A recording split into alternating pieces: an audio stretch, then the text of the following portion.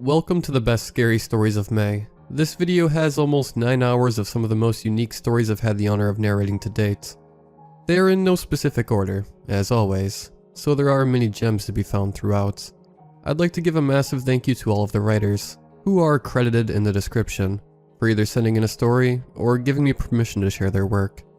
Remember, you can send in your own story to rylhstories@gmail.com.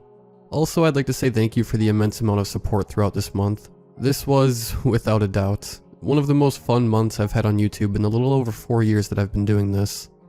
If you enjoyed tonight's video, a like and a comment is always appreciated. Feel free to let me know which story was your favorite.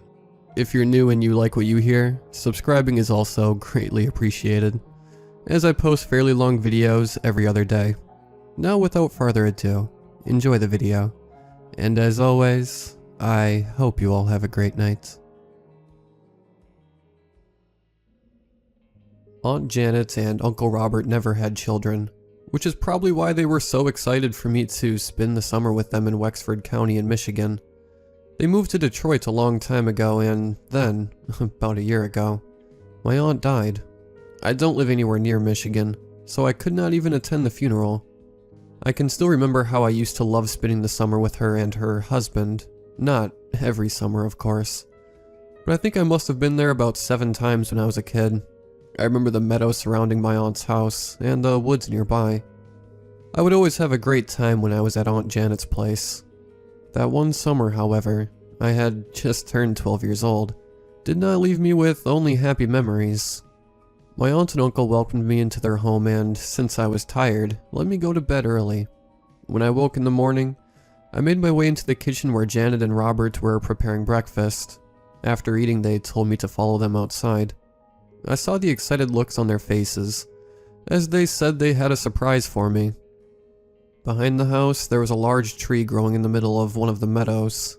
It was closer to the woods than to the actual house, but it was still on my aunt and uncle's property. The two of them took me by the hand and led me toward the tree.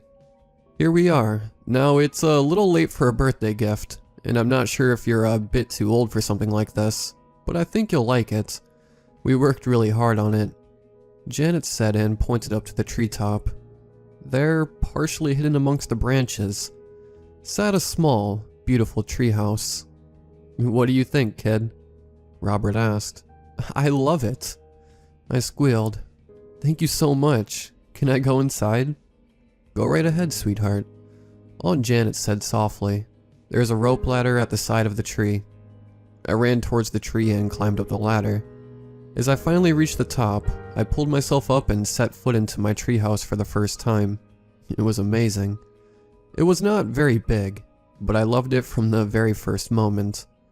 There was a gray rug on the floor, and it even had 3 windows, so one could look outside to either side of the treehouse. Looking out of the window across the entrance, one could see the woods. To the left and right, I had a nice view over the grass fields, and as I turned around to look out of the entrance, I could see my aunt and uncle on the ground waving at me. I spent almost the whole day in the treehouse. At first, Aunt Janet and Uncle Robert kept me company. We played board games and just fooled around in the tree. Uncle Robert kept pretending to stumble and fall through the entrance to make us laugh, and my aunt told us jokes. After a few hours, Janet had to go back to the house to cook lunch, leaving me alone with Robert. Still laughing, I leaned out of the treehouse and gazed over at Janet. Then I turned around to face my uncle again, the grin quickly fading from my face, when I noticed how his expression had changed. Just a moment ago, he had had a wide grin on his face, but now he looked stern, and somehow even a bit worried. "Robert?" I asked carefully. "Is something the matter?" He just sat and looked at me for a while without answering. It felt like an eternity. Finally, he opened his mouth and said, "Look, kid, your aunt doesn't like me talking about this stuff. She says it freaks her out, and that it's just stupid and weird. I don't." He stopped for a second, took off his cap and wiped his brow. "I do not want to scare you. This is not some made-up campfire story. I just want you to be safe. You're getting older. Older kids want to stay up longer. They don't get tired that soon anymore, and then they'll want to stay outside longer. After dark, and that's why I'm telling you this." He paused again and looked at me. I stared back at him with wide eyes, waiting for him to reveal whatever it was that his wife did not want him to talk about. "There's something in the woods. I don't know if it's just one. Could be a whole bunch. Either way, I saw it, and so have others. That way I know I didn't just dream it or something. Your aunt has never seen one, so I don't blame her for not believing me. But I hope you do. The thing I saw was messed up. It was not like any animal you'll ever read about in a book. In fact, I think it wasn't an animal at all. That's why your aunt thinks I'm crazy." He paused once again. "I bet you think I'm crazy now too." "A little," I answered honestly. My uncle laughed. "Well, I guess it really does sound a bit weird. If I told you that there was a monster in the woods that only comes out at night, you wouldn't believe it, I assume. What if I told you there was a bunch of dangerous wild animals? Would you believe me then?" "I mean, I guess." "Well, then there's a bunch of wild animals in the woods, kid.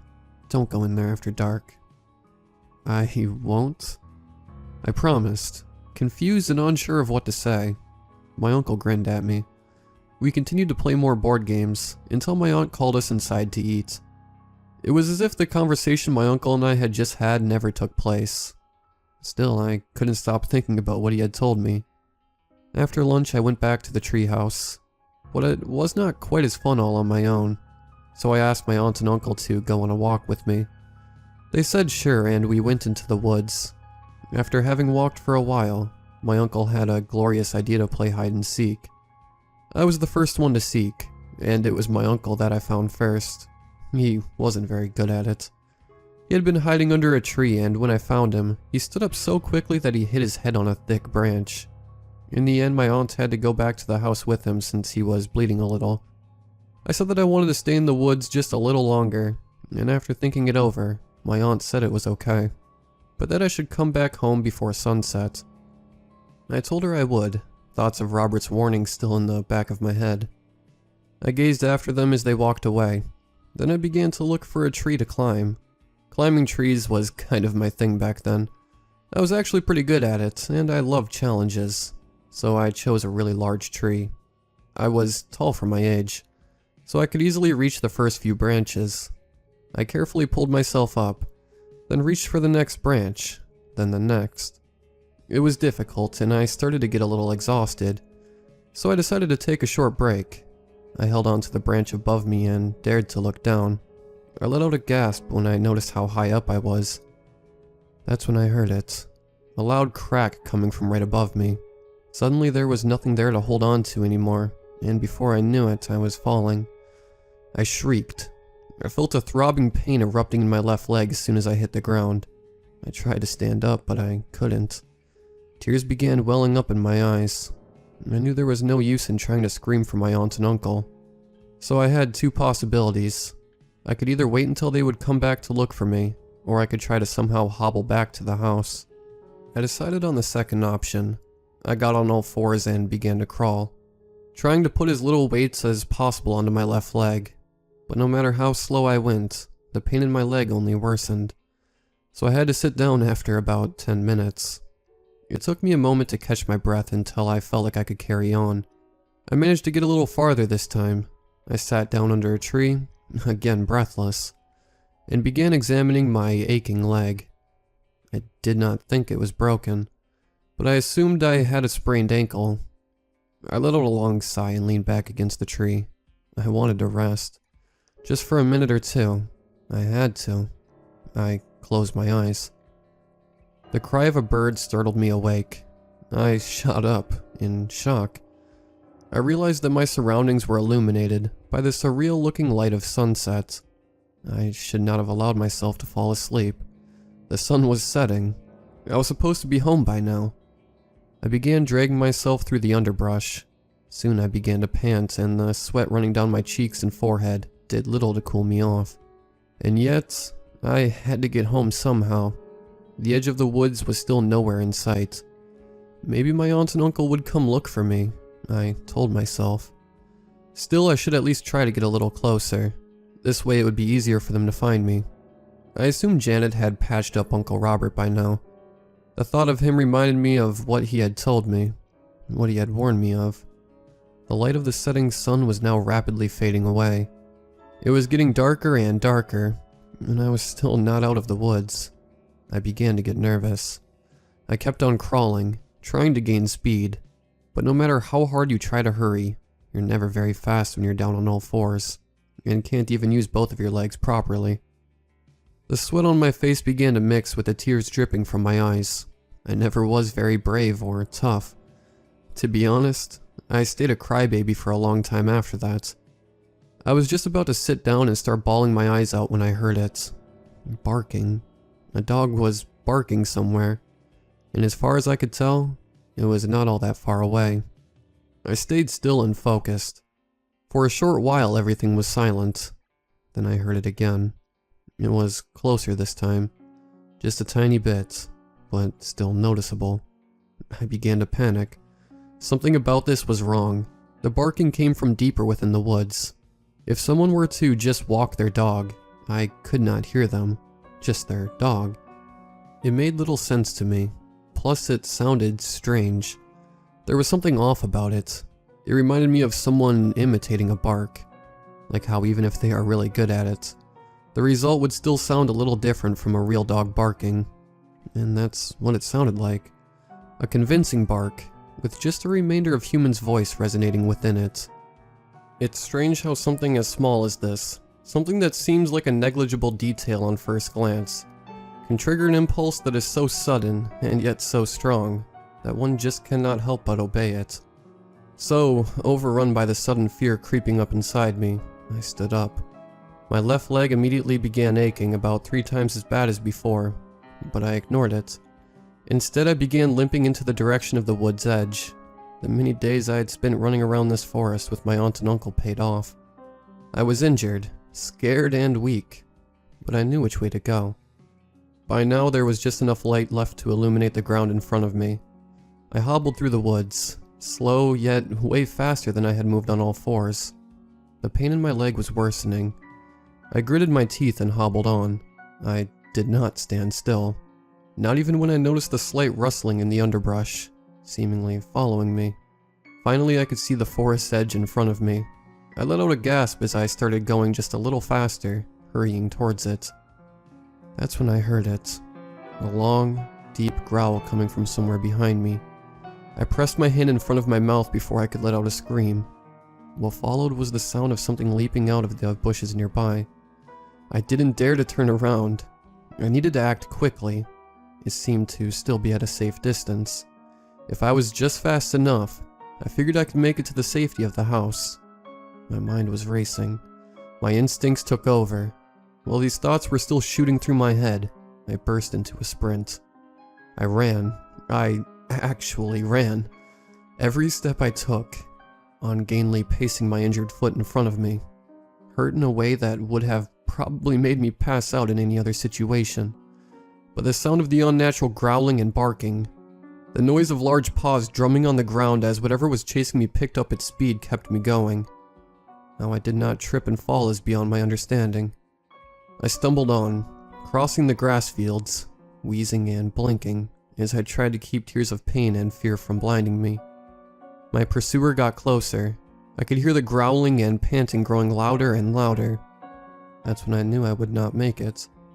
Not to the house at least, but there, almost right in front of me, was the tree that carried the treehouse.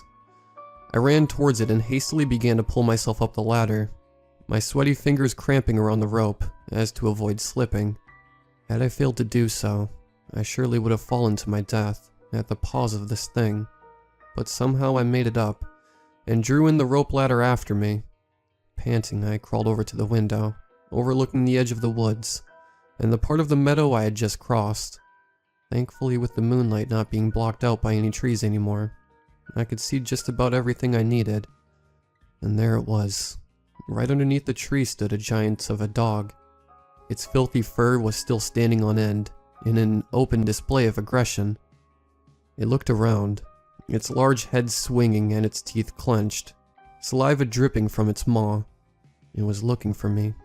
Confused, it began to circle the tree, not noticing that I was following it from window to window. Finally, it came to a halt underneath the entrance of the treehouse, where it raised its head and looked up at me. I let out a gasp as our eyes met. I could not see everything due to the relative darkness, but the chill running down my spine was enough to confirm that these eyes were not that of a dog. Their gaze felt draining and empty, and I could clearly feel the wrath radiating from them. This was not a wild animal. This was not a dog. This was something else, and it was the very thing that my uncle had warned me about. I stared down at the beast perched underneath the tree, and it stared back up at me. I don't know what I was thinking when I decided to yell at it. I guess I thought it might make it go away. "Get away from me! Get lost!" I shouted. For a moment all was silent. Then the thing let out an unearthly scream, rose to its hind paws and stood upright. I just stared. It must have stood around 7 feet tall.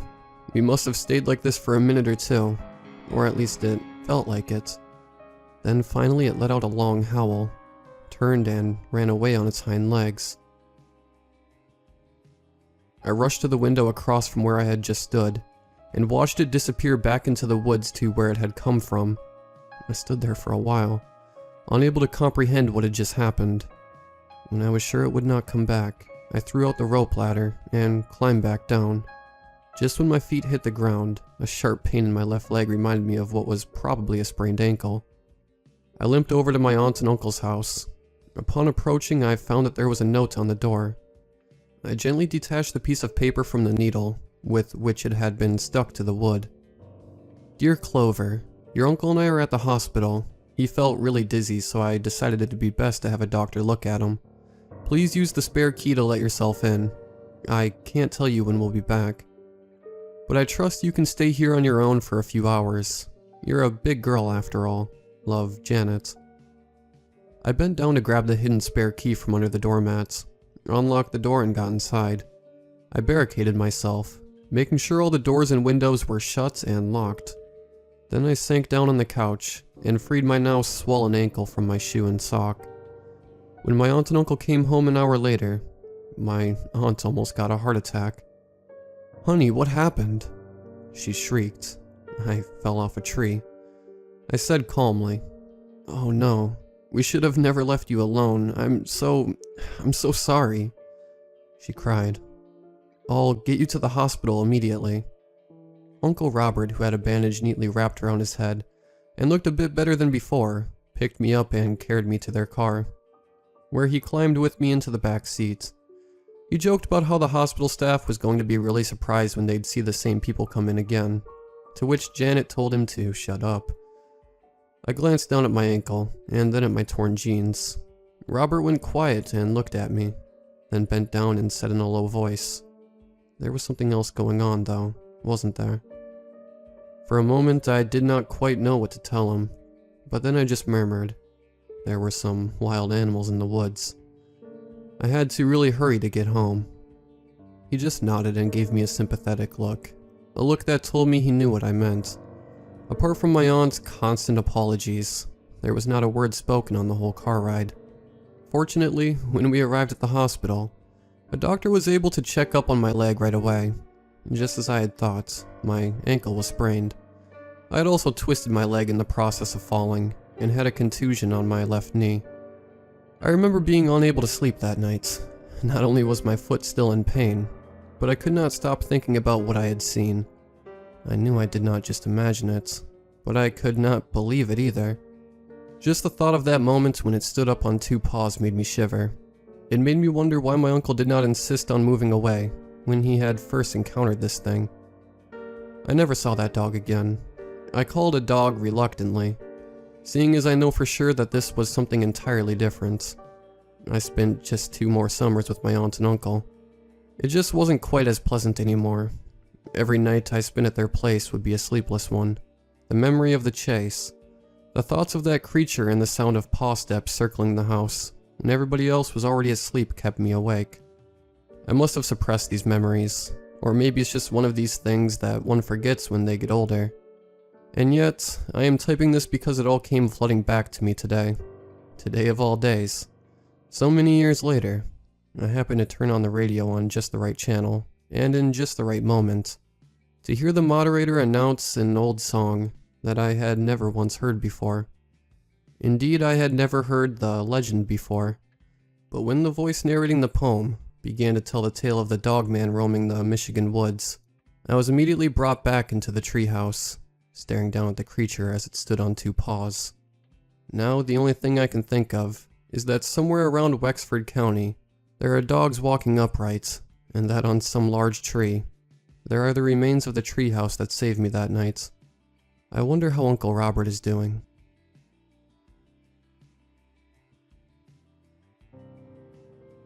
My name is Cynthia, and I have had a vengeful spirit following me for as long as I can remember. Thank you for letting me join this group to share my story. It is really difficult to share this story with non-believers. When I was 5, my mom passed away unexpectedly from heart failure, and I never knew where my father ran off to years prior, leaving me to live with my grandmother, who honestly didn't care for me very much. She always held the greatest affection for my little brother, who was 3 at the time, doting on him at every opportunity. I was often left to my own devices, lonely and in disbelief that my mother was never going to come back to pick me up again. It was in that towering, creaky old Victorian home that I met my first best friend. The first time I saw her was in the mudroom at the front of the house, where we would strip off our coats and shoes before we would run off and scatter throughout the house. The girl was around my age, but 2 inches shorter than I was. She had long curly hair, a color resembling gravel. Her eyes reminded me of 2 gray moons side by side, and beheld a sadness that reminded me of my own. I could tell she was shy. She was hiding behind my grandmother's long winter coat that was hanging up, just peeking her face out a little to observe me. Quite intensely, I might add. "Hi, I'm Cynthia. What's your name?" I greeted her curiously, as any 5-year-old would do. She shrunk back beneath the coat, obviously frightened by my exuberance.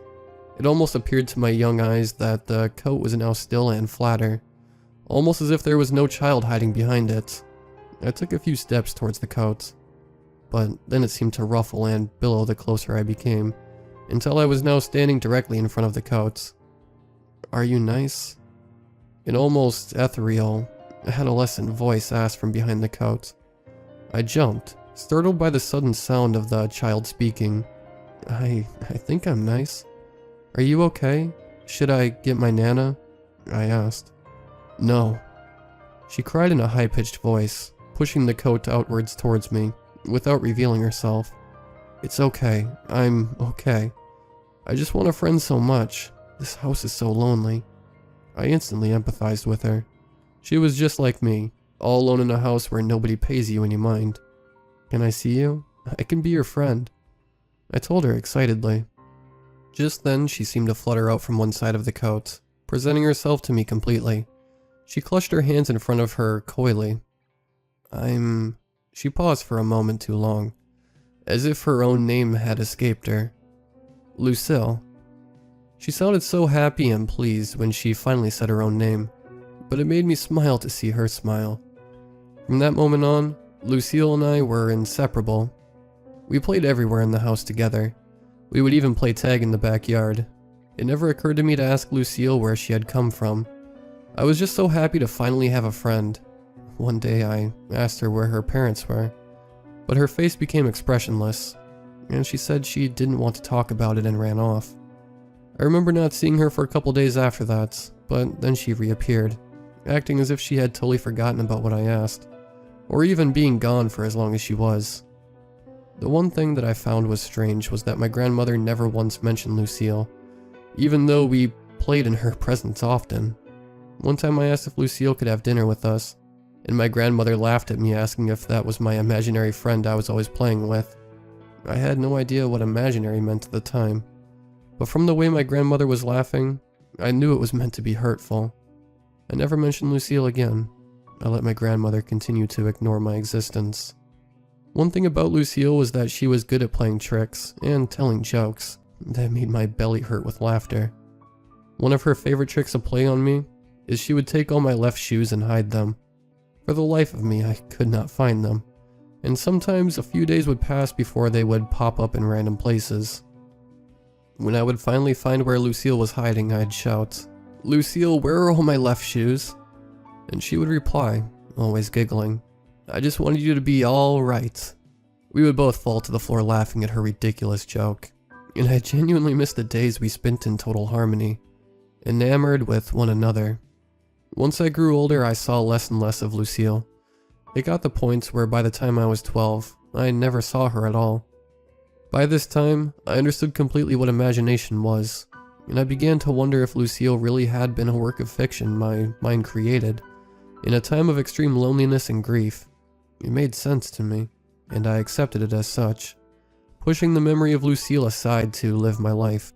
When I turned 13, my father re-entered my life, and after a trial period, my brother and I went to live with him full time.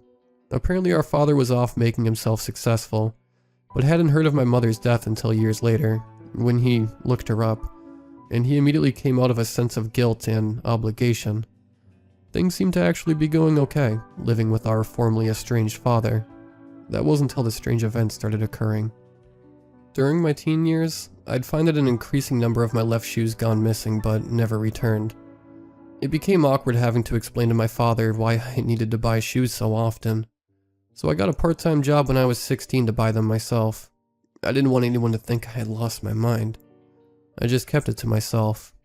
When I was 18, I started having sleep paralysis problems, where I would be lying on my back in bed, and out of the corner of my eye, right next to my bed, was a peripheral view of a small, bright face darkened only by the blurry abyss of hair surrounding it.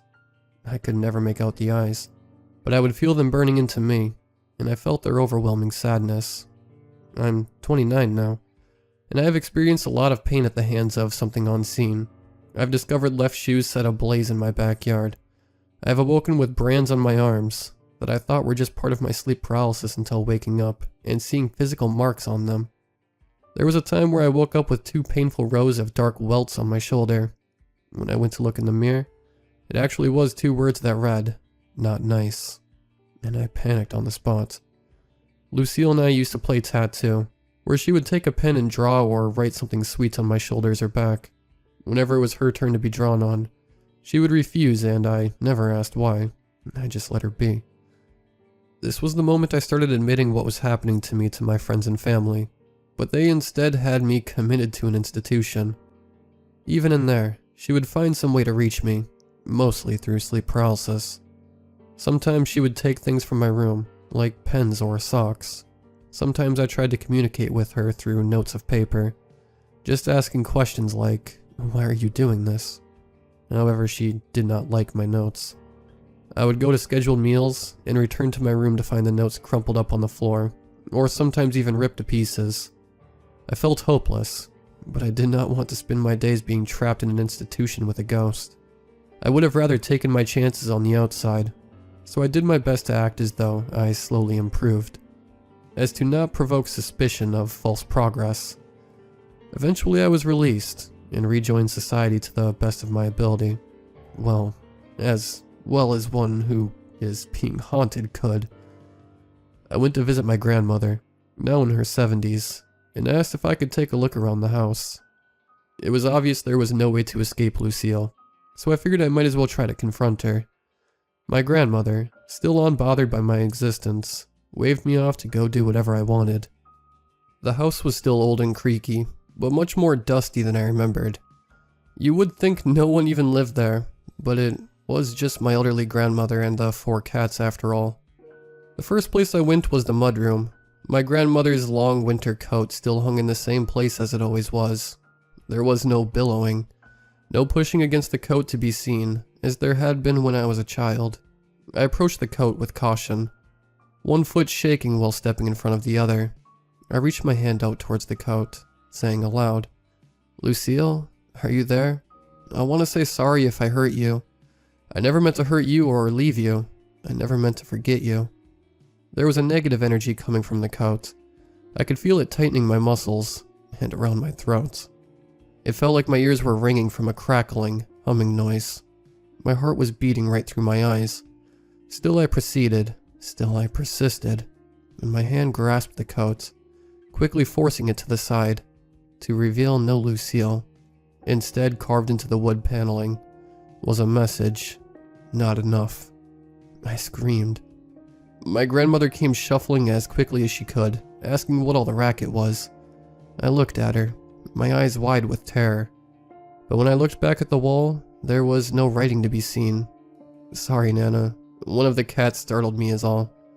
I lied. My grandmother grumbled before shuffling her dingy slippered feet back to her television. I took several deep breaths in an attempt to steady myself, but then I heard a scratching on the wall where the coat had been hanging. It sounded like 3 long straight lines, and then nothing came after that. I had to look. There was no other option. Lucille was finally communicating. I moved the coat to the side once again, and sure enough there was something carved there. It was an arrow that pointed up. I reluctantly looked up, but there was nothing to be seen. I could only assume Lucille wanted me to go upstairs. But where? I tried to scan my memory for areas we used to play upstairs, but could only come to one conclusion: the attic. The attic was a historical sepia-toned wonderland. I briefly found myself fondly thinking of our costume plays, where I would try on old kids' dresses that felt like 100 years old, and she would ask me to spin and model them for her. However, I was jolted by that loud buzzing, or humming sound, that made me feel like my eyes were vibrating from inside my skull. Lucille must have been urging me to go up there. There was no time to reminisce, it seemed. My legs felt heavy, like 50-pound sandbags, but I had to move. Who knew what Lucille was capable of after all? So I started my trek to the attic, walking behind my grandmother's rocking chair without her noticing me, or me expecting her to, and ascended the staircase. I was scared. I felt my bladder quaking with fear, and a lump the size of a golf ball lodged in my throat, but I swallowed hard, and kept climbing. I felt nauseated, like there was something making me want to drop to the floor into a useless heap.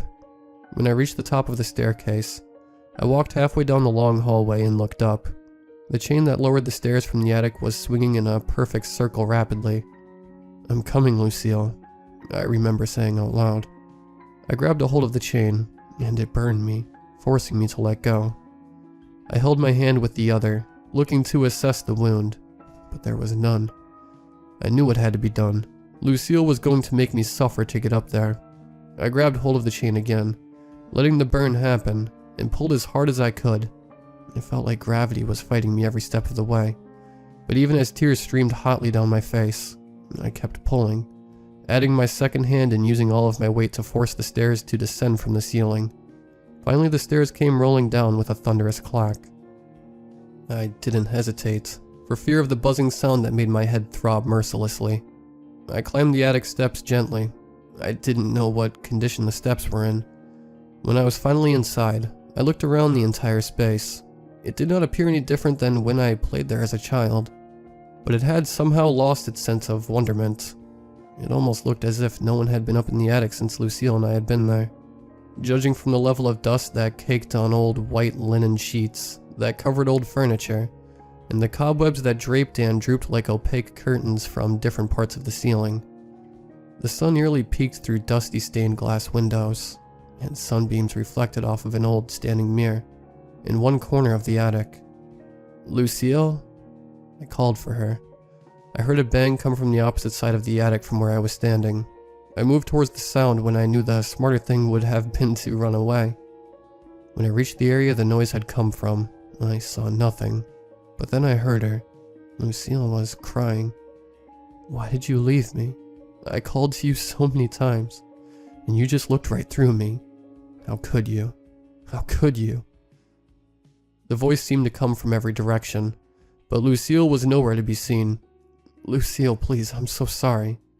I never meant to abandon you. I never meant to stop seeing you. I wish I could see you right now. Can you forgive me? Can I see you?" I pleaded with her. "You're just like Daddy. A liar. You're not nice." Lucille sobbed. Then she began repeating, "Not nice." And it became louder. There was overlap, and her voice sounded like a dozen distorted harmonies. I covered my ears, but there was no escape. Her voice was inside my head. I became dizzy, and a hot, then chilly wave washed over me, and I braced onto an old dresser for support. A dresser drawer flew open, hitting me in the ribs and sending me to the floor. I tried to grab onto the drawer handle for support, but instead the entire drawer came loose and joined me on the floor. Lucille was now echoing, "Don't look, don't look." And my ears continued to ring with supersonic pains. But something propelled me. I had to look. What if this was the only way to help Lucille? So I gazed into what Lucille did not want me to see. A drawer full of old pictures, of sketches done in charcoal. Several locks of hair tied with different colors of ribbon. But it was the pictures that drew me in first because of one familiar face. Lucille.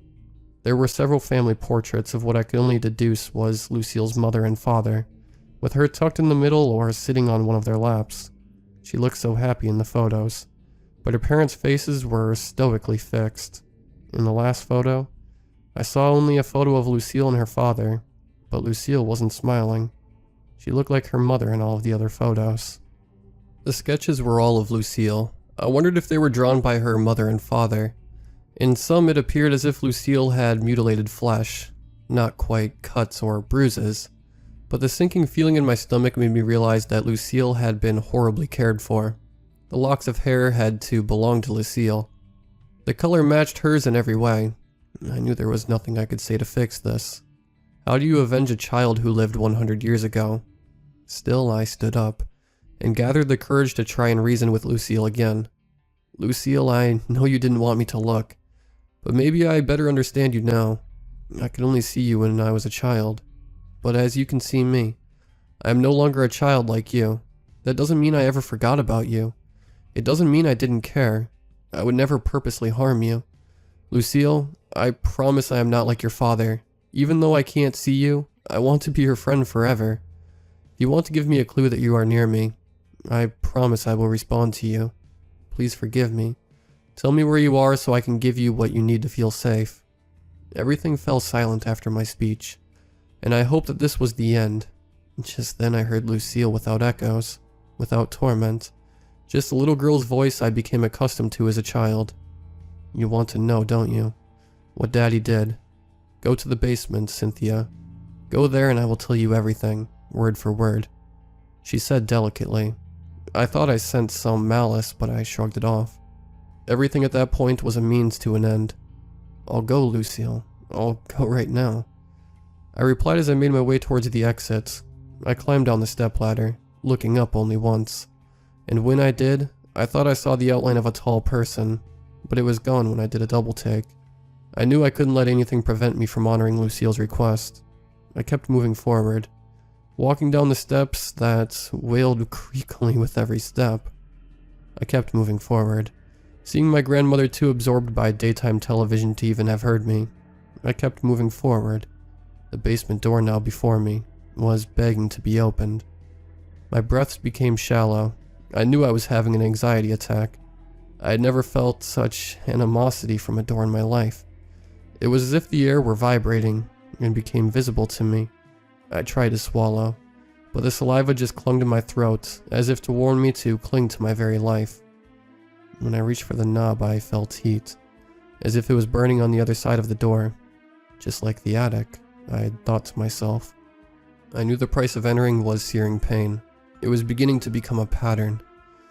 Finally, I gathered the nerve to touch the knob, and just as I had thought, it was scorching to the touch. Somehow being prepared for it made it hurt less, although not much, and I forced the knob to turn, and the door swung open with a gust of moldy wind and ash filling my nostrils. There is a staircase that descends into an abyss of the unknown.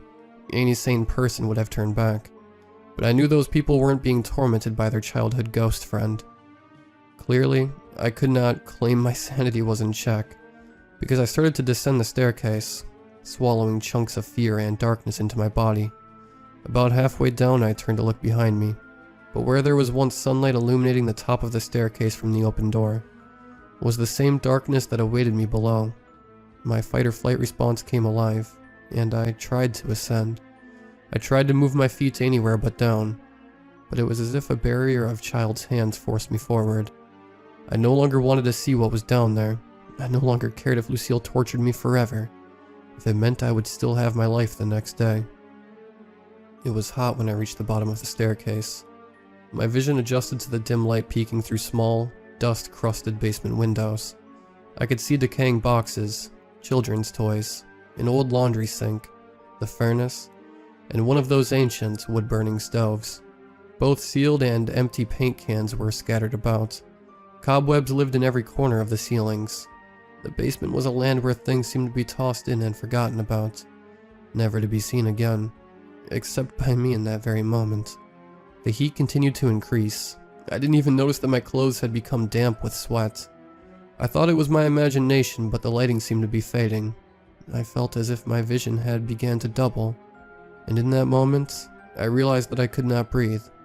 A face shrouded mostly in shadow was standing before me, watching me as I collapsed, and as I blacked out. I remember thinking that I didn't want the last thing I saw to be gunmetal eyes then that wide set of sharp teeth shaped into a smile.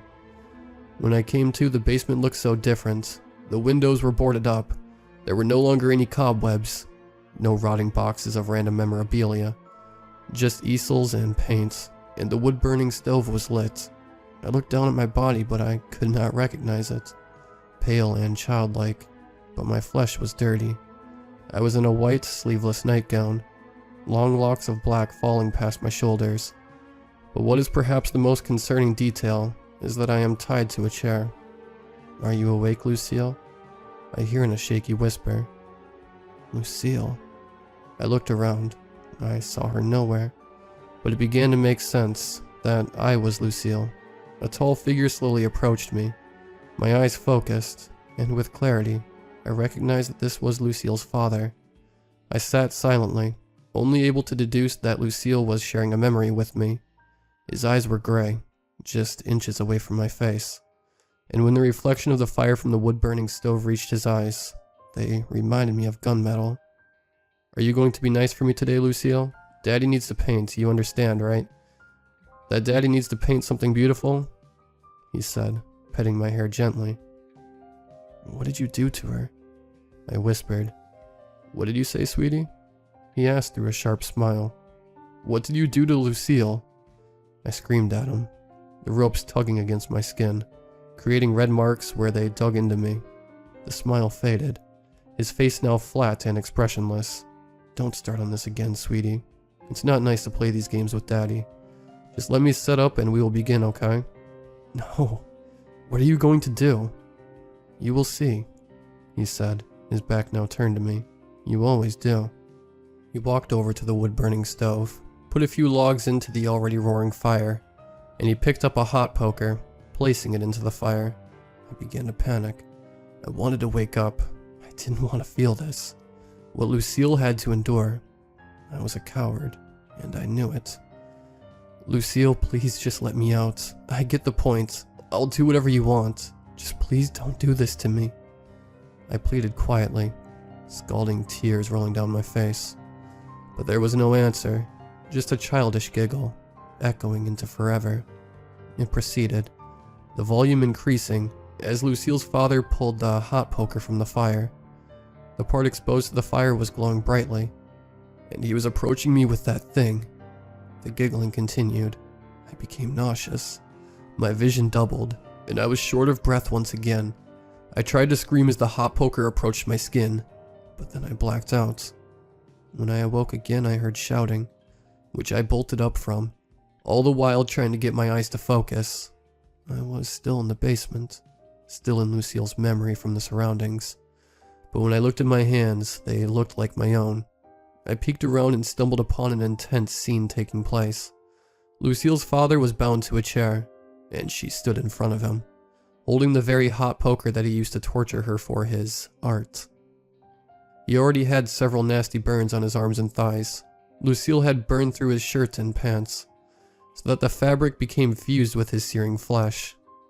She bared an evil grin, but one that expressed how vindicated she felt. She was truly deriving pleasure from inflicting this pain, and somehow I felt solitary with her. To be able to make the person who hurt you feel the very same thing. Lucille was walking to the stove, putting the hot poker back in for another round, I guessed. Just then Lucille's father whimpered but then growled. "What did you put in my tea, you little demon?" Her head bolted in a fiery gaze in his direction. "Be quiet, father," she said with a shake in her voice. "You will ruin the art show." He laughed, struggling against his restraints and spitting. "What, are you gonna kill me? I'm all you've got. You're the reason your mother killed herself, you devil from below." Lucille grabbed a poker from the stove and walked briskly to her father, looking at him in the eyes as she shoved a rag in his mouth and stuck the hot poker onto his foot. He writhed and screamed through the rag, biting it while slobber dripped from his lips. "Mother killed herself because of you. You, not me. She couldn't deal with your abuse any longer, and she left me behind with you." Lucille cried through clenched teeth, stabbing her father's foot with all her might. "I hate you both. The both of you are the demons." I couldn't believe a child this age had endured so much, or was capable of such cold-blooded behavior. All I could do was bear witness to what became of poor Lucille. What happened next is what I can piece together, of just how horrific Lucille's short life had been. She pulled the hot poker from her father's foot, and blood pooled in the gaping hole left behind. Lucille picked up a paintbrush nearby, and dipped it into the bloody wound, and turned to the easel, brushing haphazardly. "Like this, father? Am I doing it like you? What should I paint? Should I paint you? How should I paint you, father?" Lucille mocked her injured father. The sarcasm alone might have hurt just as much as the hot poker. Her father was finally able to spit the rag out. His breath was ragged. His face was drenched in sweat. "How much I wish I could paint you right now, sweetie." He grinned menacingly. That expression, oh, how I want to immortalize it.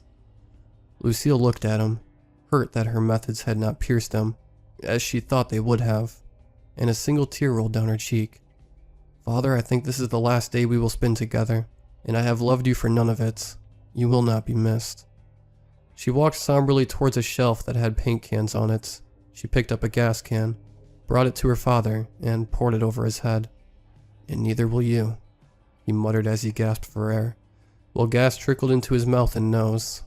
Lucille knew she was not strong enough to push her father in a chair, but she could bring a burning log to him, which she did, but not before gagging him with a rag again. She dropped the burning log onto his lap, and up in flames he went. Even through the rag, his screams were audible. "Goodbye, father," Lucille whispered, making her way towards the staircase to escape. But when she reached the top, the doorknob wouldn't turn. It was locked from the inside, in need of a key. She looked towards her father's burning body, and she winced as she realized her mistake. She had only ever woken up in the basement, and she didn't know the door automatically locked from inside. She frantically checked the windows, but her father had covered them with wood and nailed them shut. She cried, huddled in a corner as smoke filled the basement, as she came to terms with something no child should have to, that she was going to die. I witnessed Lucille's last moments.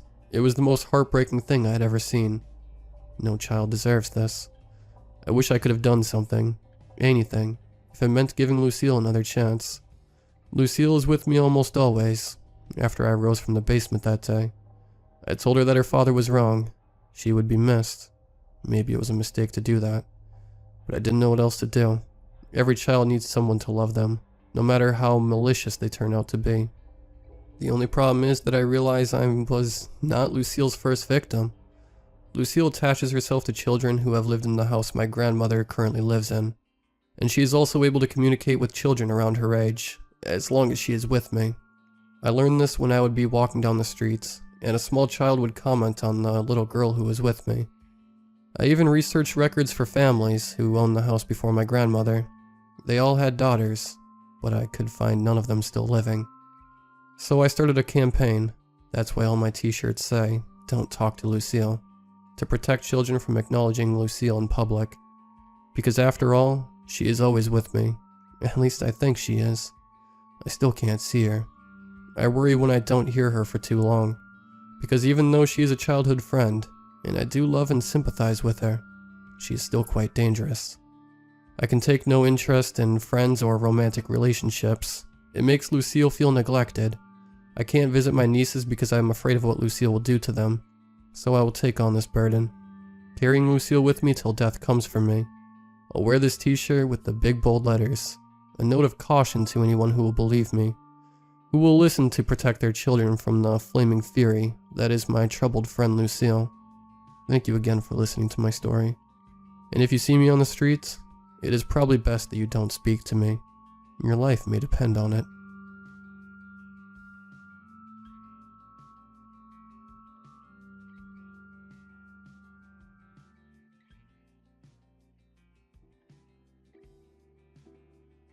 The circus just appeared one day, perched in the parking lot behind the mall. Hand-painted signs cropped up overnight like gaudy weeds, displaying sneering clowns and roaring tigers. The largest circus on earth, one night only. Flyers covered the walls at school, were stuffed into every mailbox. I left tire streaks through a pile of them as Gaz and I raced to the beach. Wherever I looked, brightly colored papers merged with the dead leaves swirling through the air. Printed with a portrait of a cheerful-looking man wearing a goofy top hat. Well, Sean, this might be your best shot. Gaz cackled as our bikes hit sand, and we began to slow down. How are your cartwheels? I kicked some sand up at him, which only made him laugh harder. Gaz was always giggling about something. It was part of the reason we clicked so well. No one else could stand him. Come on, imagine covering up that disaster on your head with a rainbow wig. The girls would just die, he shrieked. Keep laughing, I told him. I might just consider it. To be honest, I really was considering it.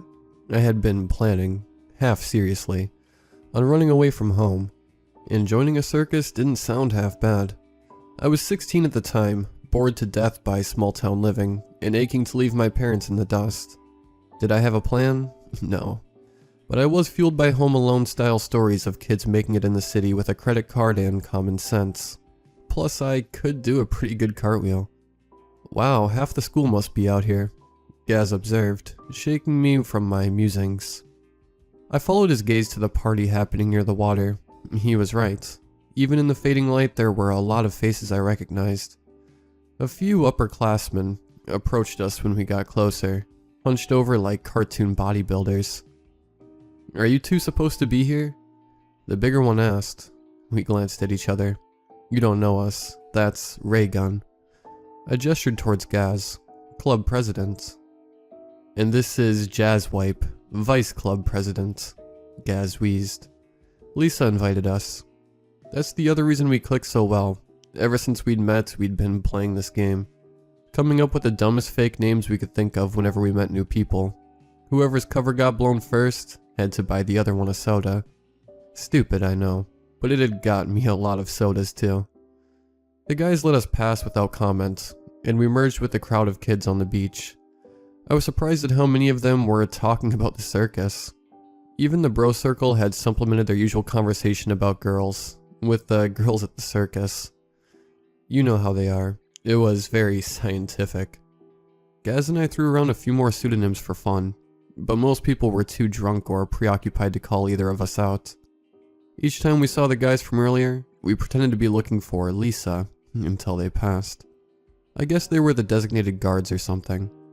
At some point I lost Gaz to the horde of swaying teens. In between songs I could hear his stupid shrieking laughter, which made me feel pretty sorry for whoever he'd made his next victim. Abandoned, I peeled off a little and sat on a piece of driftwood overlooking the water. It was really getting dark now, so much so that I didn't even notice the two girls that sat beside me until they spoke. What's your name? They said in unison, scaring me half to death. Nickel forward. I mumbled, looking helplessly between them. I noticed immediately that they were twins, long strands of black hair framed identical pale faces. Too pale, like they were wearing face paint. My eyes fixated on the frilly tutus around their waists, and the striped stockings that clung to their legs. You guys go to Garfield High? Actually, my sister and I belong to the circus, said the one on the right. We open tomorrow night, said the one on the left. Oh yeah, everyone's talking about it. We don't get a lot of excitement around here. Must suck getting stuck with promotion, right? They looked at me strangely. Lefty spoke first. No, we wanted to come out here. We thought a party looked like fun. It's been so long since we've hung out with kids our own age. Her sister shot her a look and she shut up. Righty finished. She means that we've just been so busy. It's hard to get out much, you know? But you really should come, what did you say your name was? I'd forgotten my alias. Classic. But just before I gave myself away, I felt a hand touch down on my shoulder. This right here is the Great Forest Woods. No relation to Tiger. Gaz giggled. Sorry you ladies had to deal with him. He's real broody, isn't he? He plopped down between Lefty and me, nearly knocking her off the seat. Righty frowned, silent accusations hardening her features. No, I thought it was something else. Her gaze burned into me. Her eyes seemed bigger than before. A foreign shame entered my bloodstream, like when your mom catches you doing something wrong. For a second, that's exactly how I felt.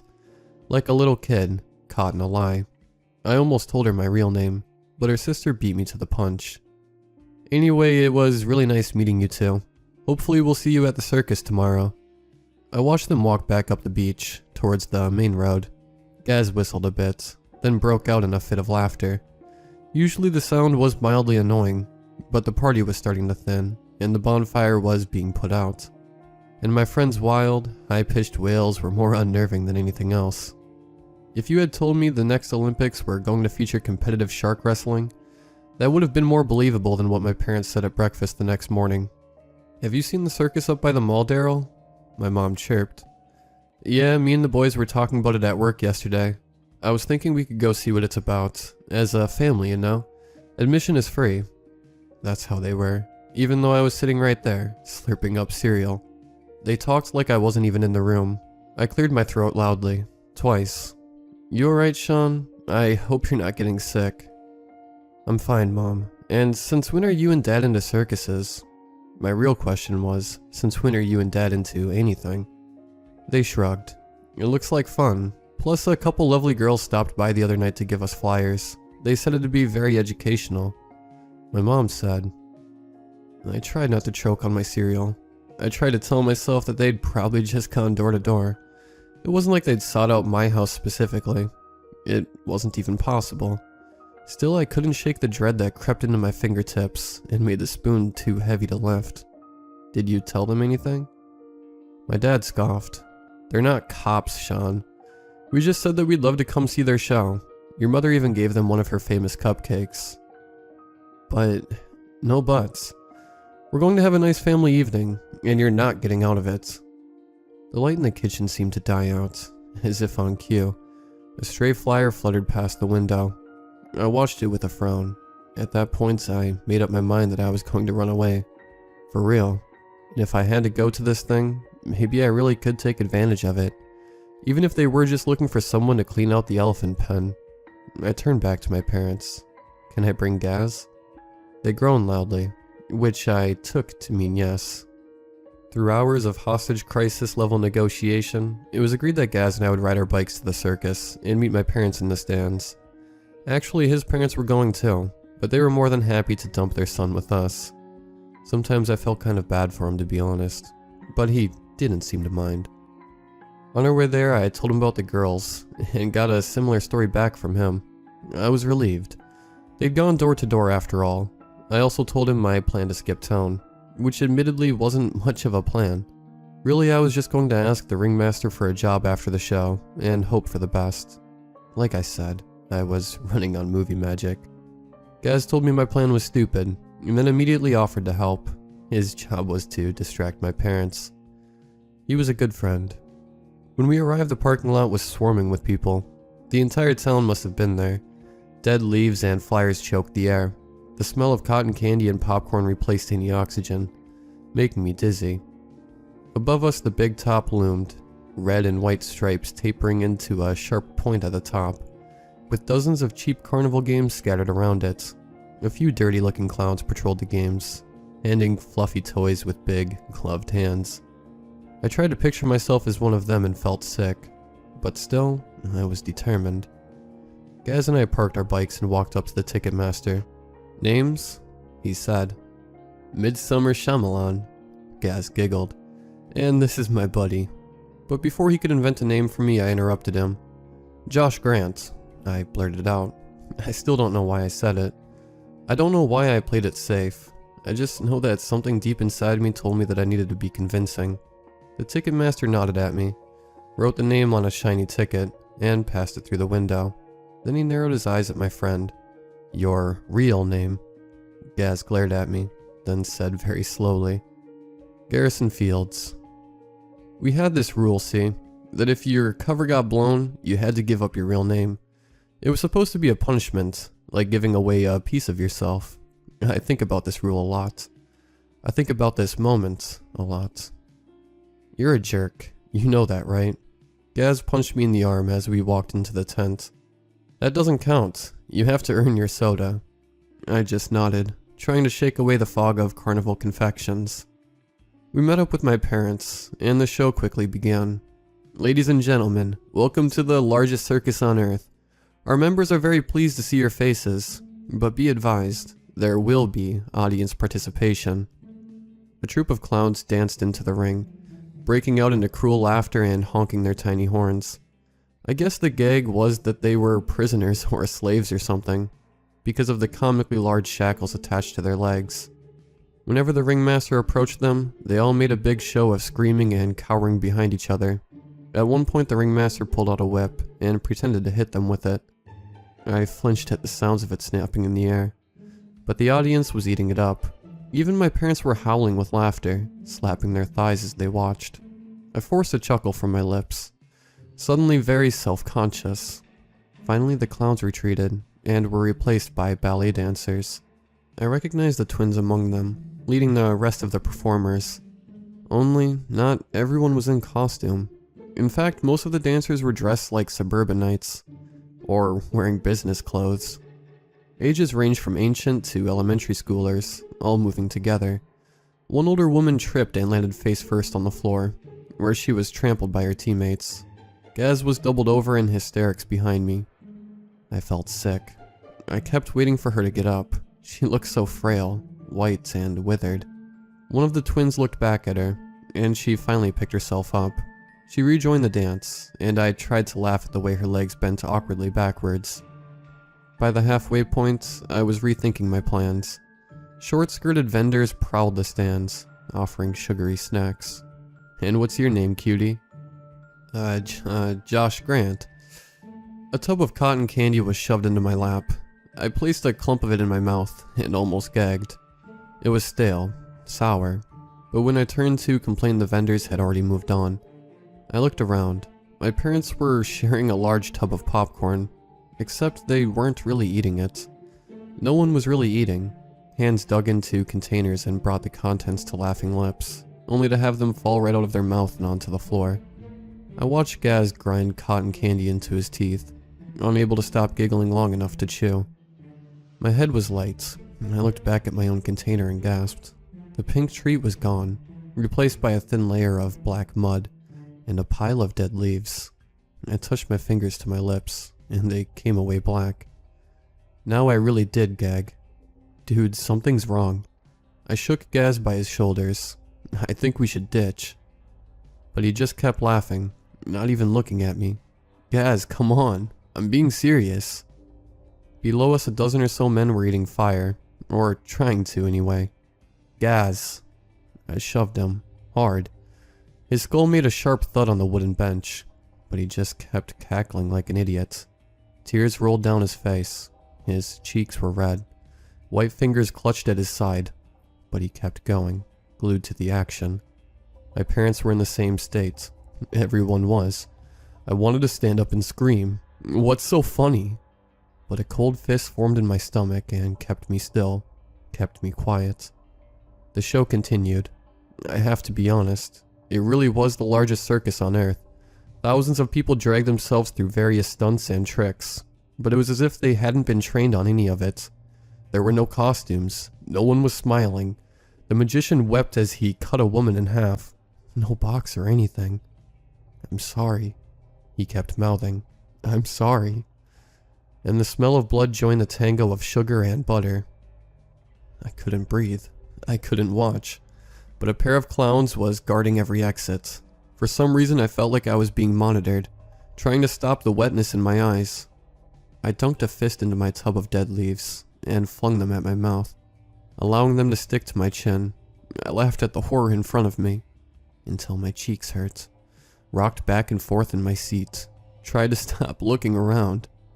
The smell of urine wafted up, and I noticed the man in the seat below mine had pissed himself. Not that he seemed to mind. Finally, after hours, the ringmaster made an announcement. "Ladies and gentlemen, it's time for audience participation." He held a box of shiny tickets. "When I call your ticket, come on down." The room was silent. I don't mean people stopped laughing, because they didn't, but it was like their voices simply went quiet. Holden Deere, Felicity Chambers, Gabby Days. I watched people suddenly jerk onto their feet, staggering towards the center stage with shaky, lurching steps. A parade of toddlers, or puppets. David Brown, Daryl Connors, Linda Connors. My parents stood up. I couldn't help myself. I threw my body at them, holding onto their legs like a little kid, begging them not to go. A few clowns looked in our direction, but I ignored them. "Mom, Dad, please. Please don't you get it? Something's wrong with these people. We have to go home now." But they kicked me off with a superhuman strength. I flew back into Gaz, whose face was still contorted into silent laughter. Garrison Fields. No, please, you can't." I screamed in his ear. For the smallest fraction of a second, I swear he looked at me. I'll never forget the pain in his eyes.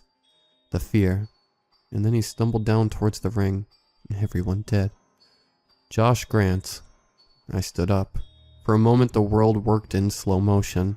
I watched my family march through the ring. A girl, one of the twins, handed my dad a clown nose. Another one was showing my mother how to dance. Lazily. Very stupidly. I noticed several pairs of twins doing the same to the rest of the crowd. Several pairs of the same twins. One handed Gaz a flaming baton. The ringmaster smiled up at me, then frowned as I stood motionless. His eyes seemed too big, his features too sharp. "That's not my name." I screeched at the top of my lungs. Then I ducked my head and ran through the stands, through the red and white curtains that felt coarse and dry against my skin, out into the parking lot, where I pounced on my bike and hurtled down the main road, screaming and crying and trying to remember how to breathe. I waited for my parents the rest of the night, uselessly of course. I waited to hear the sounds of cars starting up. I waited to hear familiar voices, all uselessly. Stacks of flyers were blown against my windows, face up. One night only. I screamed to break the silence. Largest circus on earth. The next morning I pedaled back to the mall, not knowing what I was expecting. The place was deserted. No tent, no games, no ticket booth. Just rows upon rows of parked cars and overturned bicycles. A thin layer of dead leaves blanketed the ground where the big top had been. I stood there for a long time, unable to comprehend the bitter irony of it all. I had planned to join the circus, but everyone else had instead. The realization slackened my knees. A wild, hysterical giggle burst from my lips. "No." I mumbled between peals of laughter. "No, no, no." I sank to the ground, shaking. This isn't happening. I don't know how long I stayed there, staring at the spot where everyone in my town had been taken. I don't know how long I waited for some sign of life. And I don't know when the laughter turned into sobs.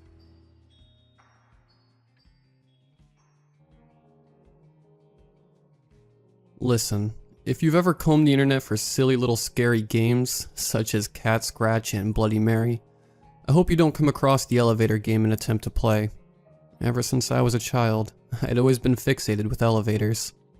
They were a fun contraption to jump around in, and I always was excited to take a ride in one of those mysterious stainless steel contraptions. But a couple days ago, my friends and I were combing the internet and came across a website that detailed a new game called the Elevator Game. Immediately my interest was piqued, and I began to read farther as my friends became more enthralled, considering I have told my friends about my fascination with elevators. Our dark room was illuminated by the bright monitor's brilliant display. The Elevator Game? That's probably some crappy Snapchat challenge that some middle schoolers came up with. My friend Arthur was always a skeptic, But I understand, considering most of these challenges were dribble anyway. Well, you know I've always been fascinated by elevators, I retorted. Maybe this challenge may have some merit to it. Well, hurry up and see the rules. I want to see what you have to do, and if we can do it tonight. What else do you think we're gonna do tonight? Drink and play Smash? I want to do something new for once. The other voice came from the blue beanbag on the other side of the room. Of course Mike would be asleep on a Friday night. Well, nice of you to join us, Mike. Pull up a chair, and we'll see the rules together, I said. After he groggily moved his beanbag to my desk to my left, I began to scroll down and see the rules of this game. The display listed the rules as followed. 1. Enter the elevator of your choice, alone. Alone? We can't do this challenge together? Mike said, yawning. I looked at him. I guess we'll just take turns then. I'm down. I'm sure this is a load of crap anyway, Arthur said in between swigs of beer. Buzzkill, Mike muttered. 2. Once inside, ensure that the elevator is equipped with more than 13 floors. Oh, 13. So scary, Arthur said, waving his arms. Shut up, I quickly snapped. 3. After following 2, press the button for the 7th floor. 4. After 3, press the button for the 4th floor. 5. After 4, press the button for the 8th floor. This went on for a while, a code that equaled to 748-25169, whatever that meant. But once I got to the 9th instruction, my blood ran cold. 9. When the woman enters the elevator, do not talk to her. A woman? What? Mike was audibly unnerved, and his anxiety was quickly spreading to Arthur and I. It's just trying to be scary, but I gotta say I'm intrigued. If this got Arthur's attention, then this challenge must be pretty interesting. 10.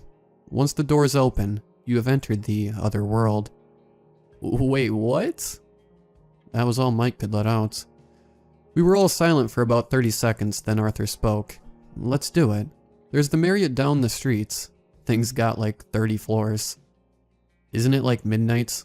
You sure you want to go? We got class in like 2 days.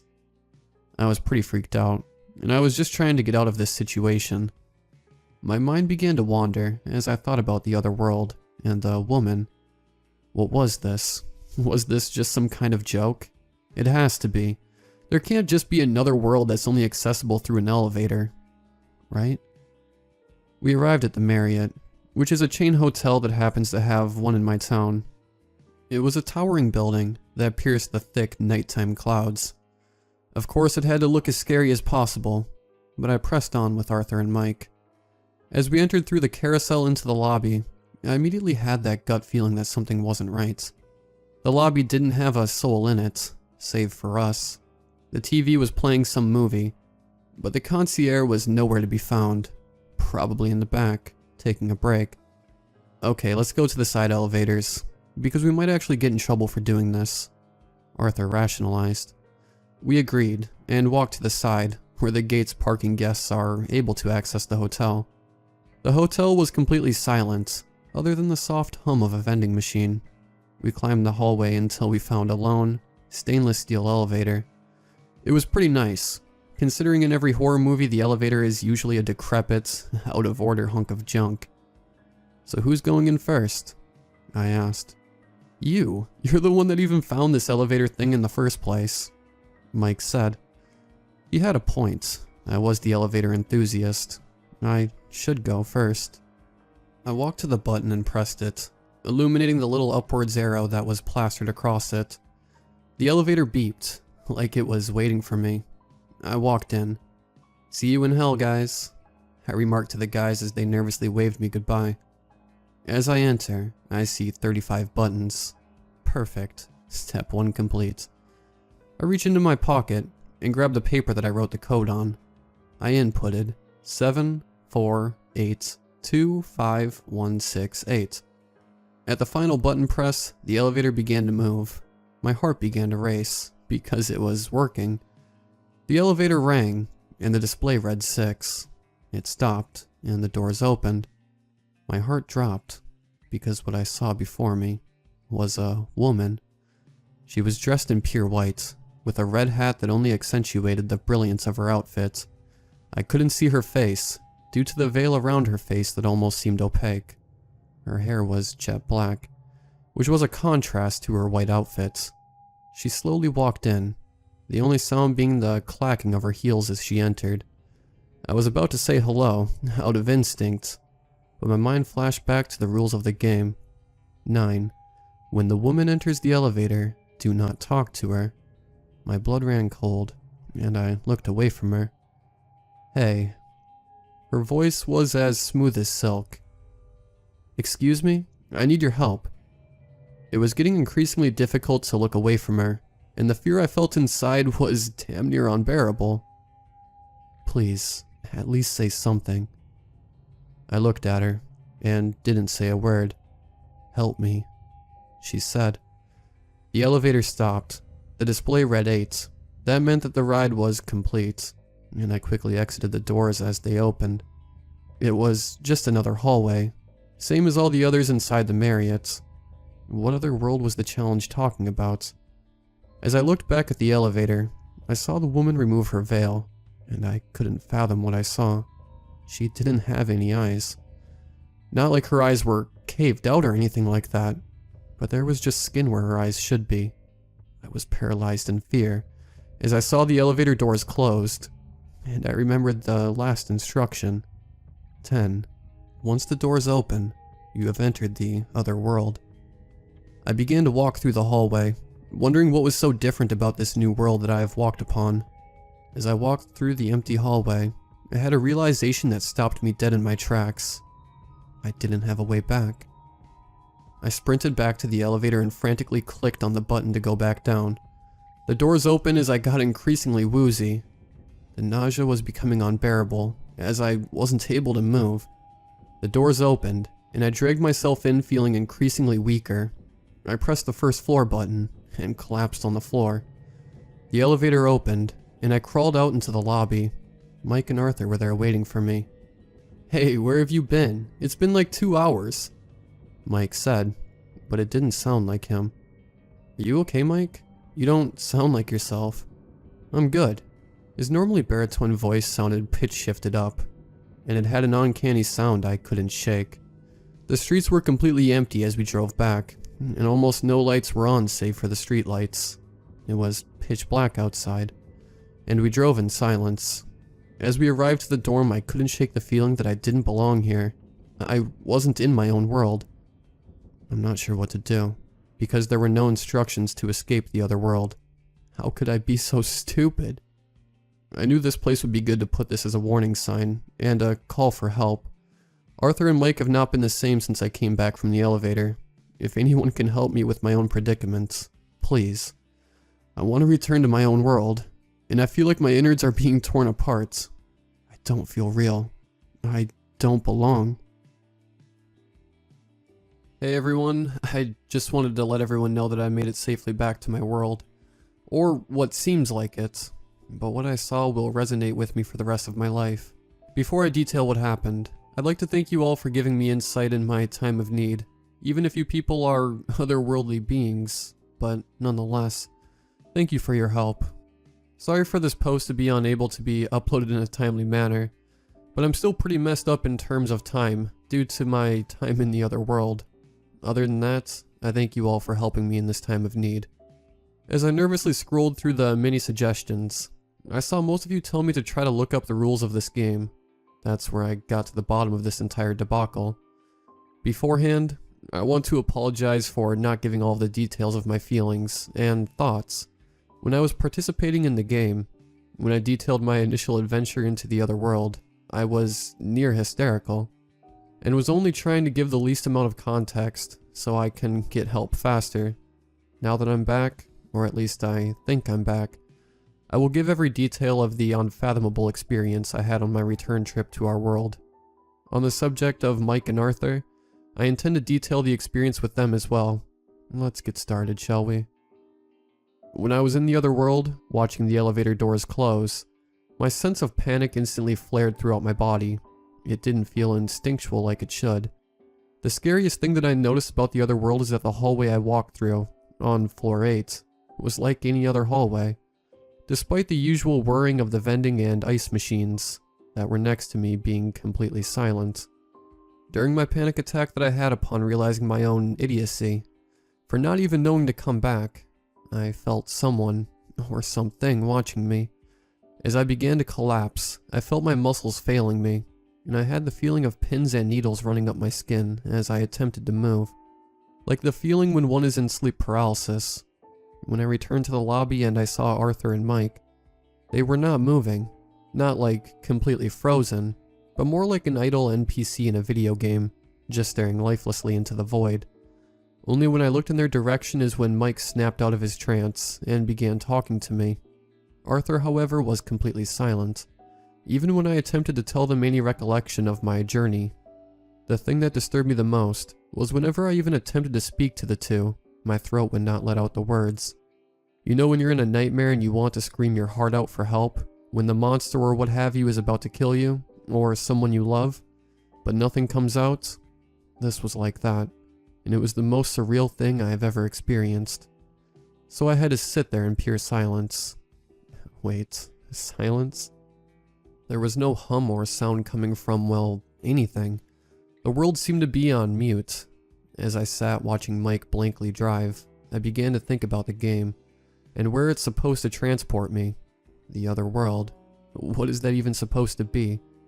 From what I could tell, I had landed myself in some sort of bizarro version of my own world, like a parallel universe. Looking outside my window, the usually lit buildings of the downtown area were pitch black, almost like a blackout had taken out the entire city's power supply. The only things keeping the darkness from completely enveloping the car was the headlights on the front, and they barely did a good job at that. My stomach began to become violently nauseous, and I convulsed from the uncomfort. I felt like I was being ripped apart from the inside, almost like I was imploding. I bit down on my lip, knowing from habit that my dorm was about 2 minutes away. Thinking about it, how did I get inside this car? Why am I inside this car? Wasn't I inside the hotel lobby? My mind thought back to speaking to Mike, when he had snapped out of his NPC-like trance. As he walked up to me, I saw him, but he didn't look like him. His usual short and stocky stature had seemed elongated, and his normally baritone voice seemed like it was pitch-shifted by a program. He looked out of focus, like his shape wasn't a shape that could fit my normal human perception. It was distorted in a way that made him seem otherworldly, like the third dimension would not allow him to convert from wherever the hell he's from. When we began to talk, I just somehow popped into the car watching the two drive in silence. Not like a teleportation or the like, but just an instant change of scenery, like a scratched DVD that skips into a new scene in an instant manner. Despite this, my mind didn't even fathom it. I just somehow happened to enter the car in my own perception, but the time skip barely came as a recollection 15 minutes into the drive.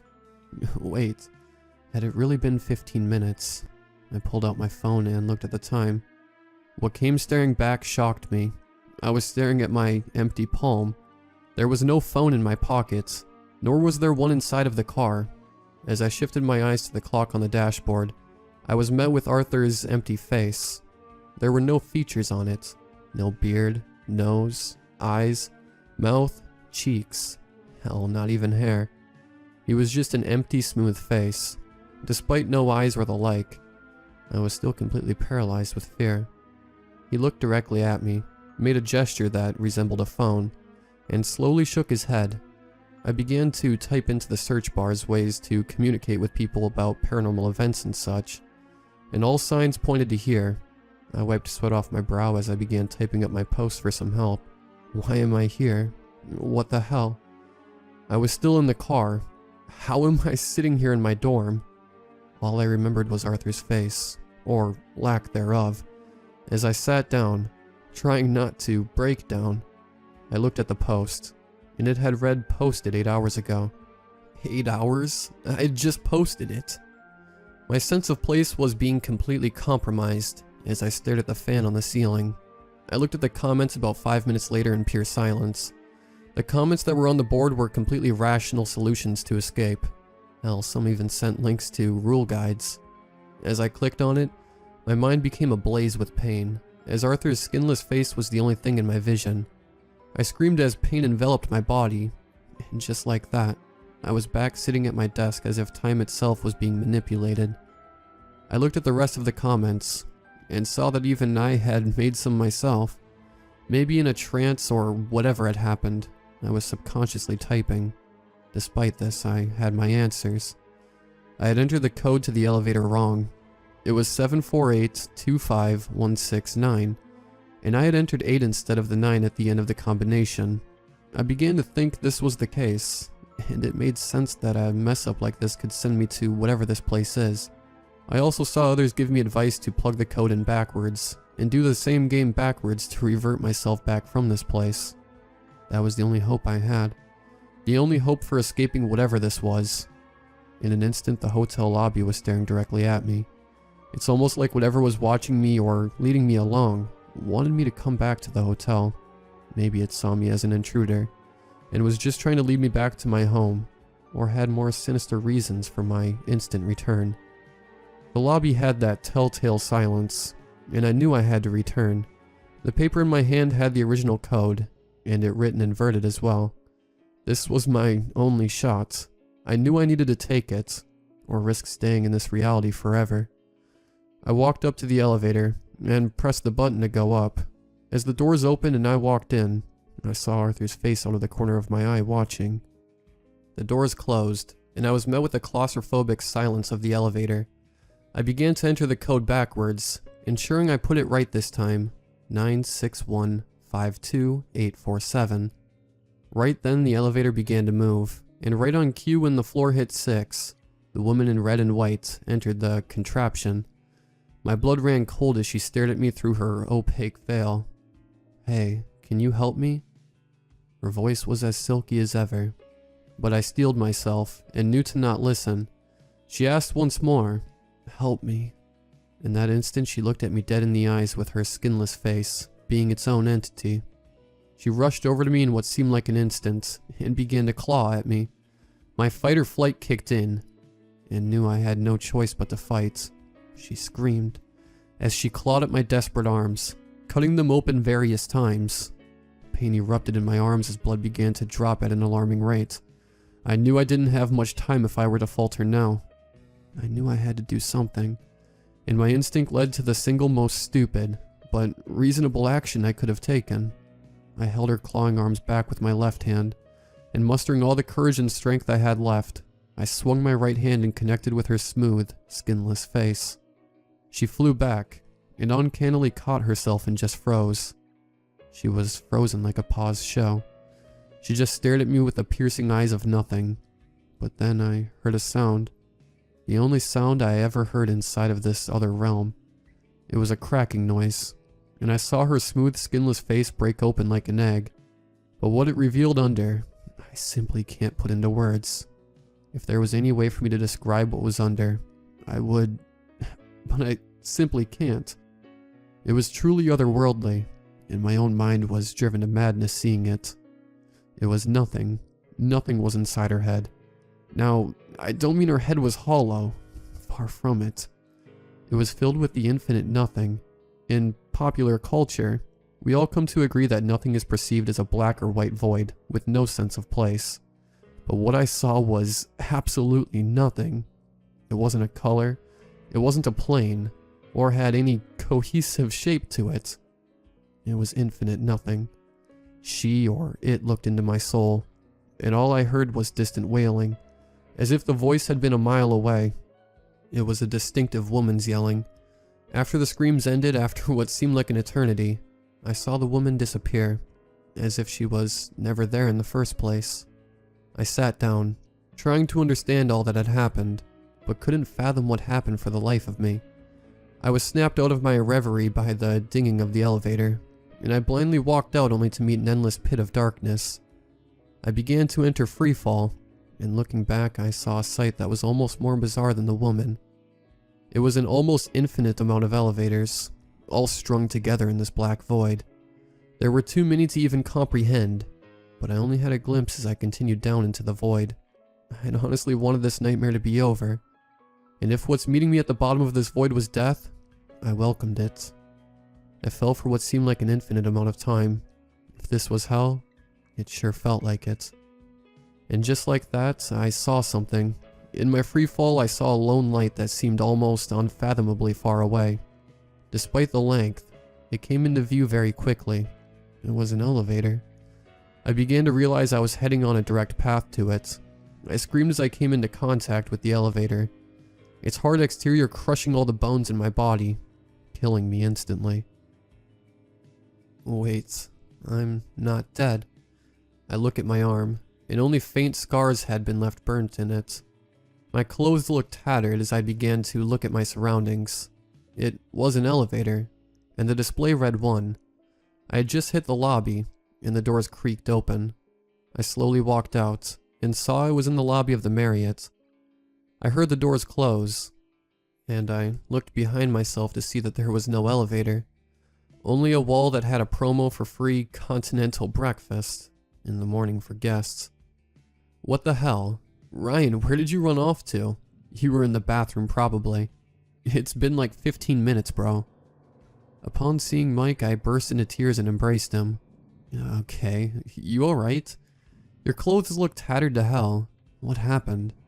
Mike seemed genuinely concerned. Nothing, man. I'll tell you about it in the car. Let's get out of here. Arthur ran up to us concerned. Thank God he had his face. I felt normal in this world. The sounds were in full force. The hum of the AC, whir of the vending machine. It all came together like a glorious crescendo of noise. I was back. We drove home as I attempted to explain what had just occurred. Sorry to say, man, but I think you had a bad acid trip or something. Mike was pretty skeptical, which was out of character for him. I for one believe you. You think elevators are gateways to other worlds? And then bam, you found proof. But where did the elevator you went go? Arthur was very enthusiastic, unlike his usual cynical demeanor. I'm pretty sure you had an energy drink or something from the lobby as I had my adventure. The two went home about 30 minutes ago, and I'm left to my own.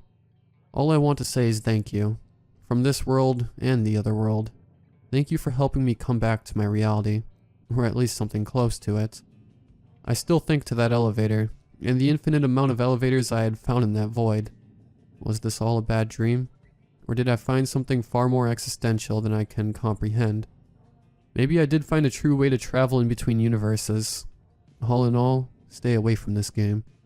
My frantic self telling you the rules in my previous post? Disregard that. Just heed my story as a warning to all. Don't play the elevator game, because you may be trapped somewhere you can't fathom, or find something you may not want to find.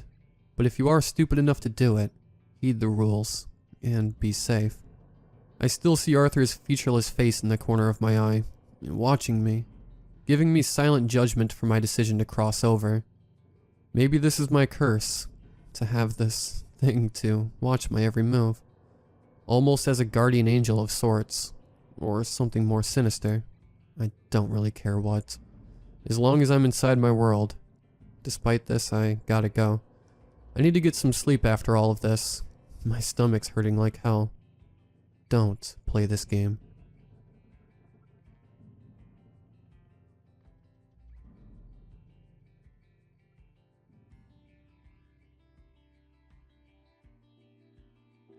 I've been a huge fan of the Pokemon franchise ever since I played Pokemon Sapphire. That's why I was so excited when Pokemon Go came out in 2016. In fact, I downloaded the app as soon as it was available from the Play Store. For anyone that has not heard of Pokemon Go, it's like the original games, because you still catch Pokemon. But the main difference is that you have to physically drive around to find them. Despite the fact that it was different from the original games, I happen to like the game. So of course I played it every day, and never had any trouble. However, I am writing this because that game almost cost me my life, when I decided to drive around to play late at night. It was almost Halloween, around the time when it happened. There was a chilly breeze that was blowing the last leaves off the trees. I happen to love that time of year, because of how festive and cozy it is. That's why I didn't think anything of it when I stayed out later than usual to play Pokemon Go. I'd claimed almost every gym for Team Mystic except for one, and that one was off the highway at an abandoned church. The abandoned church was once thriving with churchgoers, but then it mysteriously got shut down years ago due to unknown circumstances. It was pitch black outside besides just the lights from the headlights of my car, and moonlight filtering through the dead trees that were surrounding the church. The church itself looked old and worn down, with weeds and bushes sprouting out from all over the place, and cracks in the windows. Even the pond that once flourished with life now had inky black water instead. Now that I look back at it, the place felt eerie, but all I could think about at the time was how I scored big from finding a Team Valor gym that was just waiting to be claimed by me. I observed my surroundings to make sure that no one else was around, and I put my car in park after not seeing anyone. Then I had only the light from my phone to see. It was not that bad though, because my eyes adjusted to the darkness after a few seconds. I couldn't shake the gut feeling that something was off. But I continued to ignore that feeling, and whipped my phone out of my pocket to play some Pokemon Go. I don't use my phone while I'm driving, especially not to play a game. Instead, I wait till I park to see if there's any Pokemon. I eagerly set up a team of my strongest Pokemon. Next, I tapped on the gym to start battling it, but it wouldn't load. I tried again and got the same result. I thought to myself, maybe the service here is bad. I checked my phone and my eyes went wide when I saw the screen started glitching. I heard a hollow thud, and I looked out my window and saw a pumpkin rolling near my car. I didn't remember seeing any pumpkins here, but I thought it wasn't a big deal since pumpkins were commonplace during fall. I glanced down at my phone again, and this time a message had appeared saying no service. I frantically tried to restart my phone, thinking that would fix it, but nothing happened. I heard several more thuds.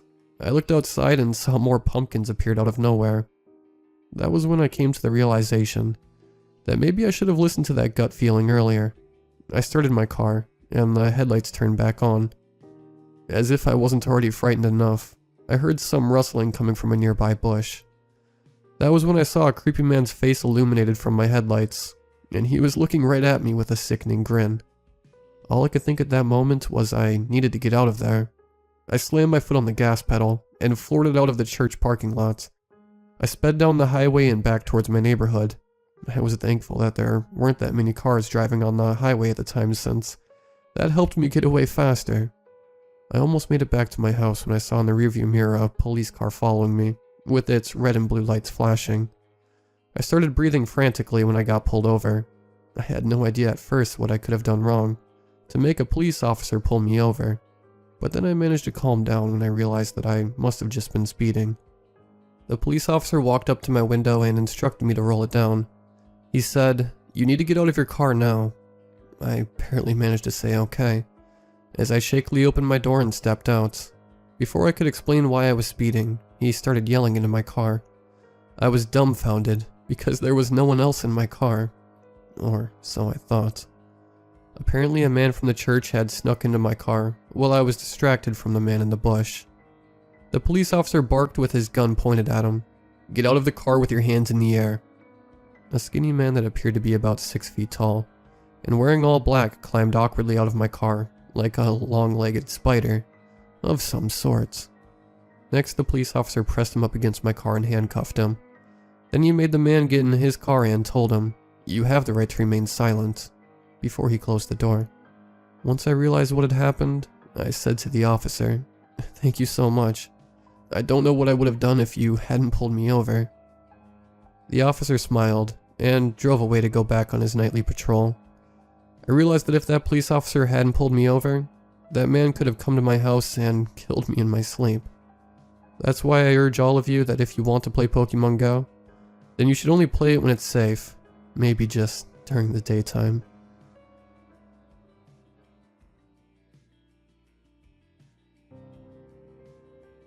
This all started a couple days ago, and only just came to a head tonight. I'll do my best to explain the situation, but I'm still a bit unsettled, so bear with me if some of this is a bit disjointed. I live in a regular suburban area. Low crime rate, nice neighbors, everyone knows each other type of deal. My wife and I moved in maybe a year ago, maybe a little longer. And we were always right at home. We're planning a family and the school district here is a good one, which was a major contributing factor to our choosing this location. Every second Wednesday we host a little get together with our neighbors. It's a bit of fun. We all gather around the barbecue with some good stories, beer, and a few laughs. This week our neighbor from 3 houses down, Mr. U, got a little carried away and dove into our pool fully clothed, before getting dragged away by the ear of Mrs. U. Samantha from directly next door brought around her 6-year-old triplets to play with our dog, Spike, who is a lovable blue American Staffy. My wife also managed to find out that our neighbor across the road, 83-year-old Margaret, was having an affair with a mysterious man in the nursing home, a couple streets over. Quite the scandal for the area. Cleanup after was the usual. Pile everything into the kitchen so the rest of the place looked clean, and sort through it slowly. That it always is. And I was washing the dishes while she sorted out what was rubbish and what wasn't. That's when I heard her hesitate and mutter something under her breath. What was that? I asked curiously, turning to see her holding a twine and fabric doll-like thing. What is that? I corrected my question. I have no idea, but isn't it the creepiest doll you've ever seen? She asked in her soft British accent and held the creation out to me, looking at it with its beady black button eyes burning into my soul, and its scraggly thread hair sticking upright. I had to agree. Yeah, that's disturbing. Where did it come from? I questioned. It was just in the pile of rubbish here. I think it must have been one of the kids. She answered, turning it over in her fingers. Do you think they'll want it back? I think you're pretty safe to throw it away, I assured after a moment's thought. The thing was a nightmarish voodoo doll wannabe. I'm sure it wasn't going to be missed, and I figured we'd probably be doing Samantha a solid in removing it. I heard it drop into the bin, and thought nothing more of it. The following day my wife's house keys went missing. She kept them with her car keys, and her car keys were still there. It's just that the specific key for our house was missing from the chain. At the time we shrugged it off as probably having fallen off, and gotten lost somewhere, so we didn't think anything of it. That's when the other strange things started to happen. I woke up one morning to find the doll my wife had thrown out sitting on a used plate in the kitchen. My first thought was of course that my wife's weird British humor had surfaced, and that she was messing with me, but her reaction when I asked her was genuine confusion, which put sparks of doubt into my mind. It went straight back in the bin, and from then on, even more odd occurrences began to happen. Things would go missing. Books, toilet paper, my lighter, food. Twice I'd woken up in the middle of the night to the call of nature, and walked past the kitchen to see the fridge cracked open slightly, with its bright light beaming out into the darkness of our kitchen. There were so many weird things we ignored. My wife found fabric softener empty in our laundry, and assumed I'd split it, and forgotten to tell her or something. Well, I dismissed the instances I had noticed as her forgetting or trying to prank me. Even our dog started acting weird. He refused to go near the kitchen. He was restless, constantly pacing back and forth down the hallway, or in the bedroom. Nothing would calm him. That all brings us to earlier this evening. My wife and I were just settling into bed, when we heard a soft thump from the kitchen. I paused in taking off my pants, and my wife sat up in bed to listen. As we waited for another sound, Spike growled in a low guttural tone, and moved slowly out of the room and into the hallway. I told my wife to have the phone ready to call 911, and cautiously followed Spike into the darkness. I found him stopped at the top of the hallway stairs. His muscular frame was tense, and his hackles raised. He was sniffle-growling, and barking occasionally in the most vicious manner I'd ever heard. I strained my eyes looking into the gloom, trying to see what he was seeing, but I couldn't see anything. It was too dark. The minutes passed and nothing happened, so I began to shrug it off as our imaginations. However, just as I began to turn back to our bedroom, the smallest movement in the dark caught my attention. Something was down there. Spike could see it, and I could just barely see the shape of someone there, and so I called out, "Leave now and we won't call the police." There was a long moment of silence before the most deafening, inhuman wail I have ever heard erupted from the being below, and I scrambled to grab Spike and run back to the bedroom. I heard heavy footsteps shambling rapidly up the stairs as I slammed our bedroom door shut, and leant my full weight back against it. My wife by then was already on the phone to the police, and as whatever it was slammed itself against our bedroom door repeatedly, I hoped to God they would arrive in time. As it were, the slamming stopped mere moments before the red and blue lights washed in through our window. We didn't open the door until an officer identified himself, and when we came out, it was with caution. The first thing we noticed was the creepy doll we'd thrown out several times was crucified to our door, with a knife straight through it. The second thing we noticed was the footprints. Bloody human footprints leading away from the door to a wall crawl space located at the back of the kitchen pantry. We're at a hotel for the night at the moment. Police have searched the house, and what they found sends a shiver up my spine. Upon investigating the crawl space, they found what they believed to be someone's nesting area. There were dirty blankets, empty food and drink containers, and my wife's house keys, among other items. They assume the guy cut himself stabbing the doll into our door, but they so far haven't found the guy, and don't have any idea where he could have gone. There was no other way out of the crawl space, and no other footprints leading anywhere else. I just wanted to tell someone, since there's no way I'm going to be able to sleep tonight. That scream still echoes in my mind. It makes me question whether it was even a man at all.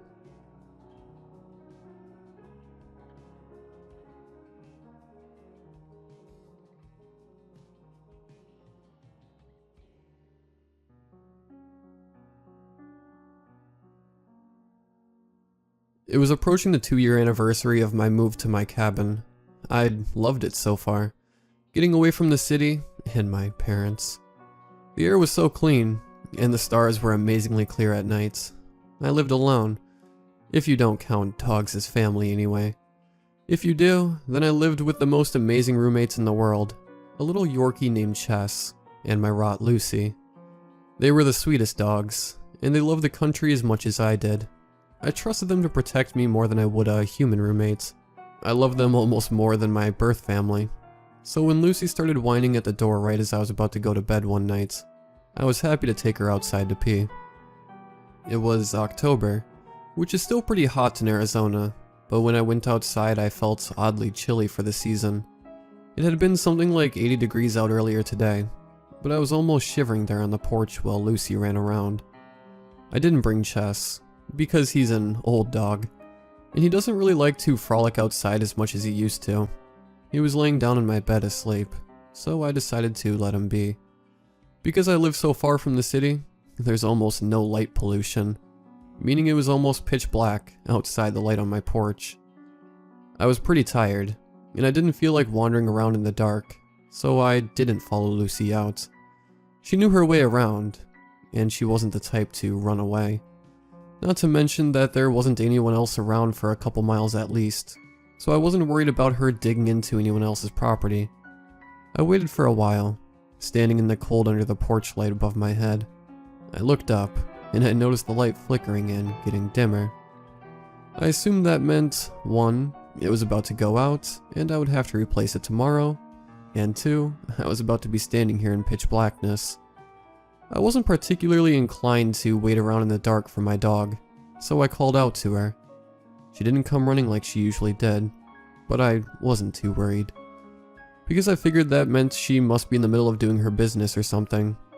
Suddenly I smelled this terrible, rotten meat odor. I figured that was keeping Lucy. She'd probably found some roadkill or something to investigate, or worse, rolled around in it. I called her again, hoping to keep her from completely dousing herself in that vile smell before bed. "Lucy, here girl," I said, patting my leg. Eyes appeared in the darkness in front of me, just out of my circle of light. A little confused as to why my dog wasn't coming to me, I patted my leg again. Suddenly Lucy leapt into the light, wagging her tail at me. I jumped in surprise, then laughed. "Scared me, pup," I said, mostly to myself. I turned to look back at where the eyes were, only to find the familiar darkness of the country. It smelled even stronger of rotting meat, which I assumed meant Lucy had brought whatever roadkill smell back home with her. I didn't feel like giving her a bath so late, but I would never make her stay outside all night. So I turned to open the door for my smelly dog. She ran in the house, and right as I was about to cross the threshold, I heard something in the darkness behind me. It sounded exactly like someone patting their leg, like I had been to get Lucy to come home, like there was something back there, trying to lure me out. I didn't even turn back. I jumped inside and slammed the door behind me, locking it, and turning off the light. I stood there, my heart pounding. until I came to the conclusion that I was being stupid, and whatever I thought I had heard was just a figment of my imagination. But Lucy had come back to the door, instead of running straight for my bedroom. She was standing right there next to me, sniffing at the bottom of the door, like she would if there were a squirrel out there. It was then I realized that I didn't smell the rotten smell anymore, which made me think, if it wasn't Lucy, then what the hell smelled so strongly out there? I pushed the thought away, trying to convince myself that there had been some deer carcass or something that Lucy was smelling, and it had just gotten stronger because of a gust of wind. Either way, I was ready for bed. Right as I walked away from the door, sending Lucy running ahead of me into my room, I heard scratching on the door behind me. That would have been enough to convince me not to open the door, but the scratching wasn't coming from the bottom, like it would for most animals. It was coming from the middle, right at doorknob height. I felt the adrenaline rush into my veins again, sending me rushing to all the windows in my cabin. I locked every one, and the back door. By the time I had finished, the adrenaline had run its course, and I was feeling stupid again. Not enough to unlock the windows, but pretty stupid regardless. I had a pretty tiny cabin, so locking all the windows didn't really take that much time. But by the time I was finished, the scratching had ceased. Trying to calm my paranoia, I went back to my room, where I found my dogs. They were both sitting alert, the fur on their backs standing straight up. I sat down on my bed, feeling exhausted, but too scared to sleep. I live in Arizona, so the Navajo legend of the skinwalker was not unfamiliar to me. I knew it was stupid, but I had no real explanation for what was happening to me aside from hallucinations. I'd been interested in the legend for some time. I had some friends on reservations, but whenever I brought up the skinwalker, they just told me not to mention it again. It seemed like everyone had encounters, but you were never allowed to discuss it with others for some reason I didn't understand. I changed into my pajamas and laid in bed, trying to remember all the lore I had heard about what skinwalkers can and can't do. After a while of silence and relative peace, and after my dogs had calmed down and gotten into bed with me, I started trying to put it out of my mind and go to sleep. I couldn't think about what I thought I had seen out there, because I knew I would never get to sleep if I did. I stared out the window at the starry night and clear sky outside, trying to think happy thoughts. My window was about 6 or 7 feet off the ground, so it meant I could still see the sky, but no one could see me changing or something inside. This wouldn't really be a problem anyway, because I live so far from other people, but it was a comforting thought.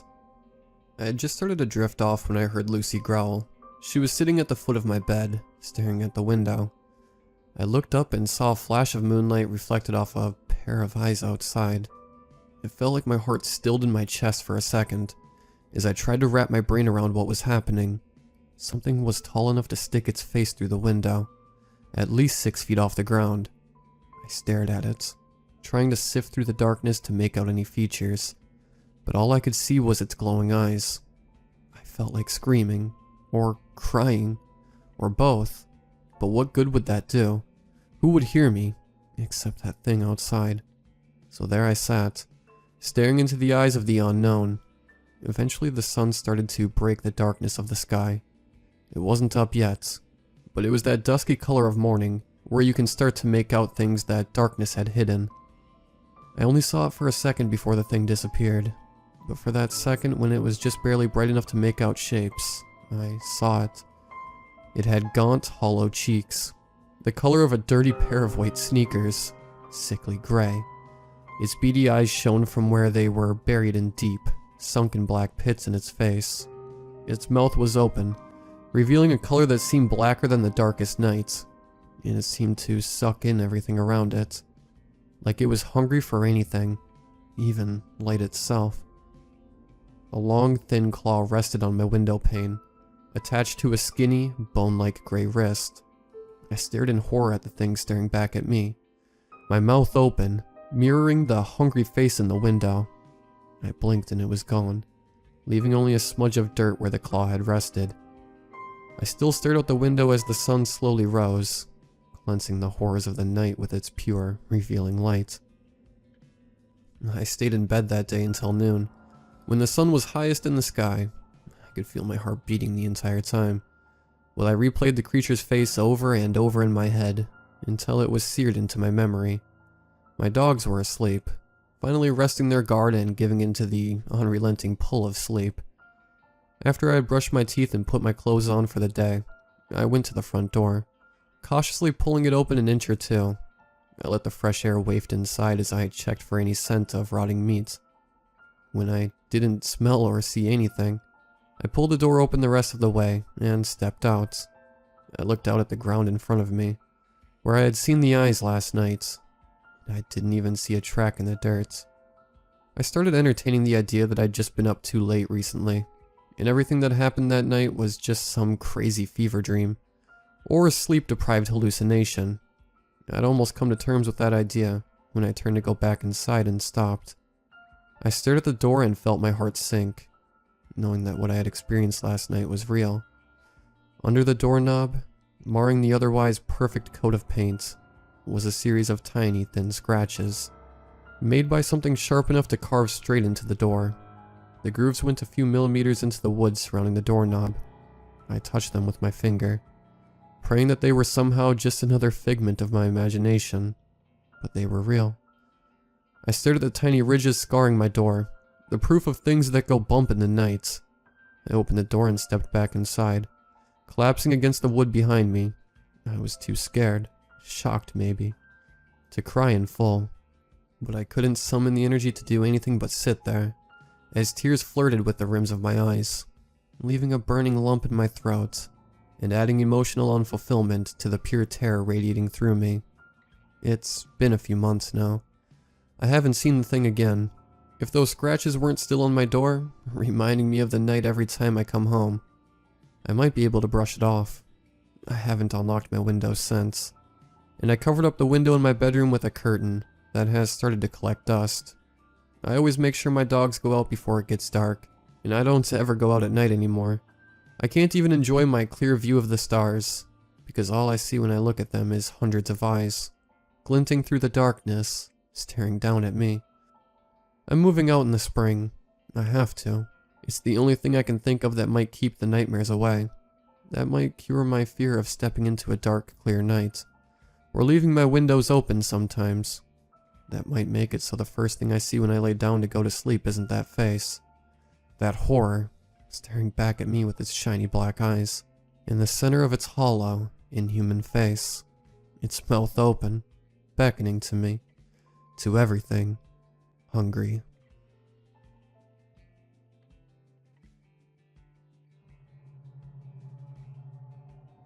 You know that horror movie trope about mirrors?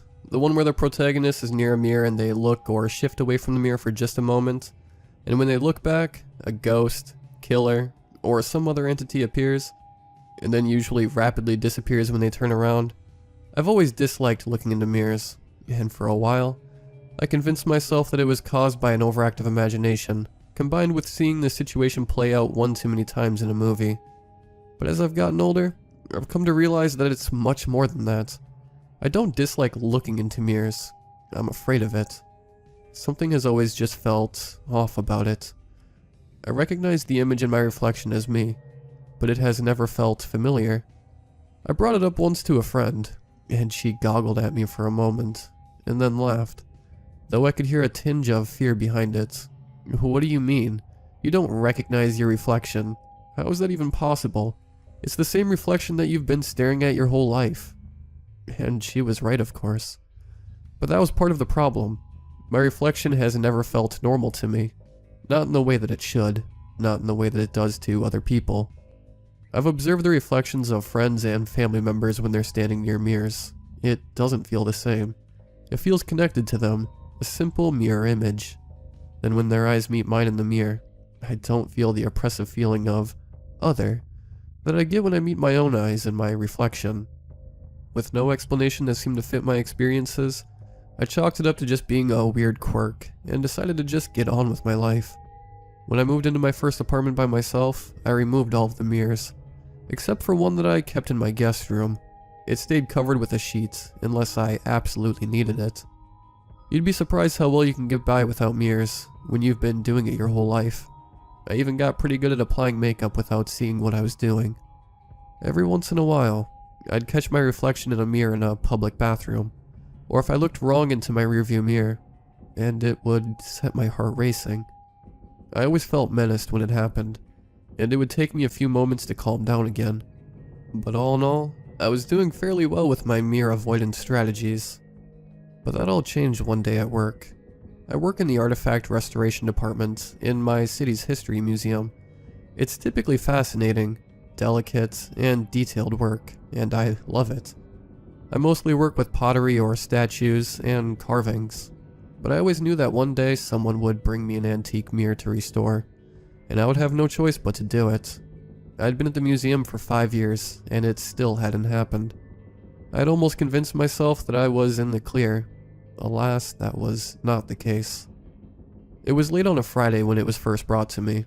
The museum director had it wheeled in under a sheet, but I immediately knew what it was. I could tell from the dread that practically exploded inside me. He beamed at me as he whipped the sheet off. "It's magnificent," he crowed. "Early 1700s, French." He smiled at me, waiting for my exclamations over its beauty, I'm sure. My breath felt like it was caught in my throat, and I stared down my full reflection for the first time in what had been years. It looked back at me, also with a petrified expression, but it felt different. Like my reflection's face was an act, a mimicking of my face, not an exact copy. I stood transfixed for a minute, trapped under my own gaze. Suddenly the director stepped into my line of view, blocking the mirror from my sight. "Well, what do you think? Gorgeous, isn't it? Doesn't look like it needs too much work. A little spit shine, maybe," he said with a grin, winking at me. "Yeah, gorgeous," I mumbled. He must have noticed how white I had gotten, because he recovered the mirror and put his hand on my shoulder. "Don't stress about it. I know you'll do a great job, and don't worry about starting today. You can get cracking on Monday." With that, he turned and left the room, leaving me alone with the mirror. I put my head in my hands and rubbed my temples with my thumbs. "Okay, you can do this," I whispered to myself. "You have the whole weekend to prepare." I looked up at the clock. 5:15. I grabbed my things and headed for the door. I'd deal with the mirror on Monday. I'd almost made it all the way out of the building when I realized I had left my keys on my work table. "Crap," I moaned. But there was nothing to be done for it. I needed the keys to lock up the building. Before I opened the door back to my workspace, I took a deep breath. "It's just a stupid mirror," I said to myself. I stepped into the room. Everything looked normal. I stepped quickly past the mirror to my desk. I bent to open the drawer where I kept my keys, and when I turned around, the sheet that had been covering the mirror moments before was in a pile on the floor in front of it. My knees went weak, and I had to grab onto my desk to keep from buckling. "It just fell, that's all," I whispered out loud. When I walked by it quickly, it made a breeze that knocked it off. I felt deep down that this was not what had happened at all, but saying it out loud gave me enough courage to approach the mirror to replace the sheet.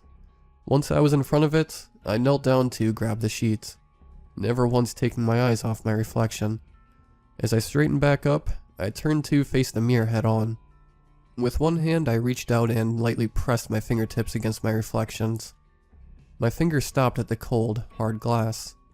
It was cold enough that the warmth from my fingers fogged up a little area around each tip. My reflection had the tiniest of smiles playing around her lips. I didn't feel myself smiling, but it was such a small one perhaps I didn't notice myself doing it. I rearranged my face into grotesque poses, just to make sure my reflection did it too. She did, but it brought me little comfort. I took a step forward until my face was practically touching the mirror. I could see every pore, every freckle. It looked familiar, but it felt alien. I breathed onto it, fogging the surface in front of my face. I slowly traced a heart into the fog. I saw my reflection do the same, but then I noticed something odd. I could see the hearts I drew in the reflection. My heart began to thump wildly in my chest. I hastily used my sleeve to wipe away the remnants of my breath. The fog in the reflection, however, remained. I sucked in a sharp breath of air and took a staggering step back. I pressed my palms into my eyelids until I saw stars. I slowly counted to 10 and opened my eyes. All I could see was my reflection staring worriedly back at me. She looked pale and faint, exactly how I felt, but it still didn't look or feel quite right. I threw the sheet back over the mirror and ran out of the building. By the time I arrived home, I'd calmed down significantly, enough that I was suddenly able to remember that I had a date that night. I groaned out loud. I didn't really want to go, but I actually do like this guy. We'd already been on a few dates and had hit it off pretty well, so I pulled myself together the best I could. By the time Nick arrived to pick me up, I had shaken off the vestiges of my earlier terror. Well, at dinner, he asked me how my day had been. I hesitated, not wanting to tell him about what had happened, or about my irrational and odd reactions to mirrors. But I suddenly realized that I had a desperate desire to tell someone about what had happened, even if it made me sound crazy. I relayed the story to him, never once looking into his eyes. I didn't want to see what I knew would be reflected there. Fear, anxiety, disgust. But when I finished and did look up, he was simply studying me. After a moment, he reached out and took my hand. "You know what I read once?" he asked. I shook my head silently. It was on one of those microblog social media sites. It said, "What if the only reason we can't walk through mirrors is that our reflection blocks us? What if they know that the other side is horrifying and painful, and they are trying to keep us from ever crossing over?" He shrugged. "Just a weird thing I read. But it sounds like yours isn't trying to protect you. It's trying to get out of there." He said with a laugh, "Wouldn't that be something? That would explain why you feel like you do." I sat in stunned silence. My throat was as dry as the desert. I had to forcefully swallow several times before I could speak again. Yeah, that would be something. My mind was racing with what he had said as we left the restaurant. His little theory perfectly described how I felt, but I didn't know what to do with that information. It was nonsense, after all. I wanted only to go home at that point, but Nick grabbed my hand. "I actually have something in mind for us to do tonight, but it's a surprise."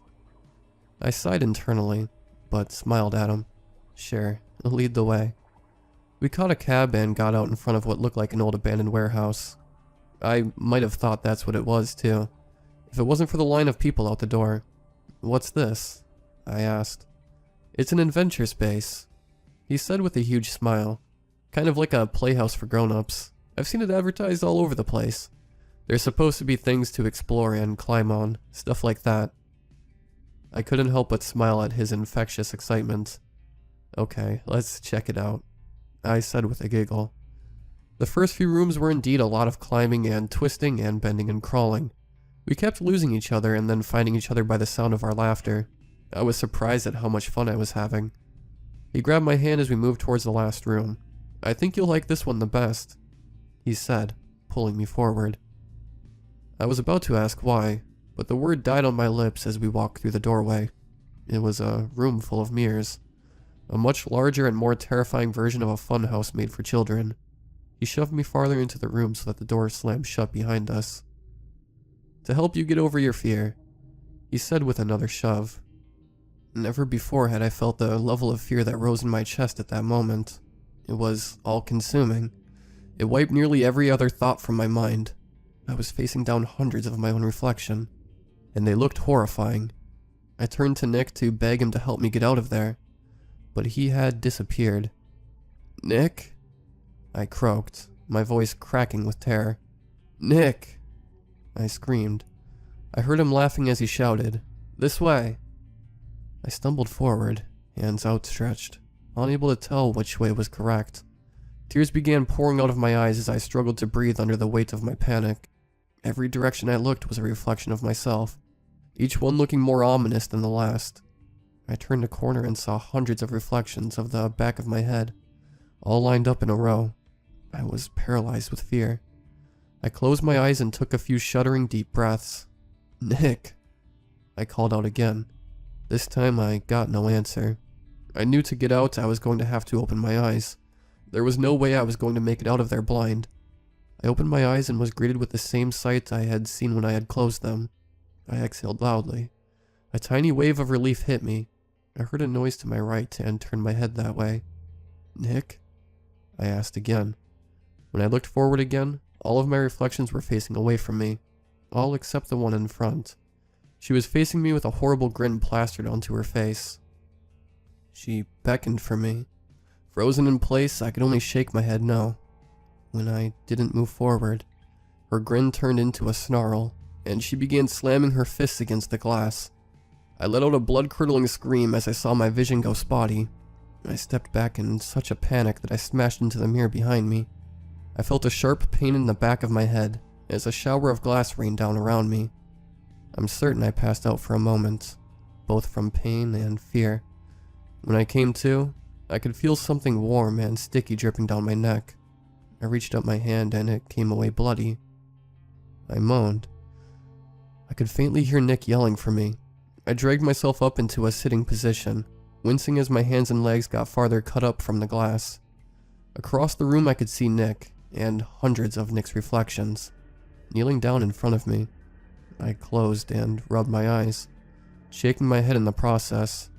How could Nick be with my reflection when he wasn't here with me? I must have hit my head harder than I thought to myself. I could hear him talking, but it sounded muted and far away. I heard the word help, but not much more. He stood up and sprinted for the door. I couldn't tell if he was coming back or not, and as it seemed like I could get up and walk, I decided to try. I was still anxious to get out of this hall of horrors. I finally made it to the exit door. It had become extremely foggy and unseasonably cold while we were inside. The air had a terrible metallic tang to it that filled my nose and mouth. I shivered in the wind that whipped brutally around me. As I glanced around, I realized that I didn't see anyone else nearby. No people, no cars, nothing.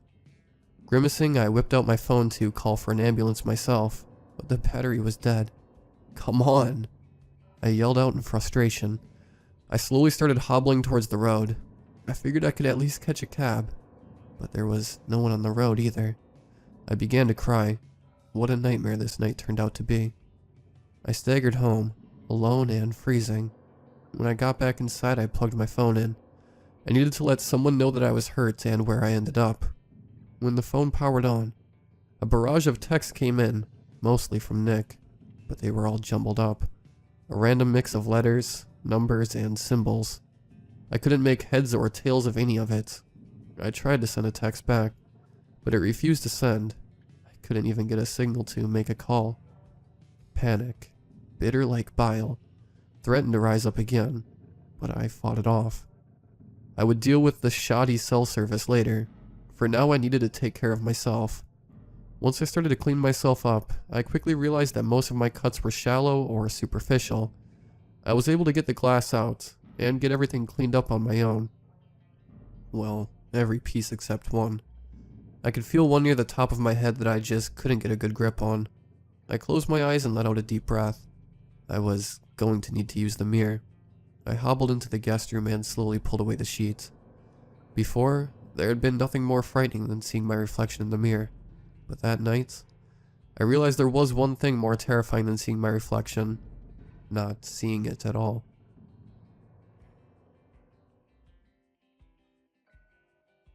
I know this is long, but it's important for you to hear my story. It started off so nice and innocently. I never saw anything coming.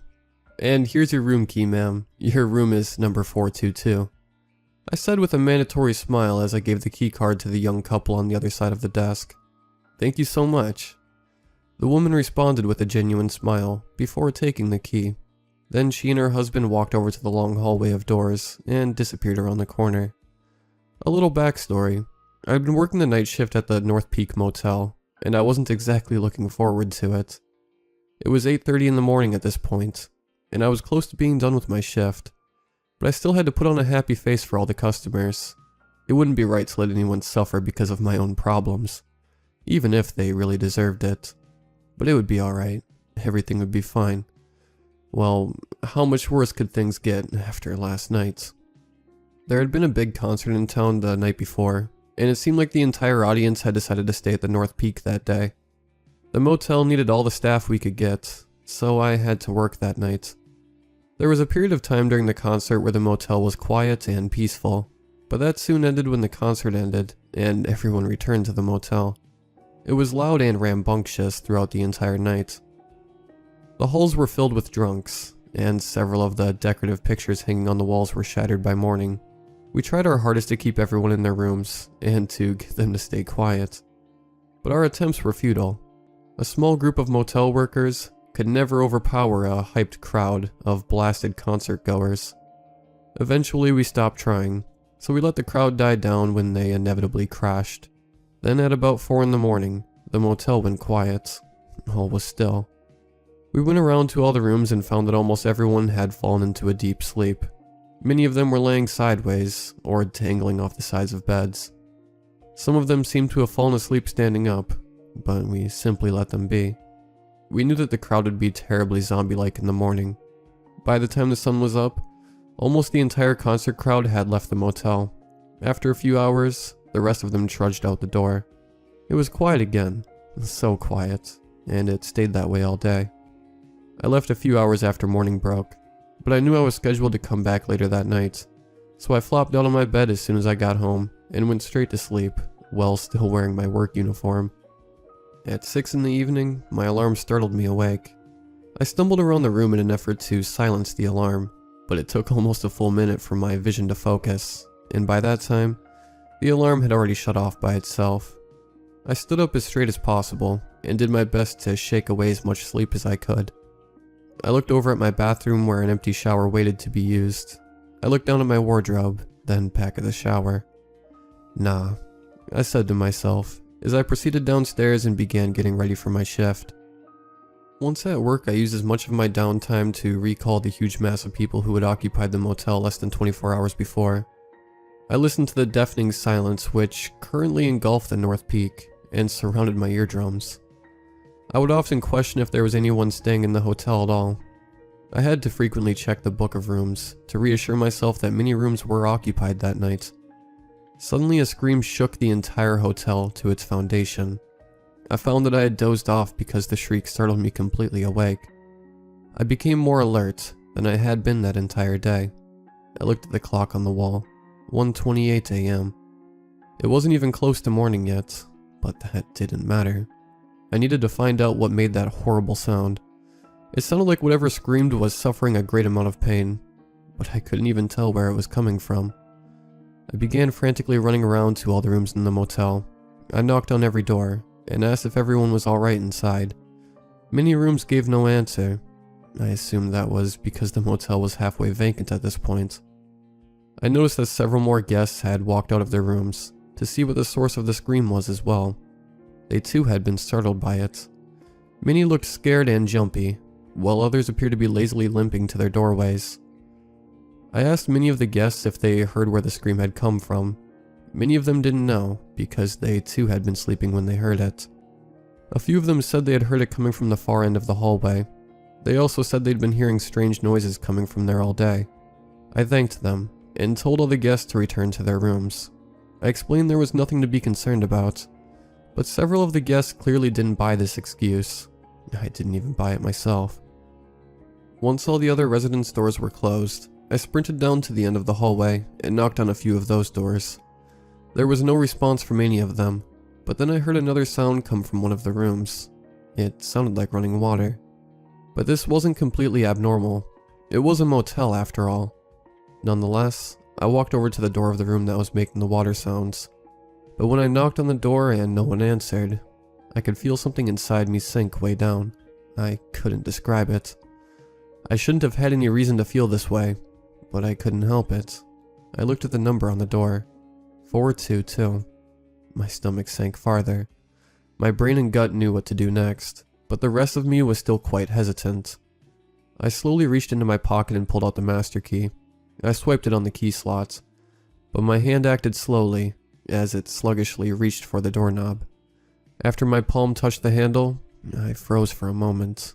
I slowly counted down from 3, 2, 1. I turned the handle as quietly as possible, as not to disturb any potentially sleeping guests. But honestly, who could still be sleeping after that horrific screech? The door creaked open, but I hoped that the sound of the water would muffle the door slightly. I stepped into the room, and was slightly shocked at what stood before me. The room was entirely dark, but the light from outside bled in through the doorway, which gave me clear sight of the room. The shower was indeed on, but I could see that the bathroom was a mess of various shades of red that had been splattered all over the walls and floor.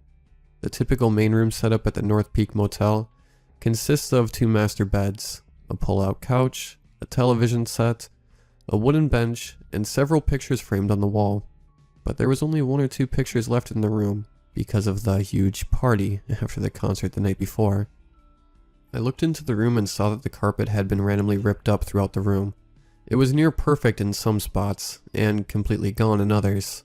The gray stone floor underneath was very visible. The wooden bench against the back wall had been broken into many small pieces. One of the pieces appeared to have been sharpened until it reached a dangerously pointy tip. Most of that piece was a deep red. Strange and grotesque images had been drawn with Sharpie onto the few remaining framed pictures in the room. The TV screen had been completely smashed, and the glass was lying on the floor all around the room. The remaining back of the TV had been yanked out and placed onto one of the pieces of wood and was being used as a makeshift flag of some sort. The pull-out couch had been flipped completely upside down, with several springs proudly poking out from the bottom side. The entire bed portion of the couch had been yanked out and thrown on top of one of the actual beds. I couldn't see much of this bed, but the other bed looked like it had come straight out of A Nightmare on Elm Street. It was completely soaked in a substance that I could only assume was blood. The springs of the bed were also massively protruding, and standing erect in the center of the sheets like a broken jack-in-the-box. The pillows had been shredded down to the bare feathers and thrown across the room. Overall, the entire room looked like it had been drenched with a bucket of red paint, and smelled like it had been sprayed with a can of raw sewage. Then something else touched the light. A person. A man rose from the shadows and stared directly at me. I nearly jumped. I didn't recognize this person at all. It didn't look anything like the man who had checked into the room earlier that day. I was horrified enough at the mere sight of the room, but now I found out there was another person in there. How long was he there? What had he done? Where was that couple? The man began to walk towards me with a completely blank expression. I couldn't read him at all. He didn't show any joy nor fear in what he'd done. I began slowly backing out of the room. The man followed me at a near limp. My slow walk turned into a speed walk, and it soon turned into a complete sprint for my life. The man's pace quickened with mine. He was nearly on top of me by the time I reached the doorway. Without another thought, I reached the door and slammed it directly in the man's face. I heard him fall onto the floor behind the door. I quickly reached for my key, but as I was searching, the door pounded open. The man aggressively reached out towards me with death in his eyes, but I pushed the door closed again. It was a vicious battle with the door being pushed open and held tightly shut, as I struggled to find my key. I suddenly spotted the small key card laying on the ground directly next to my feet. I looked back and forth between the key and the door, which was still being restlessly shoved from the other side. I knew the moment I reached down for the key, the door would be pushed open, so I stayed put for a moment and attempted, with little success, to reach for the key with my feet. Eventually the pushing stopped for a moment. I closely listened. I heard footsteps walking away from the door. Then I heard several loud stomps running towards the door, followed by a massive bang on the wood. The impact pushed me back a substantial amount. I quickly pushed the door shut again, but I realized he was trying to ram his way through the door. One more big hit would cause the door to come flying open for sure. The footsteps walked away from the door once more. I used this short grace period to reach for the key card. I picked it up, but heard the footsteps quickly coming back towards the door. I swiped the card on the lock and heard a faint click. I backed as far as I could from the door. The next thing I saw was the door suddenly getting a massive hole in the center, and the man's head was sticking right through it. He tried to bring his head back in, but he couldn't. He was stuck like a child who puts his head in between the bars of a banister. Any movement he made would only allow the wood to scratch his neck more and more. I quickly ran to the nearest room with a resident in it, and told him to call the police. When they arrived at the motel 5 minutes later, the man's head was still tightly lodged inside the hole of the door. He had clearly tried to escape because his neck had several deep cuts from the jagged wood. The authorities carefully unlocked the door and arrested him immediately. After asking me about what had happened, they told me to go home for a while. I happily agreed. I needed some time for myself to distress about what I had witnessed in the past 2 minutes. "What happened in that room, officer?" I asked worriedly. The policeman looked over his shoulder at the room that no longer had a door in the entryway. "I have no idea." He turned back to me, "But my team's gonna get on that immediately and thoroughly investigate the entire ordeal." The officer paused and inhaled, "And we will also find the bodies of that poor couple." I tensed upon hearing about them again. I didn't want to think about what gruesome fate awaited those two. I did as I was told and went home for a much-needed rest. I couldn't tell exactly how long I had been away from work. I felt calm, more calm than I had felt in years. But the memory of it all still haunted me, every time I saw a wooden door or a broken television, or anything that I had seen in that room. All the echoes of that night would come flooding back. I would slump farther into sadness and stress. I kept telling myself to relax, but it didn't work. It never worked. Eventually I got a call. It was at about 3 in the afternoon, and I had had a long sleep the night before. I picked up the telephone before it finished ringing once. Ever since I had been home, I was anxiously awaiting the call from the police that would tell me all I wanted to know. "Hello?" I answered immediately after picking up the phone. My tone was tense and hurried. I probably shouldn't have been so jumpy about this. I didn't even know if it was the police or not. "Good afternoon, ma'am." The officer spoke calmly and collected, as you'd expect from a man of the law. "We have been examining the scene of the crime for weeks now." Weeks? Has it really been that long? It certainly doesn't feel that long. "And we believe we have found enough evidence to put together a large amount of a conclusive situation." I paused for a moment. "Excuse me?" I could hear the officer give a slight disapproving sigh on the other line. "Based on our evidence, my team and I have put together a story that we believe is the closest thing to what actually happened." That's great. I could hardly contain my joy. This is what I'd been waiting for all this time. "Do you want to come down to the station so we can tell you?" The officer asked. "No," I shouted, nearly cutting him off. "I've waited a long time for this. I don't think I can wait another minute." The other line went silent for a moment. "Alright, if you want." I sat up in my chair and prepared myself. I could sense the officer readying himself to tell me. "The man who chased you out of the room attended the concert the night before." The officer gave me his name, but I didn't recognize it. "We believe he hid somewhere in the room while the hotel staff went to clean it up. After they left, he started to absolutely trash the room. We still aren't entirely sure why. We think it may have had something to do with the combination of the hallucinogenic drugs and alcohol he consumed the night before. He was highly unstable before, and these only increased his agitation. After a little while, that couple came into the room, but as soon as they saw what happened, they attempted to leave. However, that man grabbed both of them and dragged them both back into the room. We found several pieces of rope and cloth with saliva on it. We suspect that the man tied the couple up and stuck cloths in their mouth to silence them. We still aren't exactly sure what he did to them, but we can guarantee that none of them should have ever been done to anyone. If we tried him for even one of these acts, he would surely go to jail for life. We aren't entirely sure how long he tortured them either, but we do know that he eventually took the woman's cloth away from her mouth because she screamed for help. That's the scream you heard, ma'am." The officer paused for a moment to let me gather my thoughts for a moment. "After that, he probably took the couple somewhere else to be punished." Wait. I stopped him. "So where did he take them?" The officer hesitated. "We've searched for them all over the place for the past 2.5 weeks, but there's no sign of them." I began to rapidly hyperventilate. "Ma'am, calm down. We will find them. My team will not rest until we..." I gave that couple the key to the hotel room. I could have given them any other room, but I had to choose that one. It's my fault they walked into that room. It's my fault they got captured and tortured like that by that monster.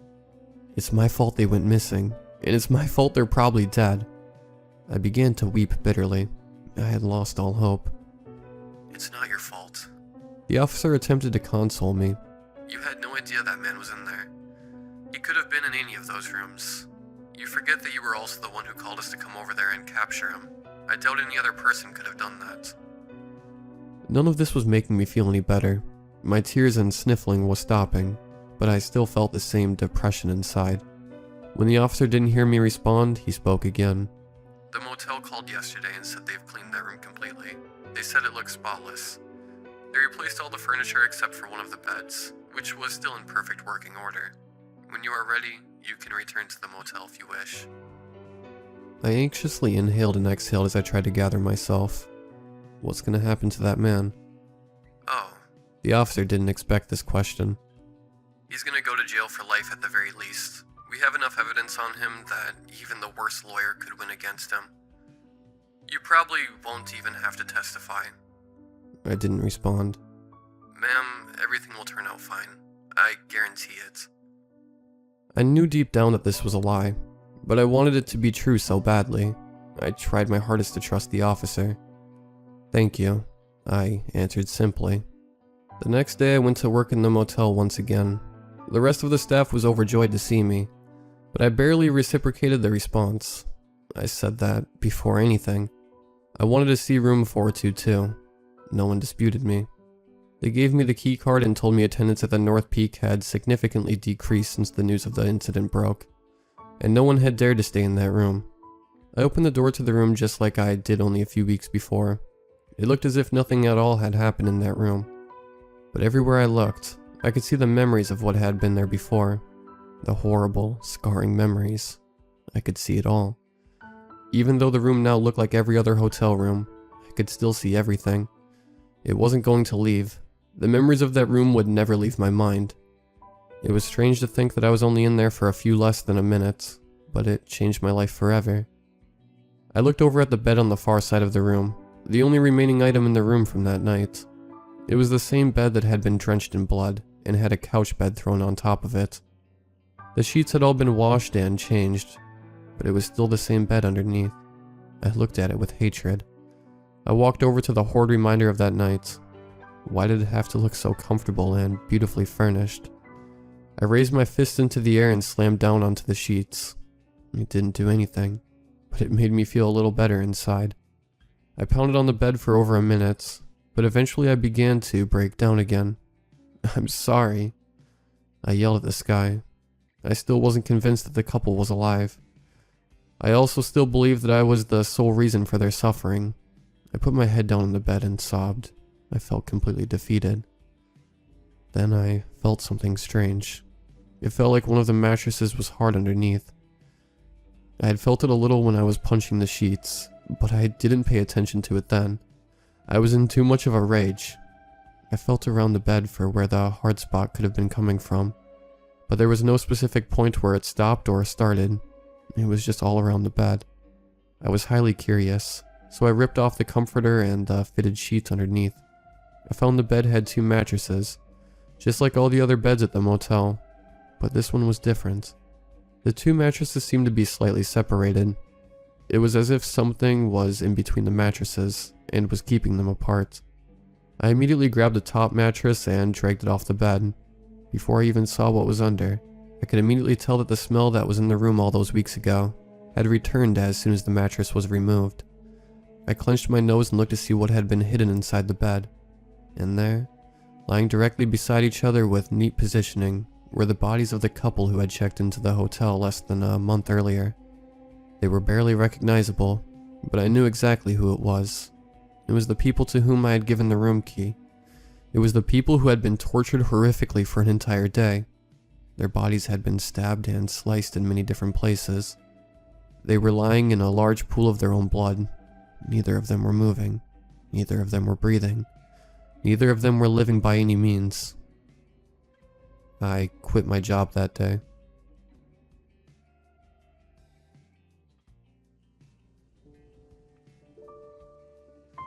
When I was 16, my parents decided that we had to move. For some reasons undisclosed to us kids. We packed our stuff and, within a week, we were moving upstate. I figured it was financial problems. But my parents don't like to discuss their money issues around us. The drive was about 2 hours from our old home in Portland, Maine. The house itself was located in the middle of nowhere, situated in the center of dense forest. My dad said there was a lake nearby, and that the house was historic, and overall, it would be a fun place to explore. I am the oldest sibling, and I have 3 younger brothers and 2 sisters. the youngest being 7 at the time. For them, I'd assumed this would be a fun adventure. But for me, well, I just wanted to talk to friends and go out on weekends to the movies and stuff. This whole moving thing was a nightmare for me. Moving in was exhausting. The house was rickety, with tons of random, aesthetic-y staircases, and small doors would get jammed easily, making it impossible to shoulder through with a big box in hand. On top of that, the moving van got lost twice. It wasn't like there was another property for a mile or so around, but alas, it took them 2 extra hours just to arrive. As the week ended and we were mainly unpacked, save for the basement and the attic, I decided to poke my head around for real this time. I had put things all over per my parents' instructions, but I hadn't really gotten a good look at any room in the house. The first floor had the basics: a bathroom, kitchen, living room, and dining room. The second floor had my parents' bedroom and my twin brothers' rooms, and a bathroom. The third floor was where the rest of us were, as well as the attic. The so-called attic was actually just an unfinished crawl space-like room that stored all of our extra clothes and sports things we couldn't shove into the basement. Speaking of, the basement was giant and freezing, with a concrete floor. Even with 6 kids' stuff, holiday things, a washer and dryer and freezer, and whatever else, there was still a lot of room to spare. Oddly enough though, the basement was the most comforting place in the house. The house is old. That was my dad's explanation to it feeling so weird. Even he, a skeptic of the supernatural, admitted it felt odd.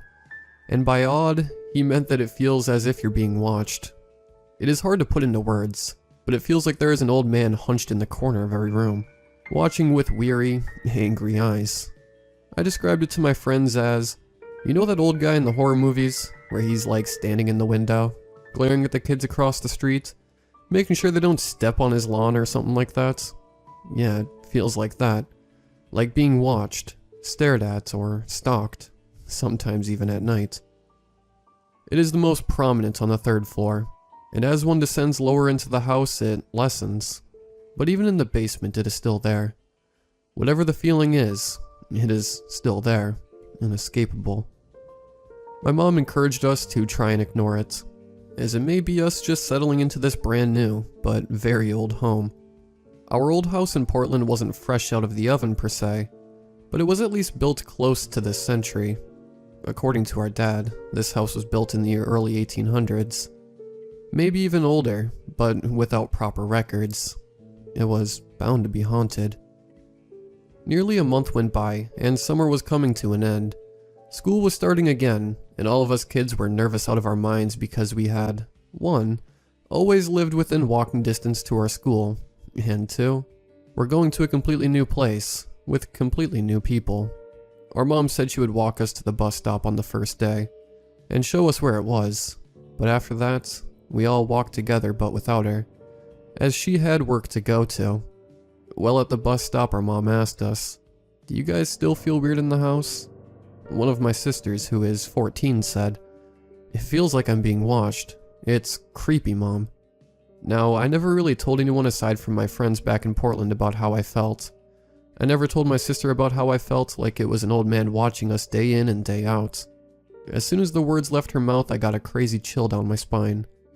Needless to say, I could barely concentrate the first day of classes, and I really didn't want to go home. Months passed and nothing changed. Nothing got worse, but it didn't get better either. We all talked about it, about how we felt as if we were being stared at all the time. But aside from the occasional remarks, we didn't really talk about it. It was a paranoia-inducing feeling, and it was exhausting constantly being on edge all the time. By the time Christmas rolled around, I was tired, anxious, and wanted to move again. Of course, that wasn't going to happen. Luckily, Christmas passed without a hitch. Extended family came to visit, and with so much cheer going around, it was hard to focus on the negativity of being stalked by nothing. But then the grandparents and the cousins left and everything felt empty again. It was the middle of February when I got sick with a really bad flu. I had a strong immune system and never got sick, so taking a week from school was no issue, because I had never missed a day yet. It was Thursday, almost 10 in the morning, and I was sleeping. My parents weren't home, and I was finally on the mend, and my mom had missed 2 days already, taking care of me.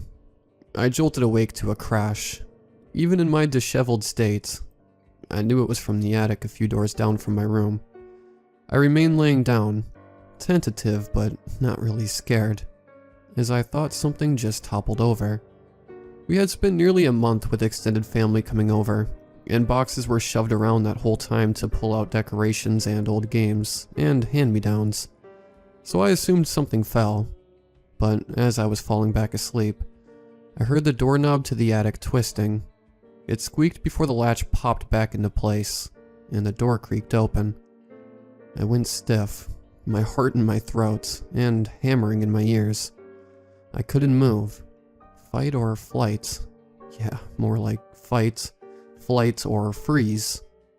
My first thought was that someone broke in. I had seen a video on YouTube about the guy who discovered a lady living in his crawl space for months, eating his food and peeing in his sink.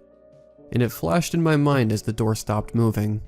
I waited for footsteps, but nothing came. The silence dragged on, and I wanted so badly to drag myself out of bed, run down the stairs and out of the house. But the attic was right next to the stairs. I heard another thump, like something falling over again.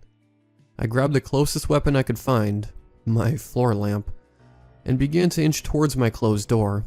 A flurry of footsteps rushed down the hall towards me. They were fast, insanely fast, faster than any human I'd ever heard, and I whipped my door open, ready to stab at the intruder just as the steps stopped at my door. And nothing. There was nothing. Nobody, not a single person. I was met with the empty hallway, and the attic door swung wide open at the other end of the hall. Those footsteps weren't human. As I slammed the attic door closed, blocked it off with the side table in the hallway, and ran downstairs to sleep on the sofa, I realized just how inhuman those footsteps were.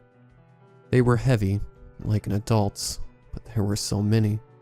As if a 200-pound baby was running at my door. If it had been an intruder, it would take maybe 5 or 6 strides to go from the attic to my door. But this had dozens of footfalls. I passed out on the sofa within a few minutes of my head touching the pillow.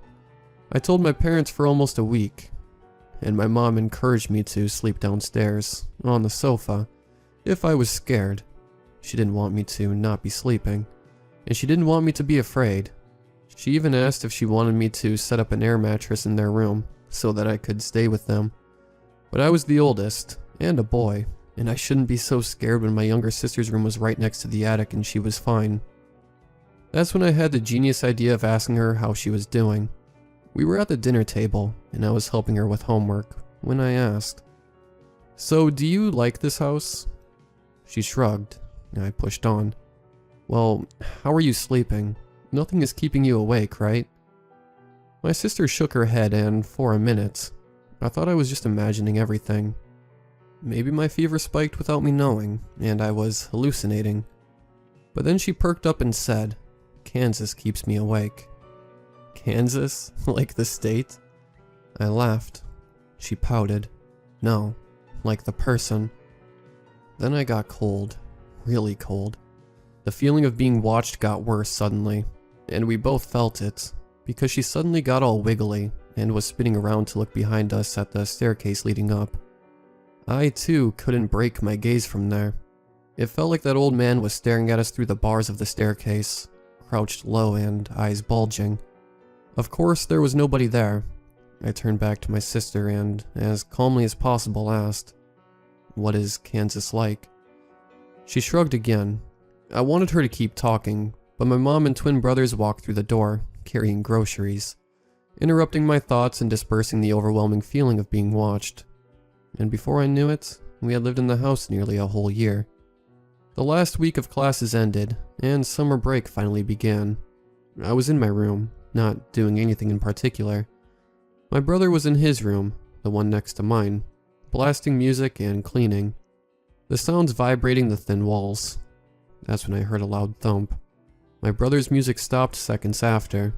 At first I thought he dropped something, and he called for me. I reluctantly got out of bed, and when I got to the hall, he was poking his head out the door. I followed his gaze down the hallway, where the attic door was opened wide. We both looked at each other, and hesitantly inched towards it. I moved to slam it closed, but he decided to shine his flashlight inside, the genius. As the light slipped over the boxes, the shadows climbed up the unfinished walls before dropping back down. My skin crawled as I watched, hovering next to him. That's when we both saw it. Something moved. It, whatever it was black and solid like a shadow, and it ducked behind a box as the light crept towards it. We both screamed. He jumped back as I slammed the door shut and shoved my body against it. Our dad called for us from downstairs, and I shouted, "Go get Dad," to my brother. He disappeared down the steps and I was left alone, panting, splayed against the door like an idiot, as if a demonic ghost shadow thing couldn't just phase through the door and kill me. My dad checked through the entire room, moving boxes, opening the ones big enough for someone to hypothetically empty and crouch inside. He was meticulous about it, and when he was satisfied, he stepped out of the room, closed the door, and told me and my brother, "Nobody's in there, boys." Nobody, yeah. But what about something? My brother asked. My dad frowned as if trying to understand. I clarified. "Is this place haunted or what?" Then my dad's face went white, blood draining from his features. He moved around us and waved for us to follow him down the stairs. When I asked why, he said, "Because I want you downstairs." That night my mom gathered us all around, and my dad sat next to her on the couch. My little sister was asleep in their room, and my twin brothers were asleep too. That left me, my 15-year-old sister, and my 13-year-old brother. My dad broke the ice to us pretty nicely, saying that the house was old, and it wasn't unlikely one of the previous owners could have died in it. My mom added that she thought the place was a little special before moving in, when looking at it on the market, but she didn't want that to deter us from a good purchase, as she wasn't really sure ghosts were even real. But then my dad told us about how, when on the third floor working on repairing the bathroom one day over winter break, it sounded like a TV was on in the attic. I heard voices, but when I opened the door, the voices stopped. And then my mom chimed in, saying that when she was taking care of me when I had the flu really bad the first day I was sick, I was walking past the attic and I heard a strange sound, so I was curious, and I went to go investigate when I saw the door handle jiggle. And I thought it was my imagination, because, as you know, I was working long hours in the lab, so I was really tired. But then I opened the door and there was nothing. Talking it through with my parents was the hardest part. I always thought that my parents were immortal, and that they could defeat the ghosts, make the idea completely disappear if they wanted to. But I realized that night that they were just as much of a victim of whatever was in this house as we kids were. But then my mom said, "I don't think this is a bad spirit. I just think it needs to adjust to us living here. The lady that lived here before us was living alone for almost 30 years. So of course 6 kids and 2 new adults would be spooky for it. Give it time." I graduated next year. Little things happened here and there, and one final terrifying thing happened before I left for college. My little sister, dubbing the thing in the attic Kansas, said that she saw someone in her room one night. She said it was Kansas, but he was watching her sleep from the foot of the bed. My mom crammed the twins into one room and moved my little sister into the free room downstairs. She assured me, my sister, and my brother that if something happens, she can make arrangements to move us too, but nothing else really did happen. I am now 22 years old, and I have been back to the house over summer and winter breaks, staying in my old room. Nothing happens every time I visit. And with my brother and sister moving out for college as well, the entire upstairs is basically abandoned. Though I do have to say, it's unsettling to come home and, as soon as I step over the threshold, I feel those eyes on me again. The feeling of being watched hasn't gone away over the years. But now that I live in an apartment and away from home most of the time, I have to say, I kind of miss the thrill of it all.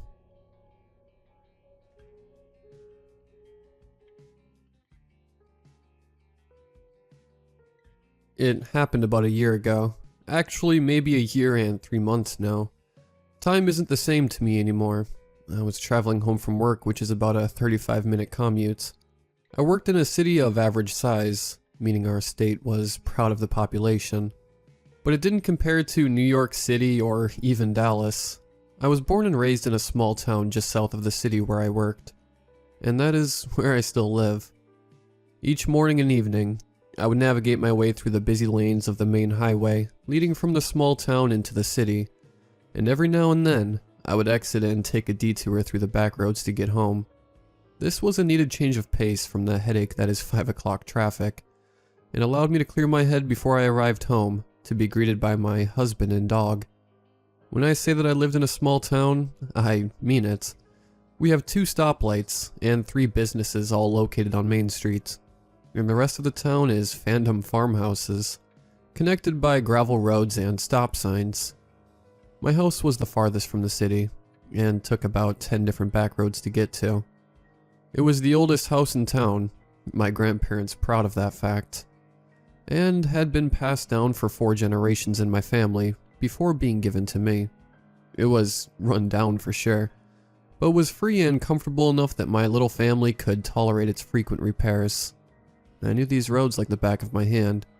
I could have probably navigated them with my eyes closed. Not that I would ever try that for obvious reasons. Although now I wish I could. They were familiar and comforting to me. Each turn and crunch of the gravel beneath my tires gave me peace. And I enjoy the days I decided to take this path instead of the mundane highway. About a year ago was the last time I ever took that familiar route, however. And I reluctantly have decided to finally talk about what happened that Thursday evening. I rushed out of my office building to be greeted by a setting sun, and was eager to get home to my family. We had a barbecue planned to celebrate my dad's birthday that evening, and I had just enough time to get home for work, and begin prepping the food before everyone arrived. I threw my purse into the back seat, and turned the radio up. As I inched my way through the bumper-to-bumper traffic, I made a split decision to take the back roads. They would take about the same amount of time, but would be a little more interesting to look at.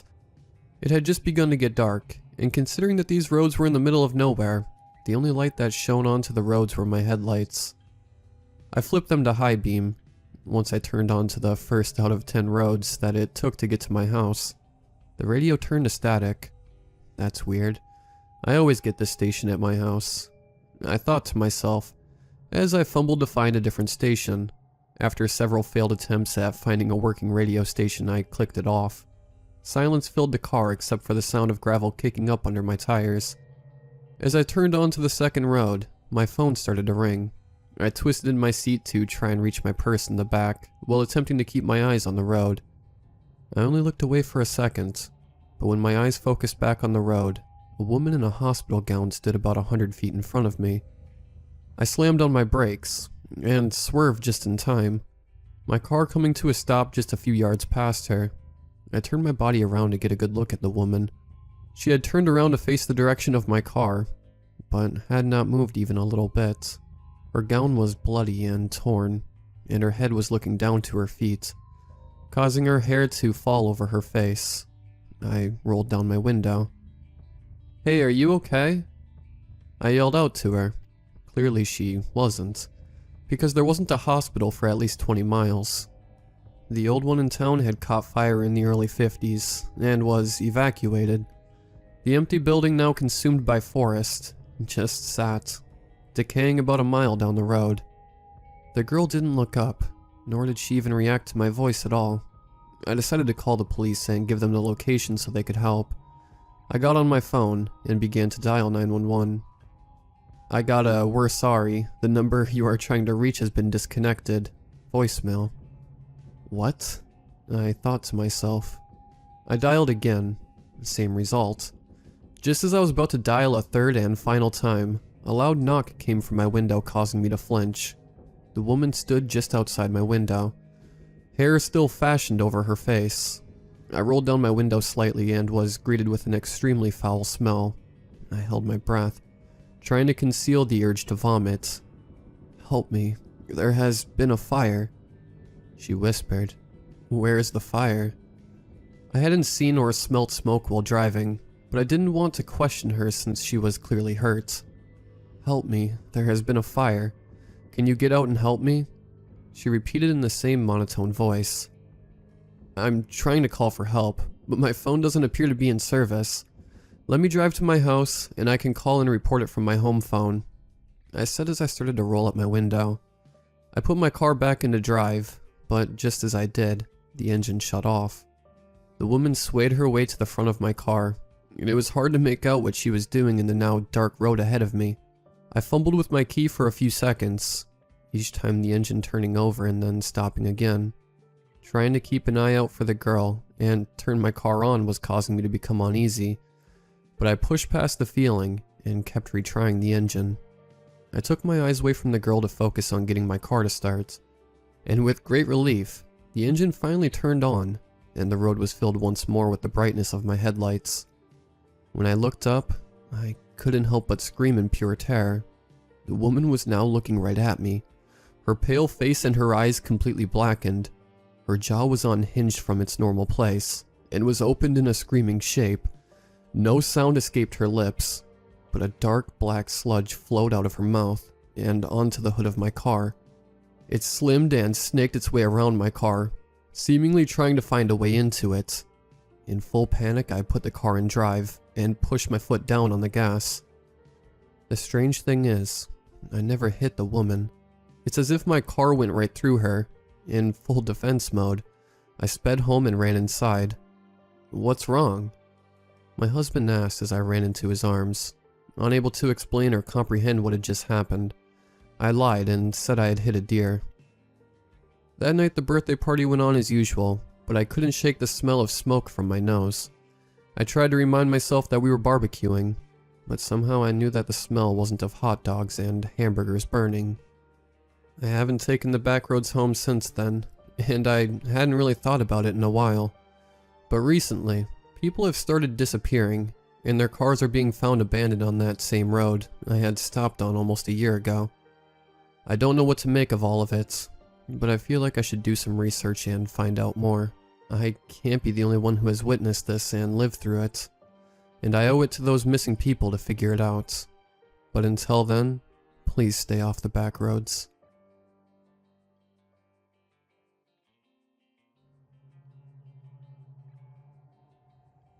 You ask me why I can't speak the words which recall the memories of that night in Hillington, why it causes my mind the madness that it does to vocalize and relive that of which I hope to forget.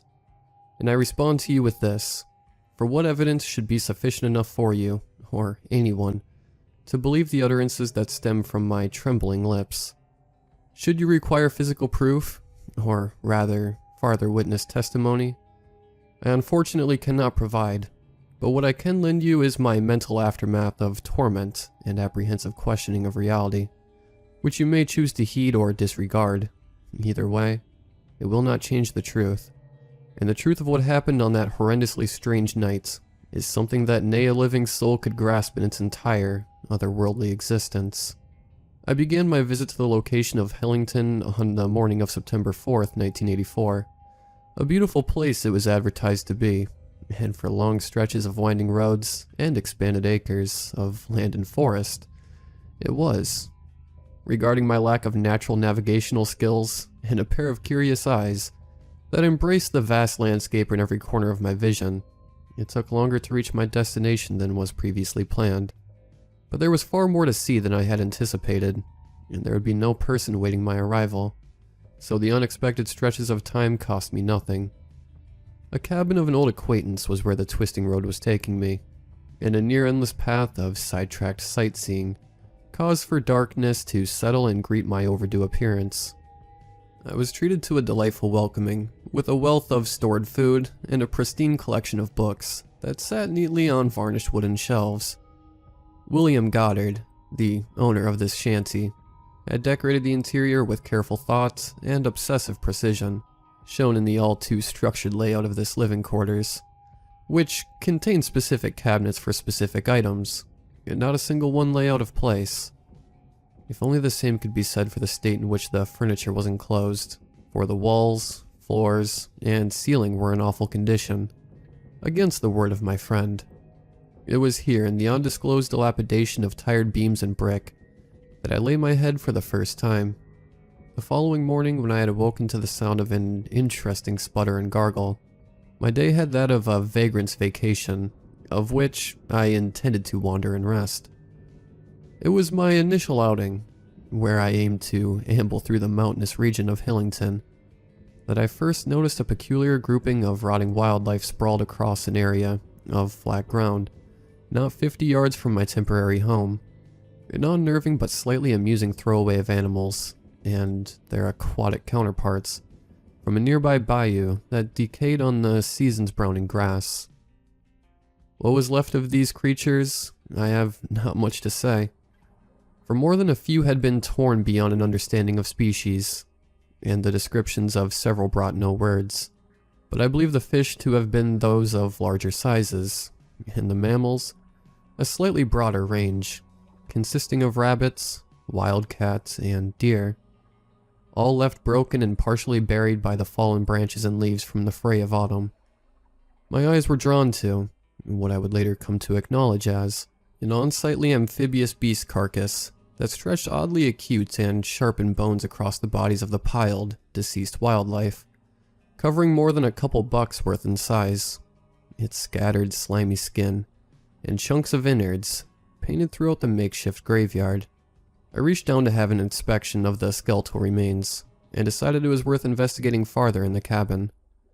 Presenting the frame of this mutant under the light of several lamps from William Goddard's perfect desk, I could understand, in my less than experienced mind, that this was no ordinary descent, and should be regarded as a trophy of important discovery. I deemed at the time that I had no more than half of this creature's full diameter, and more of the same for its width, and yet this thing had surpassed the length of the desk that it sat upon, a desk that, by my estimation, was around 8 or 9 feet. The bones were of incredible sturdiness, and would not even so slightly budge at my most vain attempts to hack away at its durability. A frightening row of legs on either side that led to a needlepoint so sharp, I dared not face them in my direction. There were 6 acute tips on one facing, and 7 on the other, with a few missing throughout, leaving chipped and shattered inches of cartilage protruding from its gaps like broken teeth. Automatically, I could not comprehend what this monster should have looked like in its living state. Despite staring directly at its skeleton, its long, curving spinal cord led to a cracked cutoff where a non-existing head would have placed itself, and what little flesh and muscle remained inside, and out of this thing, produced such a nauseating sensation that I couldn't bear to be near it for too long in one sitting. I feared at this point that I should no longer keep it within the home. I walked outside with its hefty weight in my arms, and placed it within William Goddard's shed, which he used for storing tools and general throwaways. It remained there for the night, leaning partially upright against many other things, and I retired to bed with confusing and harrowed thoughts of what I had just examined. When I had awoken the following day, my first lucid thoughts were of that horrific and incredible corpse. I began that morning with a breakfast provided by the cabin's stock of non-perishables, and then set towards where the beast lay, mere yards from my sleeping quarters. And, in an excitable dash toward the outhouse, it was to my astonishment that I would discover the shelter both broken and open, leaving sufficient traces of footsteps and mangled flesh, which led from the opening of the swinging door down to the nearest access of water, and my already fearful disposition would crescendo into hysteria at the finding that the abhorrent remains were no longer there. For the rest of that morning and throughout the midday, I paced over the slimy trail of foreign prints that had molded into the thick mud. A large and deeply impacted pair of incredible-sized feet had squelched into the earth and formed a path in an almost perfect line for the river. However, it was not the feet of a being like you or I, nor was it like any animal or fish that I had known to exist. From what I could make of the distorted shapes that pressed against the dirt, I could understand 2 features with clarity: its appendages, that which should be toes on any other animal, curved inward, and appeared to overlap one another with a queer thinness that stretched almost half the size of the entire foot, and the sheer mass of the print itself looked slightly more than 2 heel-to-toe steps to cover, its width being roughly the distance of my shoulders apart. This was the signature of a species that had not yet shown itself for records to be created. Or it had been, perhaps. Previously sighted, but there remained no word of it being so. Either way, it was real, and it had been outside my home. A foreboding dread was instilled within me at the notion of an intruder with alien-like physicality such as this. However, not one to be deterred, or easily convinced of conspiratorial thoughts, as I had shared in that moment. I had conceived a rather wild idea that would ignite interest in the strange being, and in my frightened delirium, I had persuaded myself it to be of sound mind.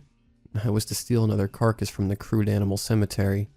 I had chosen a partially eaten wildcat as my bait, and carried it back, somewhat for its size and thinking that the creature may not be lured so easily with a rabbit or two, but mostly for my burden to be lesser than that of carrying a deer. I placed its ripped and ragged body similarly inside the cluttered outhouse, as I had done before, and as an added measure of enticement, I hung the door wide for temptation to blow carelessly with the wind. I retreated to the cabin, and had my scheduled meal for that evening, and I waited. Come evening, I shook amongst the pristine books that sat by my side, in a futile effort to pass time. A raging sun rested its head behind distant hills, and following an evanescence of warm light, the sky welcomed a strange palette of diluted violet and colorless gray. I had fixated myself to the upstairs bedroom window, and looked worryingly at the beastly trail, focusing my attention on a small elevation of dirt that slightly hindered my view to the river's entrance. And it was in my state of fearful awareness, against the gleam of a radiant moon, that I first laid eyes on the otherworldly trespasser. From where a pair of eyes should rest, only darkness occupied the space. An overgrown drooping of antennae clung to an armor-like head, which peered ominously above the elevation. The monster had risen from the sea, and it started to walk. And as it walked, it grew, and each trudge in my direction revealed the appendages of which I had previously thought to be legs. But they were not legs, they were arms. Naive was I to believe that this water beast have need such a surplus of walking limbs. But how intelligent would I be to presume the unfathomable design that I set my eyes upon?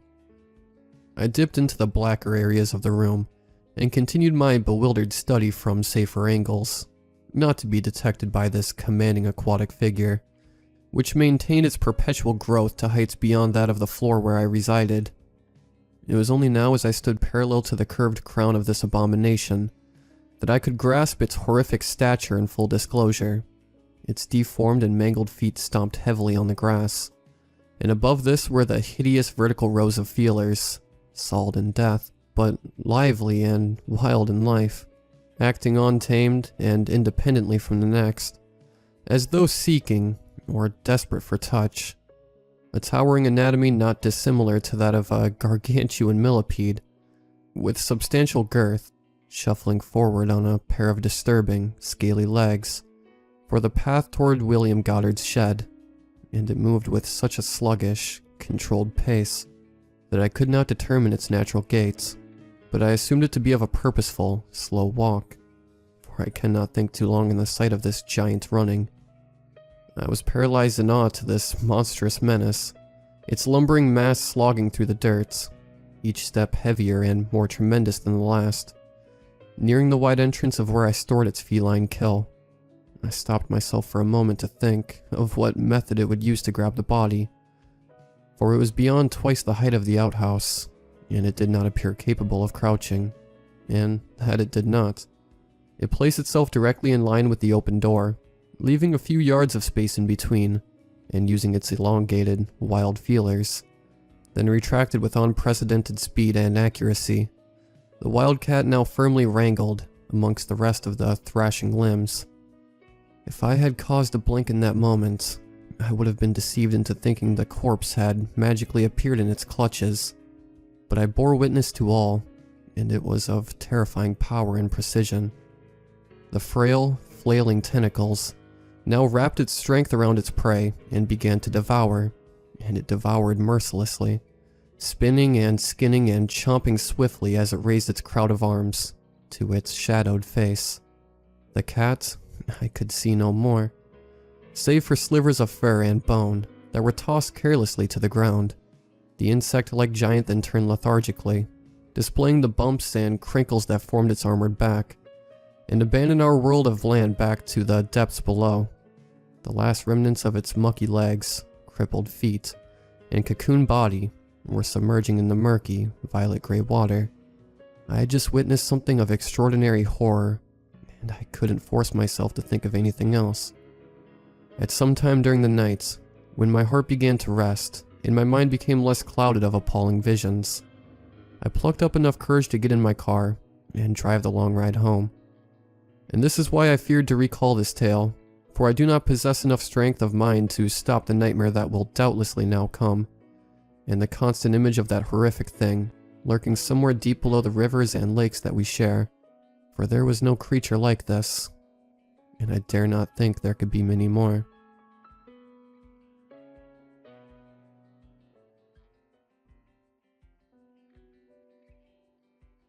My grandparents own a hotel, and every time my family visited when I was a kid, I'd used to run around with my cousins in some of the areas not used by the public, like the kitchen or unoccupied suites. However, there was one part of the hotel we rarely went to. It was on the top floor, unused except by my grandmother. I didn't know why at the time, but it always struck me as strange because it was a perfectly good suite. There was a kitchen, sink always full of the exact same plates whenever I'd sneak in there, a bedroom, and of course a bathroom. More than any place in the hotel, that was where we weren't allowed. Nobody ever told us why, so being kids, me and my cousins often took it as a challenge to go up there, only for our parents to chase us down and drag us back downstairs. That all changed when I found a man on the toilet one day. I was about 7 at the time, giggling as I explored the unused suite. It was dark and dusty, but the daylight outside provided good lighting all on its own. Good thing, as the electricity in that suite didn't work either. It was when I entered the kitchen that I happened to glance at the open bathroom door, and saw him, the man. He was dressed in funny clothes, a top hat, and suit that looked really old, and his skin was slightly grayish. The moment I saw him, I felt a chill go down my spine. I couldn't move, rooted to the spot as I stared at this man. Then I realized he was looking at me. His eyes were pitch black orbs, without a trace of color. It perfectly matched the handlebar mustache on his lip, one that I thought was vaguely familiar, but couldn't remember where I had seen it. Neither of us moved for a long time. He just sat on the toilet watching me, and I stared right back at him, and I couldn't help wondering where he had come from. Was he a guest who booked out the suite? And why were his eyes pitch black? It was almost like they were... I screamed, because now I knew why his eyes were pitch black. He didn't even have any eyes to begin with. My dad came running up the stairs. I only knew he was there when he grabbed me under his arms and began dragging me away. "Stay," the man with no eyes said, his lips unmoving. "Stay." My dad made sure I didn't, leaving the man sitting on the toilet, alone, watching. Dad left me in the back office with one of the employees while he went back to get my grandmother. Crying and sobbing, I started messing with the security camera display screen, just trying to find something interesting to get my mind off what I had seen. When I changed it to the image of several spiderwebs over the lens, hiding a dark room, I was about to change to another camera when I saw the spiderwebs move, almost like something was blowing in them. I blinked, at first thinking this was one of the cameras for outside, but I'd already checked those. Then I saw something come out of the darkness, close enough to completely envelop the lens. It was a pair of grayish lips, with a handlebar mustache. Without thinking, I grabbed the screen and hurled it with all my strength at the wall, breaking it. At that moment, my grandmother came in, Dad trailing behind. She banned me from the hotel for over a year. I wasn't even allowed to come to family gatherings. Not that I minded. I didn't want to go back and see that man again. After a time, I rarely went to the hotel, even after my grandmother lifted the ban. She assured me that she'd replaced the monitor for the security cameras and wanted me back. But no matter how much she begged, I didn't want to. It took some convincing for me to even go to family events. I thought that was it for me, and the man with no eyes. That I'd never see him again, and it was over. I never did hear about him from any of my family, especially my grandmother, until I went to high school and learned of the hotel's sordid history. Over 100 years ago, several young women had gone missing while staying at the hotel.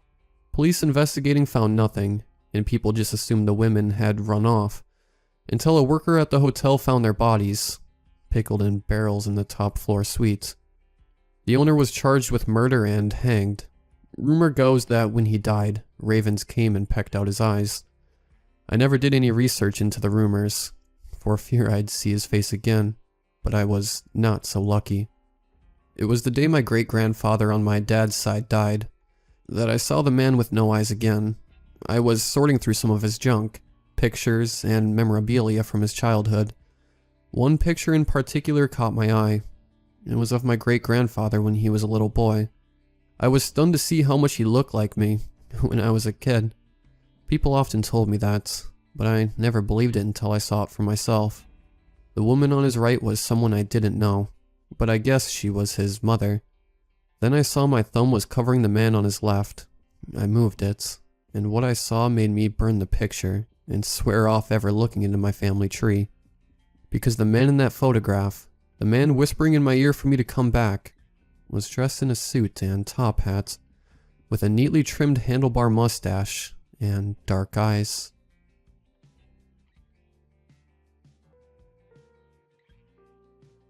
I remember one day I was home alone.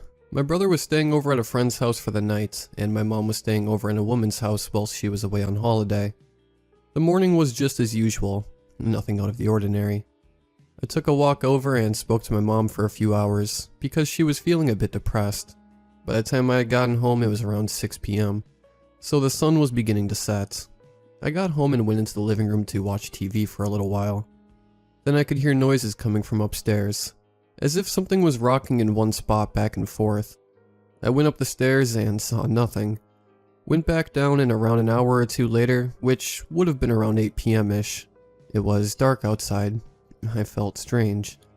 I don't know the best way to describe it, but I can say that I felt like something was near, and I got goosebumps all over my arms, with a little shiver feeling down my spine.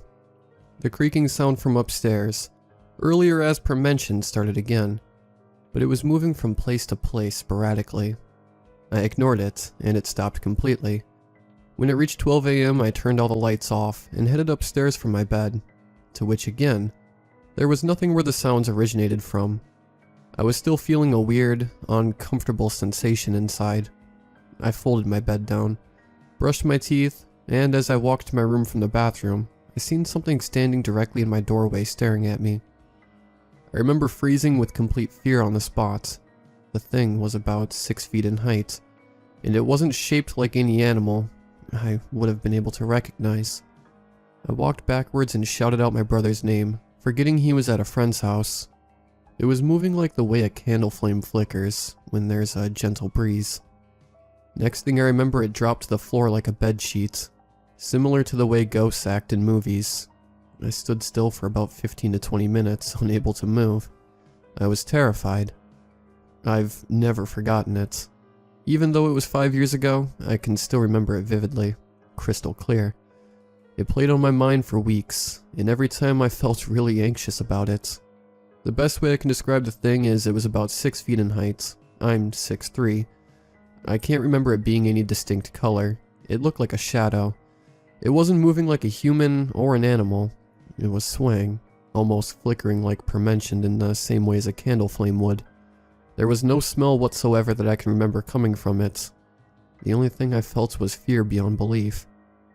I can't remember making out any facial features or body parts, but I could sense it was staring directly at me. I know it couldn't have been my shadow because of a few reasons.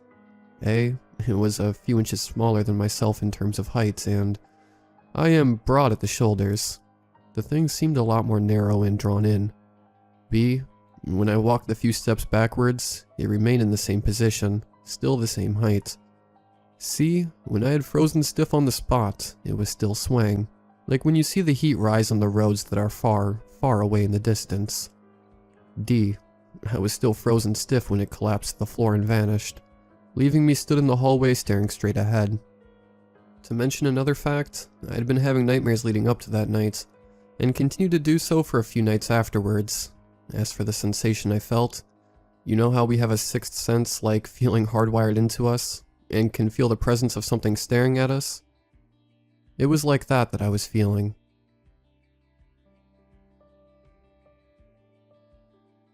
A silhouette of a woman appears on the balcony. Her cigarette glow can be seen piercing through the darkness as I watch from a beach chair below. At that moment I wonder who she is and what's going on through her head as she takes another drag from her cigarettes. This thought, however, is interrupted as a stranger opens the patio door behind her and joins her on the balcony. The band playing at the jazz lounge drowns out any chances of me being able to hear the conversation between them. For a brief moment I wanted them to be the distraction I so desperately needed from this boring drunk crowd that is within feet from me. The downside of vacation is having to deal with the annoying intoxicated people who believe the world spins around them and crave to be the center of attention, as I remain seated below them listening for any words shared between them like the cigarette that is now pressed against the stranger's lips.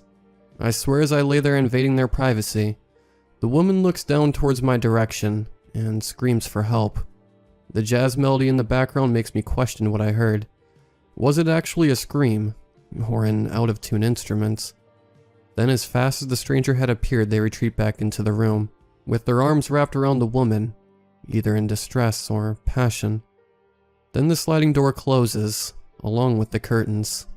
I glance around to see if anyone else had witnessed what I was pretty confident I had seen, but to my surprise everyone is too self-absorbed in their own business to wonder about the silhouettes on the balcony. Then I think to myself, I'm probably the only one that saw them. I'm probably the only one who actually cares at this point. I sort of envied the rest of the crowd that is left oblivious to it all. What do I do? Are the next 4 words that come creeping into my mind, that's now filled with anxiety. Did I really see what I thought I had seen? Or is the darkness playing tricks on my mind, and that those 2 silhouettes are safe and sound behind those tightly drawn curtains, embracing each other and merging as one silhouette? Maybe I should just have another drink and try to loosen the hell up. After all, I am on vacation. I return from the bar with a fresh drink. The rum burns my lips as I resume sitting on the same beach chair. As I light my own cigarette, I see something in the corner of my eye. Again on the balcony above me. As I look up, my instincts tell me that this wasn't the woman who I had seen earlier. Instead, it was the stranger who re-emerged from the room. The stranger lights a Zippo lighter and ignites a big cigar that's sticking out of their mouth. The light from the Zippo lights up the dark just enough for me to make out enough facial features to determine the face of the stranger belonged to a man. I remain on the chair, watching to see if he's rejoined by the woman. After a few minutes of watching, it came clear that she wasn't joining him. It also came clear that I wasn't the only one doing the watching. I can feel his stare burn through the darkness, and his focus was set on me. I guess this is karma getting me for being so damn nosy. I stay there frozen to the beach chair, too petrified to move. Maybe it's just paranoia, and the man isn't watching me. Maybe it's my mind trying to draw up some elaborate story to save me from boredom. I didn't want to go on this trip, but my parents were hell-bent that I tag along. Maybe I'm overthinking everything, and that woman from before is asleep on the bed inside the room, or in the shower. I decided that I would forget it all, and finish up my drink, and go get some rest. Then this day would be over, and I will be one day closer to going home. As I walk back to my room, I can't shake the nervous feeling that has a hold of me.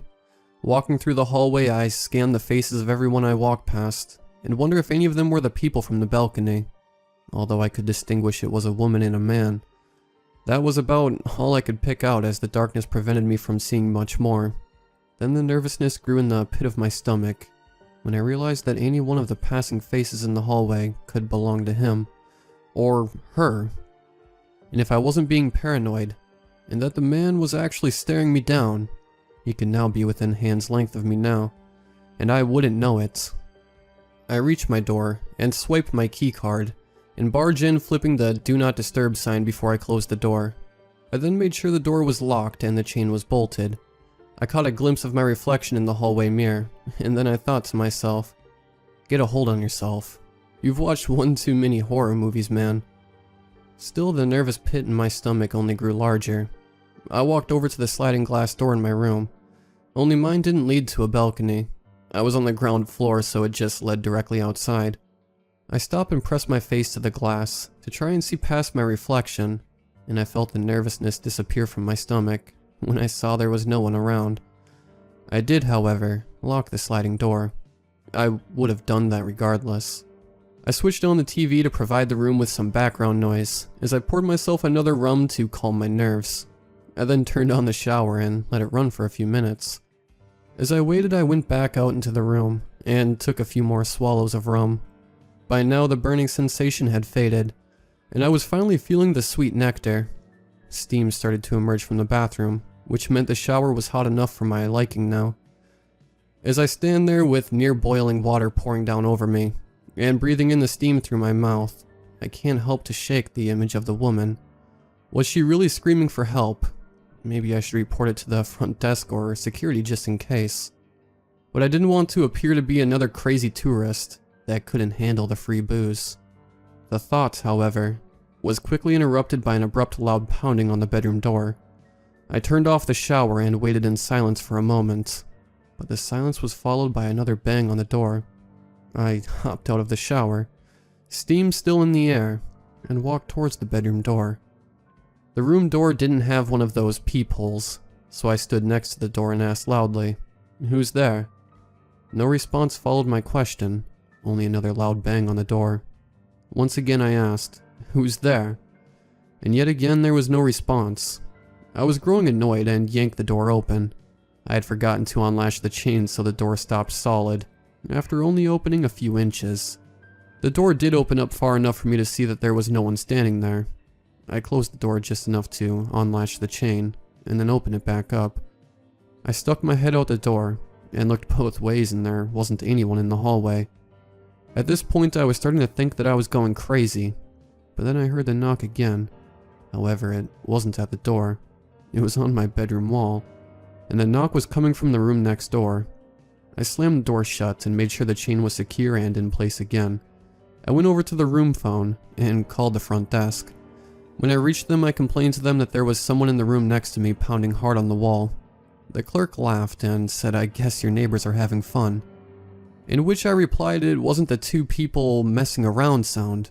It was someone hitting the wall hard with their fist, or something else. The clerk then took me more serious, and told me that they'd send security to check it out.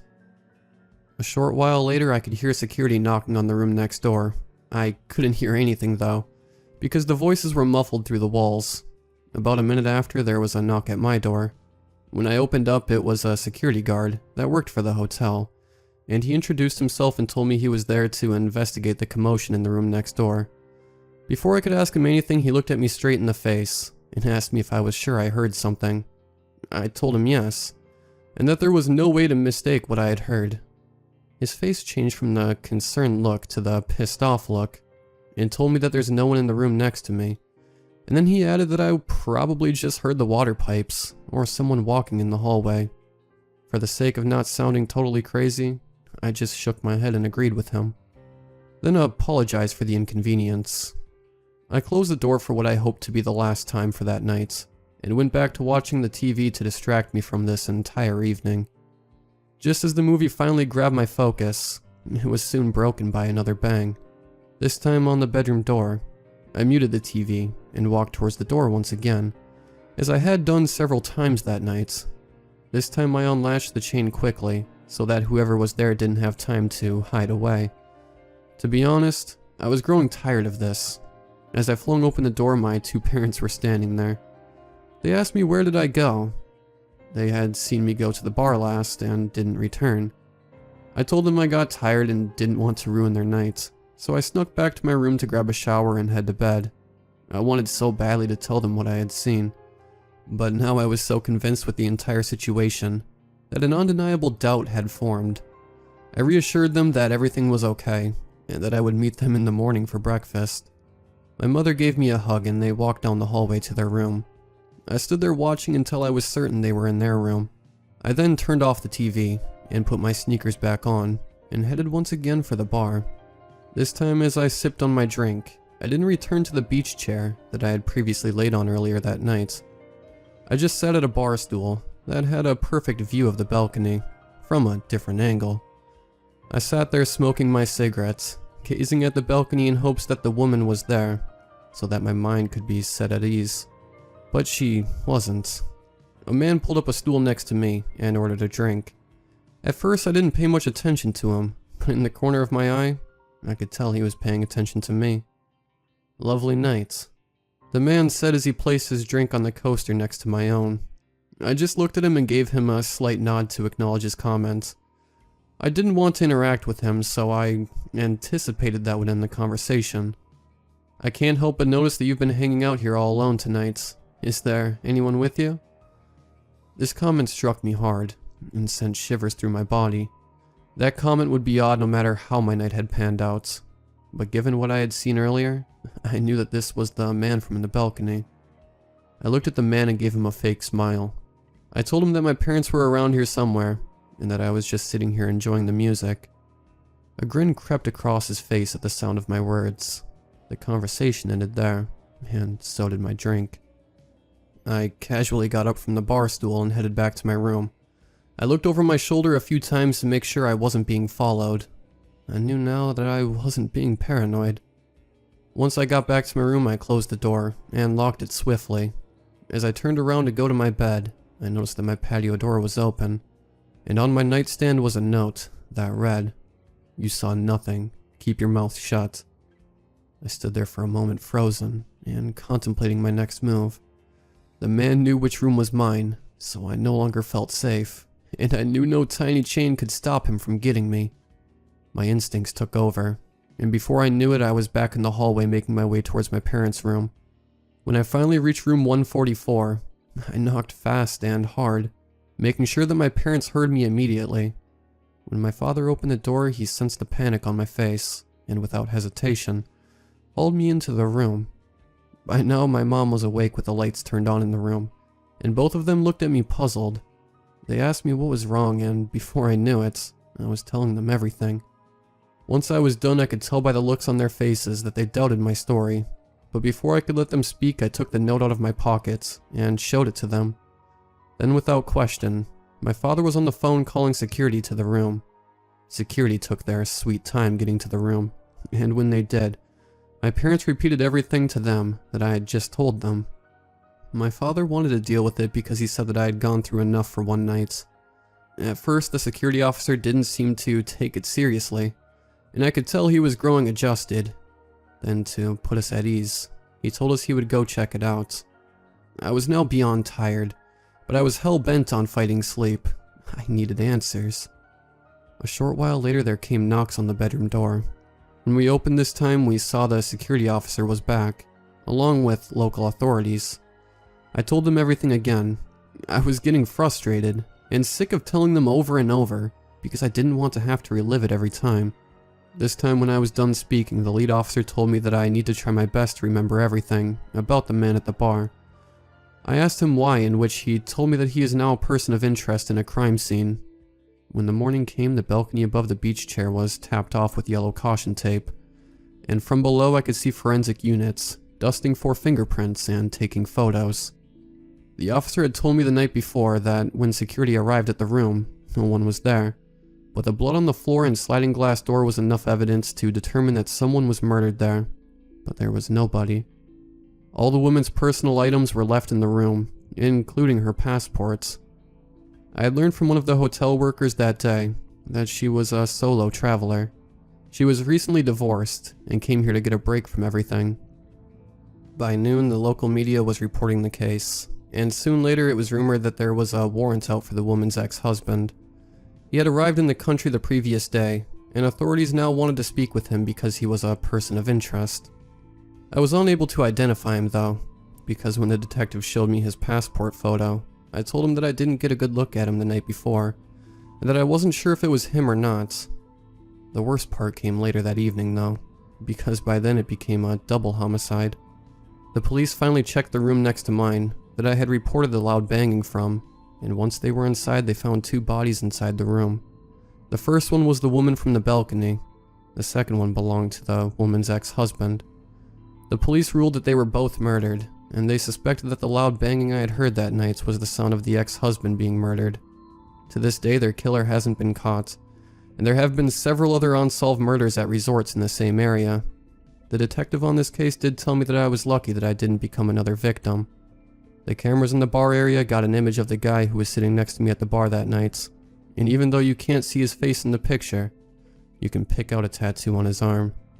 This ruled out the possibility of it being the ex-husband, because he didn't have any tattoos, and the detective is certain it was their killer.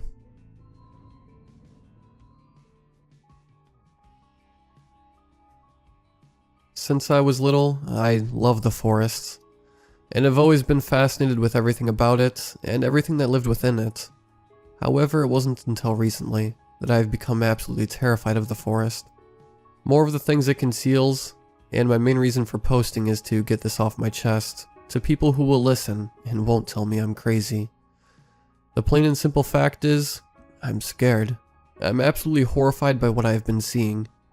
And I have no one to tell who will believe me, and no idea what to do. I don't know what this thing is, but I've seen it several times throughout my life, and every time I see it, it seems like it gets closer to me. And I know it's the same thing I keep seeing, because it's so distinct, and it's not something anyone could easily forget. The thing I'm referring to takes the form of a dog, wolf, or coyote of some kind. Only this creature is distorted in a way that I can't explain as something natural. Let me start with describing its body.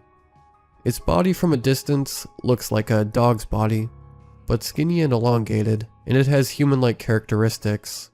The limbs that sprout from its trunk are dog-like, but they're long and skinny. Too long and skinny to look like a normal dog, a half-starved dog, or anything natural to begin with. Its limbs were at least twice the length of a German Shepherd's, and he's even considered tall for a dog. It has no tail, and the fur was thin, patchy, and matted to the bony body of the creature. Then there's the face. Its face is something that haunts me and makes my stomach turn. It has a thin, short, dog-like snout, with a human-like shape, and tiny eyes that appear sunken into its head, and also human-like in a way. The first time I saw this creature was during my childhood. I was maybe 9 or 10, while out on a hike with my grandparents. We were deep in a national park when I noticed something moving from the corner of my eye. I was excited to be out in the forest, and in my excitement, I ran a little ways ahead of my grandparents. So far ahead that I couldn't hear or see them behind me. I did know from my grandpa that if you saw an animal, that you should respect its space and leave it be. So I tried to do just that. The only thing was, something didn't feel right, and I felt this overwhelming sense of unease the moment I saw it. I wasn't close enough to see specific details, but I remember noticing it was smaller than a normal wolf or coyote, and it walked with this limp, and it looked like it was on 2 legs. I could be mistaken, but that's what it looked like. The second time I saw it, I wasn't alone, and I actually have people to back me up on this. My friends and I were out for a drive one night, and I was 20 at the time. It was late out and we were driving around in the middle of nowhere. Where we're from is heavily forested, and of course, it's pretty dark. We were driving down a stretch of road at about 11:30 or midnight, listening to music, and talking about how horrible work was that night. Everything was fine, until I realized that we were lost, and we were in an area with little to no cell phone service. I didn't want to keep driving, and continue to get lost, so I pulled over onto the side of the road while we tried to figure out where we were, and how to get back home. While we were focused on that, my friend in the front seat said he thought he saw something in the trees behind us, and I told him to shut up, and to stop trying to scare us. But the thing was, he was serious, and I could tell he was starting to get scared. That's when I put down my phone, and looked up trying to see if I could see something too, and honestly I wish I hadn't. Because what came out of the woods seconds after, I started to scan my surroundings, scared me half to death. This dog-like creature stepped out from the trees, and into the light of the headlights, on these 2 long thin legs, its head hanging, and fur patchy and rotted looking. The eyes on this thing looked cold and dead, like it was distorted walking roadkill. All three of us were horrified and I froze in panic, and my friends were screaming for me to drive, as it stared at us with those dead human-like eyes. When I drove off, we watched it disappear into the darkness behind the car, and I haven't been down that country road since. The third time was earlier today, actually. It was in the early evening, and I had just gotten home from work. My house is positioned at the edge of a campground, so there's no shortage of trees, and there's always a woodland visitor or two, taking a stroll through my yard or a neighbor's yard. I usually expect to see a deer or a fox passing by, but I didn't expect to see this creature again, and especially not so close to home. I was walking up to my front door, and something moving caught my eye. I always get excited to see an animal, but what I saw made my blood run cold. Crouching under the cover of trees was the creature I'd seen twice before. It still looked sick and skinny. Its fur was patchy and matted. It had a familiar, distorted-looking face that looked more human than dog in the light, and its eyes were watching me. It stayed a good 100 feet from where I stood, and I couldn't get inside fast enough. I have no idea what this thing is, and I'm terrified.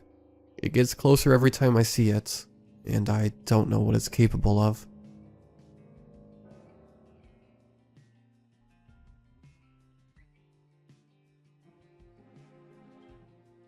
My name is Jake, and I've been saving this story for about 15 years. When I was 14, my parents and I moved on to the mountains of Gatlinburg, Tennessee. My parents were always fighting, so they thought a change of environment would help the relationship. And it did. They felt like entirely different people, and we were happy. Although we were away from everyone else, because of mountains and all, we always had things to talk about. One day my parents went into town for groceries. Not unusual nor entertaining, so I stayed back. It had been 4 hours since they left, and still no return. I remember thinking to myself, some trip. Did they go back to Ohio or something? I went to sleep that night with them still gone, hoping they would return soon. The next morning, I wake up to the smell of what I can only describe as misplaced bacon. Like it was bacon, but something was off about it. I look at my clock, 8:53. I grunted and rolled over, and tried to go to sleep again. I would have if it weren't for my mother's scream I heard downstairs. I shoot up from my bed, and run downstairs, but only to find no one there. I checked every room but found no one. I checked the basement as well, but I only find a weird smell lurking down there. I didn't think much about it, and headed back upstairs. I get up there and walk into the kitchen only to see nothing. Nothing out of the ordinary. Except no bacon. I was confused for a moment, but then my parents pull in front of the house and walk in. "Hey there, Captain," my dad said. "Where were you guys?" I said, half confused and half irritated. You see, they have always had problems with each other, and it would amplify when they were drunk, as all couples are. So my mind went to that immediately. Lose your attitude before My father's eyes were enraged so quickly. He hadn't been like that towards me before. I took a step back, almost tripping on myself. We had to take some friends over to a Greyhound so they could catch a ride to another state. My mother chimed in, cutting off my dad. "Oh, okay. I was just worried about you guys." They calmed me down and things were normal for a couple days. They were a little off, but I had only assumed it was because they had said goodbye to their friends. 3 days later, I roll out of bed and do the morning routine. Go to the bathroom, shower, brush my teeth, and head downstairs. I check the clock in the kitchen and it reads 9:41.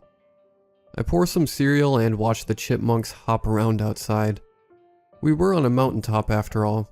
No people to disturb the animals or chase them off. Perfectly secluded. I hear my parents both down the stairs to go to work. Both lumberjacks. I hear them grab their axes from the closet in unison, as they do 5 out of 7 days. They say bye, I do the same, and they leave. About 20 minutes later I hear footsteps coming up the stairs, and I was frightened, since it was just my mom, dad, and I living there. I spin around only to see my parents walking up the steps out of the basement with them both smiling and mom saying, "Forgot our lunch."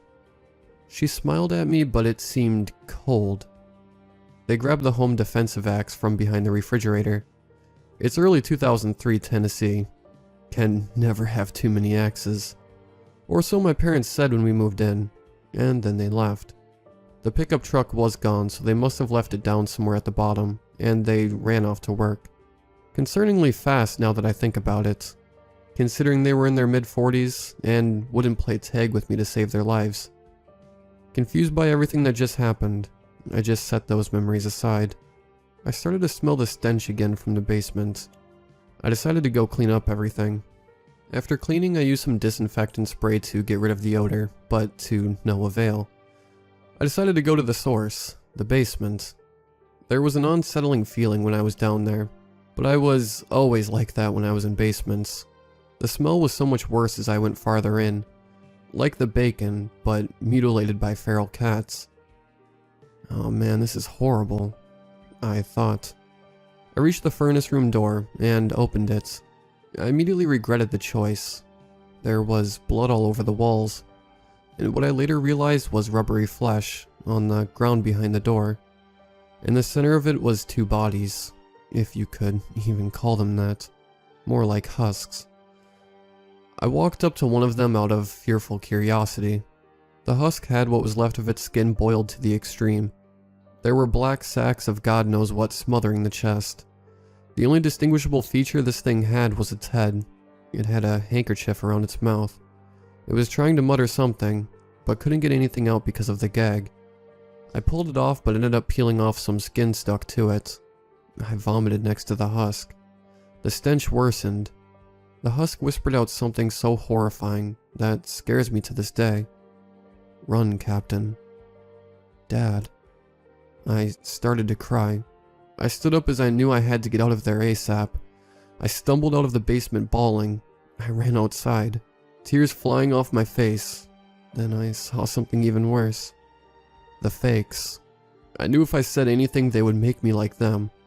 I need to live for them, I thought. I need to. Fake Dad shouts, "We're going to town to shop. Let's go."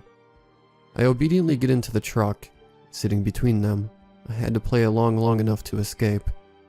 We were 2 minutes away until I heard a bumping sound coming from the back. I glance over and my eyes widen. The three axes. I started to quake in fear. The fakes look at each other with smiles as cold as their eyes. We arrive. Fake Dad says he's going to the butcher, and Fake Mom says she's going to get spices. It's time to make a run for it. I bolt away from town and flag down someone driving out. My life then became the one of a hitchhiker. As we're driving out, I hear Fake Dad shout so loudly, elephants would crap themselves. "See you in 15 years, Chief." Like I said at the beginning of this post, it's almost the time once more. So if anyone sees anything about my name in the news in the next 3 days, assume the worst. The other day, after getting a steak at an Outback Steakhouse, the waiter said, "Enjoy your meal, Chief." Then he gave me a cold smile and gave me the check, which read $0. "You'll pay soon enough." He let out a wheezing laugh and walked off. I'm in Sowell right now, far from where I have been. I feel the piercing gazes from everyone that looks at me, probably because I'm the only American here. But that's not the point. The point is, they're still out there. But they are still chasing me. I have no idea why the fakes let me go, or why they said 15 years. But all I know is that this place reeks of bacon.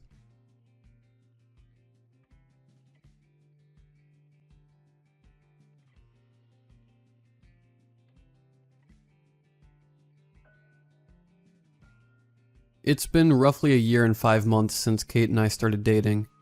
Honestly, it's been picture perfect from day one. She just gets me so well, and means more than anything to me. Only problem is, I think we have a problem. Of course, like any couple, we had bickerings and issues every now and again, but there is never a large cloud over our relationship, until recently. You see, we had finally gotten an apartment together. It took a while since I was bouncing between jobs and she wanted to stay with her mother for as long as she could, since she's a single parent. But finally we settled down into our own little place, and that's when she started sleepwalking. I remember the first night I slept with her, she had done it then. I questioned her about it in the morning, and she told me she used to sleepwalk a lot as a child after her father's death. So the first night she did it in our place. I figured it was just the stress or anxiety that made her do it, so I found her in the living room and led her back to bed. However, the next 3 nights she also slept-walked.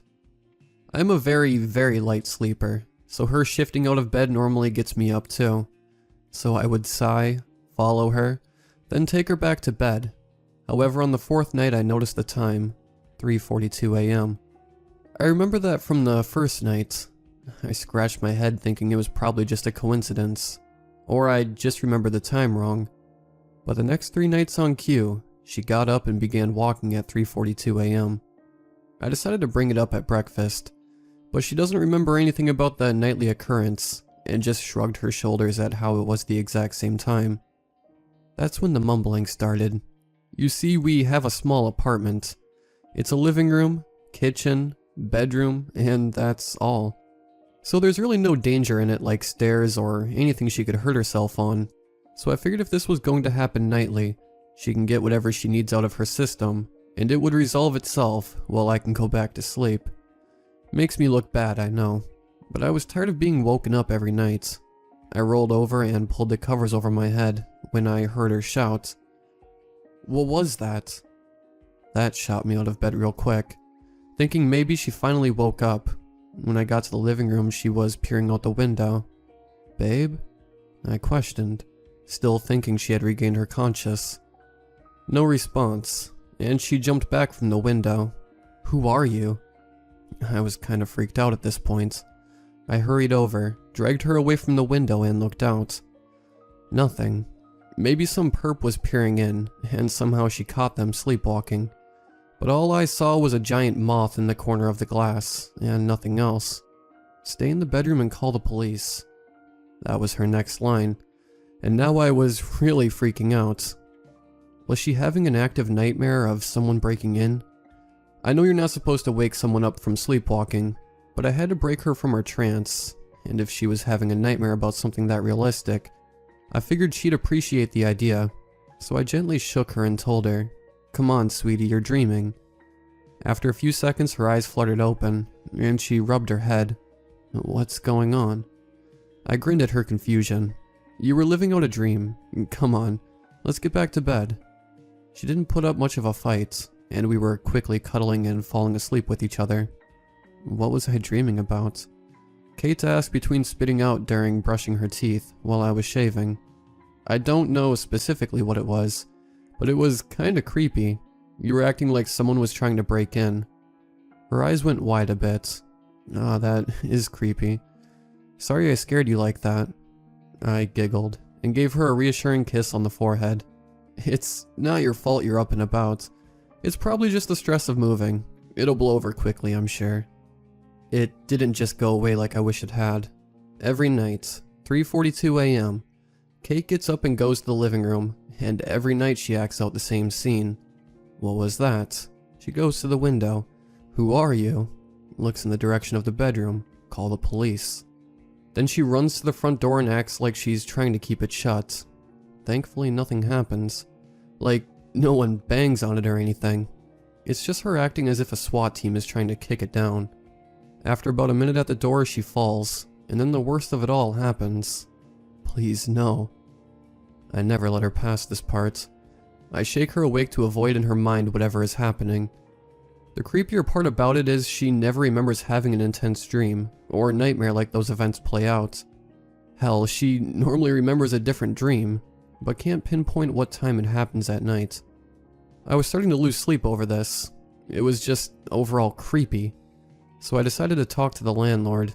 I have no idea what he'd know, but maybe a previous owner had something like this happen to them. And then I can talk to them. I found him throwing out a couple bags of garbage at the dumpster, and that was a perfect time to ask. "Hey, you got a minute?" I asked as he turned around, and wiped his hands on his overalls. Ah, the newcomers. I grinned to myself, as he called us that nickname whenever we'd passed him by around in the community. "What seems to be troubling you?" I took a deep breath, as I wasn't really sure how to ask. But I decided to just say it.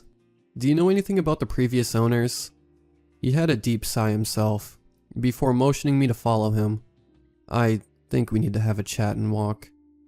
I told him what was happening with Kate, how she sleepwalks on the dot at 3:42 a.m., and that disturbing scene she plays out. That's when he told me everything. It was 2 owners ago. One night somebody broke down the door and shot the husband dead at the door he was trying to hold in. The wife was lucky, or as lucky as one can be.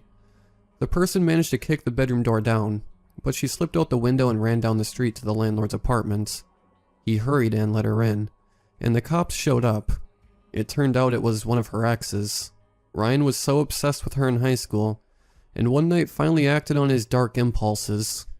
I was floored. Was my girlfriend being haunted? Was the husband trying to tell us something? I mean, Ryan was caught and sentenced to life, so what could he want? That's when the landlord chuckled slightly to himself. It's funny. The couple before you had something similar happening to them. Every night they'd hear loud banging on the door. Nothing ever came of it, but it drove them insane and they broke their lease and moved. I have no idea how to process all of this. Is the husband possessing Kate to tell us something? Do I make him move on? Do I tell her? She's creeped out about it just being random events. Imagine if I tell her somebody was executed in our apartment. The one thing I don't get is, the previous owners heard the banging of what I assume is Ryan trying to get in. So why don't we hear that?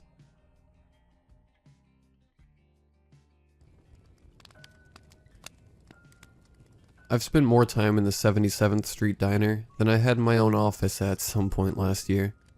I know all the waitresses by name in each shift. I know the menu backward and forwards. I've heard every song on the jukebox. Yet I can't find myself to leave the red corner booth, with a hole in the leather just underneath my thigh. I always dug my fingers into the plush beneath. Everyone in the force understood why I sat in the diner so often. It seemed to be the only connection I could make between 5 missing girl cases. For background information, I live in a small town. The cliché type of small town that most people talk about in true crime cases on the news, where nothing happens in them. It's true for us. We hadn't had a single murder since 1876. It's on record in our police archives. There aren't robberies, no runaways, no murders, nothing gruesome. The worst that happens is a person driving through speeding too fast, or kids when they skip school to drink underage or their tractor parties in the middle of cornfields. 5 missing girls are outrageous. People in our little town have definitely given the station heat, and I think it's deserved. The only connection I can make between all 5 girls is they're in high school, and they all come to this diner. I can't find myself to leave even though I've closed the case by now. I still think about them. Know their case numbers still like they're tattoos on my skin. Misty, Joanna, Eden, Corinne, and Lisa all went missing starting on April 28th. I remember when I got the call about it, how I rushed to the scene. Misty's mother was a wreck. Of course, she was. Misty was her only daughter. My partner wanted to pin it as a runaway, right out of the gate, so it wouldn't be that big of a problem, but I knew who this girl was. Everyone knew who everyone was in this town. Misty was a straight-A student with ambition, a future. I knew the drunks in this town and her parents didn't add up to the reputation. The last time she was seen was exiting the 77th Street Diner by Irene. Irene is the kindest woman I have ever met who runs the diner. She closes every single night and always asks me to walk her out to her car. On the CCTV footage that records all day and night, it checks out that Irene saw Misty leave. Misty had a coffee that night, as she had her notebook unfurled on the table. Sitting in the booth I now claim as my own. Irene went to the back and spent 2 hours counting the money, doing an inventory check, and browsing the internet. Misty was last seen that night at 10 p.m., never to be seen again like she vanished from thin air. It was then I sat in the diner and people watched. It was always the same people who came in at the same time, until school released. The variations of who came and who didn't would change as the days went by. I had my team searching everywhere we could that didn't require a warrant. There was nothing outside the diner, not a single splotch of evidence. The last time her phone met a cell phone tower was in the diner.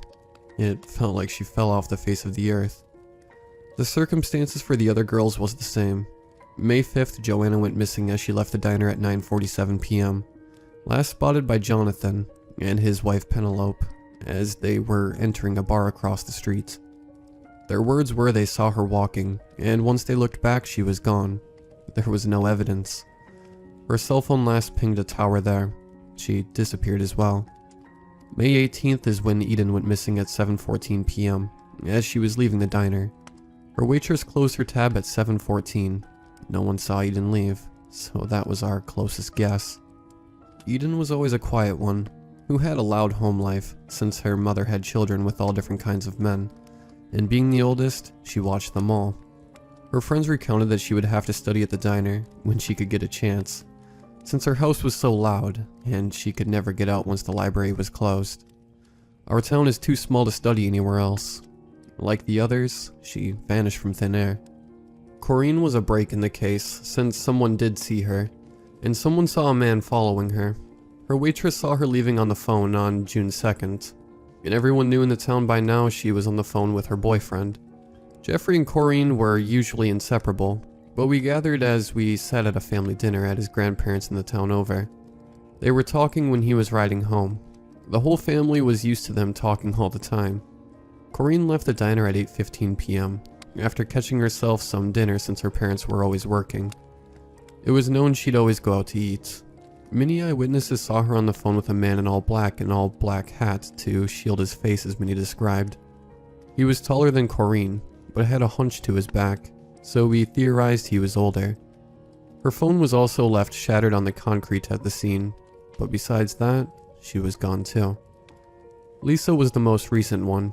She left the diner at 7:30 p.m. on June 22nd, and unlike Corrine, she was like the others, gone without a trace. Only her waitress saw her leave. Nothing was left at the scene, and the town was sent into a frenzy. A deserved one. The heat on our small police force was increasing. People were no help, though. Not because they didn't see anything, but they gave us threats to rid us of our positions, so no one could solve the case. For a while, I was out on the field. I looked everywhere I could with my team, but around the time when Corrine went missing, I noticed the connection was the diner. I had to get in the mind of the culprit.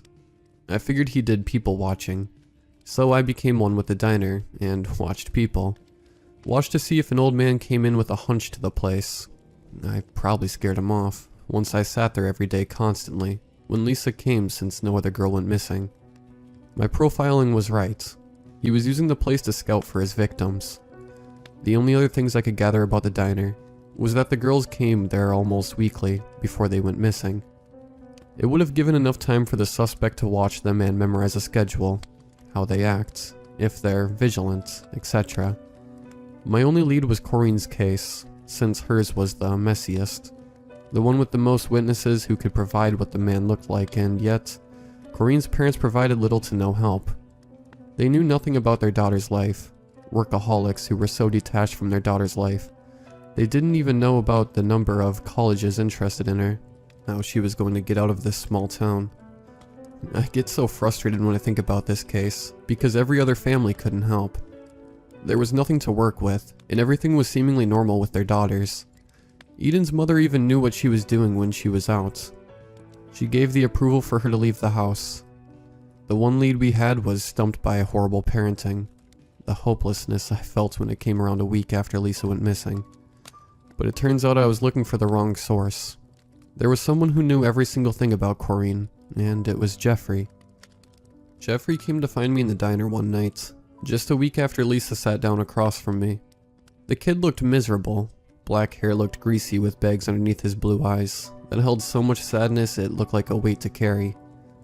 "Officer," he started, voice wavering with a frown on his lips and water welling in his eyes.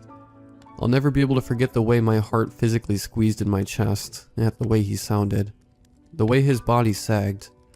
The loss was in his face. I don't know if this helps any, but she told me she remembers a man watching her before that night. His voice was soft, but his words sounded so loud in my ear. I took out my notepad and pen, clicking it to get ready to write, and looked at him with my best sympathetic smile. "Go on, son. It helps. Anything you know is helpful." Jeffrey rested his elbows on the table as he looked down at the wood. playing with his fingers that I could tell he bit the fingernails off of until they were red and raw. I always told her to tell someone, since it was so weird. The guy looked old, she said, but she didn't know who he was. He had a tattoo on his arm of a red bleeding heart that was set on fire. She remembers since one day while she was at the store, he was lifting something as he watched her, and his shirt fell down his arm to hang on his shoulder. She knew he was old since his hands were wrinkly and he always wore a hat, so she couldn't see his face. I wrote everything he said down. For a second I considered it being in the next town over, but then when he mentioned the hat, it could still be open to being a local. She didn't tell anyone, he continued, voice shaking more as he talked. His voice sounded dry until he cleared it and swallowed. Tears down his face now. Who could she tell, really? The police can't do anything unless it's a threat. Her parents are never around, and I told my parents, but they couldn't do anything either. I regret not being there that night so much, officer. I'm sure you know she had universities looking for her to come to their school. She never accepted one. She waited for me to be accepted into Berkeley, so we could get out of here together. We were going to get married. I can't help but think if I were with her that night, she would still be here. His voice broke into sobs some time ago when he spoke. I held his shoulder as I scooted into the booth next to him, hugging the smaller boy into my chest. I already wanted to bring these girls to justice, but none of the family ever broke down to me about it. They would excuse themselves to cry, and I'd just leave from there and bid them my best. Jeffrey cried to me, against my chest as I told him countlessly that it wasn't his fault. I wanted to bring them to justice even more, like the torch had been turned into a bonfire in my chest. The police station was busier than ever in that hot summer month. It was no different when I walked in the next morning, after I took Jeffrey home, and spoke to his mother to keep an eye on him, with my notepad in hand to the brim with new information.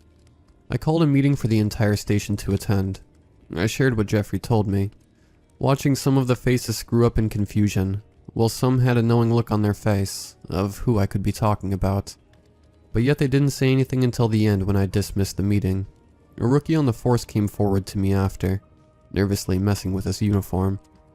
Sir, I don't want to put the wrong person behind bars, and I don't think anyone does. The only person I can recall with a tattoo like that is Mackie. Mackie, a 40-year-old man who lived on the outskirts of town, who was known for his never-ending cornfields and scarecrows. Scarecrows during Halloween and harvesting season were popular, and he always made a killing with them. I wasn't hesitant like the rest of my team who would rather drop dead than drive out to just talk to Mackie. In fact, I scolded a few of them before I left, for not fessing up to their theories, and that 5 missing girls was more important than a scarecrow or corn. I drove out there by myself, hoping that maybe they were right, and Jeffrey could get the justice he deserved. I could only think of that kid, torn up like that. The town talks a lot, and apparently he skipped work to stare at a prom picture, crying to himself while clutching the photo to his chest. I felt a personal responsibility to alleviate that guilt, that if he had been there, it would have been different. I needed him to know that this was carefully planned by someone, that she put up a fight before she was taken. Mackie's cornrows started just a mile outside of town, and continued for 5 miles more until the road met a dirt one, with gravel sprinkled across the asphalt, with mud tracks on the road. It never rained enough here to clean off the mud that came from watering the cornrows, so it always felt like the asphalt was permanently stained. My car vibrated as it traveled down the dirt path, bumping every now and then as it came across a few hitches, but eventually I reached the red rickety house with a red farmhouse next to it. The sound of chickens and the smell of cow manure greeting me as I exited the car. The house was chipped of its paint in most spots. The stairs leading onto the porch creaked with each step I took, and the porch felt like it was going to give out from under me at any minute. I stepped to the screen door that the screen was halfway off of, pulling it open to knock my knuckles against the peeling wooden door.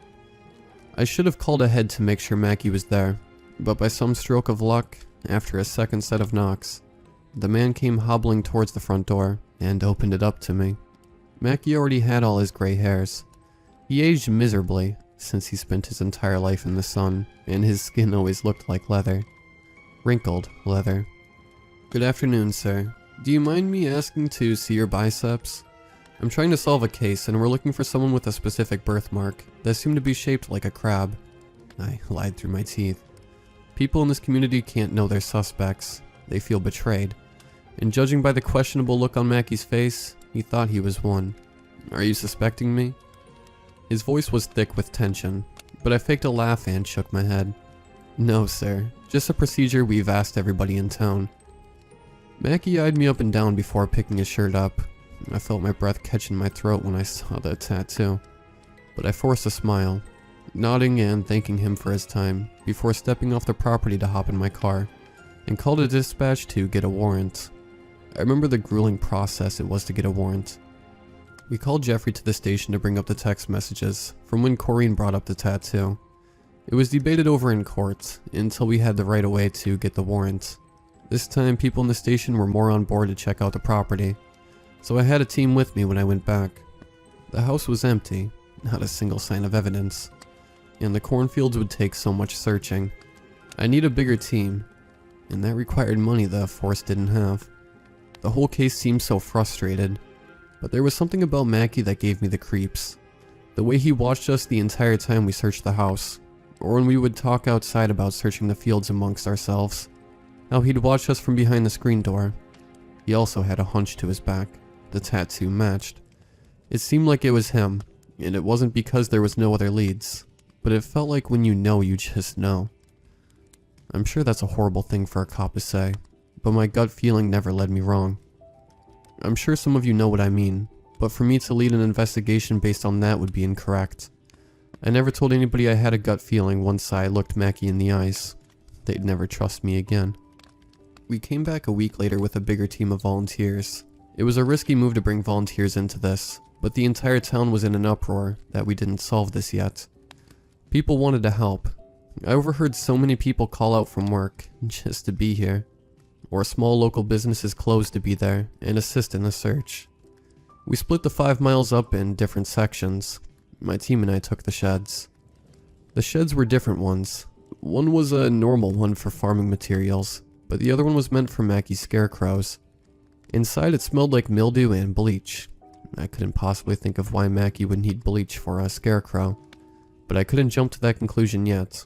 The light in the shed was too dingy to make out anything, making us use a flashlight to inspect the surface that seemed way too clean. I felt the anxious butterflies churn in my stomach, leading us to walk out of the shed and down the cornfield rows. Nothing looked off. It looked like a normal cornfield, but yet something felt so off to me. I kept thinking of that shed, what Jeffrey said. Everything felt so right in my gut, that I felt like I had to pursue this and finish this off. The answer lied somewhere, and it couldn't be in a tattoo and strong bleach smell, but somewhere, it had to be something. Maybe it was the cornfields, but we walked and searched it until we got more towards the heart of it, where it was quieter. Mackey always said the crows flocked to where it was quieter. The search groups all reached the heart, looking around it. It was so hot. I was sweating underneath my uniform. The sky was blue, beautiful. The sun beating down on us even though it was starting to set. It was serene almost if you ignored the fact that we were looking for 5 missing girls. But it was then I noticed the smell. I turned to the officer on my right, sniffing the air, and watched his face curl in confusion. Don't you smell that? It smelled like something was rotting, like rotted meat was left out too long from the fridge during the defrosting period. Maybe also like rotten eggs. To this day, I can't ever identify the smell to relate it to anybody else. I followed the smell until it got stronger, accompanied by the buzzing of flies to lead me directly to a scarecrow. The leg looked too real. It looked so realistic but pale at the same time. Mackey's scarecrows have never looked realistic. Maybe a little scary in the art on their faces, with the evil grin for the kids, but never like this. I tilted my head back to scan the body, seeing it untouched until the chest that was slashed down to the stomach, bloodstain on the ground beneath it, as organs threatened to fall out from the cavities, with flies buzzing in and out of the body. Her green eyes were falling out of the sockets, slashes in her face as her nose hung from the septum, and jaw dislocated like a snake when it goes to swallow something whole. Her hair shoved in her mouth, as a nest of flies seemed to be stuck in the hair that was caked in blood in her mouth. I still knew who she was. Corrine always had so many freckles on her face. that even if she was still dismembered, I could tell it was her. All 5 of them were there. I never told Jeffrey what I saw, and I hope he never finds this post. I told Jeffrey that it was a murder, but I never told him that his girlfriend he planned to marry was nailed against a wooden post, with staples through her hands, that had dried and crusted blood. How could I tell him that? How could I tell him his girlfriend was nearly unrecognizable? Lips cut off and teeth pulled, head half shaved. Her heart was missing from her chest, along with a lung. Jeffrey cried though, as if he knew the truth that Corinne was used as a scarecrow. Pinned up to rot and decay in the heat, absolutely mutilated and unrecognizable. I sit here in this diner more than my own home. I think about this too often, that I had to come here and write about it. I sometimes visit Mackie. I finally asked why he did it, and he said it was because his scarecrows weren't scary enough for the crows anymore, and he needed new models. He also said that the girls were something unobtainable, for someone gross and old like him, and he wanted to strike back to show that yes, he could get them. I think about that a lot, as I watch people. People do think they're unobtainable, living such a safe and protected life that I help keep safe and protected with my own hands. I know these people's lives better than my own, and yet my mind roams to Jeffrey and the grief he felt. I can't help but feel the underlying curiosity of what it'd be like to make a scarecrow of my own.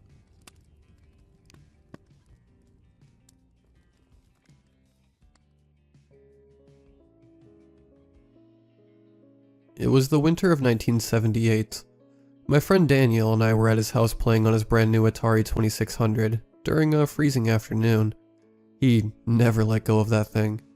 I would go to his house and find him sitting in front of that TV with a controller at hand, and sweat dripping down his palms.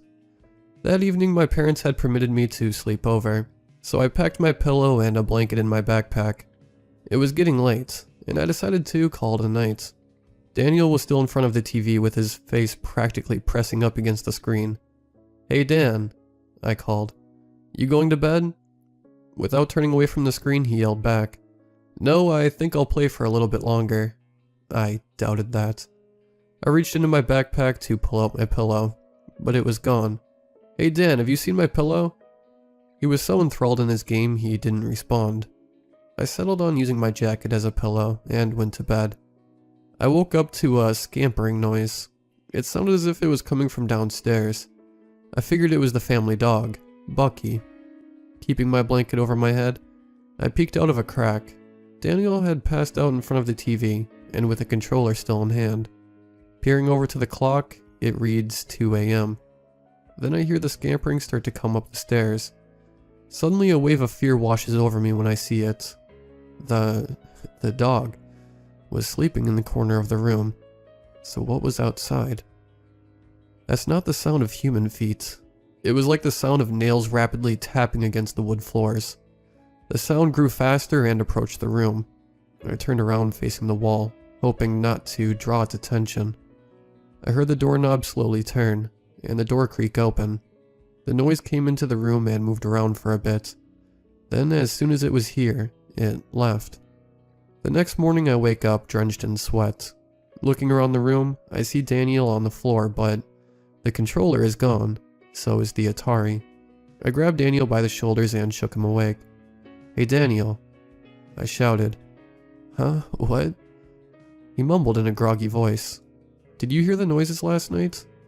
He shot up and looked around the room, completely ignoring my question. "Where's my Atari?" He yelled with his voice breaking as if about to cry. "I don't know." I told him, trying to keep my voice straight. He ran down the stairs into his parents' bedroom to ask if they had taken it. Maybe it was his mom or dad who came up into the room last night. I kept trying to tell myself. But deep down, I knew that probably wasn't it. I mean, what else could have made that noise?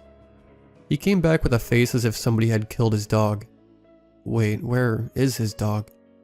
The dog was in the room last night. But now that I think about it, I didn't see him in the room when I woke up. It probably went to the bathroom outside. I knew this wasn't true either, but I didn't want to accept what happened last night. "Did they take it?" I asked, hoping he'd say yes. "No, they said they never left the room." This terrified me because whatever was here last night wasn't welcomed. Let's just look for it. I'm sure we'll find it. I told him, trying to reassure him. You probably just put it away and forgot what happened. More lies.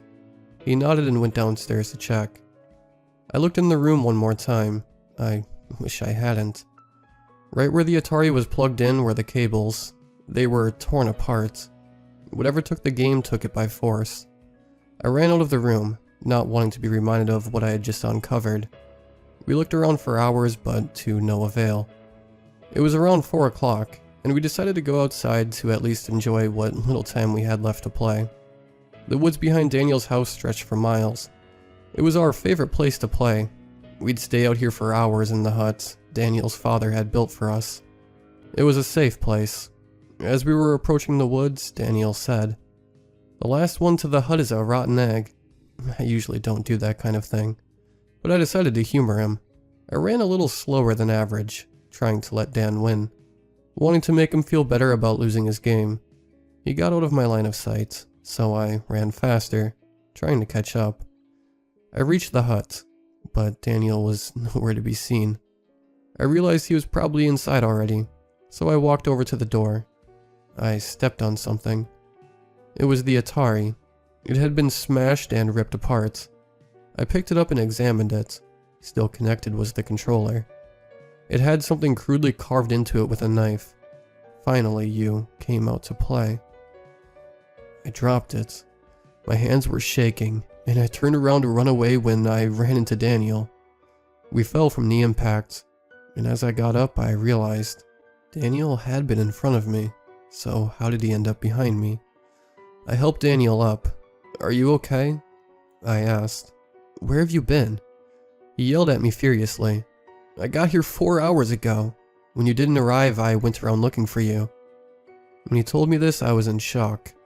4 hours? It's only been about 10 minutes since we left the house. How could 4 hours have passed? I looked down at my watch. 8:24. "Come on, we have to get home," I said. "Wait, what's that?" he asked, pointing at his wrecked Atari. "Nothing, let's just go." With that, we darted back towards the house. We reached the house. I put my hand on the doorknob and felt something soft. It was Bucky's collar. It had another piece of writing. It read, "Back so soon." It's whatever is out there. It has the dog. Whether it's alive is a different question. That night we told Danny's parents what had happened. They didn't believe us, of course. They called the police and told them about the missing dog because it was the only thing they actually thought was true, after the dog didn't come home. After that, nothing ever felt the same. I had the feeling I was being watched from afar. That feeling never went away, even as I got older. I knew one thing was certain. That thing was watching, and it didn't want anything good. Years went past. It's now 1992. We're both 28. Danny and I moved out of our hometowns and drifted apart. We tried to stay in touch, but it didn't work out. I had been struck with a feeling that something was calling me. I needed to go back there. Back to that hut. Back to where it all started. I made up my mind. I was going back. I called Daniel just to see if he'd come with me. After all, he was a part of this. He lived a few hours from me, but it was worth a shot. "Hello? Daniel? It's Leamy." I was about to hang up, thinking this is stupid when he responded. Leamy? Dang, it's been a while. How you been, man? I decided to cut straight to the point.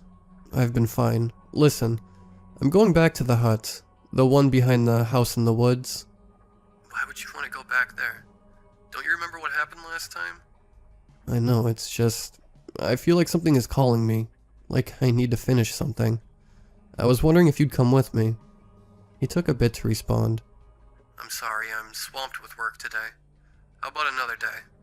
This can't wait any longer. I have to go today. No, it's fine. I'll go alone. Then I hung up, not letting him respond. I arrived at the forest at 2:10. I got out the truck and made my way into the dense forest, with my hatchet in hand. I had my name written on that hatchet. I walked for what felt like hours. I even thought I had passed the hut, and considered going back. but I kept walking and eventually saw the hut. I looked at my watch. 2:23. It had only been 13 minutes, and yet it felt like hours. I began to approach the structure when I heard a crack of leaves. I rapidly turned around, raising the hatchet to swing. It was Bucky. He was alive?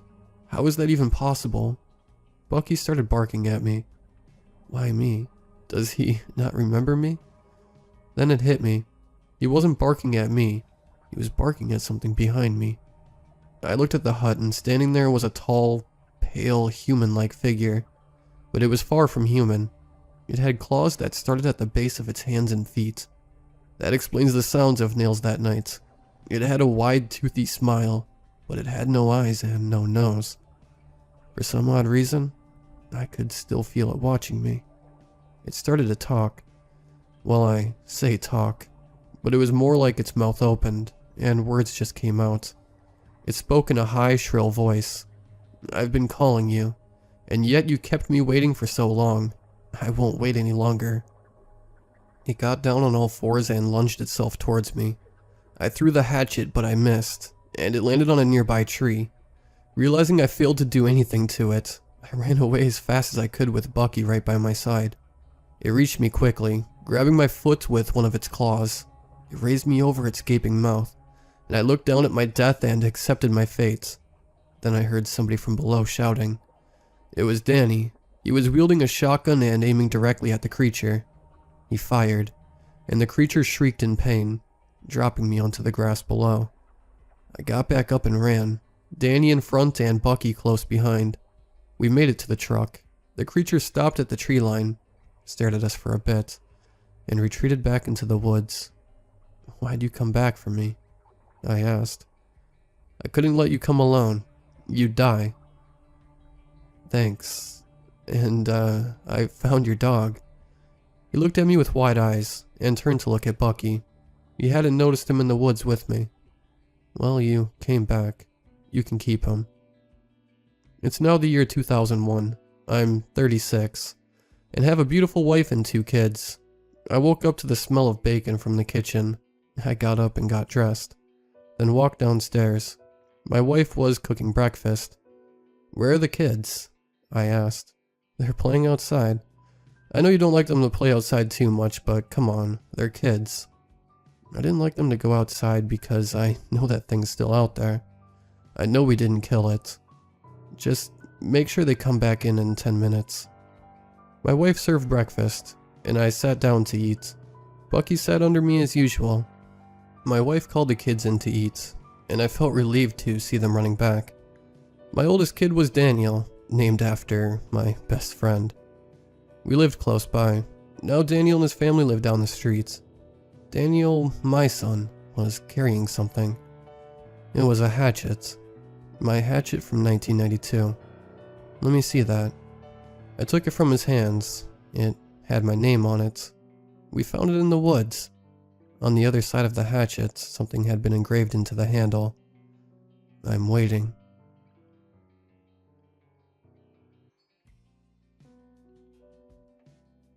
I've wanted to tell this story for a while now, but never really wanted to bring it into the light. I would like to enlighten the masses of a story that happened to me, and has more than confirmed the supernatural for me and my father.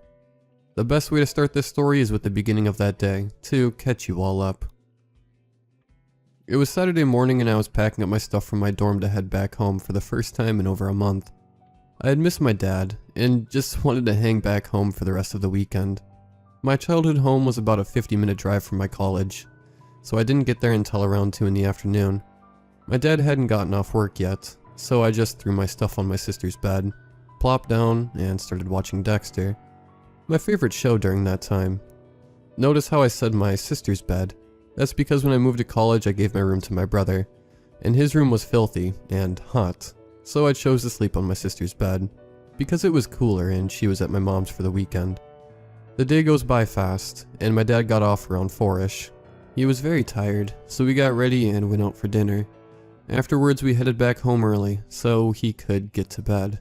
We both laid down around 10, which was early for me, so I got back to watching Dexter.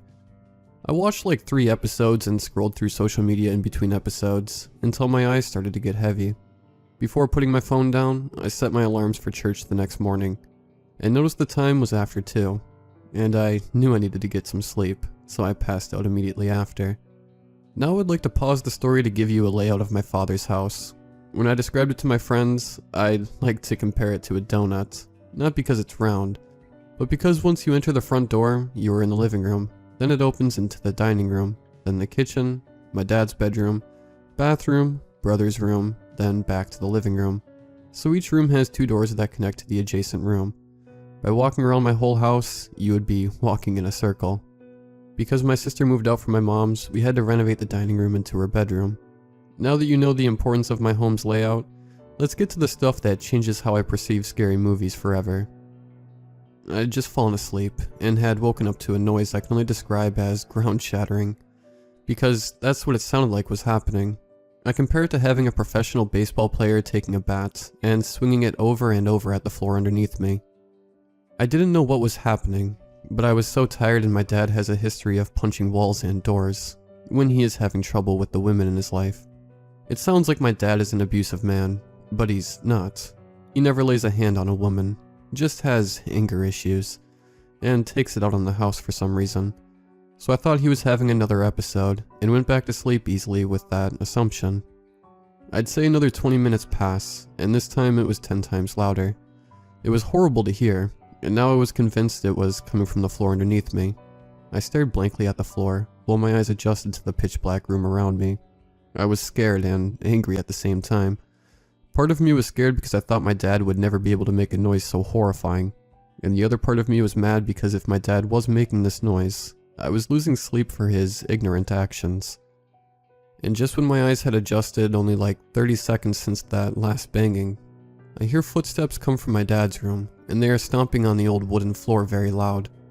For a second I thought maybe that was the noise, but trying to think rationally here was not going to bode well for me, because just then my dad enters the room with a very angry, tired face. He begins to yell at me saying, "Son, what are you banging on?" And I knew he was serious, and it was not him making these disturbing noises.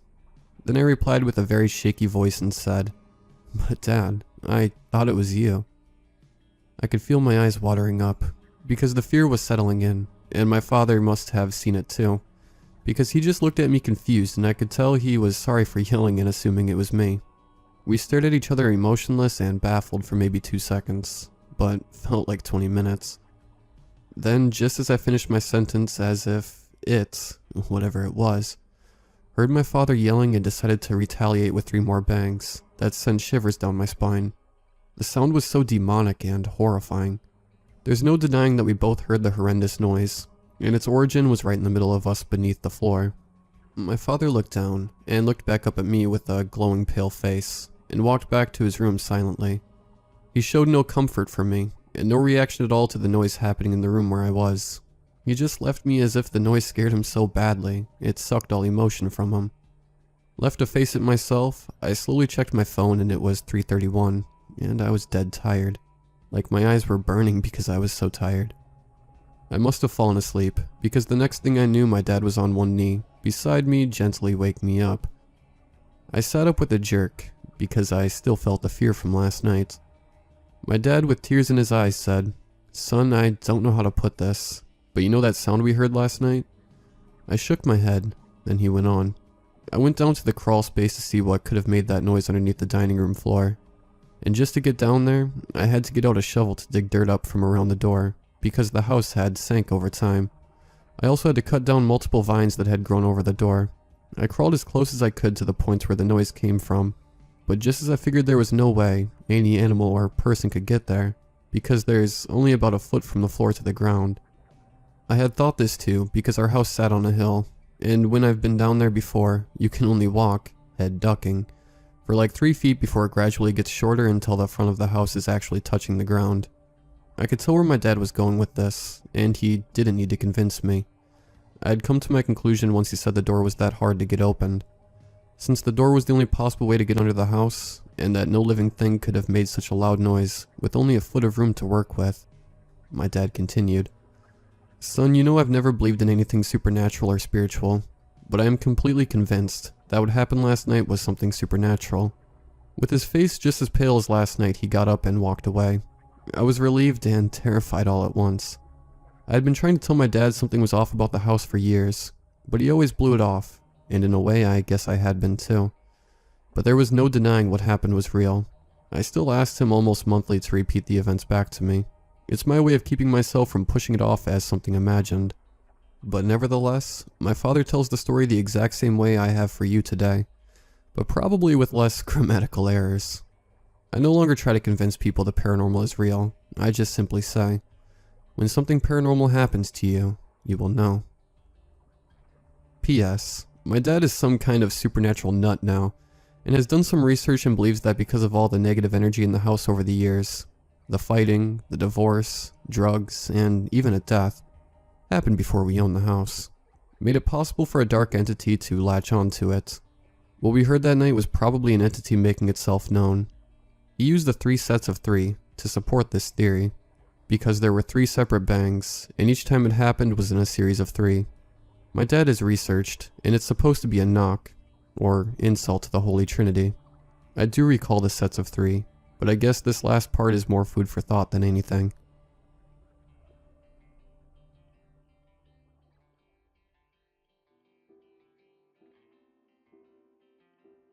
Okay, right. I know a lot of fake stories go on here, and I can promise you everything I'm about to write is 100% true.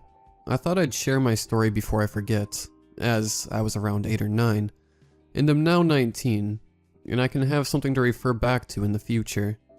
Stay with me here as it needs a bit of background work to make sense. Have you ever noticed something from the corner of your eye as you run or walk past, and stops you in your tracks, frozen solid? Okay. The story starts from a young age. I was born in Britain, and I was brought up in a small village called Horncastle in East Midlands, UK. My mom was a nurse and worked nights often. She was and still is a fantastic mom. When my mother would go to work night shifts, she would drop us off at my nan's house in Woodhall, so we could go to school the next day without her. Makes sense. We would arrive around 8 or 9 p.m. and sleep over. We would sometimes even stay weekends for a treat, or stay over during school time holidays. I was always interested in the history of the Giant's house. It was built in the Victorian times in the late 19th century.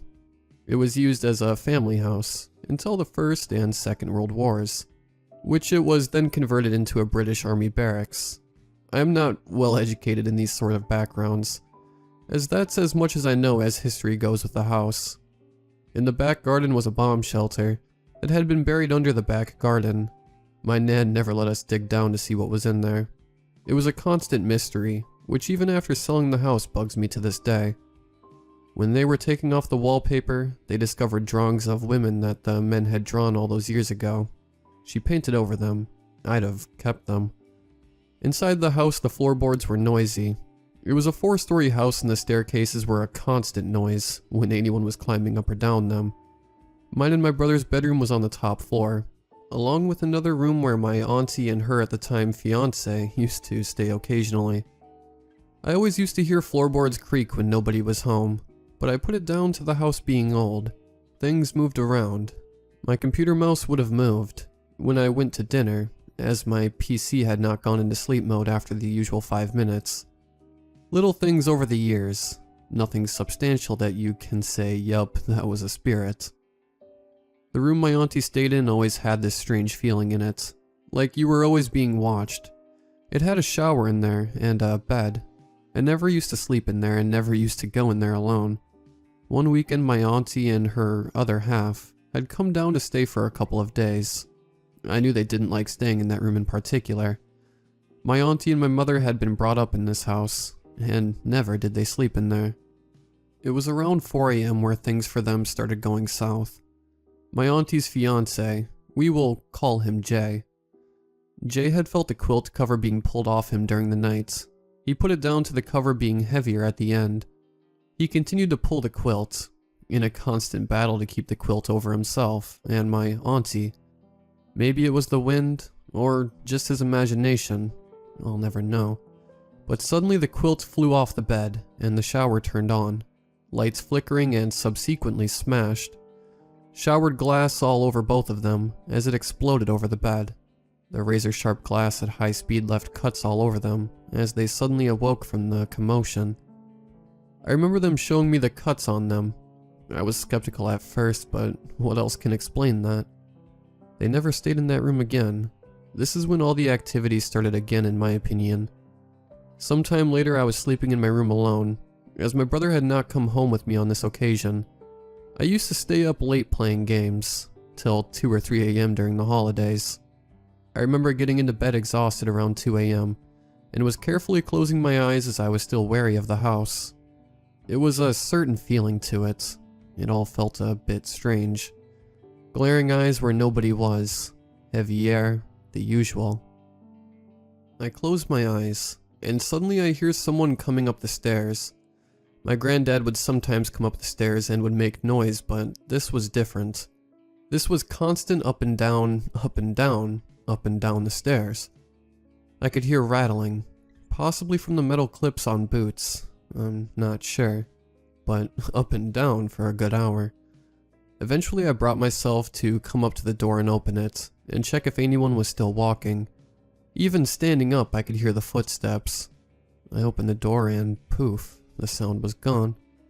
I went down the small staircase leading to the landing, and stood at the top of the staircase where I believed I had heard the stomping. At the bottom is my granddad's room. I stood at the top and I could hear his radio, which meant he was in bed, fast asleep, and probably had been for the past hour, and I never ever found peace with this. There was nobody upstairs. My nan was asleep downstairs, as that's where I went immediately after realizing nobody was there. It is truly unexplained. It wasn't just me experiencing the phenomena throughout the house. My brother had a reoccurring vision of a man with a black coat and a fedora-like hat on, standing in corners and sat on chairs throughout the house. I also witnessed this man often. I would see him and pretend I didn't, just to make myself feel better as I had to stay there. My mother had also experienced this man throughout her childhood. She told me she was extremely afraid of this phantom as a child. She told me that when she was around 18, she walked past my granddad's room and looked in, because she would often try and sneak past him after she's been out drinking or whatever. And she saw this frightening apparition leaning over my granddad while he was fast asleep. He slept with a small light on usually, so the room was lit. But this figure was much darker and fearsome. Most times when she saw him, he gave her a bad feeling. But not like this. This was pure terror. Like the spirit had been caught red-handed, and he was absolutely furious. She flew up those stairs and went straight to my bedroom, which at the time was hers. One day my mother was walking past the main lounge, and saw her recently deceased great family member sat at the armchair in the corner. It's one of those things where you think, nope, I didn't see that. She backtracked and nobody sat there. This was broad daylight, and I believe her. My nan would often stay up very late watching TV. She's a night owl and still is now. Sort of dozes off in her chair, and then will go to bed in the early morning. One particular night she woke up in the early morning and went straight to the downstairs toilet. She sat down and took a breath. Suddenly the room begins to shake. The house is shaking. Planes are flying overhead. Bombs were going off. As if she was transported back in time to witness these ferocious air raids in the 1940s.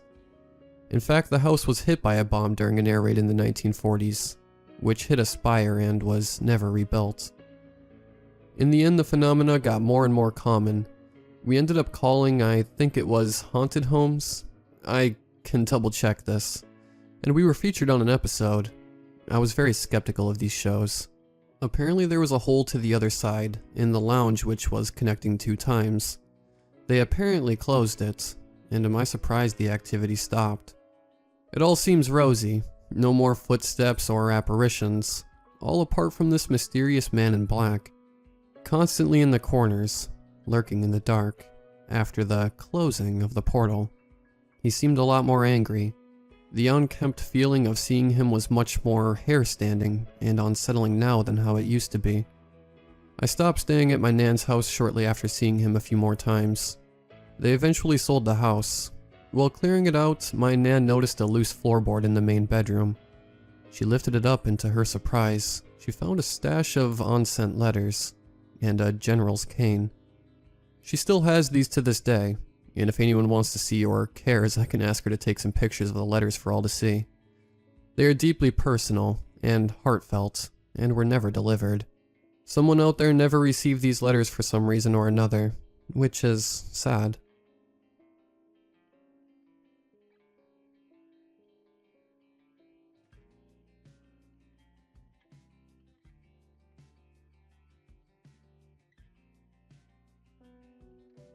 What I am about to do is not so much tell a story, but recall the memory of an event.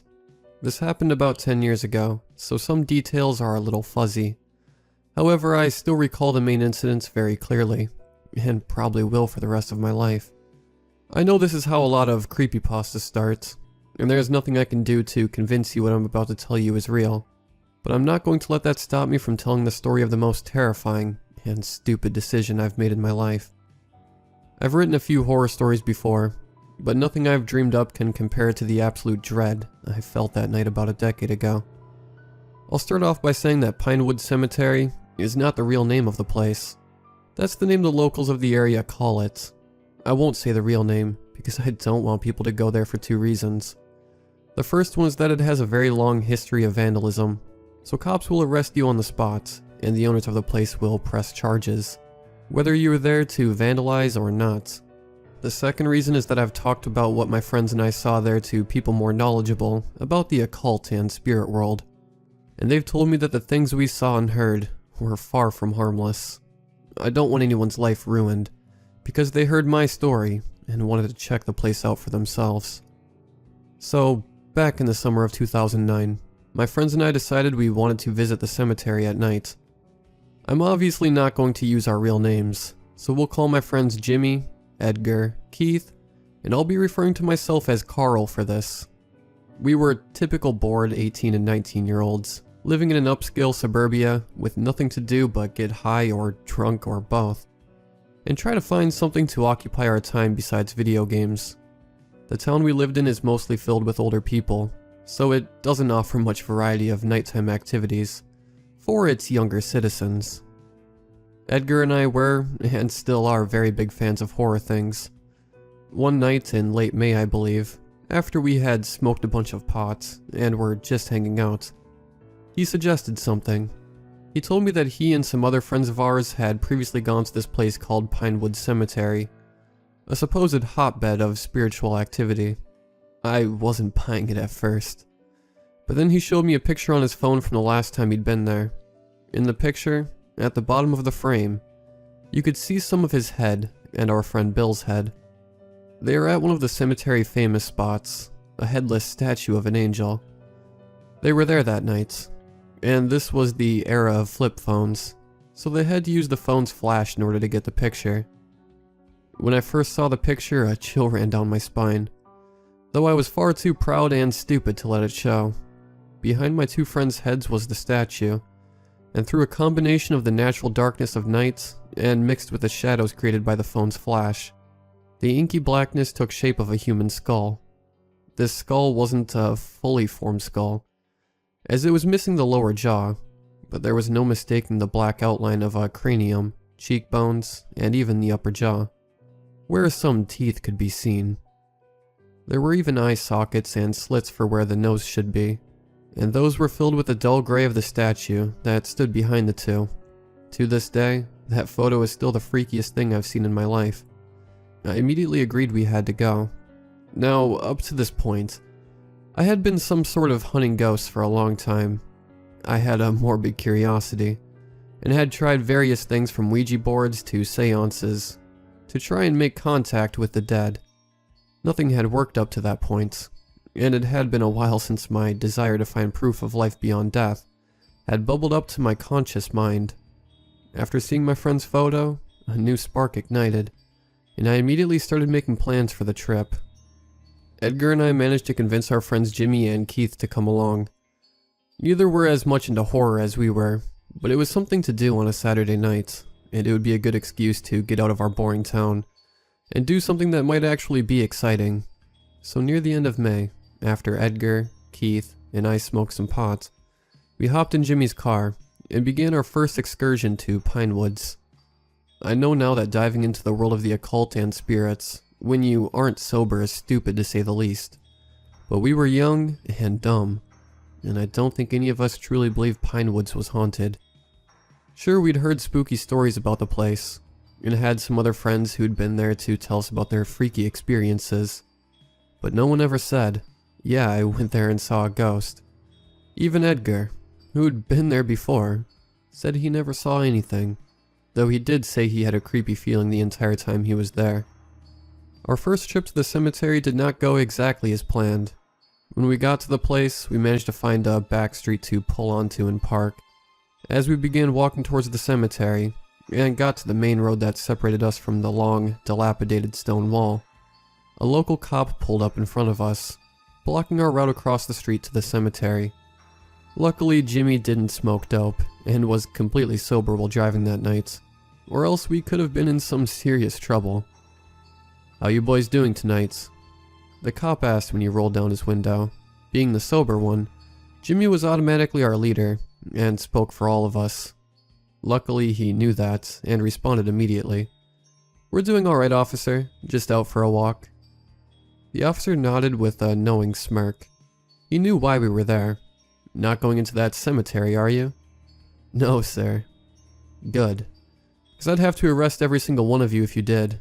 Where are you boys from?" Jimmy told him the name of our town. "Well, why don't you do everyone a favor? Get back in your car and drive on home." "Alright, sir." With that, he followed us back to Jimmy's car, and even went so far as to follow us to the edge of his jurisdiction, making sure we didn't turn around and try to go back that night. We were dismayed, but not defeated. If we couldn't go in that night, we planned a future endeavor. So about 2 or 3 weeks later, we were back in Jimmy's car and headed back to Pinewood Cemetery. This time we took extra care. We went on a Wednesday. As last time we had tried it on a Friday, and we figured that police wouldn't expect people to try and get in the middle of the week. Also, we found a more secretive back road that was on the same side of the road as the cemetery, so we wouldn't have to cross the main road in order to reach the place. We parked on the side of the back road, got out and stretched our legs, and made our way to Pine Woods. Our first stop was the mausoleum, a structure located near the front of the cemetery. Luckily, it was far enough away from the main gate that we had no worries about being seen by passing police spotlights. We still had to be quiet, but we were naturally silent as well. We didn't want to miss out on any of the supposed spooky sounds we would hear in the cemetery. We did hear spooky sounds that night, and I will never forget what we heard for the rest of my life. But I'm getting ahead of myself. The reason for the visit to the mausoleum was because it is rumored that it housed a couple of satanic rituals, maybe even a few sacrifices. At least that is what Edgar told us. I don't know how the others felt when they entered that place, but I felt far colder than I had been just a few moments before on that warm summer night. Looking around with our flashlights, we could see that the building was almost in ruin, with a large portion of the ceiling open and one of the walls being very old and worn. Then our beams of light came upon the writing. I'm not very good at second languages. I stink at trying to pronounce words in French or Spanish. That is why I took Latin in high school, as I knew I would never have been able to speak, or even try to understand it being spoken to me. I'm also not very good at remembering all the vocab words, but I knew enough to tell the writing in front of us was in Latin. I could tell enough, though, I didn't know all the words, that there were some very dark and menacing sentences written there, with some dark red medium as the ink that stained into the very stones. Also, the upside down crosses and upside down pentagrams made the subject of the writing very clear. We didn't stay long, and soon made our way down the path to the headless angel statue, Edgar in front as our guide. The path leading to the headless statue had a large number of trees growing on the sides. They grew high, and in the darkness of night, without the light from our flashlights, I could not see the tops of them. Yet they seemed to be more of a cage, blocking out any light from the moon or the stars, creating a tunnel of darkness that gave me creeps. The fact that even though it was a warm summer night, we heard no crickets, no animals, no night birds, just the sound of our feet crunching on path. While I was still mostly excited about being there, a growing fear was slithering into my brain, and I began to wonder if it was a good idea that we were even there. We were on the path for about 5 minutes, before a clearing opened up before us. The clearing was about 50 yards long and about 35 yards wide. The path continued across the clearing, and it continued on, into another tunnel of darkness, formed from the trees like the one we had just exited from. The path, and us on it, were on the far right side of the clearing. Looking left, we saw that the flat earth actually rolled up about 2 feet to create a slightly raised area, about halfway through the clearing to the far left side, where the woods created a clear barrier. Upon the raised area were a bunch of old gravestones, probably about 20 or so. Closest to us, near the corner but separated from the rest of the trees, that stopped the extension of the clearing, was a large dead tree. It wasn't very tall, but there were a lot of branches, twisted and bent in every which way. On the other side of the clearing, still on the raised plateau of earth, was a small, plainly built crypt. "Edgar, is this where the statue is?" I asked him quietly, hoping we didn't have to go into the crypt. "No, it's farther down the path. Not too far now," he responded. I nodded, and we started down the path across the clearing.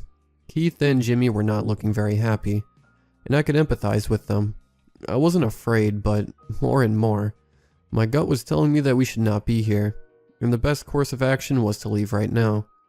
But being young and finally in the type of place I'd hoped to explore for a long time, I didn't listen to my gut at all. We continued down the path across the clearing, but only got about 20 feet down it when someone behind me, either Keith or Jimmy, I can't remember, whispered to the rest of us, "Do you guys see that?" Edgar and I turned to see who had said that, and what they were referring to, but we never got the chance. Before we could spin around completely, our eyes came across the dead tree, and it wasn't like it had been not a minute before. Surrounding where the foliage should have been on the tree was a white mist. It didn't look like any sort of fog I'd ever seen before, and the weather conditions that night made fog or mist all but impossible. Yet this mist covered all the branches of the tree, and didn't move at all. However, more than the mist, I remember the eyes. There was a pair of twinkling, red eyes, seemingly suspended from one of the branches closest to the ground. They stood out against the white background they were placed in, and I couldn't see anything behind them. That would be a head for those eyes to reside in, and the eyes were staring at us. All of us, whether it was curiosity or instinct, shone our flashlights up at the tree. The instant the light from the multiple beams hit the tree, the white mist seemed to dissipate, and the eyes were gone. Not only were they gone, but we could not see anything in that tree that would have been the source of those eyes. We kept our flashlight beams on the tree, and everyone looked at each other. I think it was Edgar who shook us out of our delirium, with a comment somewhat like, "Whoa, that was kinda creepy," and urged us to move onward towards the statue. Nervously, the rest of us turned our flashlight beams back to the path, and we began walking again. We made it about another 10 feet when I looked back at the tree. The mist was back, covering the bare branches like cloak, and the eyes had returned. They were in a slightly different place than last time, but were in a better position to watch us. I alerted the rest of the group and we all aimed our flashlights back at the tree. Just like before, the mist and eyes vanished. Again, the group looked at one another, and at that point even I started to get scared. I had seen too many horror movies to ignore the signs that we were starting to get into something deep. But here was the proof I had so long sought after. Even when Keith stated out loud, "We should get out of here," I knew he was right. I sided with Edgar, who said he wanted to press on.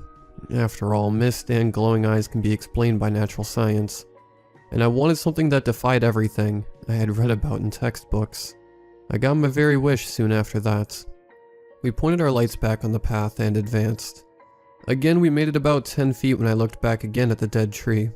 Sure enough, the mist was back, with the eyes. Except there was something different about them. The 2 previous times I had seen them, even though they were red and scary, they didn't look hostile. It felt more like whatever was seeing through them was observing us. The most akin feeling I can conjure is the feeling when you're entering or leaving a store, and the security guard, who thinks you're going to steal or have already stolen, watches you pass. But that third time, the eyes looked angry. Very, very angry. The four of us shone our lights across the tree again, but this time, nothing happened. The mist remained. The eyes continued their enraged stare at us. And now for sure, due to the light beams, we could see there was no skull or anything, man or beast, that housed those gleaming lights within it. It was then as well that we heard the baying of hounds in the distance. It wasn't the sounds of dogs barking, but more like hounds when they are released on a hunt. But it wasn't even that. I've heard hound dogs bay before, and those cries I heard that night may have been similar, but no dog on earth could emulate those cries. As soon as the howling died down, another sound assaulted our ears. The clanking of chains. Now it didn't sound like the rattling of chains that are attached to someone or something dragging them. It was the sound of chains in a portcullis, of chains being used to open up something big, like a castle drawbridge or a gate. Whatever it was, it sounded very close. And I at least could not break my gaze from the mist and those terrible eyes, who had conquered our lights and stared us down defiantly. This was too much for me. Keith and Jimmy were whimpering softly, and I managed to break my gaze from the tree and turn to Edgar. "We need to leave now," I said matter-of-factly. He continued to stare at the tree in amazement. "No, let's keep going," he responded, sounding a little dazed and confused. I resolved myself. Maybe I would be called a baby later on. Maybe I would be called a party pooper. Whatever. I didn't like what was going on. And if he wanted to come back some other time with some other people to mess around, that's fine with me. While I was there, however, I wasn't going to take any chances of anything happening to me or my friends. I grabbed him by the shoulder, turned him around to look at me, and almost shouted, "Edgar, we need to get out of here now." Edgar nodded slowly in agreement. Maybe it was because he saw that Keith, Jimmy, and myself were freaked out. Maybe I had loosened some sort of hold over him. To this day, I don't know. We four don't exactly talk about this in casual conversation. But after his nod, and the acknowledgement from Keith and Jimmy that all four of us were leaving, we sprinted out of the cemetery. I've never run so fast in my life, and I don't think I will ever reach that top speed I achieved with my want to leave that place and never return. We all had one last scare as we left where we had come in, and were still running for Jimmy's car. We could see the lights down the road of the patrolling cop car, and they had a spotlight shining out into the cemetery. Luckily, we all weren't panicked enough to just run out in front of them, and we all dropped to the ground. I don't know how they didn't see a single one of us, but they didn't. And as soon as they had gone down the road, we were all back up and running to the car. So, there's the story. Life went on. I moved out of my home state to go across the country for college. I'm still friends with Edgar, Jimmy, and Keith, but as I said before, we don't really talk about our trip there. We see each other rarely enough as it is. There are far more pleasant topics of conversation. There are a few more facts I learned about Pinewood Cemetery over the years, however. I learned that the cemetery had another name, besides Pinewoods given to it. The Gateway to Hell. I also learned a few years after our trip that Edgar, when he had previously visited the cemetery with friends, had been drunk when he did so, and in his stupor, decided to mess with a gravestone or two while he was there. I still love paranormal things. I still love horror movies, and I still love exploring. The state I reside in now has its fair share of ghosts and horrors, and things that go bump in the night, and I have experiences with them here. Still, nothing has matched the soul-chilling terror I felt in Pinewoods, in those moments before we began to run.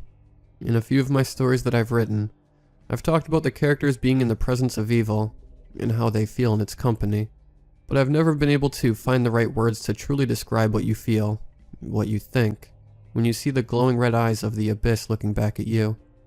Don't go to Pinewood Cemetery. I can't make you believe me about what I experienced, but at the very least, don't risk getting in trouble by the cops. Spending some time in jail is not worth going into a place you shouldn't even try to visit in the first place.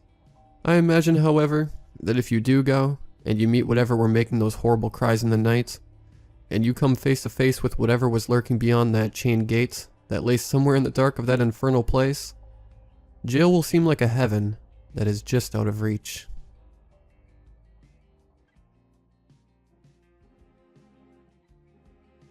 About 16 years ago, my family and I moved to a farm near Shelter Valley. My father got a high-paying job in the southern region of the province, and we were excited to start our new lives in our big new house.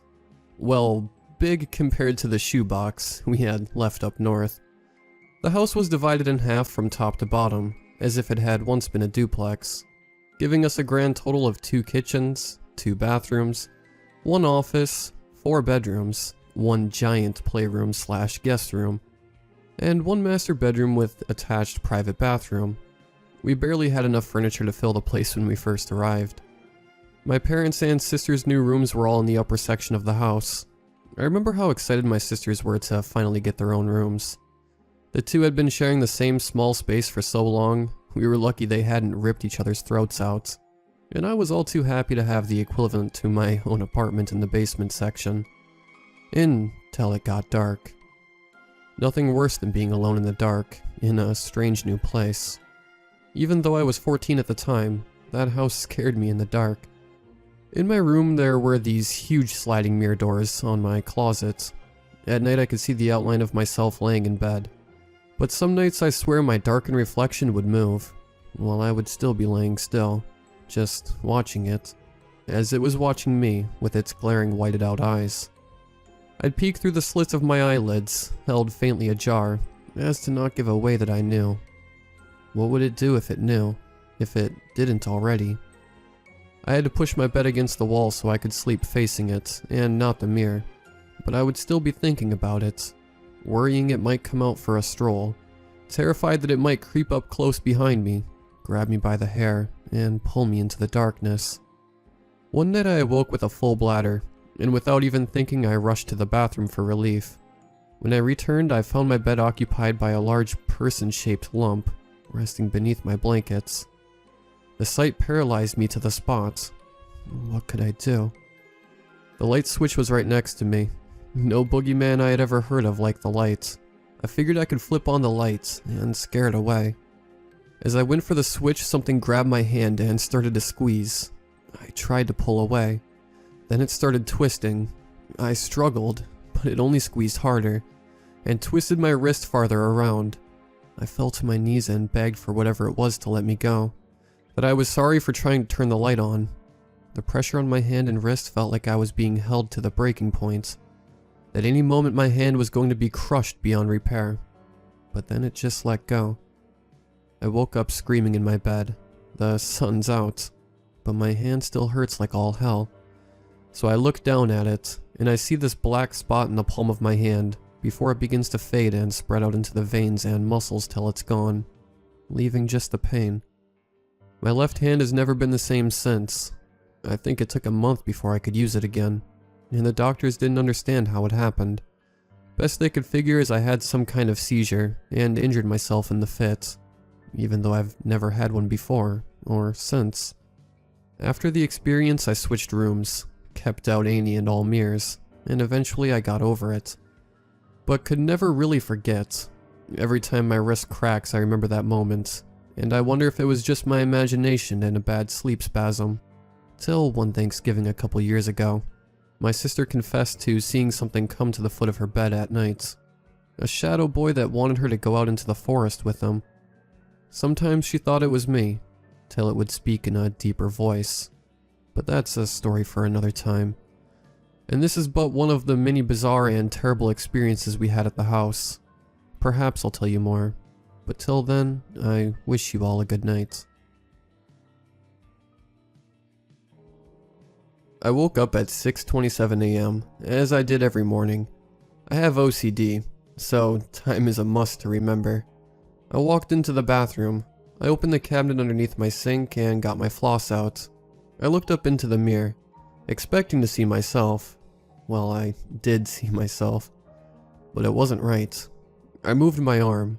My reflection in the mirror moved its arm too, only it was a second late. I brushed it off as me being tired. My mirror couldn't have been delayed by a second. That was impossible. I brushed my teeth and went back to sleep. I woke again at 7:09 a.m. I fed my dog. I walked back into the bathroom. My reflection still seemed like it was delayed by a second. I ignored it. It was impossible after all. It was early, I was tired, and that was probably it. I went to work at around 7:42 a.m., not thinking twice about the delay of my reflection in the mirror. There were mirrors that I walked by at work, and they were perfectly fine. I got home at 5:07 p.m., as I usually did.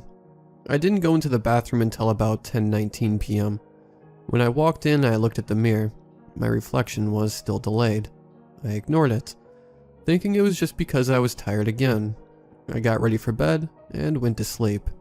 The next day when I woke up, it was the same thing, except the delay was 2 seconds late this time. It was weird, but I still could have just been tired. I went to work, the mirrors there were fine. That day I got home from work, I went straight to the bathroom. My reflection was still delayed by 2 seconds. It was so wrong. It was like there was someone inside of the mirror who looked like me, who was copying me, but progressively getting worse at it.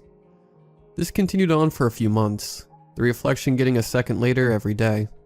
By the 5th month, I would walk into the bathroom, and my reflection would stay at the door. I would stare at it expecting it to move, but it never did. This is when the nightmare started. I would dream of me walking into the bathroom, and my reflection would follow me.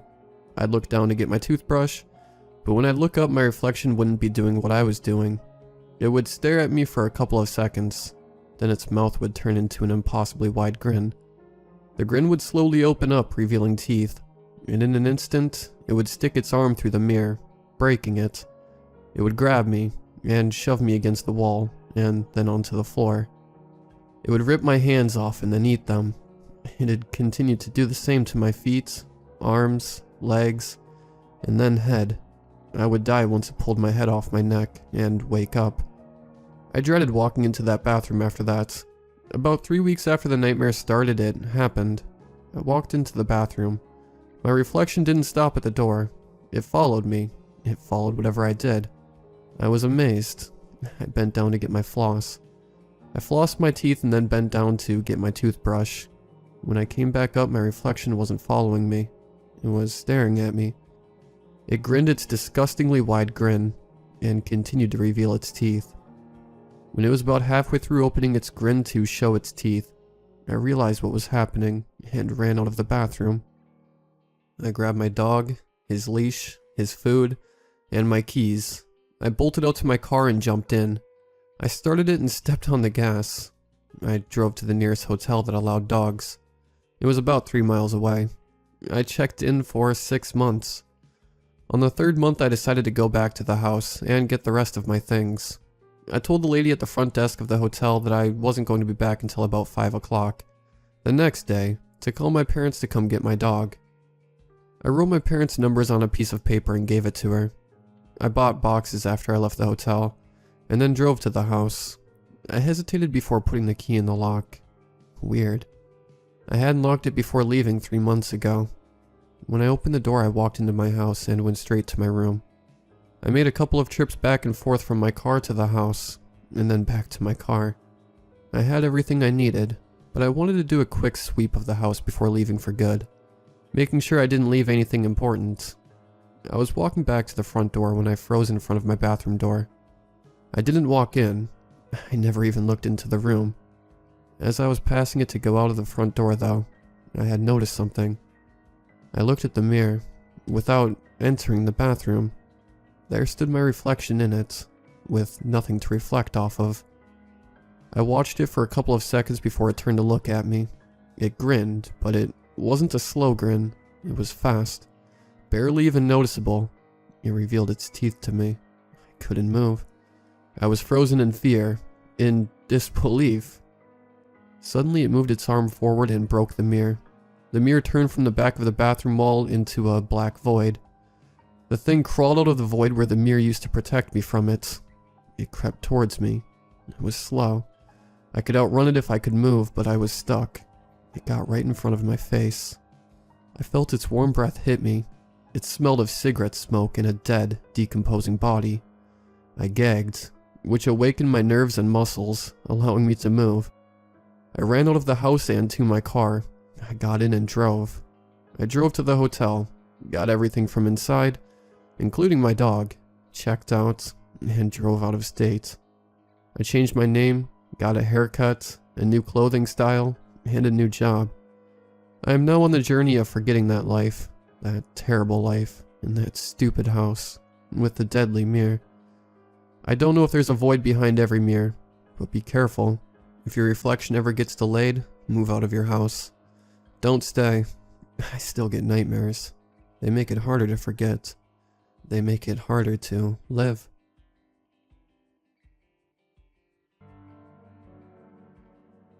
This happened about 7 years ago.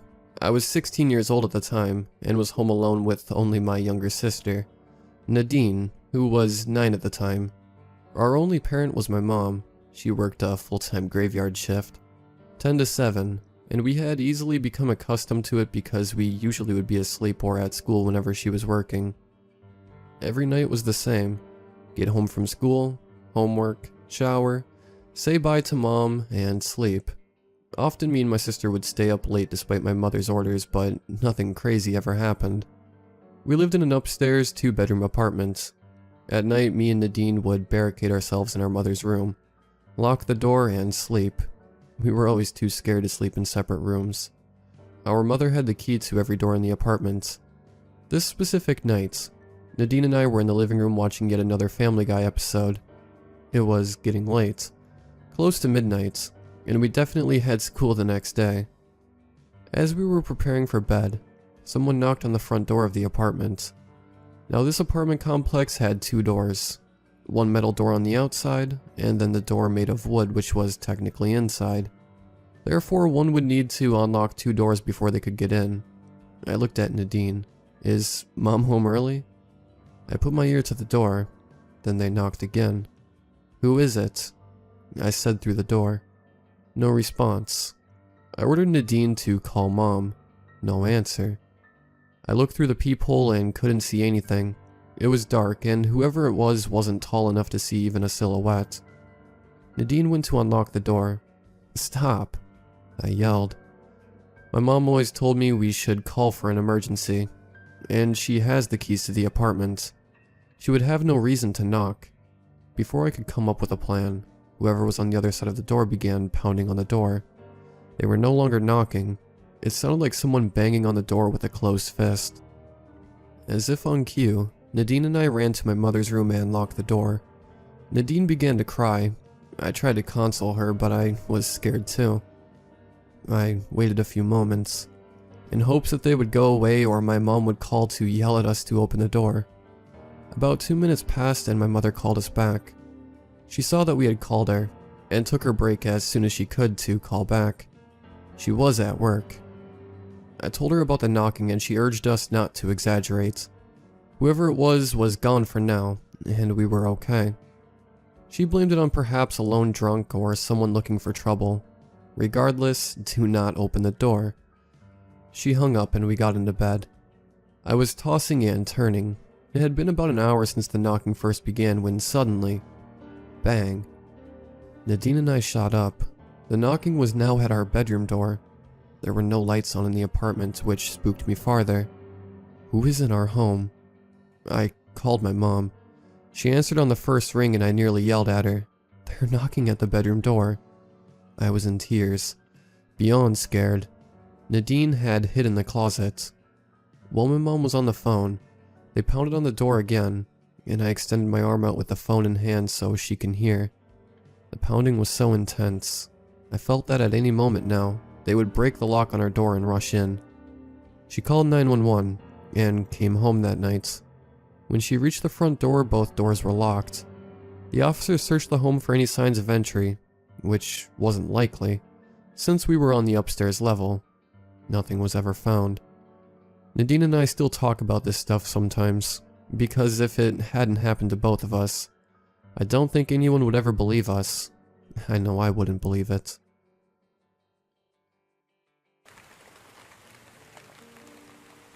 My friends were idiots. I was an idiot. I don't know if the warnings are real, but I know everyone else is gone. We thought it was a story.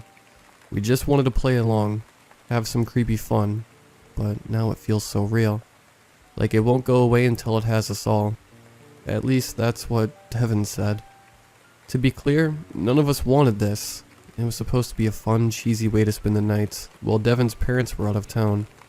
Brandon found the story, but it was Devin's idea to actually play the game. None of us were surprised by that though. Devin's always been into rituals and creepy things. Of course we didn't think it would actually work. But I guess no one ever does. That's how stupid kids like us get suckered into playing. Even though every warning tells us not to.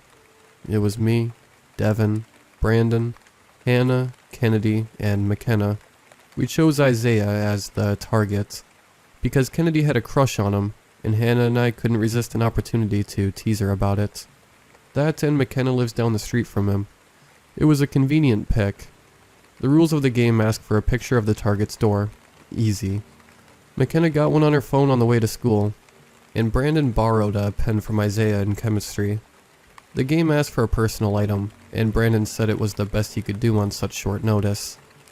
I printed a Google map route from Devin's house to Isaiah's, and Devin provided the refreshments and ambience. So it was the 6 of us with Devin acting as the caller. We did the ritual exactly as instructed. Everyone wore black, sat in a circle, and held hands well surrounded by candles.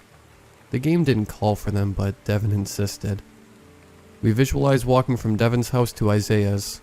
We raised our right hands and focused on sending the knocks through Devin. Devin even lifted his arms like he wasn't in control of it, and knocked on the door 3 times. And then, nothing.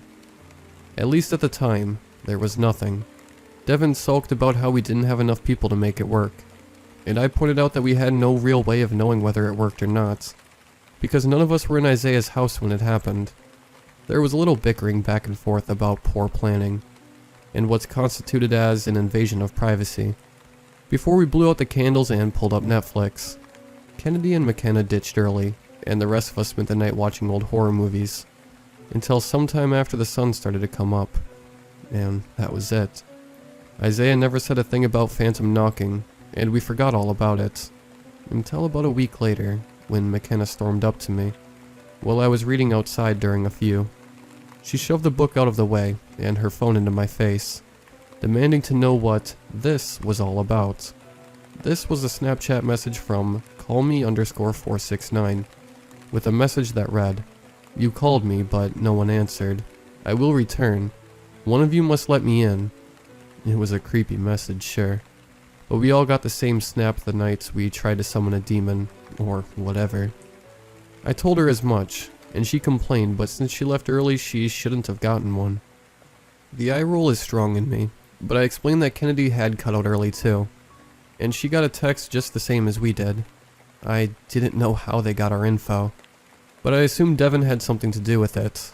If he hadn't made a dumb account in the first place after reading the story, he probably gave the guy our info to up the creep factor and make it all authentic. She didn't like that answer, but it's not like I could have done anything about it. She dropped it after that, but I could tell it was still bothering her.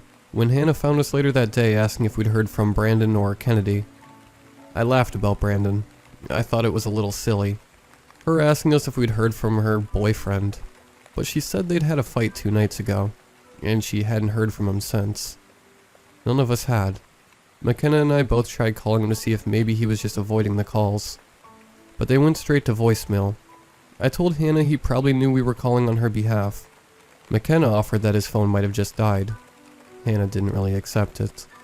She nodded at the time, because I think she wanted to believe that it was that simple. I think we all did. But deep down, I know she didn't buy it. And honestly, I don't think I bought it either. Brandon didn't live with his family. His family lived upstate. They had moved there for his dad's work. But Brandon wanted to finish high school with us, so he lived with his older brother Sam in town. Except Sam wasn't in town. He was in Maine for a long conference and wouldn't be back for another 3 days, which left Brandon all alone.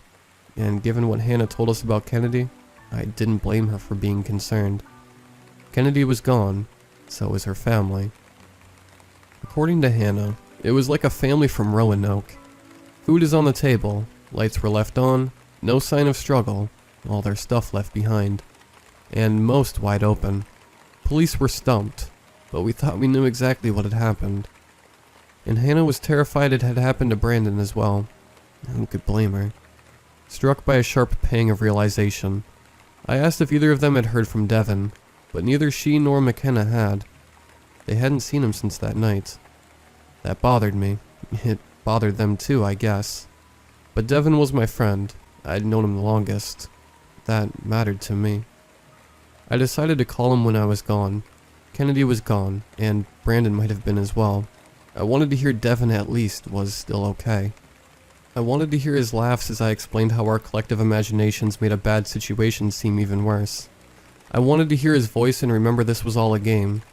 I wanted to know that we were all idiots for buying into it. I wanted that, but that's not what happened. I called Devin and he answered before the first ring ended. His breathing was sharp in labor, battling through the phone, as if he had held it too close to his mouth. Devin? Ash. His response came out with a greeting whisper tinged with what sounded like hope. I wanted hearing him to restore my own hope, but all I could feel in that moment was a growing knot of dread. Dev, are you okay?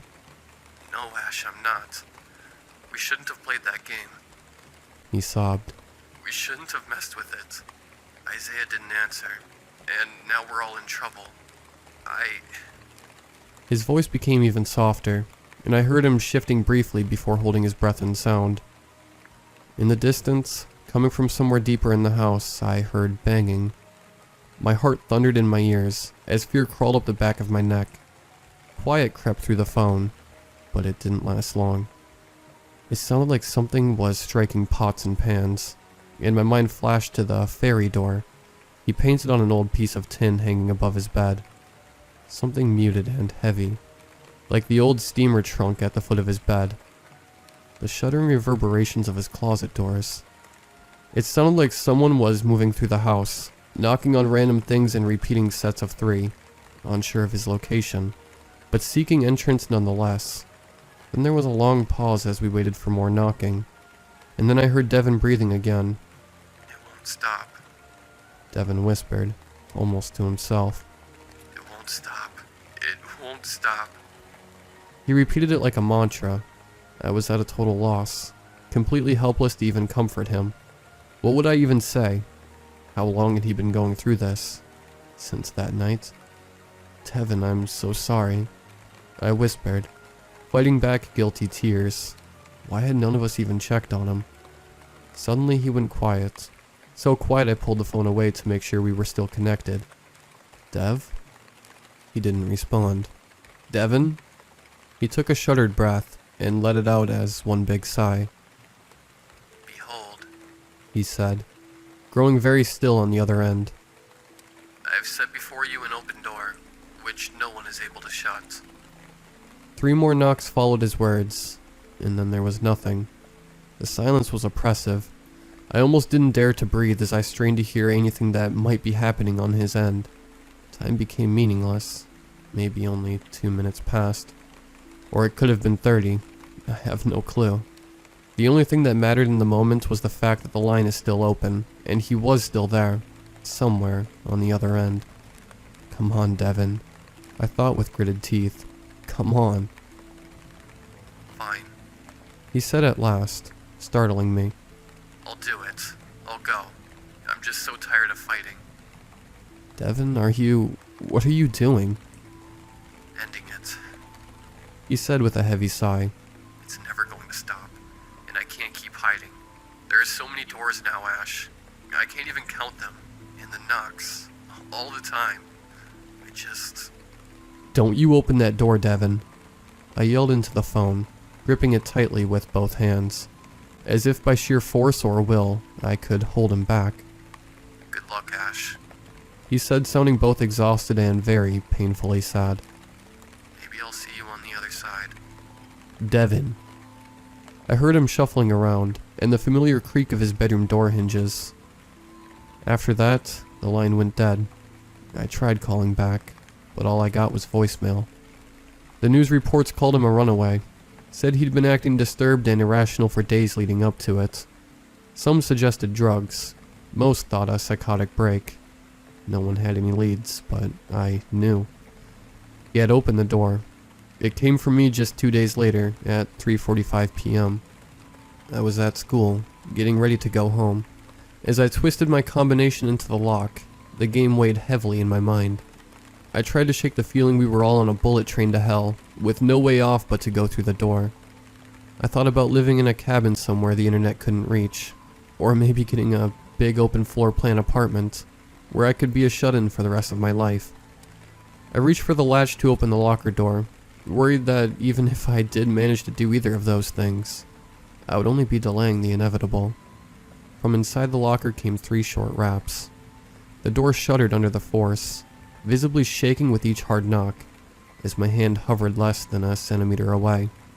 My chest ached with the slow, deep breath I took, watching the door like it was alive. A scream welled up inside me, but never made it out. It was like my brain and my body weren't communicating anymore, and I just stood there, frozen and screaming inside. The thing in my locker knocked again, pounding on the door hard enough I thought it was going to break. Something inside me woke up, and then forced my feet to move. I backed up with my right hand still held high in the air, while my heart pounded so hard I can barely see.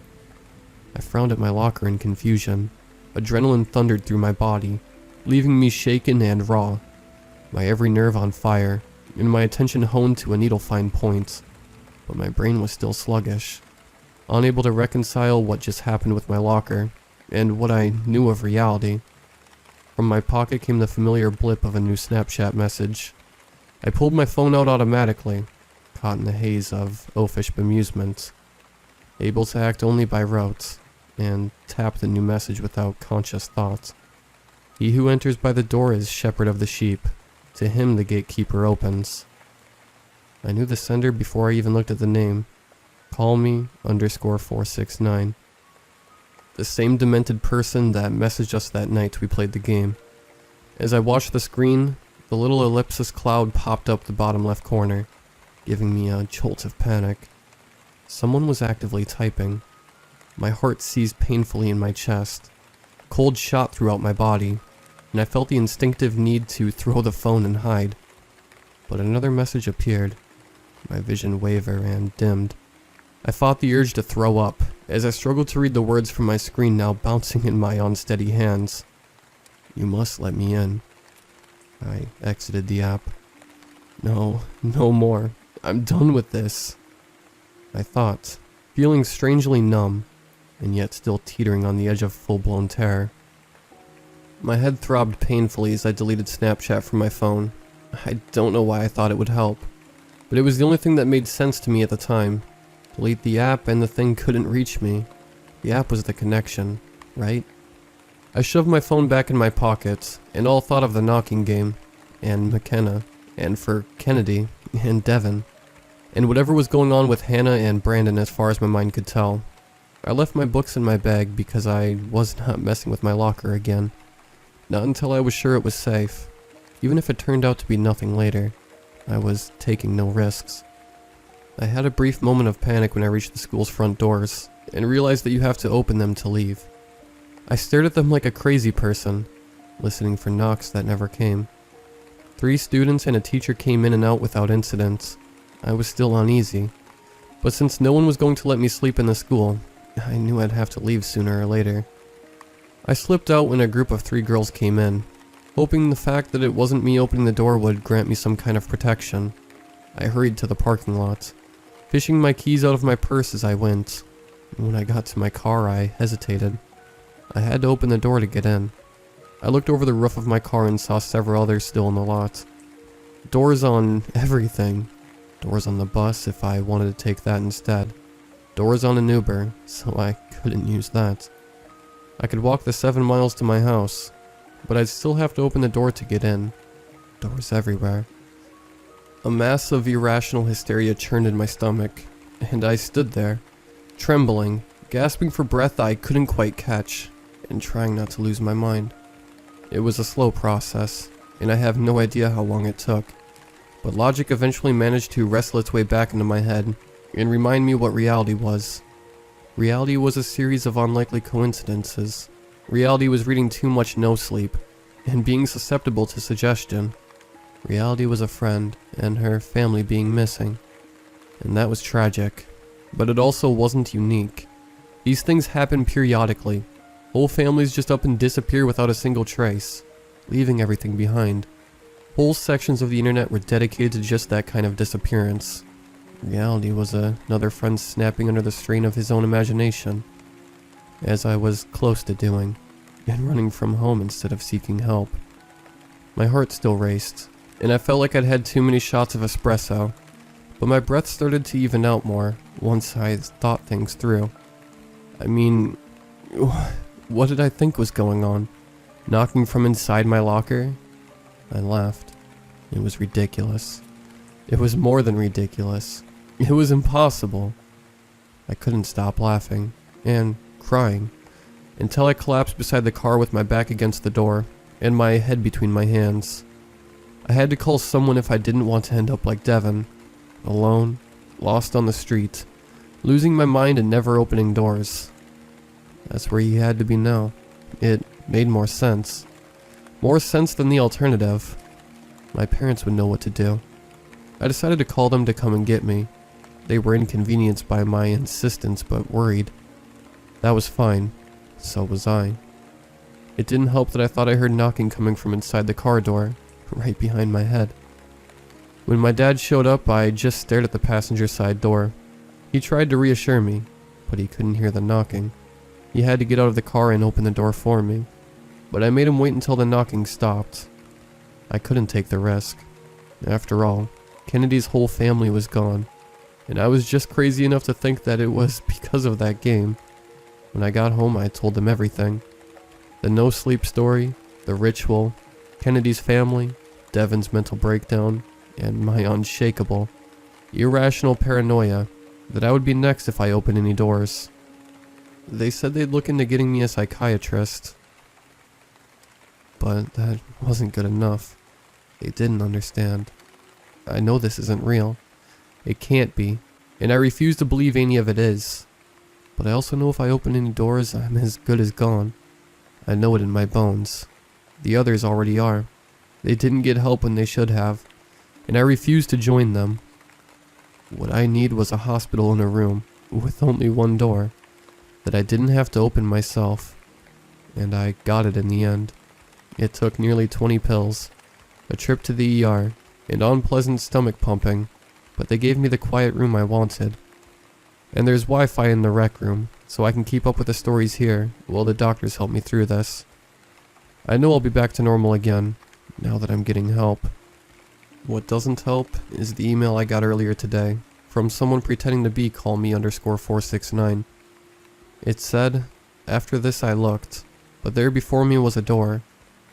It's a dirty trick, and my doctors will probably restrict my online access when I tell them about it. But I'll be damned if I haven't been seeing extra doors where there shouldn't be any. All of them waiting to be opened for whoever, and whatever, is insistently knocking on the other side.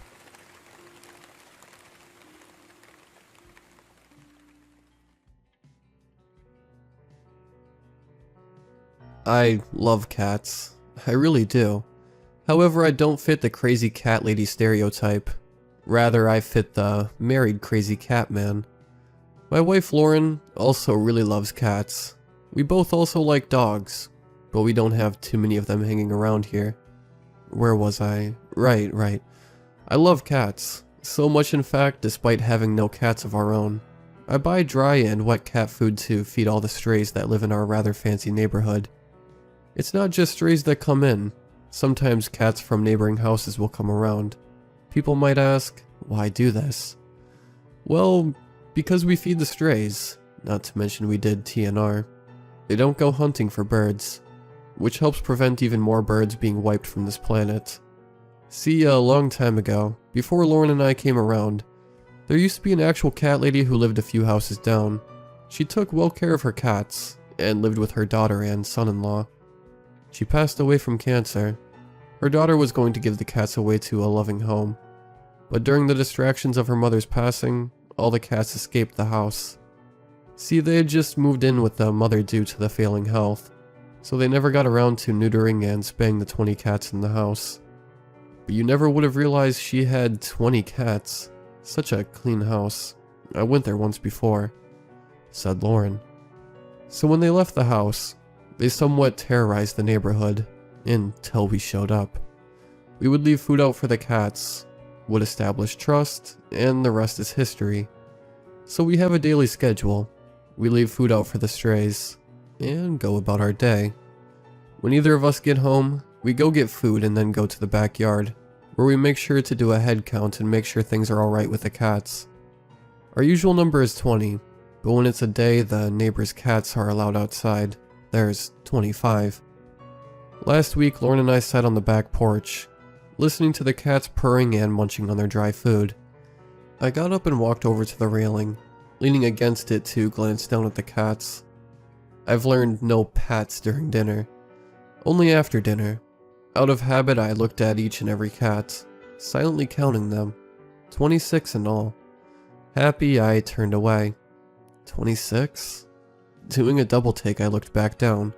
What the heck? 26 cats. There was an extra. The strays, because they were familiar with each other, would always be close together, munching away on their food, while the 5 others would be more separate from each other. My eyes latched onto an unfamiliar cat, having dragged a small bowl away from one of the house cats and was eating by himself. Mika, the one whose bowl was stolen from, sat huddled against his girlfriend, Rika. They were from the same house, and I noticed his fur was bristled, but he was too much of a wuss to even think about fighting back. "What's up?" Lauren asked, watching as I stepped off the porch. I heard her get up from her chair and go to where I had just been standing. I heard her mutter, "Who the hell is that?" Cautiously, I crouched a bit away from the stranger, examining him from afar. He was somewhat heavy, not overweight or something, but like if I picked him up, my arms would get sore if I held him for too long. His fur was similar to that of a tiger, only instead of orange he had cream white fur with black stripes. One eye was green, the other blue. I'd never seen such a cat. There was something about him I couldn't put my finger on, something different and unusual. His eyes seemed to hold some kind of intelligence, something human-like. Could that be it? As if sensing my presence for the first time, the stranger swallowed hard and glanced up, pupils dilated and a low growl, sounding akin to an alligator hissing, escaped from his throat. "Easy, buddy," I murmured, slowly blinking. Keeping a distrustful eye on me, the stranger resumed eating. The way he was gobbling down the food, you'd think he had never been fed in his life, despite his weight suggesting otherwise. When did he get here? Quickly, the stranger polished off the food and began grooming himself. He twisted his body away from me, so I couldn't catch a glimpse of his tongue. However, with his muscles straining, I could see he was rather developed and muscular. It wasn't obvious before, but now it was.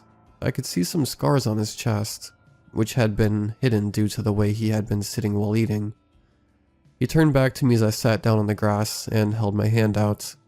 "Here, kitty kitty," I said, wiggling my fingers. Cautiously, the stranger approached me and sniffed my offering hands, mouth drawn back in a grimace. He gave me a dirty look, but allowed me to stroke his head. It felt like velvet, but rather than warmth, his fur felt cold, like a crisp autumn morning. But when Lauren approached me, he turned and took off running, tail pulled up. "That was rude," Lauren muttered, going around me and picking up Mika's food bowl. She clicked her tongue at the timid cat and shook the bowl. "Come on, baby, I'll get you some food." Letting out a starved meow, Mika followed Lauren to the back porch, and followed her into the house where we kept the cat food near the door. Soon the other cats finished eating, and all began doing their different things. That was probably the only time the stranger would show up, right? Wrong. He showed up the next day, only appearing when I got up to look down at the cats. Once again, he had stolen food from Mika, who looked like he was staring at a bear. The stranger didn't even look at me when I approached him again, but stopped eating when I said, Stop eating Mika's bowl. It's very rude. His eyes narrowed, and he almost looked offended. This time he lingered a little longer, most likely because Lauren was staying overtime. The purr that escaped the stranger's throat sounded like a phone vibrating on a glass counter. I know every cat has different purring, but his sounded so artificial, like someone trying to replicate a purring cat. The next day, Lauren remained on the porch. I had requested she do so I can examine the stranger much better. He was lying on my lap, his purring practically feeling like a massage. He lazily flipped onto his back, and I gently took one of his paws, pressed my finger against the padding of his foot, and watched as his claws slid out. My jaw almost hit the floor. Instead of normal cat claws, it looked like someone had jammed a sharp metal stick into his paws, in the shape of a claw.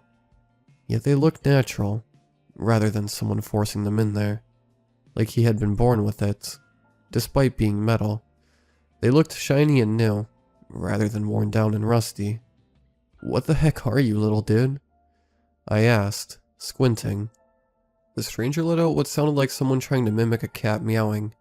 "You're super weird. I feel like I should call you Catenstein's monster." It became part of our norm, even buying an extra bowl for Catenstein so he would stop stealing from Mika. Lauren and I were even thinking about maybe actually taking Catenstein in.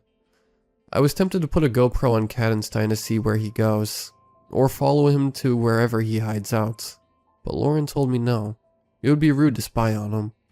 This went on from Sunday night to Friday nights. On Saturday nights, our world was flipped upside down. Lauren is a strong woman, but we'll be attending therapy soon just in case. In the meantime, she's in the hospital, doing a lot better now actually. Her wounds weren't that severe. Lauren will be taking over here. Hey, it's Lauren. So you're probably wondering, what the heck is going on? What happened? Are you alright? Yeah, I'm fine. Mentally fine in my opinion. So to begin, I was working overtime again. My job is kind of busy, you know? Austin wasn't home that night, out doing last-minute grocery shopping since he had forgotten to do so. I came home to a dark house, get inside, and go to the back porch. I didn't step outside, just turned on the porch lights and did a quick glance. I noticed Catenstein was sitting on the porch, so I opened the door to invite him in. He remained silent, looking offended that I dare even offer to be in his presence. I closed the door behind me and went upstairs. I didn't get too far, until someone pushed me down the stairs. I screamed when I tumbled down them. It was painful, I must admit. I heard someone come thundering down the stairs, and just as I looked up to see my attack, they began to assault me. Not sexually, thank God, but just beating the ever-living crap out of me, like I had personally insulted their mother. They kicked me in the stomach several times, grabbing me by the hair and slamming my head into the wall and floor. I fought back, but they would kick me more. I honestly thought I was going to die. At one point, they held a gun up to my forehead, and I kept thinking, this is it. This is where I die. That's when I heard the scariest noise I ever heard. I wouldn't be able to replicate it, nor would I want to. You know how foxes and cougars scream, like a woman? It was like that, only mixed with a noise similar to glass breaking. And through my swelling eyes I saw a large, four-legged animal pull the assailant off of me, dragging him away. I heard gunshots, and a man screaming. I'm pretty sure I heard bones breaking too, but I was practically unconscious at that point. I think I had a nightmare, a graphic one. I remember it. Of a giant tiger crouched over a scientist, chomping, eating, and licking his dead body, consuming even the stereotypical white lab coat you see in movies. The room looked like a science classroom gone wrong, blood everywhere and bodies. But the lighting was poor, so I couldn't get a good look at the tiger. Before much could happen, I woke up in the hospital, feeling really out of it and sore. Austin here. When I got home that night, the first thing I smelled was blood. I found Lauren lying at the bottom of the stairs and called the police. I told them what I had found. They did a look around the house as I left to follow Lauren to the hospital. Later they told me someone had been waiting upstairs for one of us to come home, making themselves comfortable in our bedroom, and some jewelry was missing, and some pictures smashed. A burglary gone wrong? Someone wanted to hurt one of us? We'll never know, because there was no body. There was no evidence where the person had gone. In fact, they found no bullet holes in the walls or floor, or anywhere for that matter. When I came back from the hospital, Lauren is still there as we speak. I went to the back porch, exhausted, drained, scared, and upset. A familiar meow caught my attention. I nearly jumped a foot in the air when something cold rubbed against me, but when I looked down, nothing was there.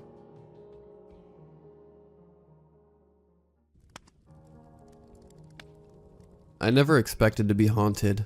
I suppose no one ever really does. I just always figured that if something like this were to happen to me, I'd at least have some kind of idea it might. Some sort of red flag. Like moving into a really old house, disturbing a burial ground, someone cursing me with their dying breath. I didn't get anything like that. I mean, I did move into a new place, sure, but it wasn't old. Or even a house for that matter. I moved into a new apartment in the city. The building itself had only been finished a month prior. Nothing had ever lied in the apartment before me, and I was one of the first people in the whole building for that matter. How could I ever have expected a place like this to be haunted? For the record, no, this is not just a case of the new place jitters. Neither is it a "I've got a bad feeling" or a "stuff moving on its own" kind of thing. It's an actual full-on visible ghost, or spirit, or whatever you want to call it. And I saw it the first time I stepped through my front door. It was move-in day. I'd done an apartment viewing before moving in, of course, but not the actual apartment I'd be living in. I suppose that could have come off as suspicious, especially now, with what I know about the place. However, I just figured the building manager didn't want to have to go all the way up to the 10th floor. The floor plan of the one I viewed was exactly the same anyway, so I didn't bother making a fuss. So there I was, carrying my first box into the new place. And the first thing I see after opening the door into my dim, unlit apartment is a shadowy figure huddling in the corner. My first thought was that it was a burglar, but why break into an empty apartment? I hesitantly flicked the light switch on, and saw that it was a little girl, maybe around 10 years old, crouched and shaking in the corner. I was confused for a moment, but then I noticed her clothes. A t-shirt and some jeans. A normal sort of outfit for a young girl, but terribly dirty and torn. I figured that she must have been homeless, squatting in an empty apartment to get out of the cold of the coming winter. I was perplexed as to how she had managed to sneak past security, but ultimately just shrugged it off. I approached her, still cowering in the corner. She was shaking like a leaf in apparent fear, her arms wrapped around her head. I felt awful for her, and looking at how skinny and malnourished she seemed, figured I could get her a meal or something before I called CPS. I reached out to her still quivering shoulder, planning on giving it a gentle shake, and letting her know I wasn't upset or going to hurt her. When I touched her shoulder though, I immediately recoiled, surprised at how cold she was. It was like touching a block of dry ice, so cold it burned. She stopped trembling at my touch, and began to turn ever so slowly to face me, almost like she was afraid to look. When our gazes met though, we both screamed. First her, then me shortly after. Her eyes had been clawed out, roughly, as if by an animal. The girl ran off farther into the apartment, and I quickly went the other way, rushing back out the front door and slamming it behind me. I immediately called the building manager, telling him that there was a strange little girl in my apartment. I didn't tell him about the eyes though, worried that he might think I was crazy and ignore me if I did. Besides, it wasn't like he couldn't see for himself when he came up. However, when he got there and searched the place from top to bottom, we couldn't manage to find her. My building manager decided that she must have slipped out. I reluctantly agreed, doubting that she was able to be that sneaky with her eyes like that. I hadn't exactly considered the possibility of her being a ghost yet, though the thought did occur to me. The idea of it seemed silly, at first. However, when I turned away from the front door, just after saying goodbye to my building manager, and found her cowering in the corner once more, I quickly changed my mind. I was so scared of her at first. I mean, who wouldn't be? She was an actual ghost. However, it's sort of hard to stay scared of a ghost who seems so scared herself. And when I say scared, I mean absolutely terrified, literally all the time. Other than the corner where I saw her the first time, She has a couple of other hiding spots throughout the apartment, where she'll randomly appear. Under the shelves in the pantry, behind the shower curtain, in the hall closet. She even started hiding under the bed after I finally got the frame set up. That time was a special sort of surprise, as she started screaming as soon as I laid down. I considered moving away at first, but ultimately decided not to. Other than startling me every now and then, she seemed absolutely harmless. Unless I tried to get her attention or disturb her in some way, she wouldn't do anything but sit there and tremble. It didn't really seem like something worth breaking my lease over, you know? It's a really nice apartment too, and I would have hated to lose it. I've spent some time since trying to figure out where she came from. I felt really bad for her. She was so young. And those wounds to her eyes, her death couldn't have been an easy one. I thought that, if I knew more about her, maybe I would be able to help her. Plus I'd be lying if I said I wasn't a little worried about why she was scared all the time. In spite of my efforts though, I couldn't seem to find any sort of information on her in the slightest. It was a bit odd, seeing as you'd think a death like hers would somehow stand out. Perhaps her body was never found. It's hard to say. Either way, with nothing but dead ends to work with, I simply decided to just let it be. I've had worse living roommates, so I could learn to deal with the little inconveniences of living in a haunted apartment. I wouldn't have even bothered posting anything here, if not for recent developments. Now, I wish I had moved out when I had the chance. A few days ago, a large section of that white popcorn ceiling stuff fell off, revealing what looked to be an attic door. It was made of dark, heavy wood, and had a tarnished brass ring for a handle. It makes no sense for it to be there though, of course. Considering the fact that I live in an apartment building, with nothing above me but another apartment. I tried getting it to open, but it seemed to be locked or something. If there was a way of unlocking it though, it must have been on the other side, as I couldn't see any locking mechanism on mine. I tried to call to the building manager about it, but he didn't answer the phone. I tried to go down and see him at the main office on the ground floor, but it was completely empty with no sign of anyone having been there for some time. I even tried knocking on the door to the apartment just above mine on the 11th floor. However, nobody ever answered the multiple times I tried, so I just assumed it was one of the unoccupied ones.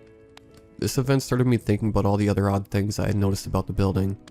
Things that I had brushed off before, but now seemed to be neon signs telling me something was up.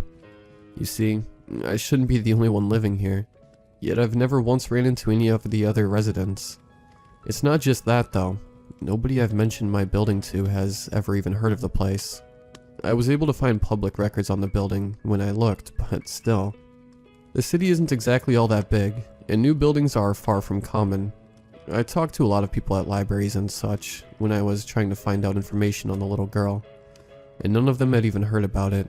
I initially wrote it off as an odd coincidence, but seriously, how could that be? Even in spite of this, I didn't feel like I needed to leave.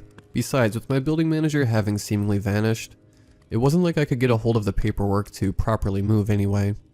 It wasn't until today though that I realized that, since the attic door had appeared, I hadn't seen the ghost of the little girl even once.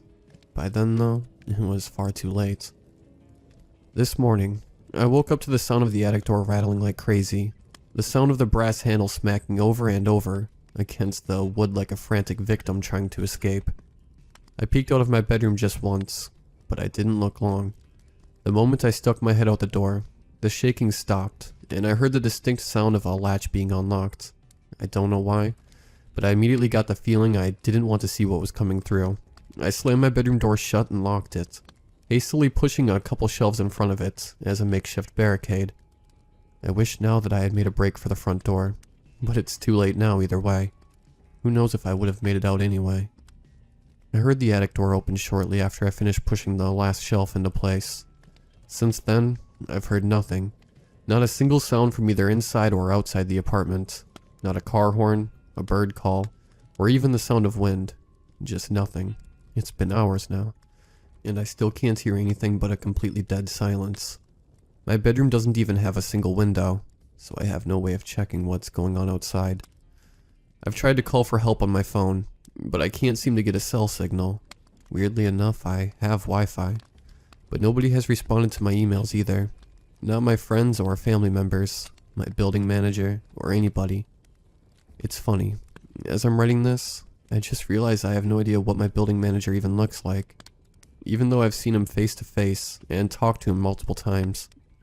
Maybe he never even existed. Who knows at this point? I think I'm probably going to try and make a break for it. I could try and wait whatever this is out, but I have no guarantee that this will ever end. When I think back on the gaunt figure of the ghost of that poor little girl, I find myself wondering how long she might have waited for. I want to give this a try before I lose any strength. At least I'll feel like I have a slightly better chance this way. I don't know if anyone will ever read this. If my other attempts at communication are any indication, then probably not. However, if this somehow manages to actually get posted, can you please do me a favor? If somebody on here ever happens to post about their apartment being haunted by the ghost of a woman with their eyes scratched out, please tell them to get out while they can.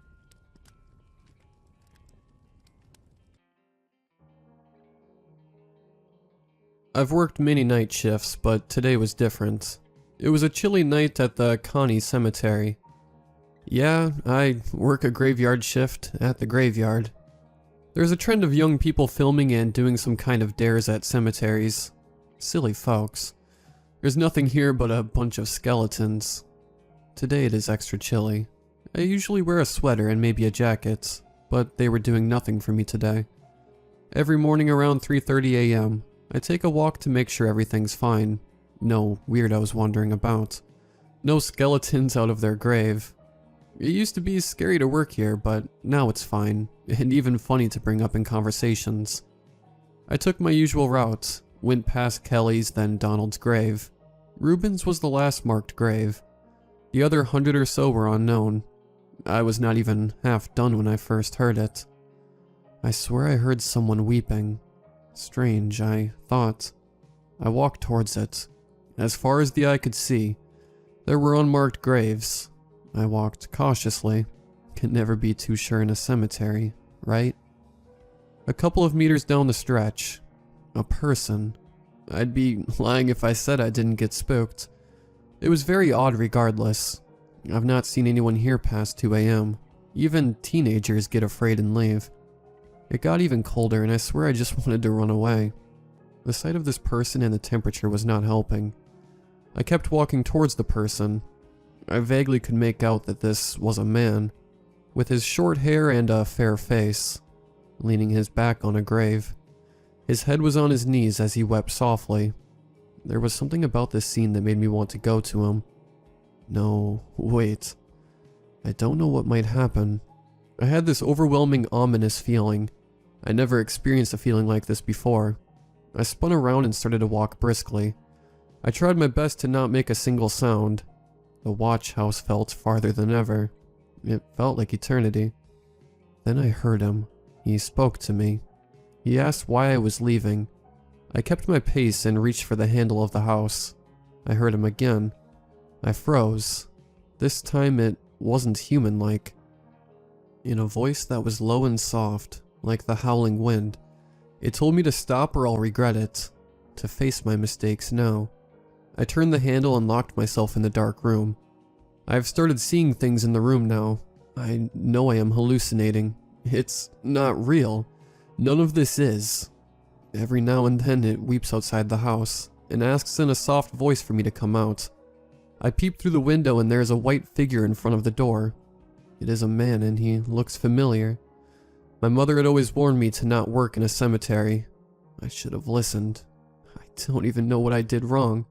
I didn't do anything, so I shouldn't be afraid, right? I feel faint. There is no energy in me. Every passing minute I feel more absent. I'm fading. That was 5 hours ago. The sun isn't up yet. It is still outside the door. I have to go out. I have to face it, or I'll continue hallucinating. There were a bunch of people screaming, then there was just a dog. Now there's dead people in the room. I'm not insane, but I am going to be if I stay in this room any longer. My eyes hurt. I can't blink anymore. I'm tearing due to my inability to blink, and it isn't stopping. It's getting harder to see. Please help me. I'm terrified and alone. Please, someone. Anyone. I need help. I'm going to stop typing now. The thing is calling for me. I'm going to answer the door.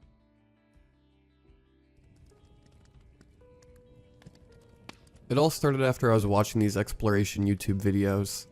The things they'd search through are terrifying. That's why I put myself through the worst experience imaginable, because it looks so easy. There's an old abandoned sewer in my town about 5 miles from where I live. The city used it for an old town near a mine, but no one works there anymore. I know what you're thinking. Why not go to the abandoned mine, or the old town? Well, that's because I was an idiot, and wanted to do something no one has ever done before. So I picked a sewer. The ride there wasn't that bad. Actually, things were going pretty well. I was super excited I had a backpack filled with snacks, water, flashlights, batteries, a camera, and a gun. I wasn't supposed to take the gun. It was my dad's, but I wanted to be safe, and I knew how to use it. I arrived at the sewer entrance at around 1 in the afternoon. The part of the sewer I was entering was like a big half circle, in the ground about as wide as a car. It was like a long tube leading to God knows where. Hopefully to something cool, I thought. The first thing I noticed about the sewer was the smell. It was god-awful. It smelled like crap, fish, and dead animals, all put in a blender, and flung all over the place. It was so bad I pulled the strings on my sweatshirt hood and tied them to cover my nose. As I pressed on into the sewer, I turned on my flashlight and camera. I didn't really know what to do other than make a few comments and walk deeper into the sewer. The sewer was dark, wet, and a little cold. It began to get a little skinnier as I went along, about the width of my arm span now. As I was walking, I noticed little holes in the walls of the sewer, about the size of a quarter or a nickel. When I looked into the holes, I found that they weren't very deep, and had something shiny at the back, like a copper color. The water in the sewer began to rise the farther I went. I knew this could happen, so I wore boots, but it was almost above my ankle. As I was walking, however, I saw something floating in the water. When I picked it up, I realized it was a clipboard. The clipboard was badly damaged, almost in tatters, but I could make out the words specimen and active. Then towards the bottom I saw obtain samples and capture. I thought it was cool and recorded it with my camera. I started talking to my audience, explaining how I thought this could be something important. Eventually, while walking, I heard a loud splash about 15 feet away, from deeper in the tunnel. I jumped so hard I dropped my camera, and instantly knew I had messed up. I tried searching around in the now shin-high water.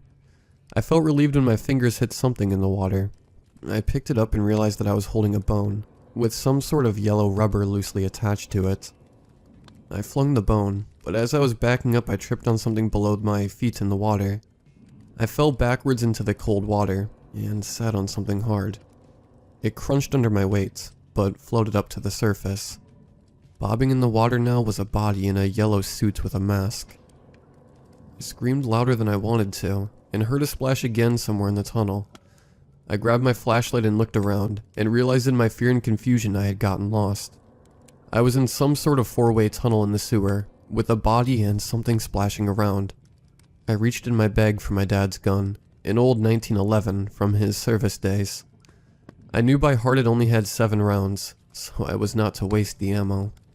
Shaking, I walked over to the tunnel I thought I had come through. The tunnel got wider and wider, until it was the size of a room. I walked deeper and realized there were bodies floating everywhere. There had to be at least 6, all torn open and all wearing that same yellow suit. I began to cry. I moved over to one of the bodies and saw an American flag, and some sort of insignia I had never seen before. Around him was an MP5K strapped around his lifeless body. On his forearm was some type of tactical playbook, like what football players have on their arms sometimes, but more military. I stripped it off and read the first line. March 7th, 2002. This was 11 years ago. I remember whispering to myself. At that moment I heard an ear-splitting shriek. I dropped the armband and turned around. My flashlight shined on a monstrosity. This thing had a face like a lizard and scales. That's all I saw before it whipped to the side, with what I think now was its tail. I flew across the sewer and hit the wall, but still managing to hold my dad's gun. I squeezed off 2 rounds in its general direction. but I could hear it running towards me. Splash, splash. I flung my book bag into its direction and ran as fast as I could. As I ran, I stumbled over bloated bodies and weapons. My flashlight swinging wildly revealed flashes of bloodstains on walls and torn yellow suits. I heard it screech again and felt its claws rake the back of my arm. I cried out in pain and could feel hot blood run down my hand. I whipped around and pulled the trigger 2 more times. The first round missing, but the second one must have hit because I heard a terrible scream. It jumped up into a hole in the sewer wall and disappeared. I kept running. My flashlight showed endless sewer. Left sewer, right sewer, forward sewer. It all flashed behind me in a blur as I stomped and sprinted my way through the sewer. Splashes of water soaking my back and pants with each kick. Once again, I tripped and fell into the sewer water. My boots filled with water, and I began to sink. My mind was racing, trying to figure out where I had just fallen. I had dropped my father's gun, but I had gripped my flashlight tightly. I started swimming up towards the surface. As I was swimming, I swear I saw through the murky water another dead man. The only thing recognizable was the top right part of his face. I came to a ledge and pulled myself up. I started sobbing. I was lost, freezing, and terrified of everything that I had seen. As I was sitting there, I felt my entire body yanked backwards. It felt like I was being pulled through the smallest crack in the world. My shoulders popped and cracked, and intense pain filled my entire body. White hot seared through my brain as I wriggled and screamed in pain. Either the wall was gonna break, or I was, and this creature couldn't care less. I whipped my legs over my head like an animal and kicked as hard as I could, as if I was doing a backflip. My left foot impacted into the creature, and as it cried out, I swear I could hear its anger. It let go of me and I ran down the sewer. It sloped downwards. I began to see a dim light. A light at the end of the tunnel. I remember laughing as I thought this. I ran out of the sewer and eventually found my car. It was around 5 p.m. when I finally found it. After my interview with this man, he showed me a long claw-like scar on the back of his arm. He also showed me his shoulder blades had a faint but noticeable scar on each side. I don't usually believe these types of cases, but he seems genuine. He also told me that after 7 years, he will be returning to the tunnel in a few days. He also told me he will share his story if he returns. Stay safe as always.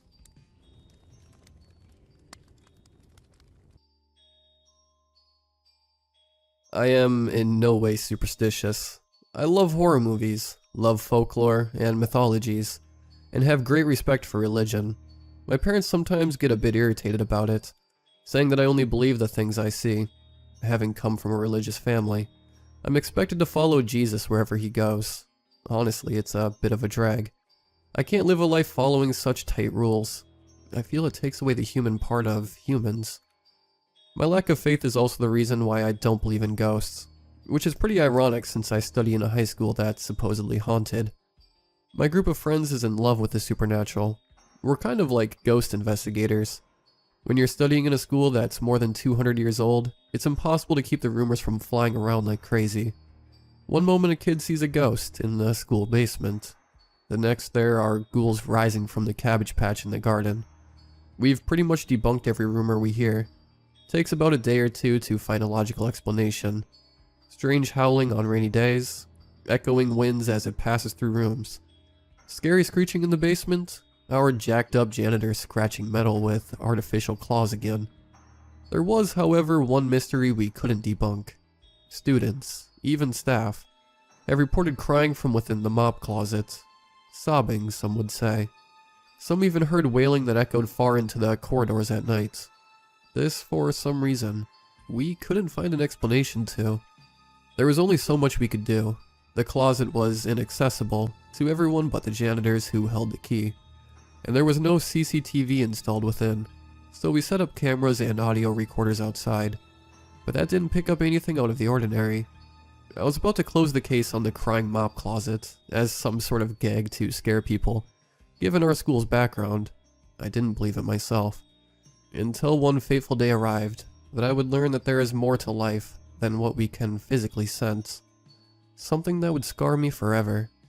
I'd finished up doing my business in the boys' restroom when suddenly, as I was washing my hands to conclude my potty trip, the school's broadcast system came on. The voice was a lady's, who usually calls kids over to the principal's office or announces some special news that everybody needed to hear. That type of stuff. But this time it was different. Her voice was in its usual calm, but it was off. You could hear the sense of fright laced in every word, like she was carefully piecing her sentence together. Apparently the school was on emergency lockdown, telling the teachers to lock the doors, shut all windows, and turn off all the lights. An armed man had entered the school's premises, carrying a gun. He had shot the guard outside and was on his way in. Naturally, I became panicked. The lights had gone off in the bathrooms, indicating all the power must have gone. Fighting my urge to stay and hide in a cubicle, I fled to the corridors. It wasn't my first time exploring these corridors in pitch blackness. I've done it many times in the past with my friends, ghost hunting. I wasn't scared of the dark, but the skin-turning dread you get when you realize that there existed an actual threat lurking in those very corridors that could actually kill me, it made my blood flow through me faster than I am comfortable with. As much as I hated it, I turned on my phone's flashlight for safe navigation. I knocked on every door I passed, asking, begging them to let me in, but none responded. I wouldn't have. As far as they knew, I was the lunatic carrying a weapon. I needed to hide, and fast. My light would have definitely attracted unwanted attention. That's when I saw him. As I ran farther into the hall, passing by the cafeteria and the library, my light caught the silhouette of a man, standing erect, watching me in the dark. As if on instinct, my hands immediately turned off the lights. I was bathed in darkness. I didn't want to turn them back on, so I just ran as quick and as quiet as I could. Feeling my way down the corridor, I could hear him after me. He didn't even try to hide his echoing footsteps. His shoes tapped against the floor in rapid succession, far into the hall behind me. They were approaching fast. I thought that was it for me, but my hands didn't stop searching. I felt a doorknob in the dark that was unlocked. I had never entered a room so fast in my life. I shut it behind me and locked it. I felt around for whatever else was in the room and barricaded the door. I think it was a divider or something, as there were a lot of things that fell as I dropped it in front of the door. It wasn't too long after that the man arrived and started banging on the door. I fell to the floor and pushed myself away until I felt the cold wall on my back. I heard sobbing. Somebody must have been hiding in there with me. Judging from the tone, it must have been a girl. I tried feeling around again, ignoring every leap my heart makes every time that man slammed the door. Finally, I found a hand and gripped it tight. It was unusually cold. Poor thing. She must have been so scared. The sobbing turned into cries, and I felt an urge to protect this person I was with. I located the rest of the body and hugged it tight. It's okay. We're gonna be fine. We're gonna be fine. I whispered over and over into her ears. Gunshots rang as bullets punched holes through the door. She wailed loudly in terror. I pulled her closer, trying to hide my own fear from my life. The shots continued until the man completely emptied his clip. I heard the gun drop to the floor, followed by footsteps. I thought at first he was leaving, then I realized he was going back and forth outside the door, banging occasionally, but mostly walking back and forth. The whole time, the girl and I sat there. I rocked her gently, trying to ease what frightful horrors her mind must have been conjuring. She kept crying. I kept trying to calm her down. After a few minutes of silence from the man, he began to speak. "Listen, I know you won't believe me, but... God." His voice sounded scared, almost desperate. "You need to let me in. I have to get in there, please." I didn't respond. I sat there, listening to this insane man's pleas, almost with pity. "You can't tell anyone, okay? If they knew, they'd send me away. I don't want to be sent away." The man banged on the doors again. "Just let me in. Let me in and I promise I won't hurt you. You have to." For almost an hour I listened to this man beg. I tried to decipher what he was trying to tell me, but none of what he said made any sense. Don't tell anyone? I had to let him in? And they'd send him away? What was he trying to convey? His pleading could not have been more cryptic. All of his words registered as nonsense in my brain. I took comfort in burying myself in the girl's head, trying not to go insane with his loud, meaningless bickering. Relief flooded me when I heard those familiar sirens out on the open road. The police had come and entered the building. It didn't take long for the man to be in their custody. Thankfully, the guard had survived the gunshots, and nobody else got hurt. When the police found me and the girl, they froze in place. The teachers accompanying them screamed in terror. One of them even fainted. In my arms, I clutched the body of a pale girl, with multiple stab wounds across the chest. It took a whole week for the events to click sensibly in my brain. Now I understood what the man was trying to do. Turns out the armed man was our jacked up janitor, who got fired a day prior to the lockdown events. The man had been preying on the unsuspecting girls of our school. This girl had been dumped in the mop closet I hid in. She was one of his unfortunate victims. I don't even know how he got a job in our school. God, I could only hope she was the last. What happened in those events would unfold in my head over and over until the day I die. But there was still one question that haunted me every night I went to bed. Who was crying in that closet I was in?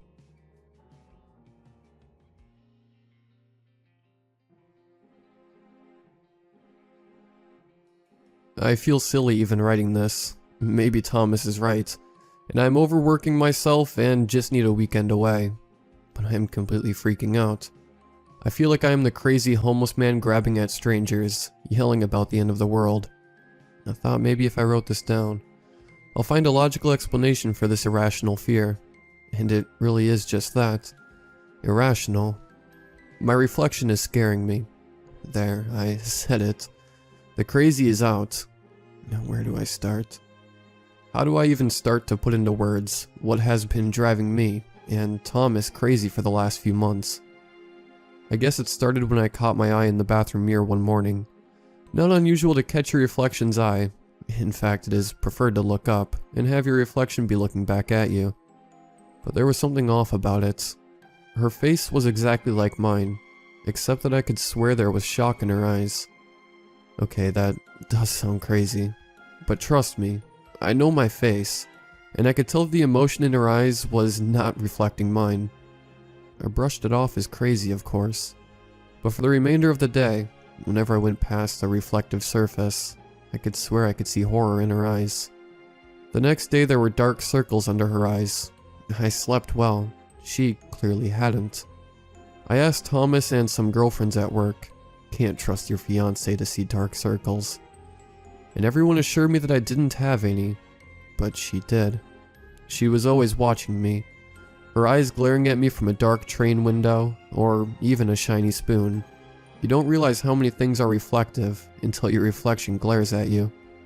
One time I smiled at myself in the mirror, hoping that the dark hate would vanish from her eyes, and couldn't help to let out a yelp. I've never seen a more sinister smile in my life. Her eyes burning with anger, the corners of her mouth curled to expose her teeth, normal teeth, like a supervillain. She always mimics me, but I have an uncomfortable expectation in the pit of my stomach that one morning her movements will be different to mine. I sometimes jump, with a little yelp, just because she is still perfectly mimicking me. I guess that's when the nightmare started. I dreamed that I go to the bathroom and no one is there. I dreamed that her arms suddenly grab through the mirror, her hands clasping closed around my neck. I dreamed that I go back to bed and she's in our bed. I dreamed that I wake up in a cold mirror world and am forced to watch her live my life, forced to mimic her every movement. I avoid my reflection now. I don't want to see her. I don't want to look into her eyes anymore. Thomas thinks I'm crazy. I don't know. Maybe I am. But those eyes. Today, after weeks of not sleeping well, and bruise-like dark circles under my eyes, she looked rested.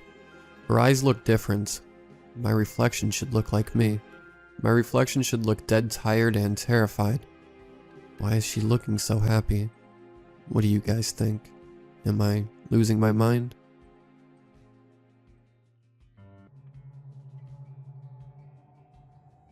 I'm writing this now because I am in serious danger. My parents have been acting extremely strange, and unlike themselves, and this has been going on for some time now, but I've decided it's about time that I make a post about this issue, before anything worse happens to me. I am right now genuinely saying in full belief that my parents have been replaced by imposters.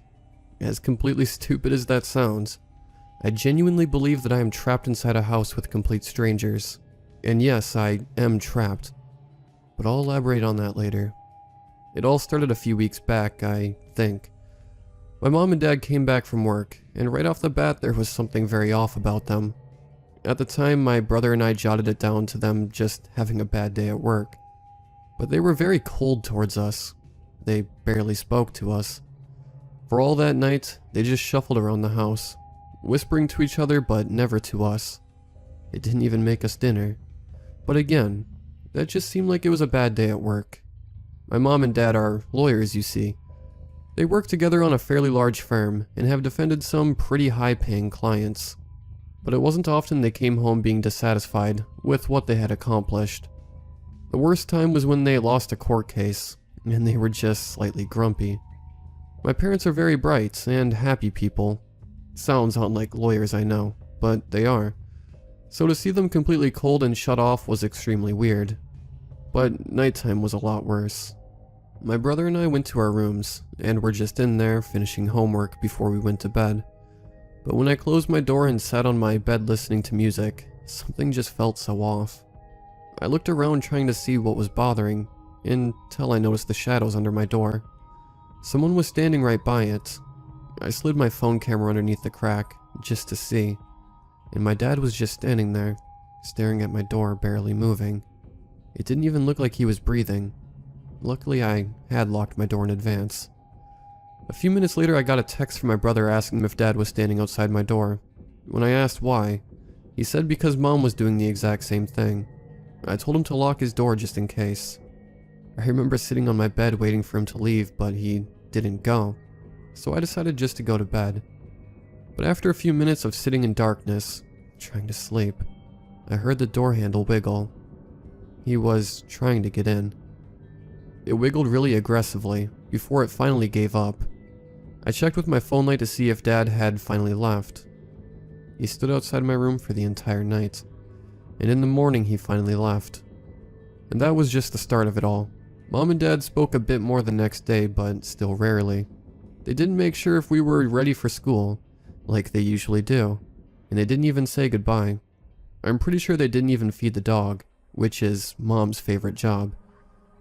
On our way out of the house, my brother and I could see my mom and dad staring at us from the window. That night was when I really started to question my parents. We got home from school and Mom and Dad were already waiting for us. They were sitting at the dining table. The entire house was completely closed up and dark. We walked in and they told us to sit, and I don't think I've ever been more terrified in my life. They didn't do anything themselves, but the way they spoke and acted and moved was just so unnatural. Their movements were stiff, but seemed like they had been previously planned out. Their voices were cold and empty, and there wasn't a hint of any emotion in their words. They acted like they had never met us in their lives. They ran us through some new house rules. There were 5 rules, and every single one of them was completely unlike my mom and dad. Rule 1 was that the bathroom doors had to stay unlocked and open at all times, never to be closed no matter what. Rule 2 was no technology. They had cut all the phone wires apparently as well. Rule 3 was that we were forbidden from leaving the house. We weren't even allowed to go to school. Rule 4 was that all orders from them had to be obeyed. Rule 5 was arguably the hardest. No interaction with anyone both inside and outside the house. I wasn't allowed to talk to my brother, and he wasn't allowed to talk to me. We weren't allowed to even play with the dog. The only people we could talk to were our parents, but we could only speak when spoken to. They said if we broke any rules, they'd lock us in the basement for as long as they saw fit. In that exact moment, I started questioning if these people were my real mom and dad, because they would never behave like this, and I think my brother was thinking the same thing. After they ran us through the rules, we went to bed, doors unlocked and open. I had just gotten to sleep before I felt something weird, breathing on my neck. I squinted my eyes just a bit and I saw it. My dad, standing right next to my bed, staring down at me, completely unmoving. I didn't sleep at all. I just tried my best to pretend. I got good at that as time went on. I remember the next day that my parents went off to their office to talk in private for a bit. When I came up with my plan, I found the Wi-Fi box and the computer they had hidden away from my brother and I took it down to the basement and hid it in a small compartment. That's how I'm writing this post. I have no phone or anything, so this is the only way I can contact the world. Before I wrote this, it had been days since the rules were imposed. I had barely spoken a word, and I was terrified of losing my ability to speak. The parents had refused to buy my brother and me food. I had lost about 5 kilos a week. Not as bad as my brother, though. He was like a twig. He was pale and gaunt, and had black circles under his eyes. But I couldn't do anything to help him, and I think that was the worst torture I could endure. Our dog had starved already. It didn't take very long. We weren't even allowed to bury him. They just took him out of the house and left him there. They had barely taken care of the house. It was a mess and it completely stunk. We don't know what of. The basement absolutely reeked. It was far worse than the entire house. But the worst of all were Mom and Dad themselves. Their skin looked almost rotted. It was pale and purple, and they had cuts all over them. There were small tears. They looked like walking corpses, and they barely spoke. And then it happened. It was the middle of the night. Mom and Dad had stopped watching us sleep for some reason, so he was able to get in. My brother snuck into my room and whispered to me something. Something that won't leave me ever. That is not Mom and Dad. Mom and Dad have been in the basement for months. I was confused at first, before things started to make sense. The smells, everything. And then I made the biggest mistake of my life. I gasped, and loudly. Within seconds, I heard some kind of shrieking coming from the house. I grabbed my brother and we sprinted downstairs. Before us, we could hear the fast-paced footsteps of my mother. We ran to the front door, but it had been completely blocked off. She caught up with us. Mom first leapt towards me, but I jumped out of the way. She then crawled across the ground like some horrifying spider, and grabbed my brother by the leg, and dragged him across the house until he had disappeared into darkness. I don't think I've ever screamed so loud. I felt blood in my throat from screaming like that. She then came running back. I ducked out of the way before I ran into Dad, who pushed me to the ground. Mom crawled over to me before giggling, her rotting face twisted into an awful smile. She reached out and grabbed me by the scruff of my neck, her nails digging into my skin. She brought me up to her face and whispered, "Bad boys get punished. Bad boys get punished." She said this over and over. It'll never leave me. And then she threw me into the basement and locked me in complete darkness. And here I am now, writing this post, hoping I can get it out for someone to help me. In all honesty, I'm not sure how long I've been here. Days, weeks, I don't really know. It's pitch black without this laptop, and it's almost completely out of charge. Please, can anyone help me? I just want to get out of here. I want to know if my brother is okay. I don't want to be down here anymore. I can't move my legs, and it stinks to the point I can't barely breathe. I can't sleep. And the skin corpses of my real mom and dad hanging from the wall are scaring me. This is a story I do not often tell. I promise sincerely that this has scarred me for life, and although I have looked into psychological explanations for what I heard, and natural explanations for what occurred, they remain unsatisfactory. When I was a child, I was scared of the dark. I swore to my mother I heard voices in it. They were not evil, but they were not familiar, and so they scared me. It was not uncommon in the middle of the night for me to wake up and hear whispers, as I would call them when asking my mom. She figured they were just bumps in the night, and typical kids' nightmare material. I tried often to explain to her that it was more than that they sounded different from one another, the way people's voices do. On some nights I would get so scared from these whispers that I would sleep in my mom's bed with her. It was an added bonus that the bathroom was directly outside of her bedroom door. I should add at this point that when walking out into the hall to go to the bathroom, you look directly down the stairs. That would lead you into the living room and the first floor, as my mom's bedroom was on the second floor. On one such night, around Christmas, I woke and felt the need to relieve myself. I walked out from the door and distinctly heard the phrase, "Look," and to my astonishment, a red light, almost like a spotlight, was cast upon the wall at the very bottom of the stairs. The light had no other source, and was by itself, and I was transfixed by it. Being a little kid, and it only being a few days from Christmas, I knew what that light was. It had to be Santa. How else could he get into my house to know I was being a good boy? I was so excited I began walking down the stairs to greet him, picking up my pace after the second step as to begin to creep off the wall and fade into the darkness in my living room. That's when I heard him, a very strong, masculine voice, different from the first, not at all like my father's. Not to say he isn't masculine, it was just distinctly different. It said, "Stop, right now. Go back up those stairs." I listened, turned around, and what happened next I am not sure I would believe if someone had told me the same story.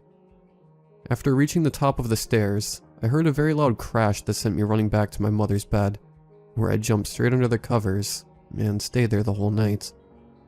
When we awoke the next morning, the lights, the little Christmas flower lights that glowed red, my mother had put on the railing down the stairs were pulled straight down to the bottom of the stairs, some broken from what seemed to be a forceful tear, laying in a single pile. The dry sink in my living room had fallen from the wall. My mother could not explain it. My father was worried we had been the victims of a home invasion. My sister was crying. There was nothing missing. Nobody had broken in. There didn't seem to be any reason that this happened. And then I saw it, and I kept quiet about it because I was so afraid that I could not force words out of my mouth. There on the edge of the wooden dry sink, which had been facing up, were 3 indentations where the finish on the wood had been torn, almost as if in a forceful grip. Something down there had grabbed it and threw it down. That was what the bang was. I was mortified. After that day, I never heard a single voice again. I do not like to imagine what was waiting downstairs for me that night, if it was anything at all. But I can tell you that the reality was that somebody had physically acted upon 2 things in my house near the bottom of that stairwell. After this, I had never heard another whisper again. Which is sad, because in some ways I would have liked to thank the man, the masculine energy, that had stopped me from going down those stairs. This happened when I was 7, or 7.5, as I like to say at the time. I'm now 20 years old, and because of this incident I am still afraid of the dark, especially shadowy stairwells.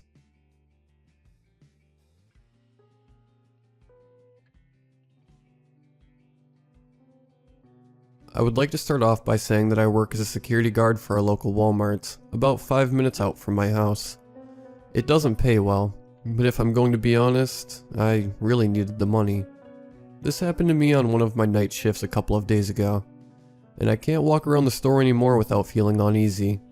Usually during these night shifts, we have 1 to 2 guards, scheduled until the first opener comes to the store to get ready for the day. I was going to be working with my friend Benny, whom I had known for about 2 years now. That's not important to the story, however. What is that he called in sick an hour before his shift. It really wasn't a big deal, as all we have to do is sit in a room and watch security cameras, and occasionally sweep the aisles with a flashlight once every 2 to 3 hours. I was really just disappointed to be stuck staring at those mind-numbing screens with no friend to keep me distracted and accompanied. The night started off simple enough. I pulled into the parking lot, getting out of my car and breathing in the crisp, cool night air, under the protection of the huge light poles we have scattered across the massive parking lots that Walmarts naturally have. I used my key to unlock the side door that I enter through, and on my way to the office said my farewells and goodnights to the late shift workers and managers. A couple of hours passed, and I was sitting in a chair, reclined back with my hands behind my head, when I got an uneasy feeling at the bottom of my stomach. Like when you're riding a roller coaster and are going down the big drop. Now I may be a security guard, but the only thing I'm allowed to carry is pepper spray, so I don't really have a weapon. And this only amplified the sudden feeling of terror that I couldn't pinpoint the origin of. I chalked it up to just being paranoid, as I was the only one there for the night, and I was used to having another person to talk to. A little bit later I grabbed my flashlight and began to stride around the massive and empty store, until I came across another odd sight. Down one of the aisles with toys in them, There was a ventilation shaft with the metal grid covering it shoved to the side. Now at this point, you're probably thinking the same thing I am, being that someone broke in through there, but there was a note in the manager's office saying that the air conditioning malfunctioned, and for the next couple days it was going to be worked on for repairs. I chalked it up to this being the reason for the open vent, and went back to my office. However, I'm a naturally paranoid person, and about 10 minutes later I ended up going back to the vent to close it up before realizing something. Every other vent had been pushed aside like the one in the toy aisle. Now honestly, this didn't raise any feeling except annoyance, so I just gave up on closing it and assumed they were all needed for the air conditioning repairs. Looking back at the screens, I saw that a car had appeared in the parking lot under one of the light poles. We have a strict no loitering policy, and I'm supposed to order people to leave as the parking lot is not for free overnight use.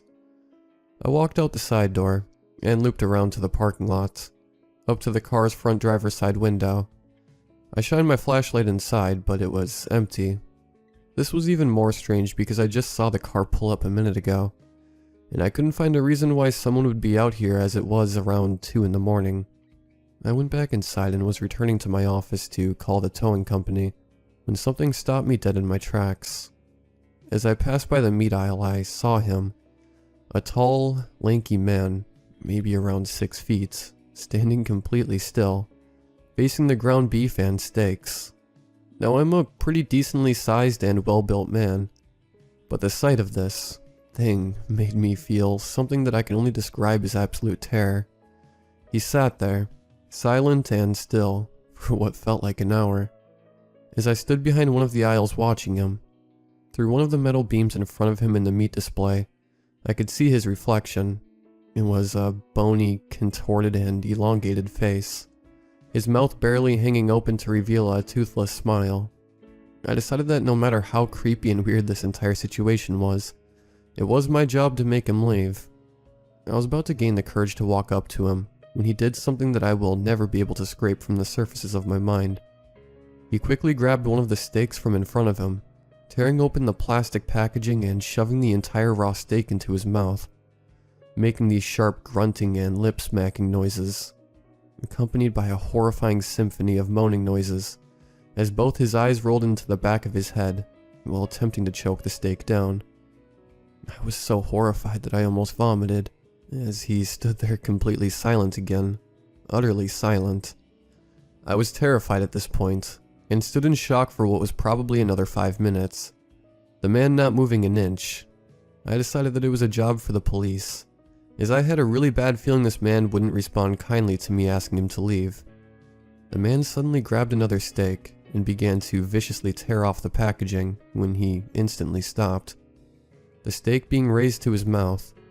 Then in complete horror, I realized he could see my reflection in the metal bar. He let out a high-pitched shriek as he turned around and began barreling towards me.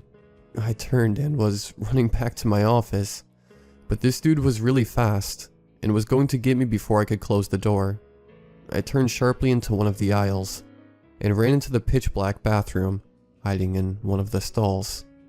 I could hear slow and pronounced footsteps enter in the room, echoing off the enclosed walls of the bathroom. My worst nightmare turned to reality when I heard the creak of the stall doors opening one by one, until the one in front of me opened. I was shaking profusely, and couldn't even see a foot in front of me, when I heard the door to the bathroom slowly creak shut. I waited maybe 5 minutes before opening the door, and sprinting into my office, locking the door, and calling 911. They arrived maybe 10 minutes later, combing the store but finding nothing. I had all of us watch over the security cameras, but the footage of the time period that the man was in the store just wasn't there. I had just told them that someone had broken, not the living hell that I had witnessed, out of fear that they may think I'm crazy. The cameras that we had in the parking lot had been broken for almost a year now, so naturally, the car had disappeared along with the man. The police said that there was nothing they could really do, and said I'm lucky that only a few steaks were missing, and that I didn't encounter a dangerous situation. I felt sick to my stomach, but all I could really do is go home and try to sleep. And every night shift from here on out, I make sure that I have a partner to keep me company. That night was terrifying, and quite frankly, I don't expect anyone to believe me, but I needed to get it off my chest. To anyone out there working a job in security, please be extra careful on your job, and good luck.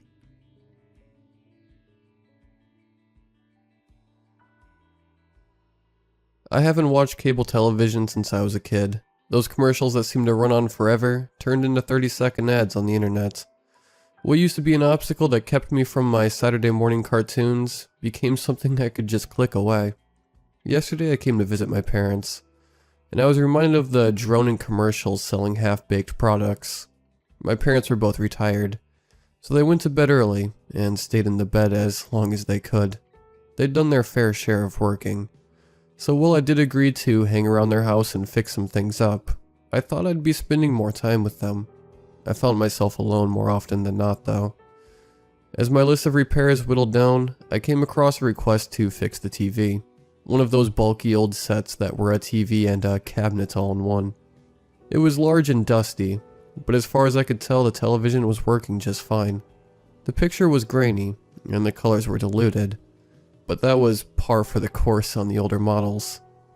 Just to entertain the notion, I reached back and pulled all the cords out, and gave them a quick wipe, and then I proceeded to clean the rest of it. I turned the television back on and stepped back from it too. I thought maybe the issues was something that would only occur every so often. Like the channel would randomly change or the picture would cut out. Something along those lines. Like I said, I haven't watched cable television in a long time, so I wasn't familiar with the program that was playing, though it looked like something local. A preacher was going on and on about how our sins will be carried through generations. That was until the picture cut out. I was just about to reach for the TV controller when the picture came back. There was a family sitting around the dining table, with what looked like a Thanksgiving feast in front of them. They were having a conversation. I don't remember what about. I wasn't really paying attention. The mom asked for the gravy, and with a smile, a young boy lifted a bowl with a red label printed on the side. "Dan's Gravy," it said, and the bowl hung in the frame for a moment, a plume of steam still pouring from the top. Then the screen faded to black, and only the logo remains. "So good you'll get the whole family talking," spoke a robust male voice. I wasn't certain, but I could hear a small impact behind the slogan. Like the bowl had dropped and hit against the table. I remember the logo remaining on the screen for an uncomfortably long time, before it finally switched to the next commercial. This one was a car commercial. I could tell right off the bat, by the way a sleek and black SUV managed to have the city streets all to itself. In the front seats of the car sat a man and woman, both dressed very well, like they had just left an event. For when you need to get from point A to point... A male narrator's voice became muffled as the camera zoomed in more on the car, until it became an interior shot. "I just don't understand why you always do this," the man spoke. He said it calmly, but by the way his hand lifted from the wheel, I sensed aggression. The woman just sat still and looked down at her feet, as the man shifted in his seat. "Would you talk to me?" he asserted as the camera panned out, and the logo for the car company appeared on screen. It wasn't one I was familiar with. I was definitely put off. I haven't seen TV ads in a while, sure, but I didn't understand what the tone was. It was funny or insightful. It wasn't getting any information about the products that I was seeing. Once the car commercial ended, I was brought back to the rambling minister. He paced around the room spouting off scripture. He was an overweight man, and I could see sweat starting to form on his face. He stopped speaking and paced over to a water bottle that was resting on a nearby stool. When he picked it up, he spun the bottle until the label faced the camera. Lifting the bottle to his lips, he began drinking the water, and the camera zoomed in. An uncomfortable amount of time passed as he drank from the full bottle until it was empty. He looked stressed as he did this. Once the drink was empty, he pulled the bottle away and gasped. "That's refreshing. Garland water is the cleanest." When he finished, he started to cough up some of the water, and the image once again went black. I lifted the heavy controller up and pressed down on the channel up button, and while the TV acted like it changed channels, the number itself remained the same, channel 91. I continued to fool around with the buttons while another commercial started playing. "What the hell are you doing?" A female voice rang out from the speakers. It felt so loud and direct, like someone was in the room with me, that I instinctively looked up. It was the family from the gravy commercial. They were all in the same position they had been in, except the bowl had dropped and splashed gravy on the mother's hands. They were all looking right at the camera. My arms lowered to my side and my body grew slack. "Stop looking at us," the woman spoke, and the logo for the gravy showed up briefly, disappeared, and came back as the screen faded out to black. Needless to say, I was stunned. I was pretty confused about the whole thing, and I wondered if this was what my mom was referring to. Another commercial started. Two classically dressed men were walking through a clothing store, but all the clothes were hanging from the ceiling by fishing wires. I decided even before the commercial started that I would just buy my folks a new TV. I'd go out and get it while they were sleeping upstairs. Walking forward, my arm outstretched to press the large silver button on the bottom of the TV. I wouldn't touch that if I were you. I looked up once again to see one of the gentlemen had turned their face to the camera, but when I looked at the screen, he turned away. "Boy, there sure are a lot of fancy clothing here," he spoke. This time his voice was much more indirect, and like he was reading off a script. The two men continued to walk and run their hands along the clothing, until one of them stopped abruptly. Pulling his hand away from the clothing, it was revealed that one of the hooks holding up the clothing had punctured his finger. He stood for a moment like he was in shock. The other man leaned in and started whispering into his ear. "Say your lines, Paulie." His voice was a whisper, but the volume of it didn't change. The man with the hook in his hand started to shake, and the screen cut to black before returning to the preacher. He was screwing off the top of another water bottle, and when the camera dipped enough to see the floor, I witnessed at least a dozen empty and discarded water bottles. Sure enough, he lifted the bottle and started to drink, label out. Shifting to another commercial, I saw something I was finally familiar with. It was one of those as seen on TV ads, except this one had "as seen on your TV" in the bold red logo.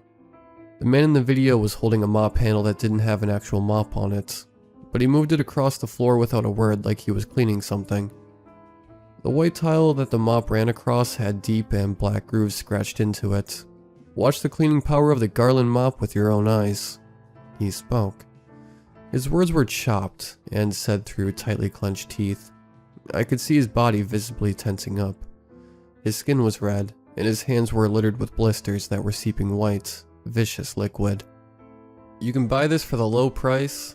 He took the mop handle and lifted it above his head like a broadsword. "Oh, screw you." He screamed and brought the handle down on the stove that was part of the kitchen set, and as he continued to assault the stove, sounds of whining metal coming from the TV speakers, I realized that the kitchen was really familiar, and sure enough, shaking from the impact of his assault was a pot of gravy on the stove. Then the commercial went black. The screen stayed black longer than it had before. I could hear distant mumblings still coming from the television, like a conversation in a neighboring room. The TV was lit up once more, and there was a father standing by his daughter, who was sitting on a swing. They were in a playground, but it was completely empty apart from the two. "Are you going to start swinging?" the dad warmly asked. "No, you have to help me," the girl replied, turning to face the camera as she spoke. The dad stepped behind her, and for the 30 seconds I watched as he pushed her back and forth on the swing, the both of them expressionless and still. She was getting pretty high, and when she swung back, the father put his hands on the chains of the swing and pushed her forward. Only this time he didn't let go. The girl started to leave the seat of the swing, and with the momentum she surely would have been sent flying, but the screen flickered. It was the beginning of the commercial again. "Aren't you going to start swinging?" The father spoke. This time his words were agitated, and his hand was rubbing his forehead. "No, you have to help me," she replied, turning towards the camera with tears gathering in her eyes. The scene skipped over and over, showing her turning towards the camera repeating the lines, "You have to help me." It did this for another 30 seconds before the commercial finally ended, and started up another commercial. I must have already been sitting there for 5 minutes at the least, and I hadn't seen any show or network plug. Just one commercial after the other. I started to wonder if I was watching some experimental film, but none of the buttons were working, and it felt like 2 of the commercials had tried to talk to me. I looked back to the stairs that led up to my parents' room, and decided I would try to figure out what was going on with the TV. I know it's stupid, but I was just uneasy about the whole thing. At that time, I didn't feel threatened by it, just perplexed.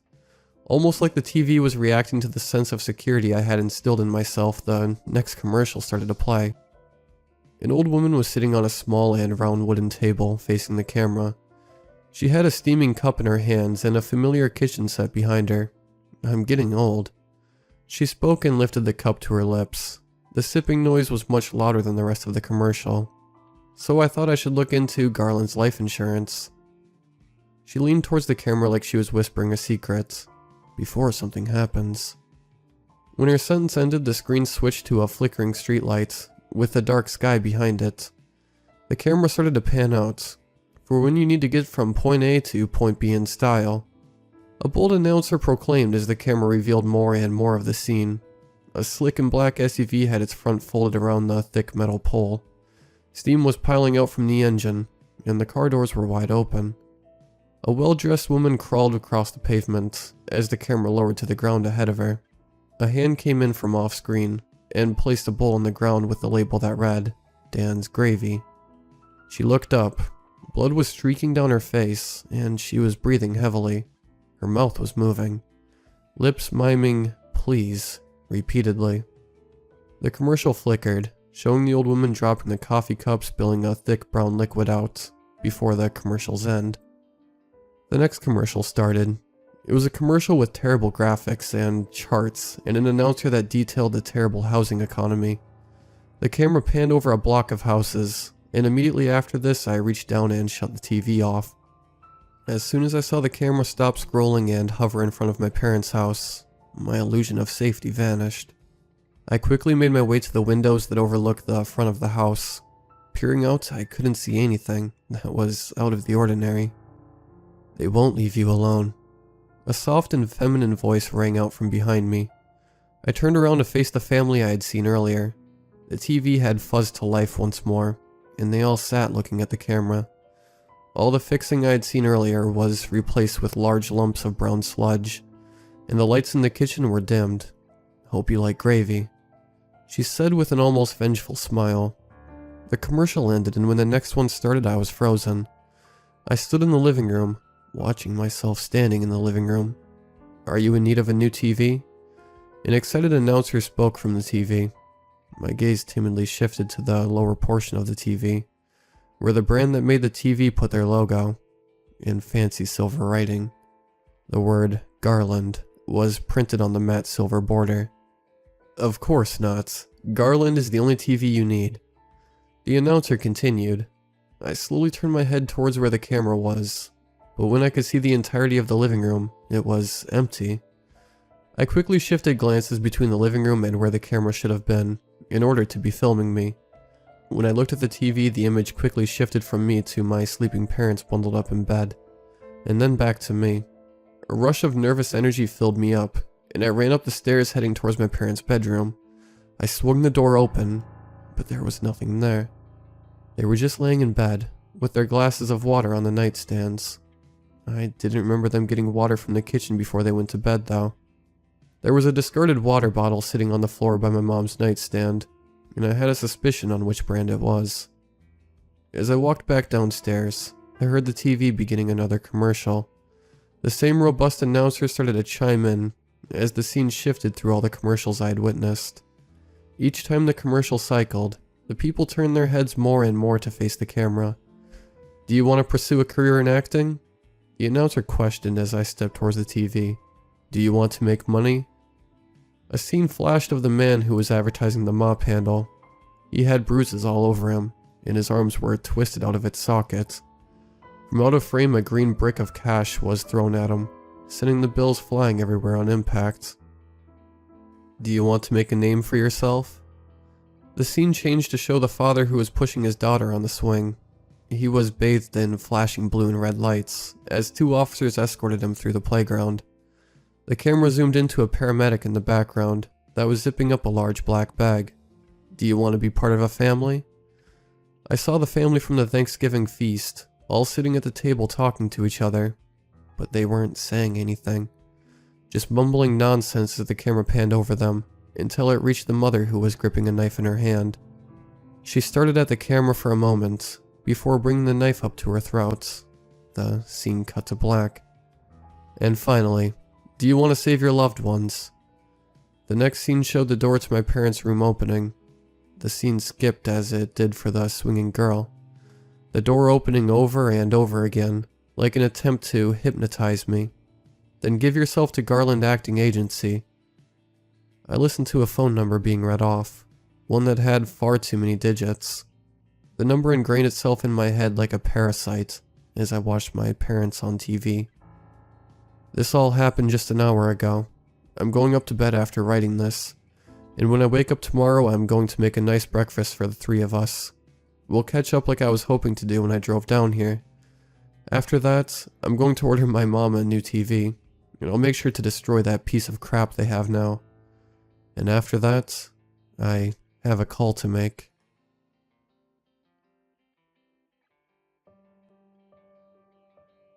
I've always been a heavy sleeper. Obviously this causes a lot of problems, since I have a hard time getting up in the morning.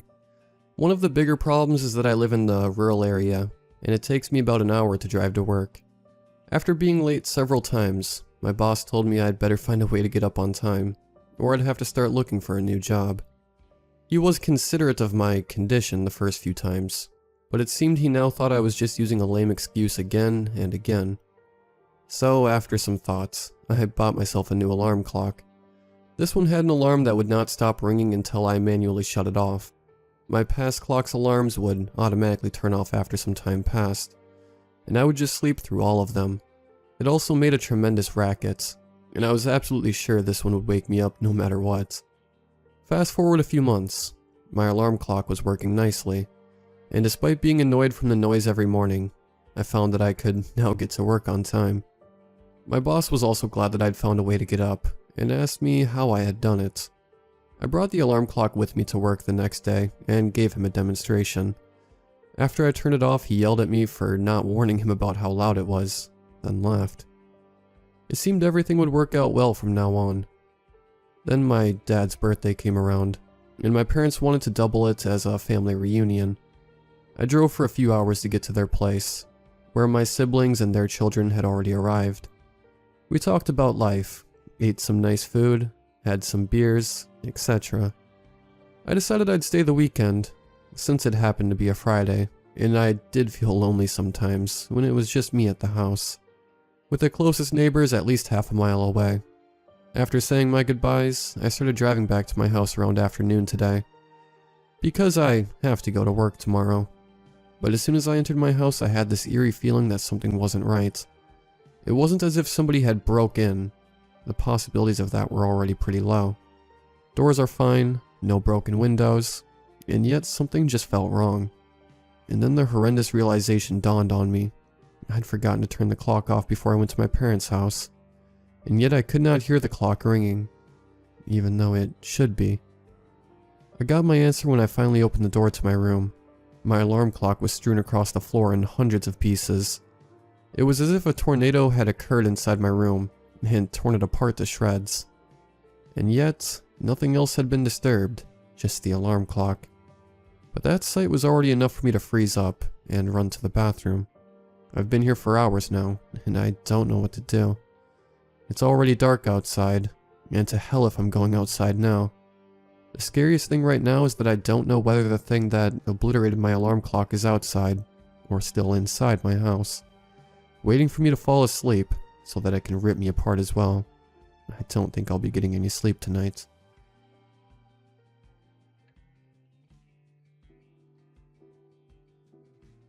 I'm an ER nurse. Something happened last night and I can't explain it. Everybody I have talked to has just sort of brushed it off, like I am making it up. But I swear, I'm telling the truth. I just need someone to believe me, so I am telling you guys here. We got a call last night that an ambulance was coming in hot with a heart attack patient that was unresponsive with no pulse. I looked at the report and he was picked up at a local park, where lots of homeless people like to sleep. Nobody who called knew him, and he had no ID. The ambulance found him passed out on the bench. The report said he was pale, but not blue. If someone has been dead a while, they start to turn a shade of blue.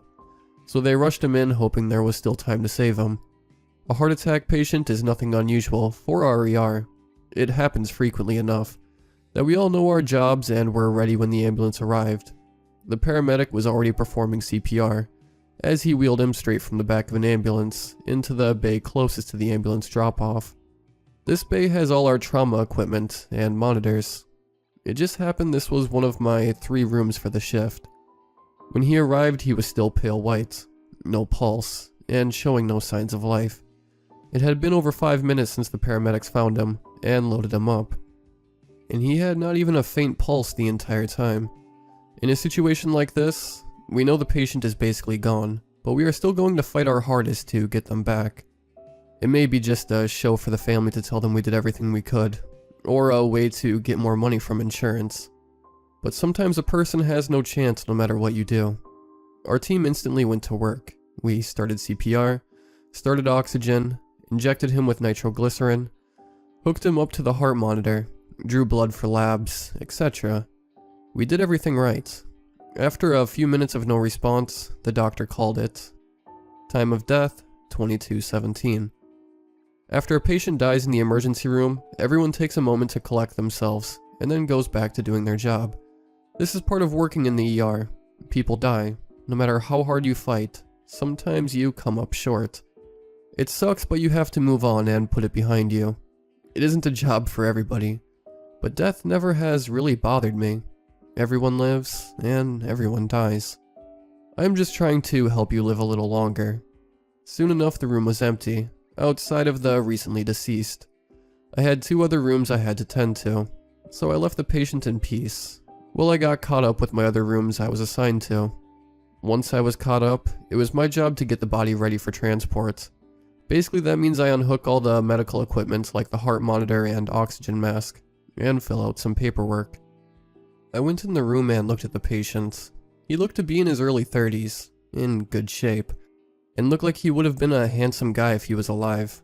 You don't normally see someone this young, and in such good shape, die this early from heart failure.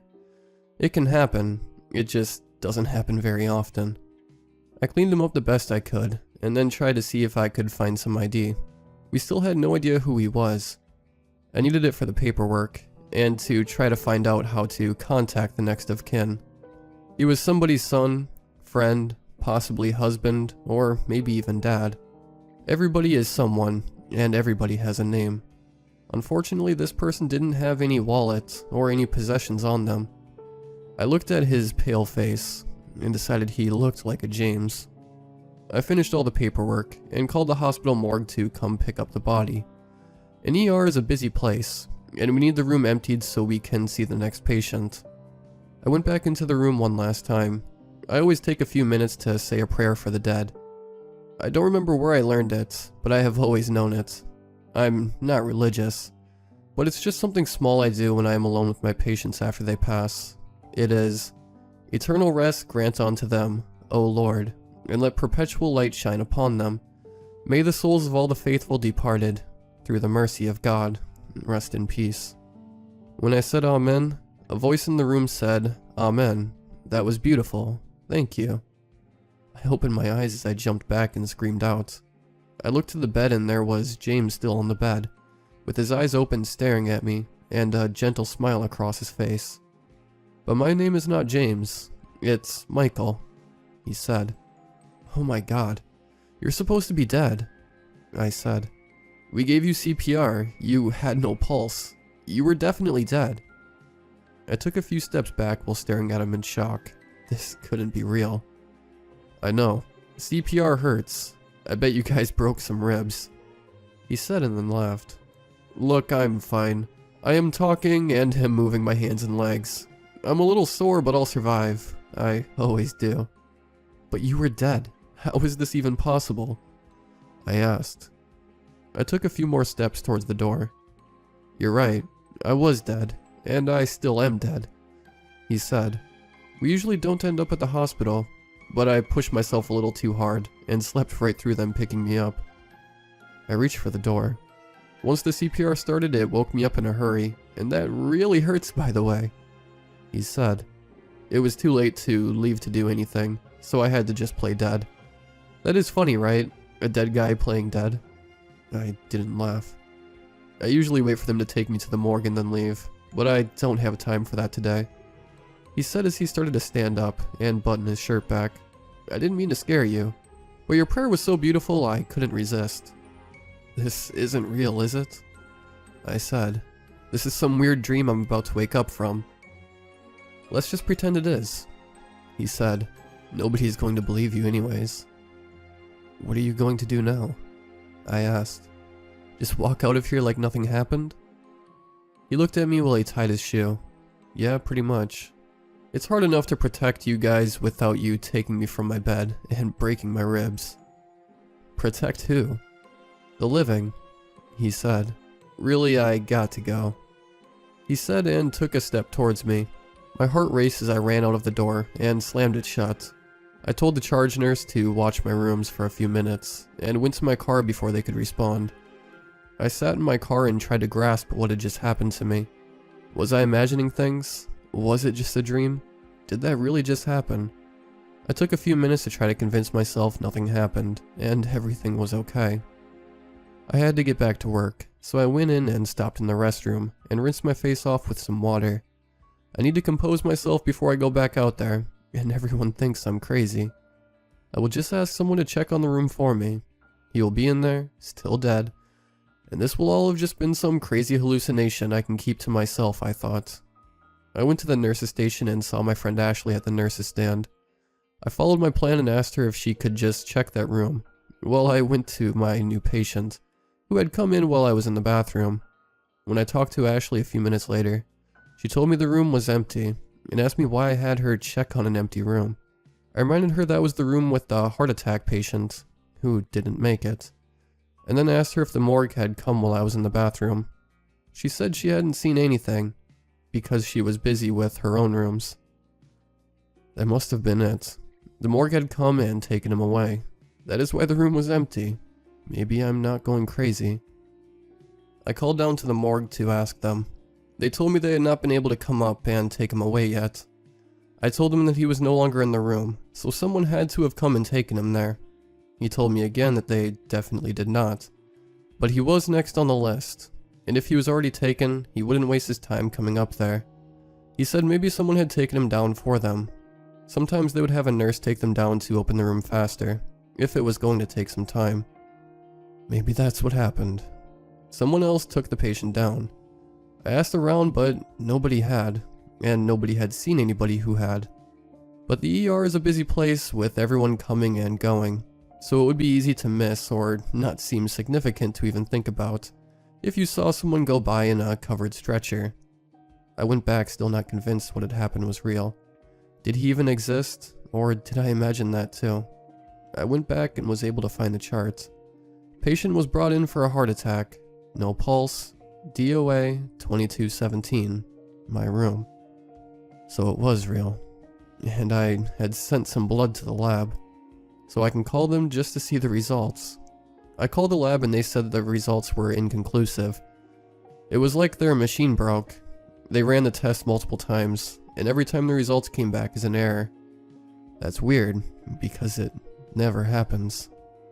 For the rest of the shift, I asked questions, trying to see if someone had seen my patient get taken to the morgue.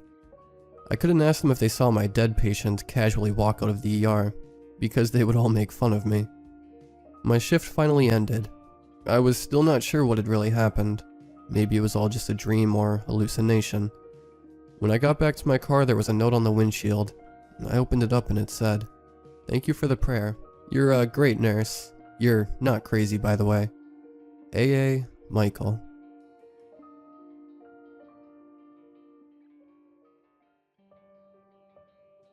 Let's just say my life sucks right now. I lost my job a week ago, and my girlfriend left me for some jerk online the week before that. And now, I'm trapped inside my bedroom because there is a machete-wielding psychopath outside my door. He's been there for 18 hours now. yet he hasn't broken down my door. I'm 100% certain he is waiting for me to surrender. I also can't escape on my own or call for help.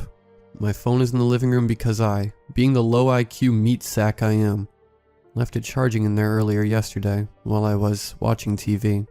I also have no landline in my room because I never decided to install one in there. And as the cherry on top, I have no window in my own bedroom. Don't ask me how. I didn't build this house. I've tried reaching my friends and family on my computer through Skype, Discord, email, etc., but no one has responded. How no one has acknowledged my messages, I don't know. This situation and the events before it are so mind-boggling to me. It's so unbelievable, yet it's true. Let me explain how I ended up like this. I have loved video games since I was a young child. I used to play for enjoyment, but now I use it as a coping mechanism. I don't like to drink, so this is my solution for that. It may seem weird for a guy in his 20s to play video games as a way to cope with his woes, but I do so because it gives me a temporary escape from reality.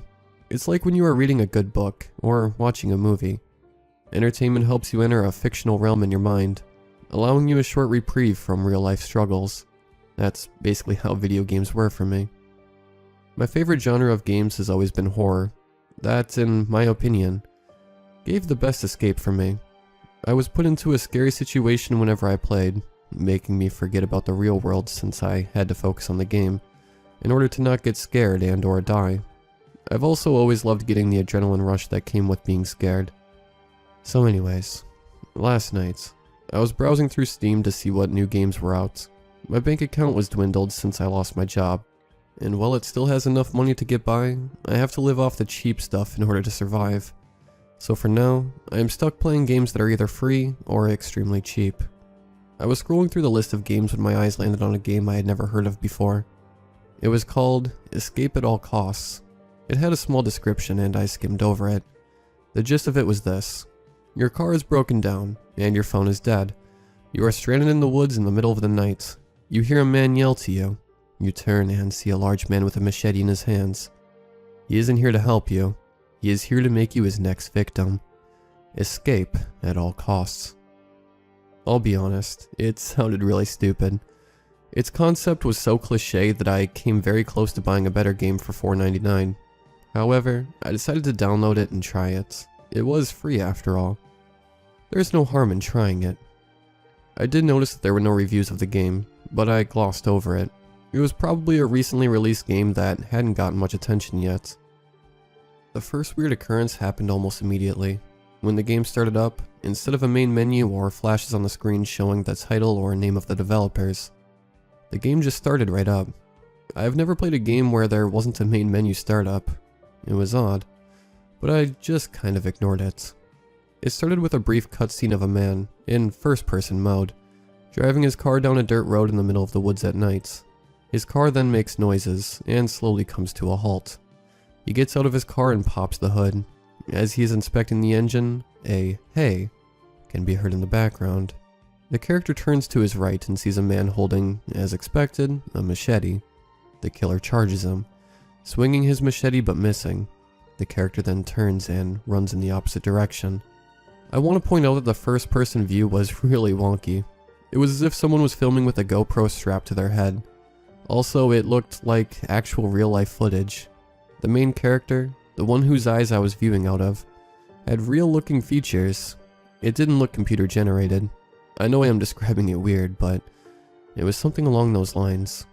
After the cutscene, I am then given control of the character. The controls were given to me in white font in the upper section of the screen. After that, an instruction covered the center of the screen for a few seconds. In large, red letters, it read, "Escape at all costs." Alright, challenge accepted. I initially ran around the map for a good 10 minutes. I was hoping I would have some more insight on where to go, or what I needed to do in order to escape. I thought that maybe there were more details in the pause menu, so I tried to pause the game, except no key brought up a pause menu. That's odd, I thought to myself. I then tried to find a way to quit the game, thinking that the pause menu not coming up could be a glitch. I hit the escape key, only for nothing to happen. I then tried hitting Ctrl-Alt-Delete, and then a red lettered message popped up again in the center of the screen. That is not how you escape. Don't try that again, or you'll surely regret it. Okay. This developer had way too much fun designing this game. It was creepy, sure, but also a smart move in a sense. It did add to the horror effect of it, in my opinion. Why not make it scarier by making the player actually try and complete the game, or die trying? With that in mind, I decided to trudge forward and beat the game. I ran around in circles for at least another 20 minutes, looking for anything that could help progress the game. After a few more minutes, I found a tree lying on its side. As I walked closer toward it, I saw something etched into the wood of the trunk. It was a heart, and within it were two names engraved into the wood. It read, Jessica and Terrence. When I saw that, I sat up in my chair and stared in awe for a solid minute. Let me explain why. I live in a small cabin-like house on the outskirts of town, since I didn't want to live in a crummy apartment. Sadly, it was the only thing within my budget. I'm surrounded by trees, and my closest neighbor is a fifth of a mile down the street. Needless to say, I am almost completely isolated. There was a tree knocked down not long ago. I found it while I was jogging out in the woods a month or two ago. I don't know how it fell down, but I do know that there was an inscription on it. It was a heart with the names Jessica and Terrence contained within. I mean, what are the chances of that? I thought it was a coincidence, but the shape of the heart and the way the names were inscribed were identical to the ones in the game. But as I looked around, I realized the layout looked familiar. Too familiar. The number of bushes here, the number of trees there, and even a small pond nearby. And then it hit me.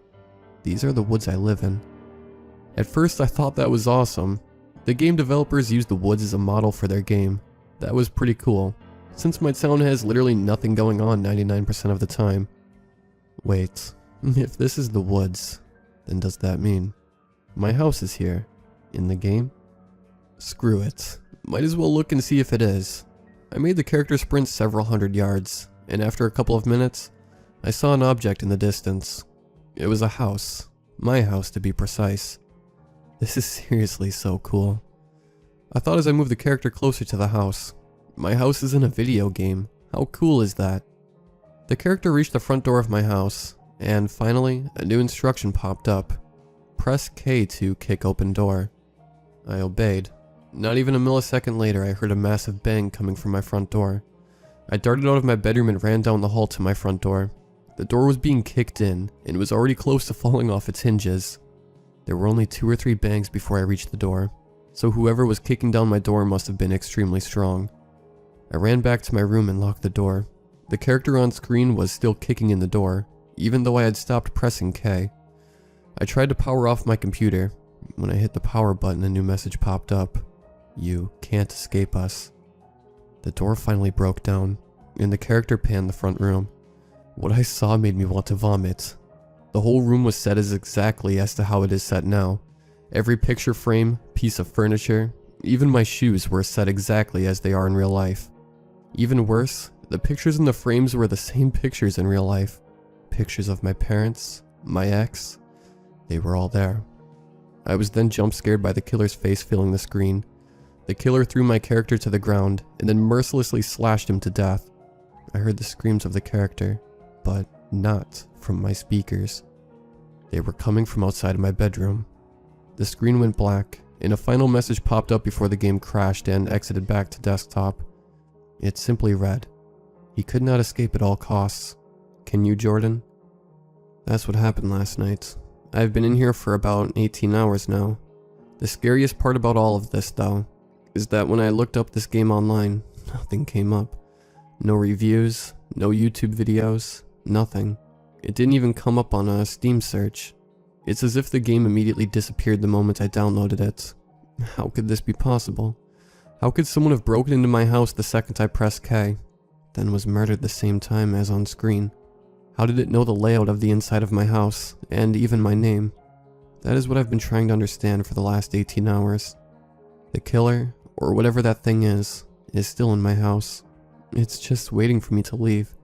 It hasn't even spoken at all. It has just made grunting and moaning type sounds.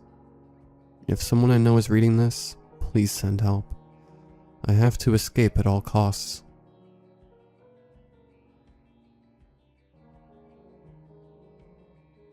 I was in 8th grade when I first saw it. It was a normal night in late fall. I was walking up and down my sidewalk and talking to my friend on the phone.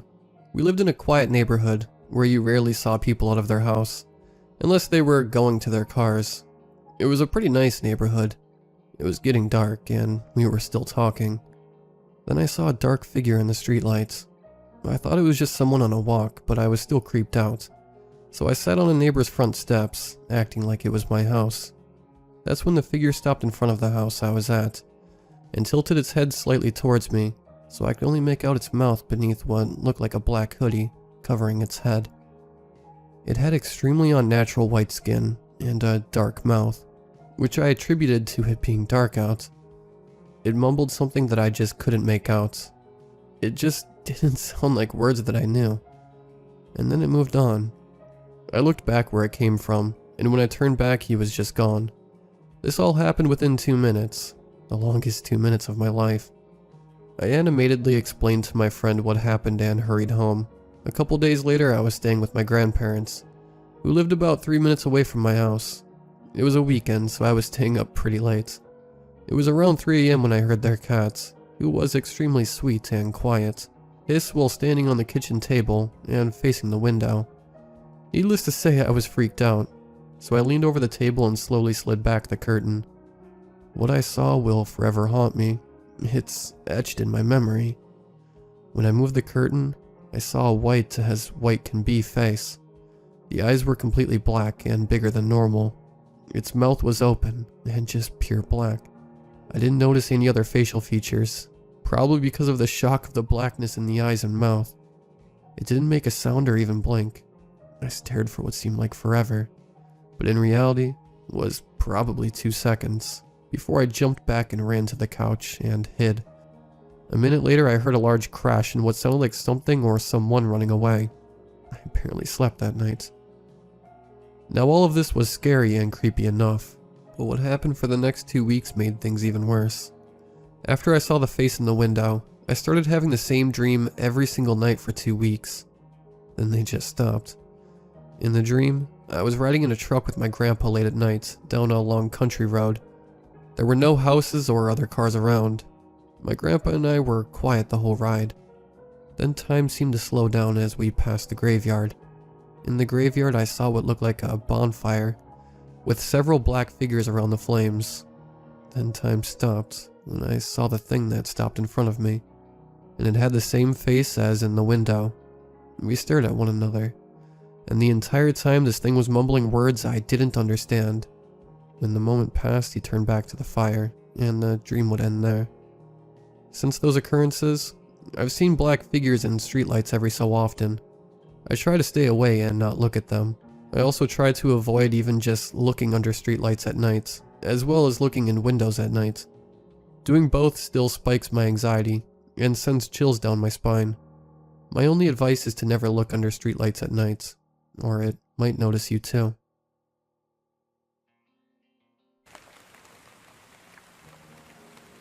Skinwalkers are old witches that appear as other beings or animals. Of course, they're folktale stories, for the campfire nights or something like that. There's the kind that has the head of a deer and a stretched human-like body. They can transform, they can talk, mimic your actions too. When they're done being you, they'll leave a skin covered in slimy blood. Oh, and they usually kill their victims as well. Or, well, meat suits, I guess. You'll never exactly notice the skinwalkers in your life. There are many different versions of the cursed story, but they all have the same endings. Yes, I said folktale stories, but honestly, I don't know what I believe in anymore. Last fall I went on a trip, near the east of the states with my girlfriend. It was a small getaway from everything. We wanted to get away from the city and our jobs for a week. So we rented out a small cabin in the hills, covered by trees and away from the light pollution. This place was as good as a forest. In fact, there was a forest, a few minutes walk away. After unpacking our clothes and such, of course we needed groceries. So a 10-minute drive to the nearest town would have to do. "Hey Dean," Annalisa said to me, her eyes on me while mine was on the road. "Yeah?"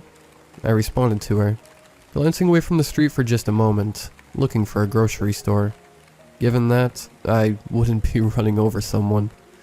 In the meanwhile, this town was older. The roads were still bricks.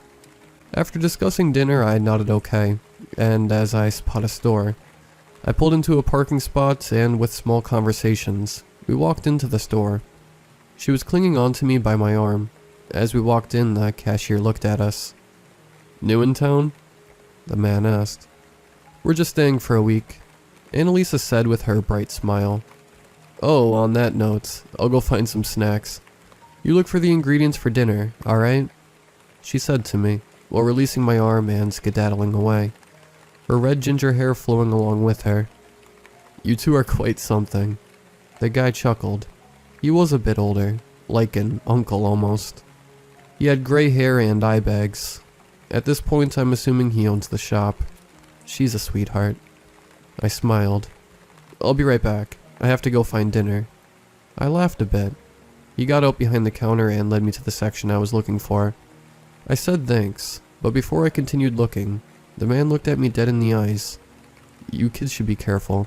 Visitors gone missing in the woods. The town's old, very old. Don't be out past sunset. It'll get you." He said in a grim voice. My eyebrows furrowed. He continued, "There's a creature out there. It kills for fun, and it's among us." "Alrighty then. Well, if I need some tips, I'll be sure to seek you out." I smiled at the guy. He gave me a smile back and walked away. Back to the counter, I'm assuming. I had picked out a pack with 2 pieces of sliced cow, beef, included in my bundle. I was carrying a large bag of fries. I passed at the greens section and took a sniff. My nose was clogging up. I smelled rotting meat. Returning to the counter, the store was small, but it was also a convenience store.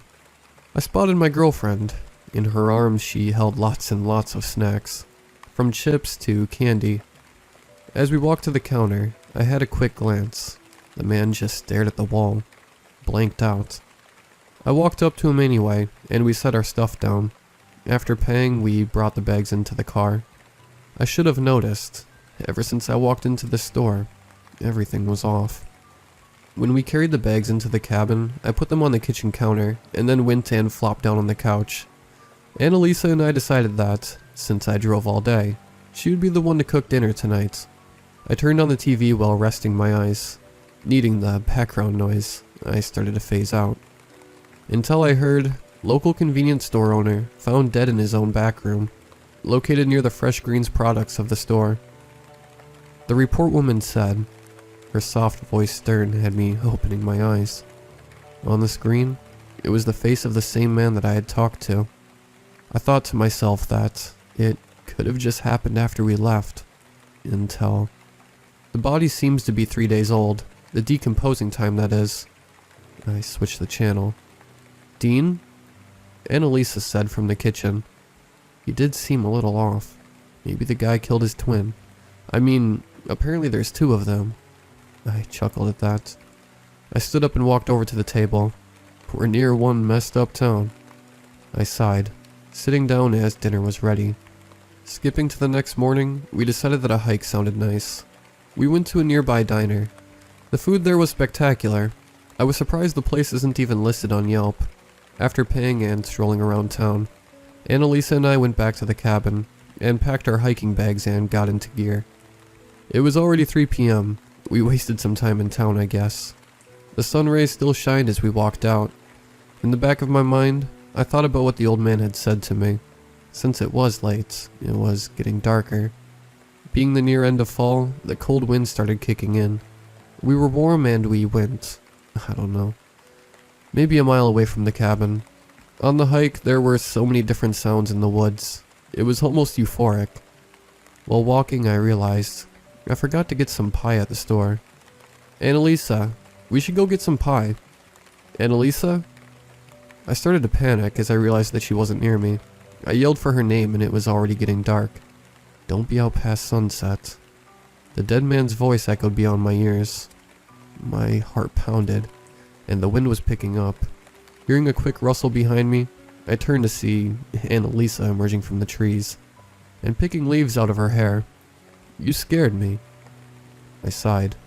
and I heard her casual giggle walking over to me. And I noticed her eyes weren't as bright. I'm sorry, babe. There was a trail and I found it. Saw a beautiful river, by the way. But I also, dropped my phone into it. She gave me a quick chuckle and grabbed onto my arm. We should start heading back. It doesn't seem safe out here. Of course, this all seems normal. But now, thinking about it, I should have seen the signs. I know. I never mentioned the carvings in the trees, including how the area had no river, only creeks. She should have known the difference. Considering the fact that she's a scholar, when we got home after the vacation, little things changed. A lot, actually. She stopped eating sweets. I noticed so many things off, but it could have been a life-changing ideal. I'm on Reddit right now. I'm alone at home. For the past hours, I've been on the no-sleep sites. I found more information on the man. The guy doesn't have a twin, and it's been a month since we got back from that old place. Even more visitors have gone missing, and their corpses found in the nearby woods. Furthermore, I researched on the legend, passing by skinwalkers. They're from Navajos, a group of people who associate these creatures with witches. Old, evil witches. I don't understand the whole concept, but there's signs. I've been seeing too many changes. I refuse to acknowledge what I've learned. 2 months later, and I'm back here. While she was at work today, I was home, sick, on break. Turning on the TV, I located the news channel. Local girl's corpse found. Annalisa. I looked at the screen. The picture shown on the news was my girlfriend's. Now the first thing I thought of was that it couldn't be true. Until they showed her corpse. Unusual for a newscaster, but the place we lived in had never been normal. Next to the body, blood-stained. Written, "You're right. She had a sweetheart." I already turned off the TV. I remember what I said to that man. No, that thing. I told it that my girlfriend was a sweetheart, and the same thing that ate her. That thing. It's been living with me. In my house. In Annalisa's face. I looked at the ground and I heard the door open. "Dean?" It called out to me, with the most monotone voice. It knows.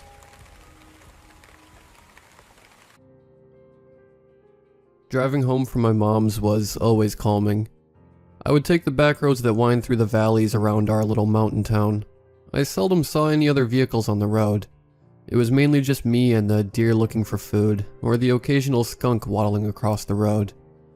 That night was different. All was black behind me until I got to the bottom of a small hill, half a football field away from my next turn. In my rearview mirror, the top of the hill began to glow as headlights breached the darkness. I barely noticed the police lights begin flashing due to the bright headlights blinding me. Being the dutiful citizen, I pulled over immediately, expecting the police vehicles to pass on their way to whatever emergency they had been called to. I was surprised when they slowed down and pulled up behind me, too close to tell the make of the truck. My car's interior was illuminated by the headlights assaulting the darkness. I took this drive to enjoy. I could see the driver's side door open. Brown work boots and blue jeans stepped down. I'd been pulled over by an unmarked cop before, in my college days when I performed a rolling stop at an intersection, so I didn't think very much of it. Reaching into my purse for my license, I was blinded by a flashlight at my window. A rough gloved hand knocked and signaled for me to roll it down. Being alone, and in the middle of nowhere, I had enough sense to crack it just enough for us to talk, and pass any required documents back and forth. "Evening, officer. Will you need my license and insurance? I'm pretty sure I wasn't speeding."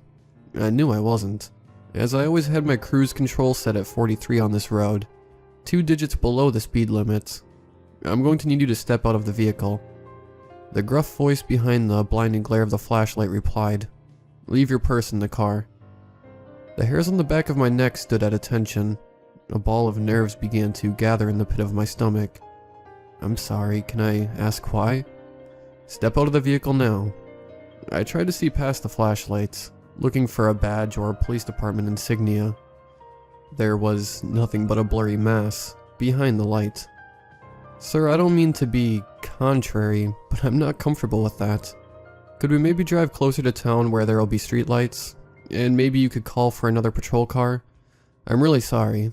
Woman alone at night. Dark road. I'm sure you understand." I tried my best to sound obliging and hide my anxiety. "Get out of the damn car." I could feel spittle hit my face through the small opening of the window. I couldn't do it. I tried to will my hand to the door handle, telling myself I must have done something wrong along the road, and this officer was just doing his job. I couldn't do it. Images conjured from reading an old horror book filled my mind. A lone family on a lone stretch of road, a possessed cop, death. "Sir, I'm going to drive by Whitman Road, by the Veterans Home. I'll pull over in their parking lot. I'll see you there." I put my car into drive and hit the gas. After a mile of driving, I reached into my purse, looking for my phone. Hesitated slightly before dialing 911, pressing speakerphone and placing it in my cup holder.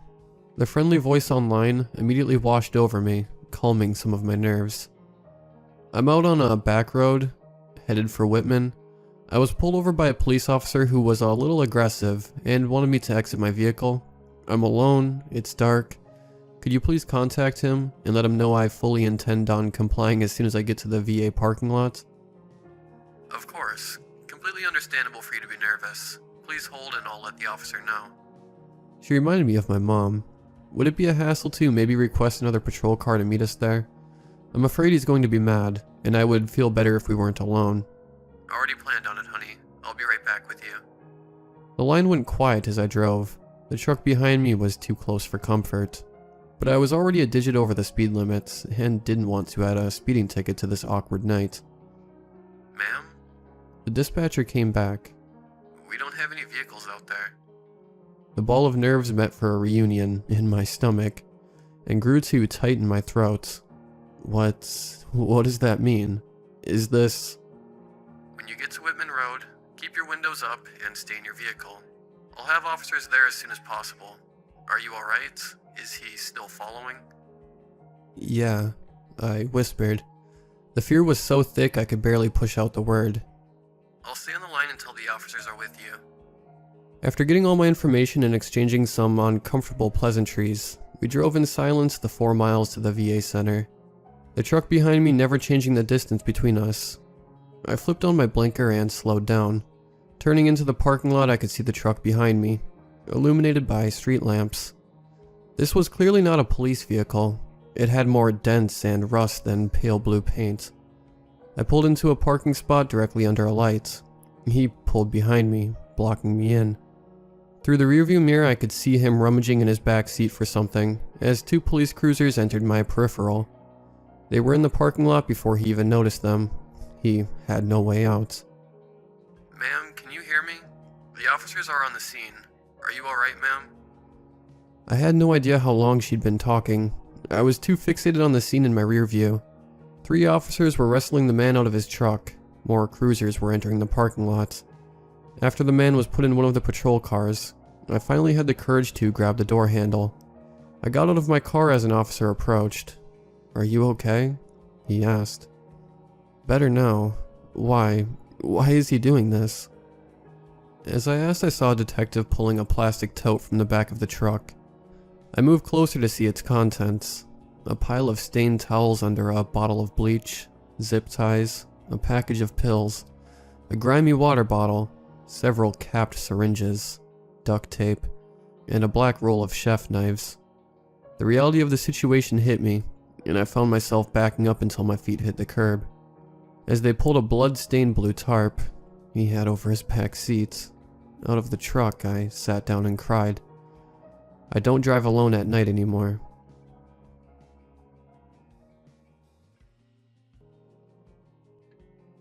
I'm 18 and female, and have struggled with mild OCD for a long time.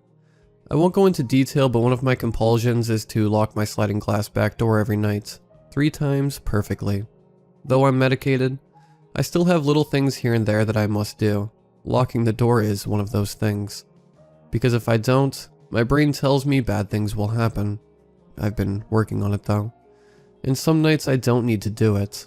But the days that I am stressed out, I must complete the task, lest I be tormented by my intrusive thoughts all night long. The ritual was never a problem until 2 days ago. when I noticed some wear on the locking mechanism. You see, the lock has never worked well. You kind of have to slam it and hold the little handle down so it locks properly, and the door cannot be slid open anymore. But this was different. There were little scratches on the latch that keeps the door from sliding. Normally I would freak out about this, but I was tired, and the door still locked. I locked it once and chalked it up to my siblings' roughhousing, and called it a night. The next night I went to go unlock my door the required 3 times. I had to do it more than that because the mechanism had more scratches on it, and a couple of chinks that made it so it wouldn't latch into place very well. Luckily I got it all 3 times, shut the blinds, and called it a night. Or I tried to. For context, I sleep on the daybed in the living room. It's quiet and comfy, and where I choose to be. The windows and back door are on the opposite side of the room facing me, and the crippling fear I have of being near windows, while it's dark outside, always ensures I keep the heavy-duty blinds shut tight. Absolutely no cracks of darkness are allowed to get in. Even the thought gives me the creeps. I did my usual post-door locking routine, brush my teeth, grab my favorite blankets, and queue up whatever YouTube has in store to help me fall asleep. As I was waiting for my eyes to drift close, I couldn't help but notice some sounds near the back door. It was rhythmic, a tapping on the siding outside my house. Being me, I immediately jumped to the conclusion that there is a serial killer outside trying to freak me out before he gets me. So still being me, I turn down my laptop and curl up under my blanket, and try to ignore what's happening outside. I was unsuccessful in my attempts to pretend nothing was wrong, because I noticed the sound change, from tapping on the siding of my house to tapping on the glass of the door. I tried to slow my breathing down, and calm my heart rate in hopes that whatever was out there couldn't hear me. The tapping stopped. The rhythm was stuck in my head by this point, so I felt the absence of the noise immediately. The sudden silence was quickly replaced by scratching on the glass and metal siding of the door. Like claws were scraping up against it. It was grainy and made my teeth feel gross. I felt the beginnings of a panic attack starting in my throat and stomach as the sound continued. I tried rationalizing to myself, but every explanation had an easy way to debunk it. I live in a nice neighborhood. There are no trees near the window or door. The weather was perfect today. And my dog is a Chihuahua. He couldn't produce that noise if he wanted to. I heard the click of the lock being jangled around, and the scratching stopped.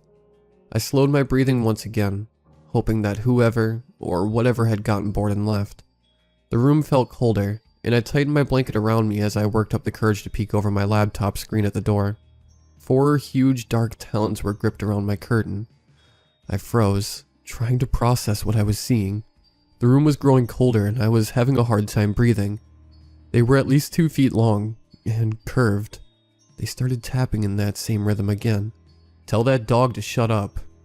The voice of my father interrupted my panic, and the claws swiftly disappeared.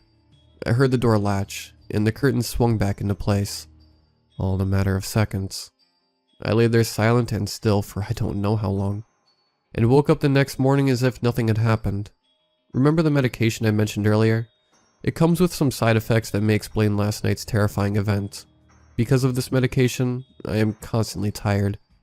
I get 8 hours of sleep at night, and then take about 4 naps during the day to keep me functioning. Another side effect I have is extremely vivid dreams. I often wake up not being able to understand that I was asleep. And a lot of these times I am sleeping. I'm having nightmares. I can't count the number of odd and horrifying things that I've experienced in these vivid nightmares. Often they are related to my fears in the real world, like windows and supernatural creatures. Last night could have easily been one of those nightmares. At least, this is what I have told myself all day at school to keep me sane. Now that I'm back at home, and the sun is setting, it's time to go lock the door 3 times, just like any other night. I take a deep breath and yank back the curtain. All is well. My backyard is still messy. The sky is turning those pretty colors of a spring sunset. I'm calmer now. I can get through this. I open the door so I can slam it shut while I hold the lock handle. Like I said, it's not a very well-functioning lock. I look down and my heart drops. The latch is missing. It's completely gone.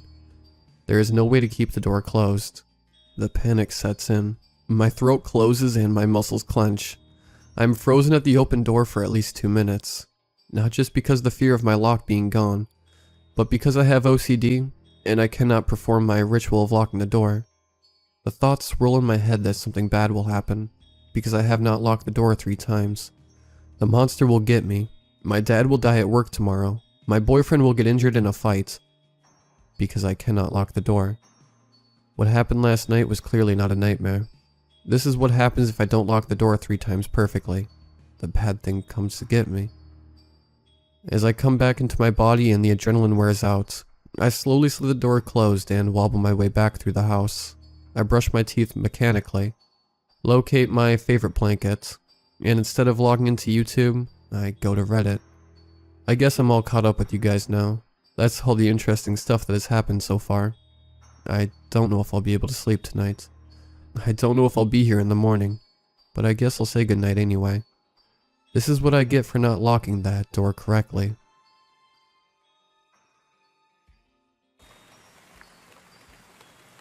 My parents divorced when I was really young, around 5 or 6 years old. However, my parents were on mostly good terms, so they settled for joint custody. For those of you who don't know what that is, basically I would travel back and forth between my mom and dad's house every other week.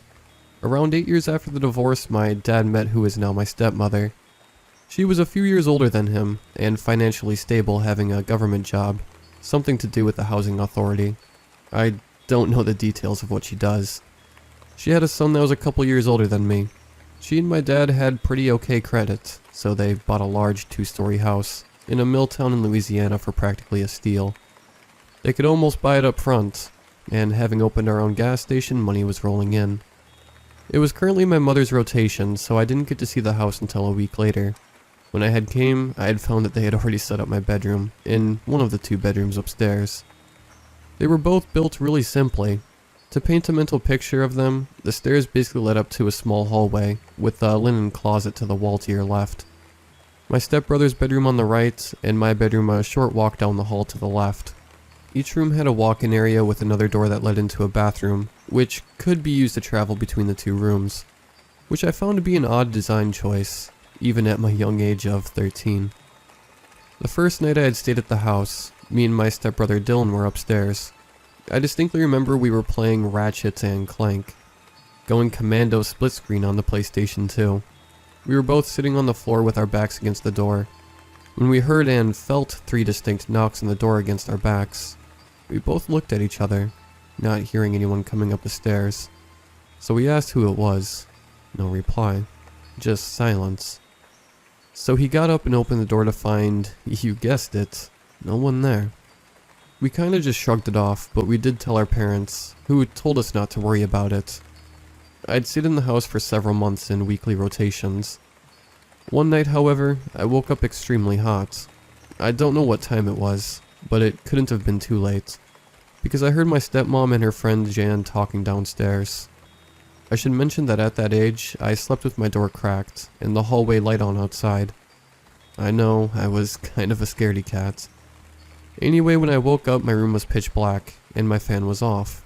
To make matters worse, the hallway light was off, but my door was still open. Hearing my stepmom downstairs, I decided that I would go downstairs to see what they were doing, and to take a bathroom break. While there was a bathroom upstairs, the toilet unfortunately didn't work correctly. Something about the plumbing was messed up. However, when I got up and started to cross the room, the door gently swayed to the latch of my door, then slammed shut. I had never been so scared in my life. I don't know how long I stood there, frozen in fear, but it felt like hours. Nothing happened as I stood there, so finally I mustered up the courage to open the door to find nothing there. Spooked, I rushed down the stairs, nearly tripping over my own feet. I joined my stepmom and her friend downstairs, who promptly yelled at me for still being up on a school night. I noticed that they were both sitting around the coffee table on the floor. On the table is what I realized later in my life as a Ouija board. I stopped staying in the bedroom after that. This was the original story that I had told last year. Again, these events are just what occurred to the best of my memory.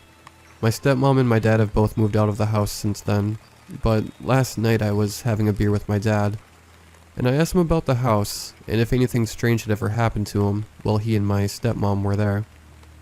After the events of the Ouija board, strange stuff started happening around the house.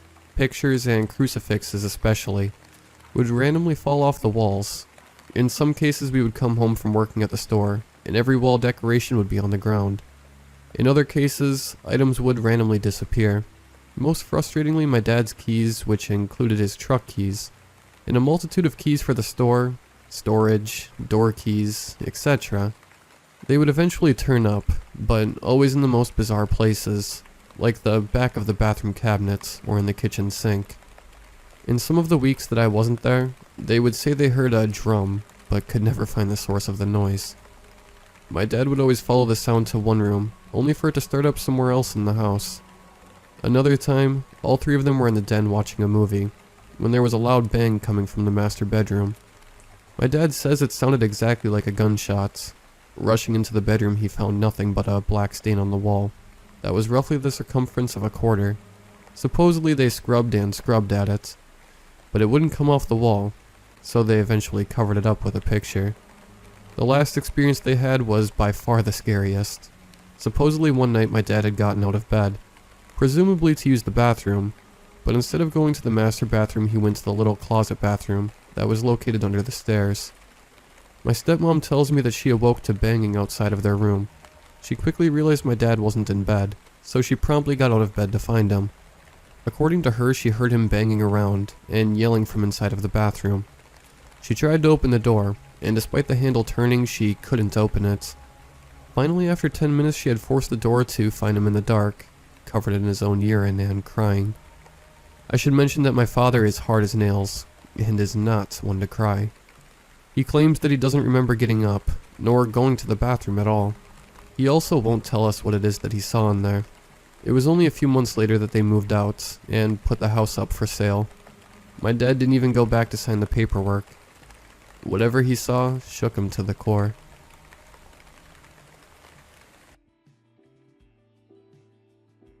Everyone knew the stories. They were passed down from generation to generation in the form of eerie whispers and cautionary tales.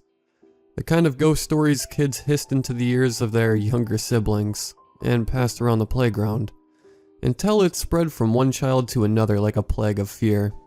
We all had our own additions and personal touches. Jason's brother would tell anyone who listened how he narrowly escaped a madman riding a zombie hippo. And my own aunt had caused many sleepless nights by recounting the time her brother was almost snatched up in a huge butterfly net by a ghostly figure in a top hat. My own story was quite different, and it's one I've told 100 times over, and will probably tell 100 times again. I've yet to find someone who believes it, but that's always been a common theme of my life. It's a long story, and it's up to you to make your mind on the believability, but I'm writing this for me. For my own closure and absolution of guilt. Mostly, though, I'm writing it for Lou. It's difficult to think of where best to start, but I think it's important to explain that I've had problems with my mental health for most of my life. My dad used to call it little turns, and it was a phrase that stuck with everyone. I experienced my first hallucination when I was 8 years old. My grandfather had died quite unexpectedly, and I spent 2 whole weeks in complete silence, refusing to eat, refusing to leave my room. I didn't know it at the time, but it was the first step of a kind of depression that consumed my whole being. I had gotten up in the middle of the night to go to the bathroom, and found my way blocked by a huge, fat woman with a terrible, sneering face. It was like a living nightmare, but one that didn't vanish even when I told myself it wasn't real. I could only stare in horror, before Fatty opened her mouth wide and bellowed at me, "No." I wet myself. I couldn't help it. I was only 8 and terrified and confused. When I started bawling, I expected the apparition to vanish, back into non-existence. But she only roared louder. Her legs crumbled underneath her giant frame, and she lurched forward, arms outstretched. Her head snapped all the way back, and as it did, I could see her eyes melt back into her head. I stumbled backwards, screaming in fear just as my parents' bedroom door flew open beyond the monstrosity. My dad tumbled, sleepily, into the hall, before rushing towards me and towards the fat woman. It was all too much, and I found myself kneeling on the floor crying, "Go away, just go away." before I curled up and wept. My parents thought I was sleepwalking. It didn't matter how much I insisted that I had been awake. I was only a kid after all, and going through a stressful time. It was harder for them to ignore the other incidents, though. Once I walked into the living room and found every chair occupied by small children, all staring wordlessly at me while I desperately asked what they wanted. It was my first year of high school, and I spent a whole week in an adolescent psychiatric ward. At least there, people didn't tell me things I saw weren't real, but it was still the worst time of my life. My parents were, strangely, relieved to have a name put to my little turns. For them, that was the start of the healing, but it just made things more confusing for me. I was experiencing a mood disorder with psychotic symptoms. Psychotic, psychopath. Funny how a kid's mind works. That was the only sense I made out of it. Everyone in school made the same wrong connection I did.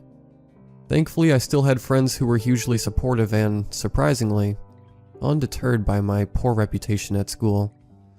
Caleb, as mentioned before, was the most understanding. He was older, if only by a few months, but he seemed wise beyond his young years.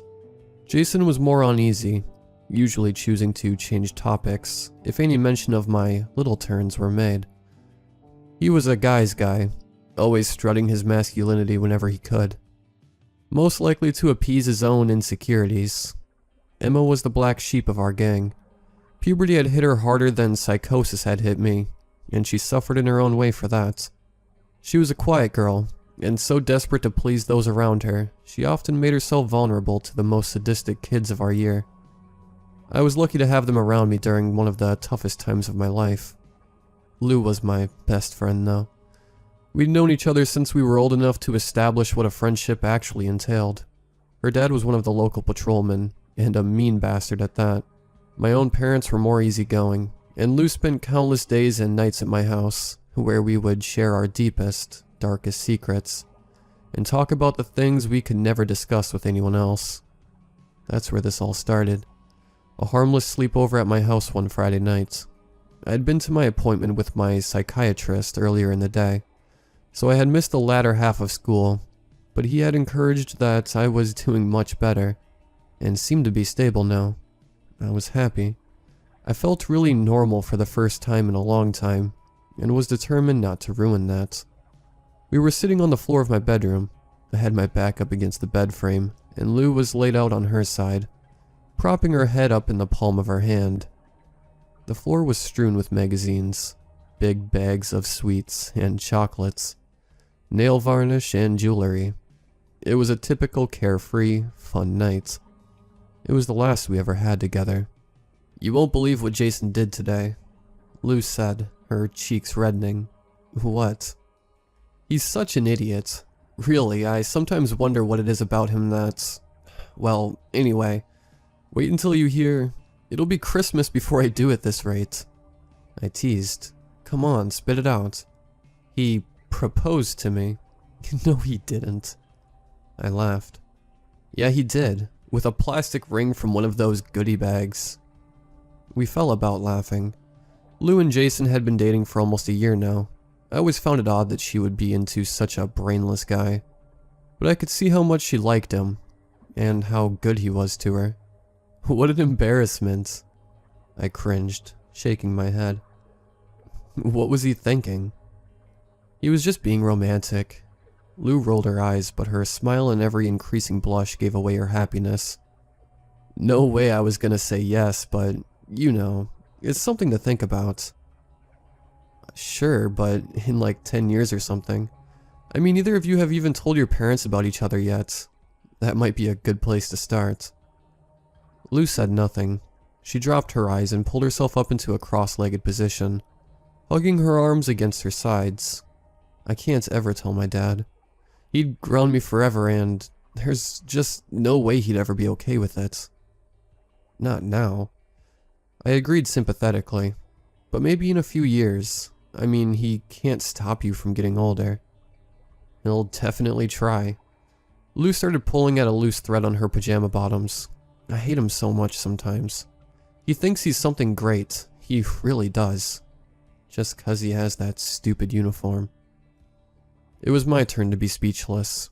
There was nothing to say, really. We all knew how tough Lou's dad could be. He was just a guy with a little bit of power that had gone straight to his head. "You'll get away from this someday, Lou," I said gently. "He doesn't realize how lucky he has it with you." "Yeah, well..." Lou sighed and rubbed at her eyes. "The sooner the better, although he is useful for one thing, gossip." Lou leaned across the floor, her face lit up with sudden inspiration. "You know how that kid went missing a few months back?" I nodded. "I heard my parents talking about it last night." Lou whispered, "Apparently my dad says they think he disappeared around Hingler's Way." "Ooh," I sang mockingly. "What makes them think that?" "It was the last sighting of him. He was climbing trees in the dog park and then, poof, he vanished." I pretended to bite my fingernails in fright, but even as we giggled, I felt a violent shiver run down my spine. I was only just leaving childhood, and the stories of Hingler's Way were fresh in my mind. I still remember learning about the real-life Hingler in school. It was a Halloween lesson that the teachers gave every year to get a spooky tone in time for October 31st. I never knew how much of it was just local legend. But what we were told is that Hingler was the ringmaster of a circus that toured the neighboring towns in the late 18th century. Hingler's circus had been renowned for its controversy and shoddy practices. Apparently, Hingler was run out of several towns throughout his time for gratuitous animal abuse, human slavery, and murder, among other things. Legends say that as time passed, and Hingler became more desperate to make money from his failing shows, he began to kidnap people from each town he visited and force them to perform in his shows. When it became clear to the people what kind of evil the man was capable of, they formed a mob to end his atrocities once and for all. With nowhere else to go, Hingler fled back to his hometown and into the hills around it, where he spent the rest of his life as a wild hermit, living off the land around him. That was how the story went anyway. Even our parents would frighten us with their own stories, passed down to them from their parents. If you don't come home by curfew, then Hingler might snatch you up. He haunts in the moonlight for new additions to his circus, you know. It was cliché, but it worked. I never knew anyone who was really brave enough to go exploring Hingler's Way. It was a real dirt trail that snaked from the back of the dog park and into the hills and forests around the town, and, for as long as I can remember, reports of people being attacked, getting lost, and just plain vanishing in those hills have kept the Hingler legend alive. It seemed like little Mike was to be the next chapter of the Hingler stories. The kid was only 6 years old, and to think he had wandered off into the trees at Hingler's Way and gotten lost was sickening. I felt another shiver pass my back and tucked my knees up under my chin. Lou was watching me closely. "Does it creep you out?" she asked.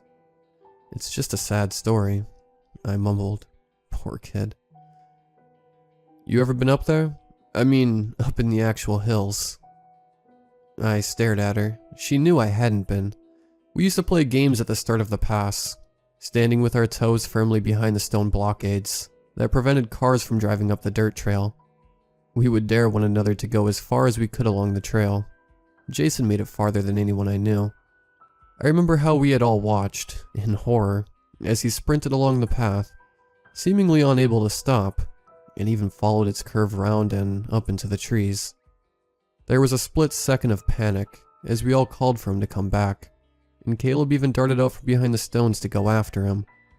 But then Jason re-emerged from around the bend, his face flushed with adrenaline, as he sped along the path and back behind the blockade.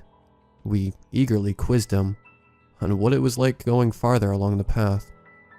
His answer had been mildly disappointing, and ringing with the same embellishments as all the others. "There's just trees. Just the path and trees. It goes on forever though. And the path splits farther up ahead. I swear I could hear someone running in the trees with me though." "I think we should go." Lou's voice broke my reverie, and I realized that I hadn't answered her question. She was grinning, wickedly, and clutching her knees in excitement. "Go?" I asked dumbly. Go where? Hingler's Way. I felt my body run cold. Don't be stupid. I laughed weakly. You know we can't. Why not? I know a bunch of the patrolmen have been up there, looking for that missing kid. Nothing bad happened to them. They're just stories. I know that. I grumbled, and I did. But they were stories I had been hearing my entire life. I want to do it, Lou insisted, her eyes glistening with adventure. I'm so sick of living my life by my dad's rules all the time. I don't drink. I've never smoked. I can't even have a proper public boyfriend. I just want to do this one thing. This one big thing. Think how cool it would be. We'd be the only ones who could really say that we explored Hingler's Way. It didn't sound very cool to me at all. It was just something that you didn't do. An unspoken truce of sorts. It wasn't that I was expecting to find anything malicious up in those trees. Just the opposite. The hills and the legends were such an integral part of my childhood that I worried it would break the spell of mystery if we trekked up that path and found nothing on the other side. I couldn't say that to Lou though. She looked so eager, so desperate to prove to herself that she could make life choices independent of her father, and, I have to admit, the draw of finally earning some respect at school was almost irresistible. Okay. I agreed with a timid smile. When do you want to do it? I had walked around the dog park countless times before, but never so early on a Sunday morning. The day started out cold and a fine, chilly mist hung in the air over the wide grassy park. Lou and I had dressed in preparation with thick winter jackets and hiking boots. It was certainly eerie crossing the grassy plains, without the usual crowding of joggers, dog walkers, and children playing. You know, this is probably the most stupid thing we've ever done. I told Lou as we neared the back path. If Mike did disappear around here, then who's to say his kidnapper isn't waiting around for his next victim? I was only half joking. We should be relatively safe. Lou chuckled. After all, Hingler only hunts for victims by moonlight, remember? I tried to laugh, but the sound that escaped my lips was more of a breathless cough. Lou must have sensed the trepidation behind it because she paused and held my arm tighter. You know, they really are just stories, right? My dad talks about it all the time. People have gone missing around here, but it's usually because they try hiking the higher peaks of the hills and get lost or fall and hurt themselves. Yeah, I know. I said in what I hoped was a casual voice. We won't go too far, Lou assured, giving my arm a little squeeze. Just a little along the path, okay? Okay, sure. Whatever you want. She smiled at me and continued on, half guiding me the rest of the way. When we reached the stone blockades, the sun was starting to steadily fight its way through the clouds, and a few beams of warm light shone down through the upper canopies of the trees. I leaned against the central stone as Lou stepped around them and hesitated, staring up into the way. I could feel the tension breaking a little. Now that we were here and the mist was passing, it really did seem foolish to be so afraid. I strode purposefully around the blockades and took Lou by the arm once again. Well, let's get it over with before the moonlight comes up, right? She giggled as we skipped along and turned the corner into Hingler's Way. I'm not sure what I expected, but it really was just like Jason had said. Trees lined the dirt path in front of us as it stretched onward for a few yards, and then split into 3 different routes. The only sounds as we walked, slower now, along the trail was the birds chirping in the trees, and the faint rustle of leaves as the wind flowed between them. In the silence, I could feel my previous apprehension steadily return, and the telltale signs of an approaching anxiety attack brewed in my chest. I couldn't bring myself to speak, though, and we approached the separation without exchanging a single word. Which way do we go? Lou finally whispered. How should I know? I unwillingly hissed back. I've never been here before, have I? Lou slid her arm from mine and continued, taking the right-hand path. She paused for a moment to give me an encouraging smile, before strolling farther into the trees. I could feel a cold sweat breaking up in the crevices of my palms, and I worked to control my breathing as I hurried on after her. The right-hand path, it seemed, turned another bend and led farther right into the forest. The trail was less clear here, with weeds growing greedily through the earth and stones littering the path. I walked a few steps short of Lou, who seemed completely unfazed. After walking for what felt like minutes, I heard her mumble something ahead. "What did you say?" I asked, jogging a little to catch up to her. "Shh. I didn't hear what you said. Shut up a minute, will you?" Lou whispered harshly. I fell silent as we walked farther on, and then Lou stopped. "What is it?" I asked, my voice low.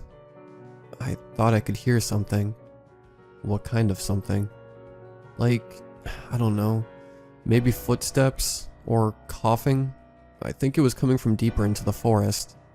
"Stop it, Lou," I warned, my heart beating faster as my eyes darted around the trees.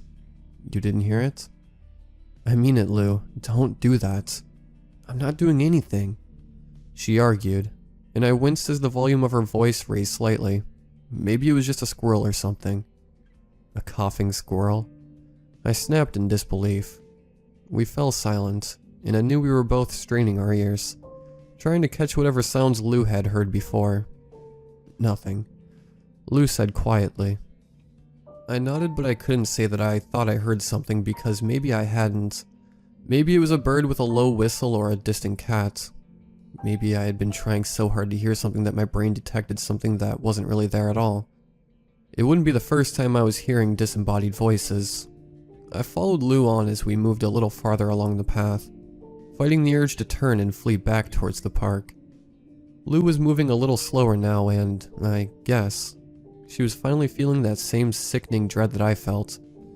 I kept my eyes down at the path as we walked, reaching a calming mantra in my mind. When I chanced to glance upwards to scope our progress, I found the path ahead completely clear. I jolted to a stop and felt a sharp spike of panic hit my chest once again. "Lou?" I called, surprising myself with how loud my voice was. The silence of the forest answered me, and I felt an uneasy bubbling in my stomach, like trapped wind. Then suddenly to the left came a violent rustle of branches, and the crunch of dried leaves being crushed beneath someone's feet. My mouth went instantly dry. As I opened my mouth to scream, Lou appeared from between the trees. "I thought you were following me." She laughed. I heard something again. "Why do you look so happy when you say that?" "Because I found something." She beamed. "Come and have a look." With my only other option being solitude on the dirt path, I begrudgingly pushed my way through the trees and followed Lou across the rougher terrain. The forest floor was packed with hard mud and dried leaves. Fallen branches were dotted here and there around us, and I kicked aside several stones as we hurried through the trees. "Here," Lou declared, coming to a halt. I came to her side and looked down at the mess of charred wood and fabric in the center of a circle of little rocks. It seemed to be a dead campfire. Lou prodded the black mass with the toe of her boots, and the burnt wood crumbled apart easily.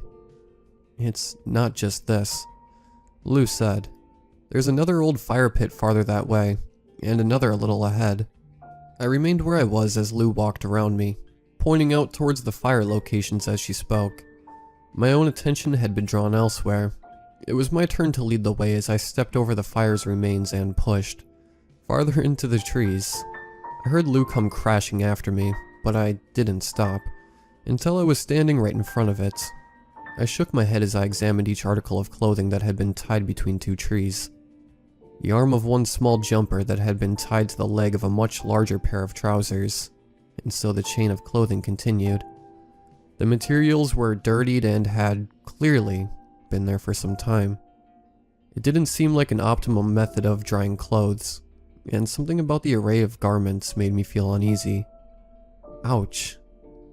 I spun clumsily, startled by Lou's yelp of pain. She had wandered on a little farther, and seemed to have fallen in a ditch. I rushed over to help as she was pulling herself up, and out of a shallow hole in the ground. Stupid. Lou snapped at herself. I didn't see it because of all the leaves. Damn, that hurts. I reached out and took her hand. attempting to help her to her feet, when I stepped back and felt the earth crumble away under my heel. I let go of Lou's hand and stumbled a little before managing to maintain my balance. "Another hole?" Lou gasped. It wasn't the only one. As I carefully stepped back from the little square pit, I found that there were at least a dozen other shallow holes, positioned in seemingly random areas of dirt around us. I was starting to feel a little tightness under my skin. It was all so innocent. So easily explained away, and yet so irrationally terrifying all at once. In my mind, I had already concocted a wealth of sinister scenarios behind what we'd found so far. I became so instantly, and effortlessly, lost in the terror created in my mind, that I jumped at the sound of Lou's voice. "Can you hear it now?" I turned to face Lou and I was struck silent. I did hear it. The faint, muffled sound of singing from far ahead. At least I thought it sounded like singing. Lou's eyes had gone wide as she gave me a frightened smile.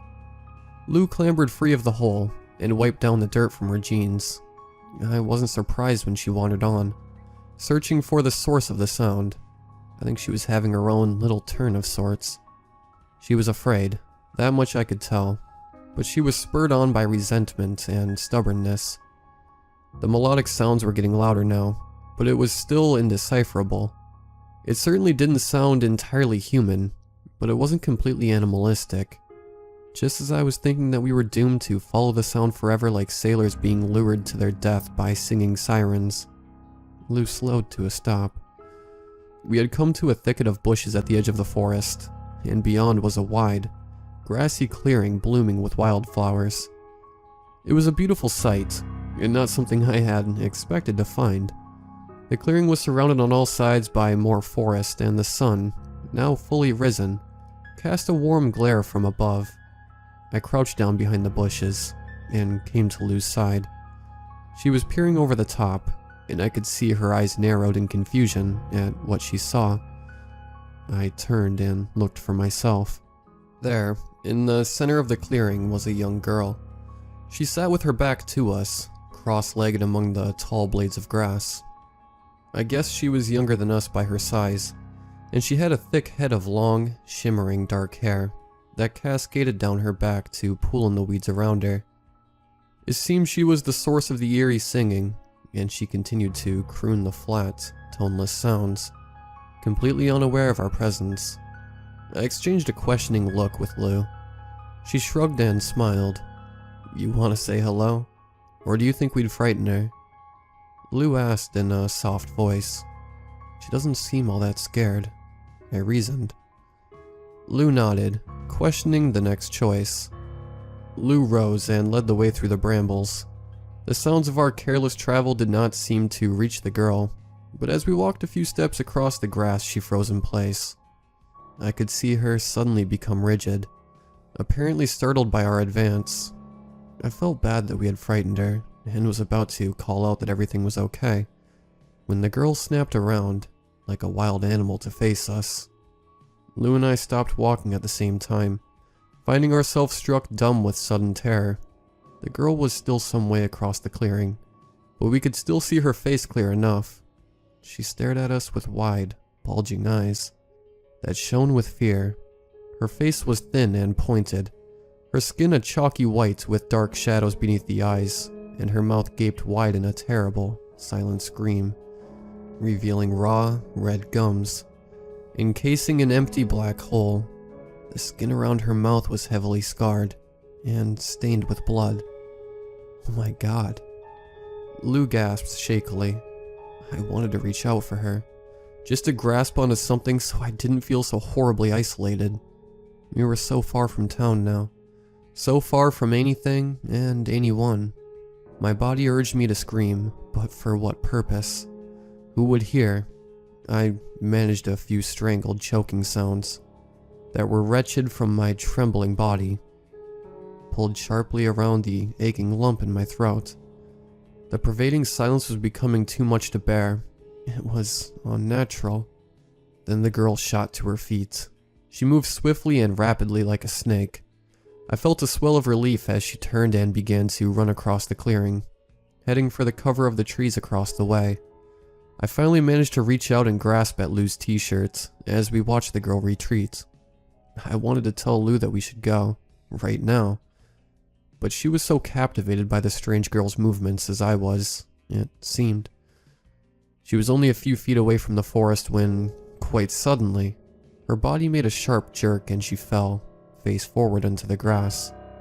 I gave a little cry of alarm, completely dumbfounded by what just happened. Did she have a seizure? A sudden heart attack? It only took a second before the girl was getting to her feet once more, only now she moved slower, more carefully.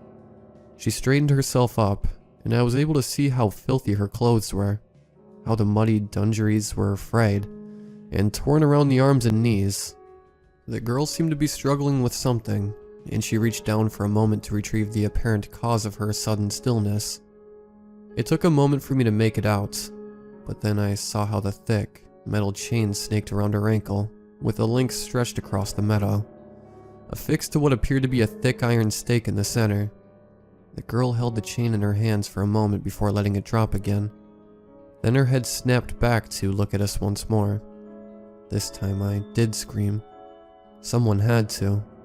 The girl stretched her mouth open, twisting her expression into a manic snarl. She bolted straight at us, sprinting across the clearing like a lion. She did not tear her eyes away from us as she came.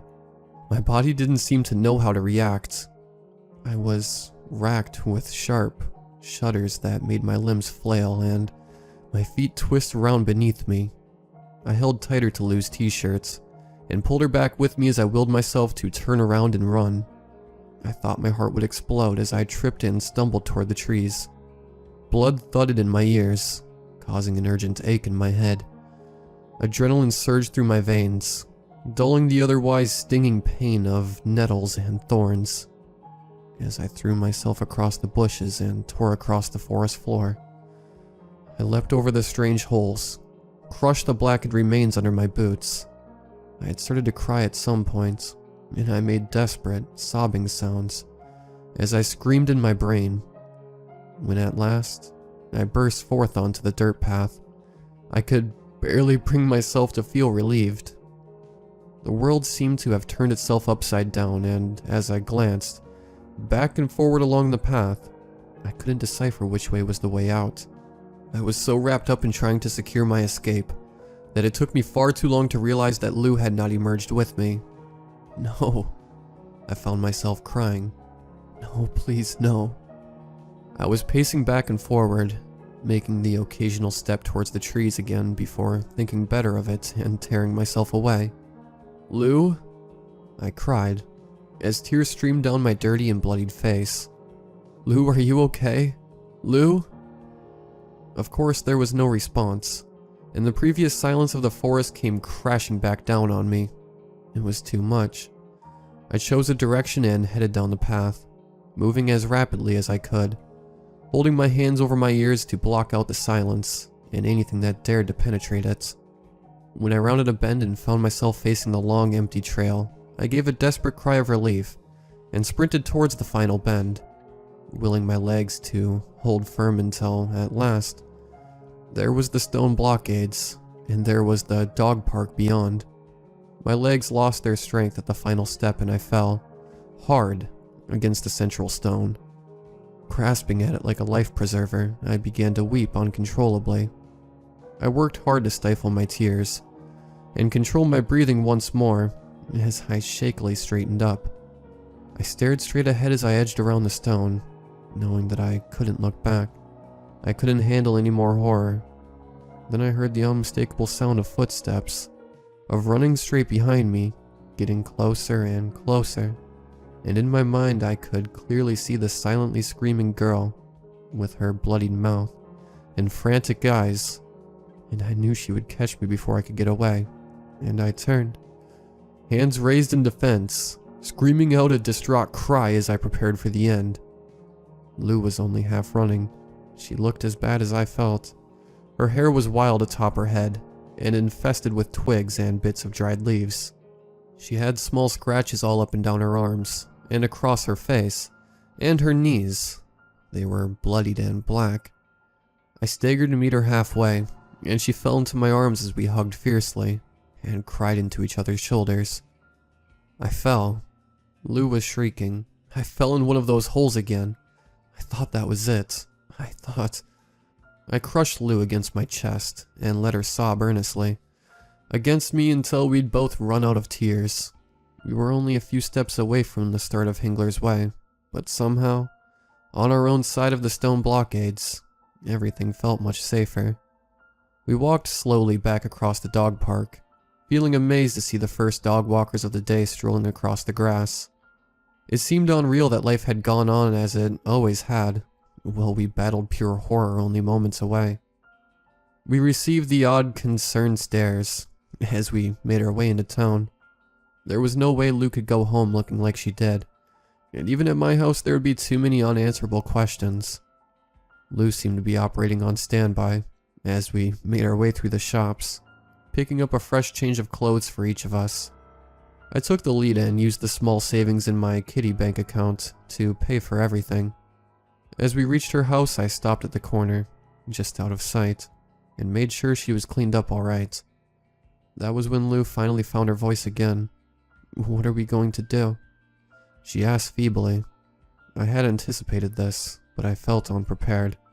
Despite the previous hours, my mind had started to work overtime as I dragged Lou around the town. Without consciously meaning to do so, I had concocted a plan in my head. A course of action should this very situation present itself. Still, I felt the pangs of regret as I steeled myself for what I was about to do. Nothing. I told Lou sternly, "There's nothing to do." "What do you mean?"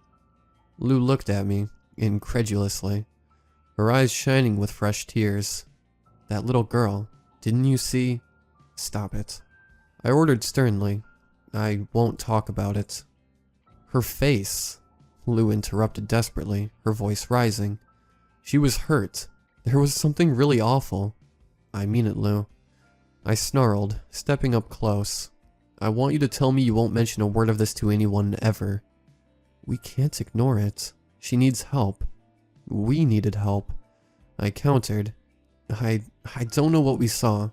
All I know is, if what you're seeing doesn't make sense, even a little bit, then you need to question if what you saw was really real." Lou gasped, and I was reminded, upsettingly, of another wide-mouthed expression.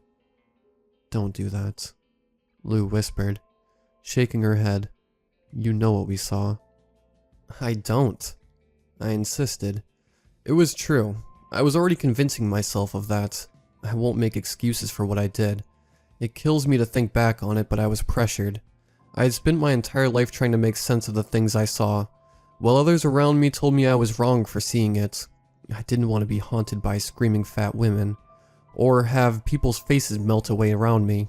I had spent hours of my childhood trying to convince others that what I saw was real, that it took several more years before I could convince myself otherwise. I was young and weak, and I couldn't deal with this newfound horror, and what it might mean. I saw how tough my parents found my little turns, how their exhaustion and stress had led to increased arguments and thinly veiled resentment, how they were so relieved when the medication started working and I was a little more normal. I saw the brief sideways glances my friends would spare me as they wondered when I would snap again, and how they would have to continuously defend me against my tormentors. I saw how the teachers held back with me, how carefully they approached, and how awkwardly they talked to me. I wanted an easy way out. I wanted to rewind the clocks and erase the last hours of my life. There was only one way I could think of doing just that, and in that moment, Lou was the only obstacle preventing me from denial. So I did a terrible thing to my very best friend.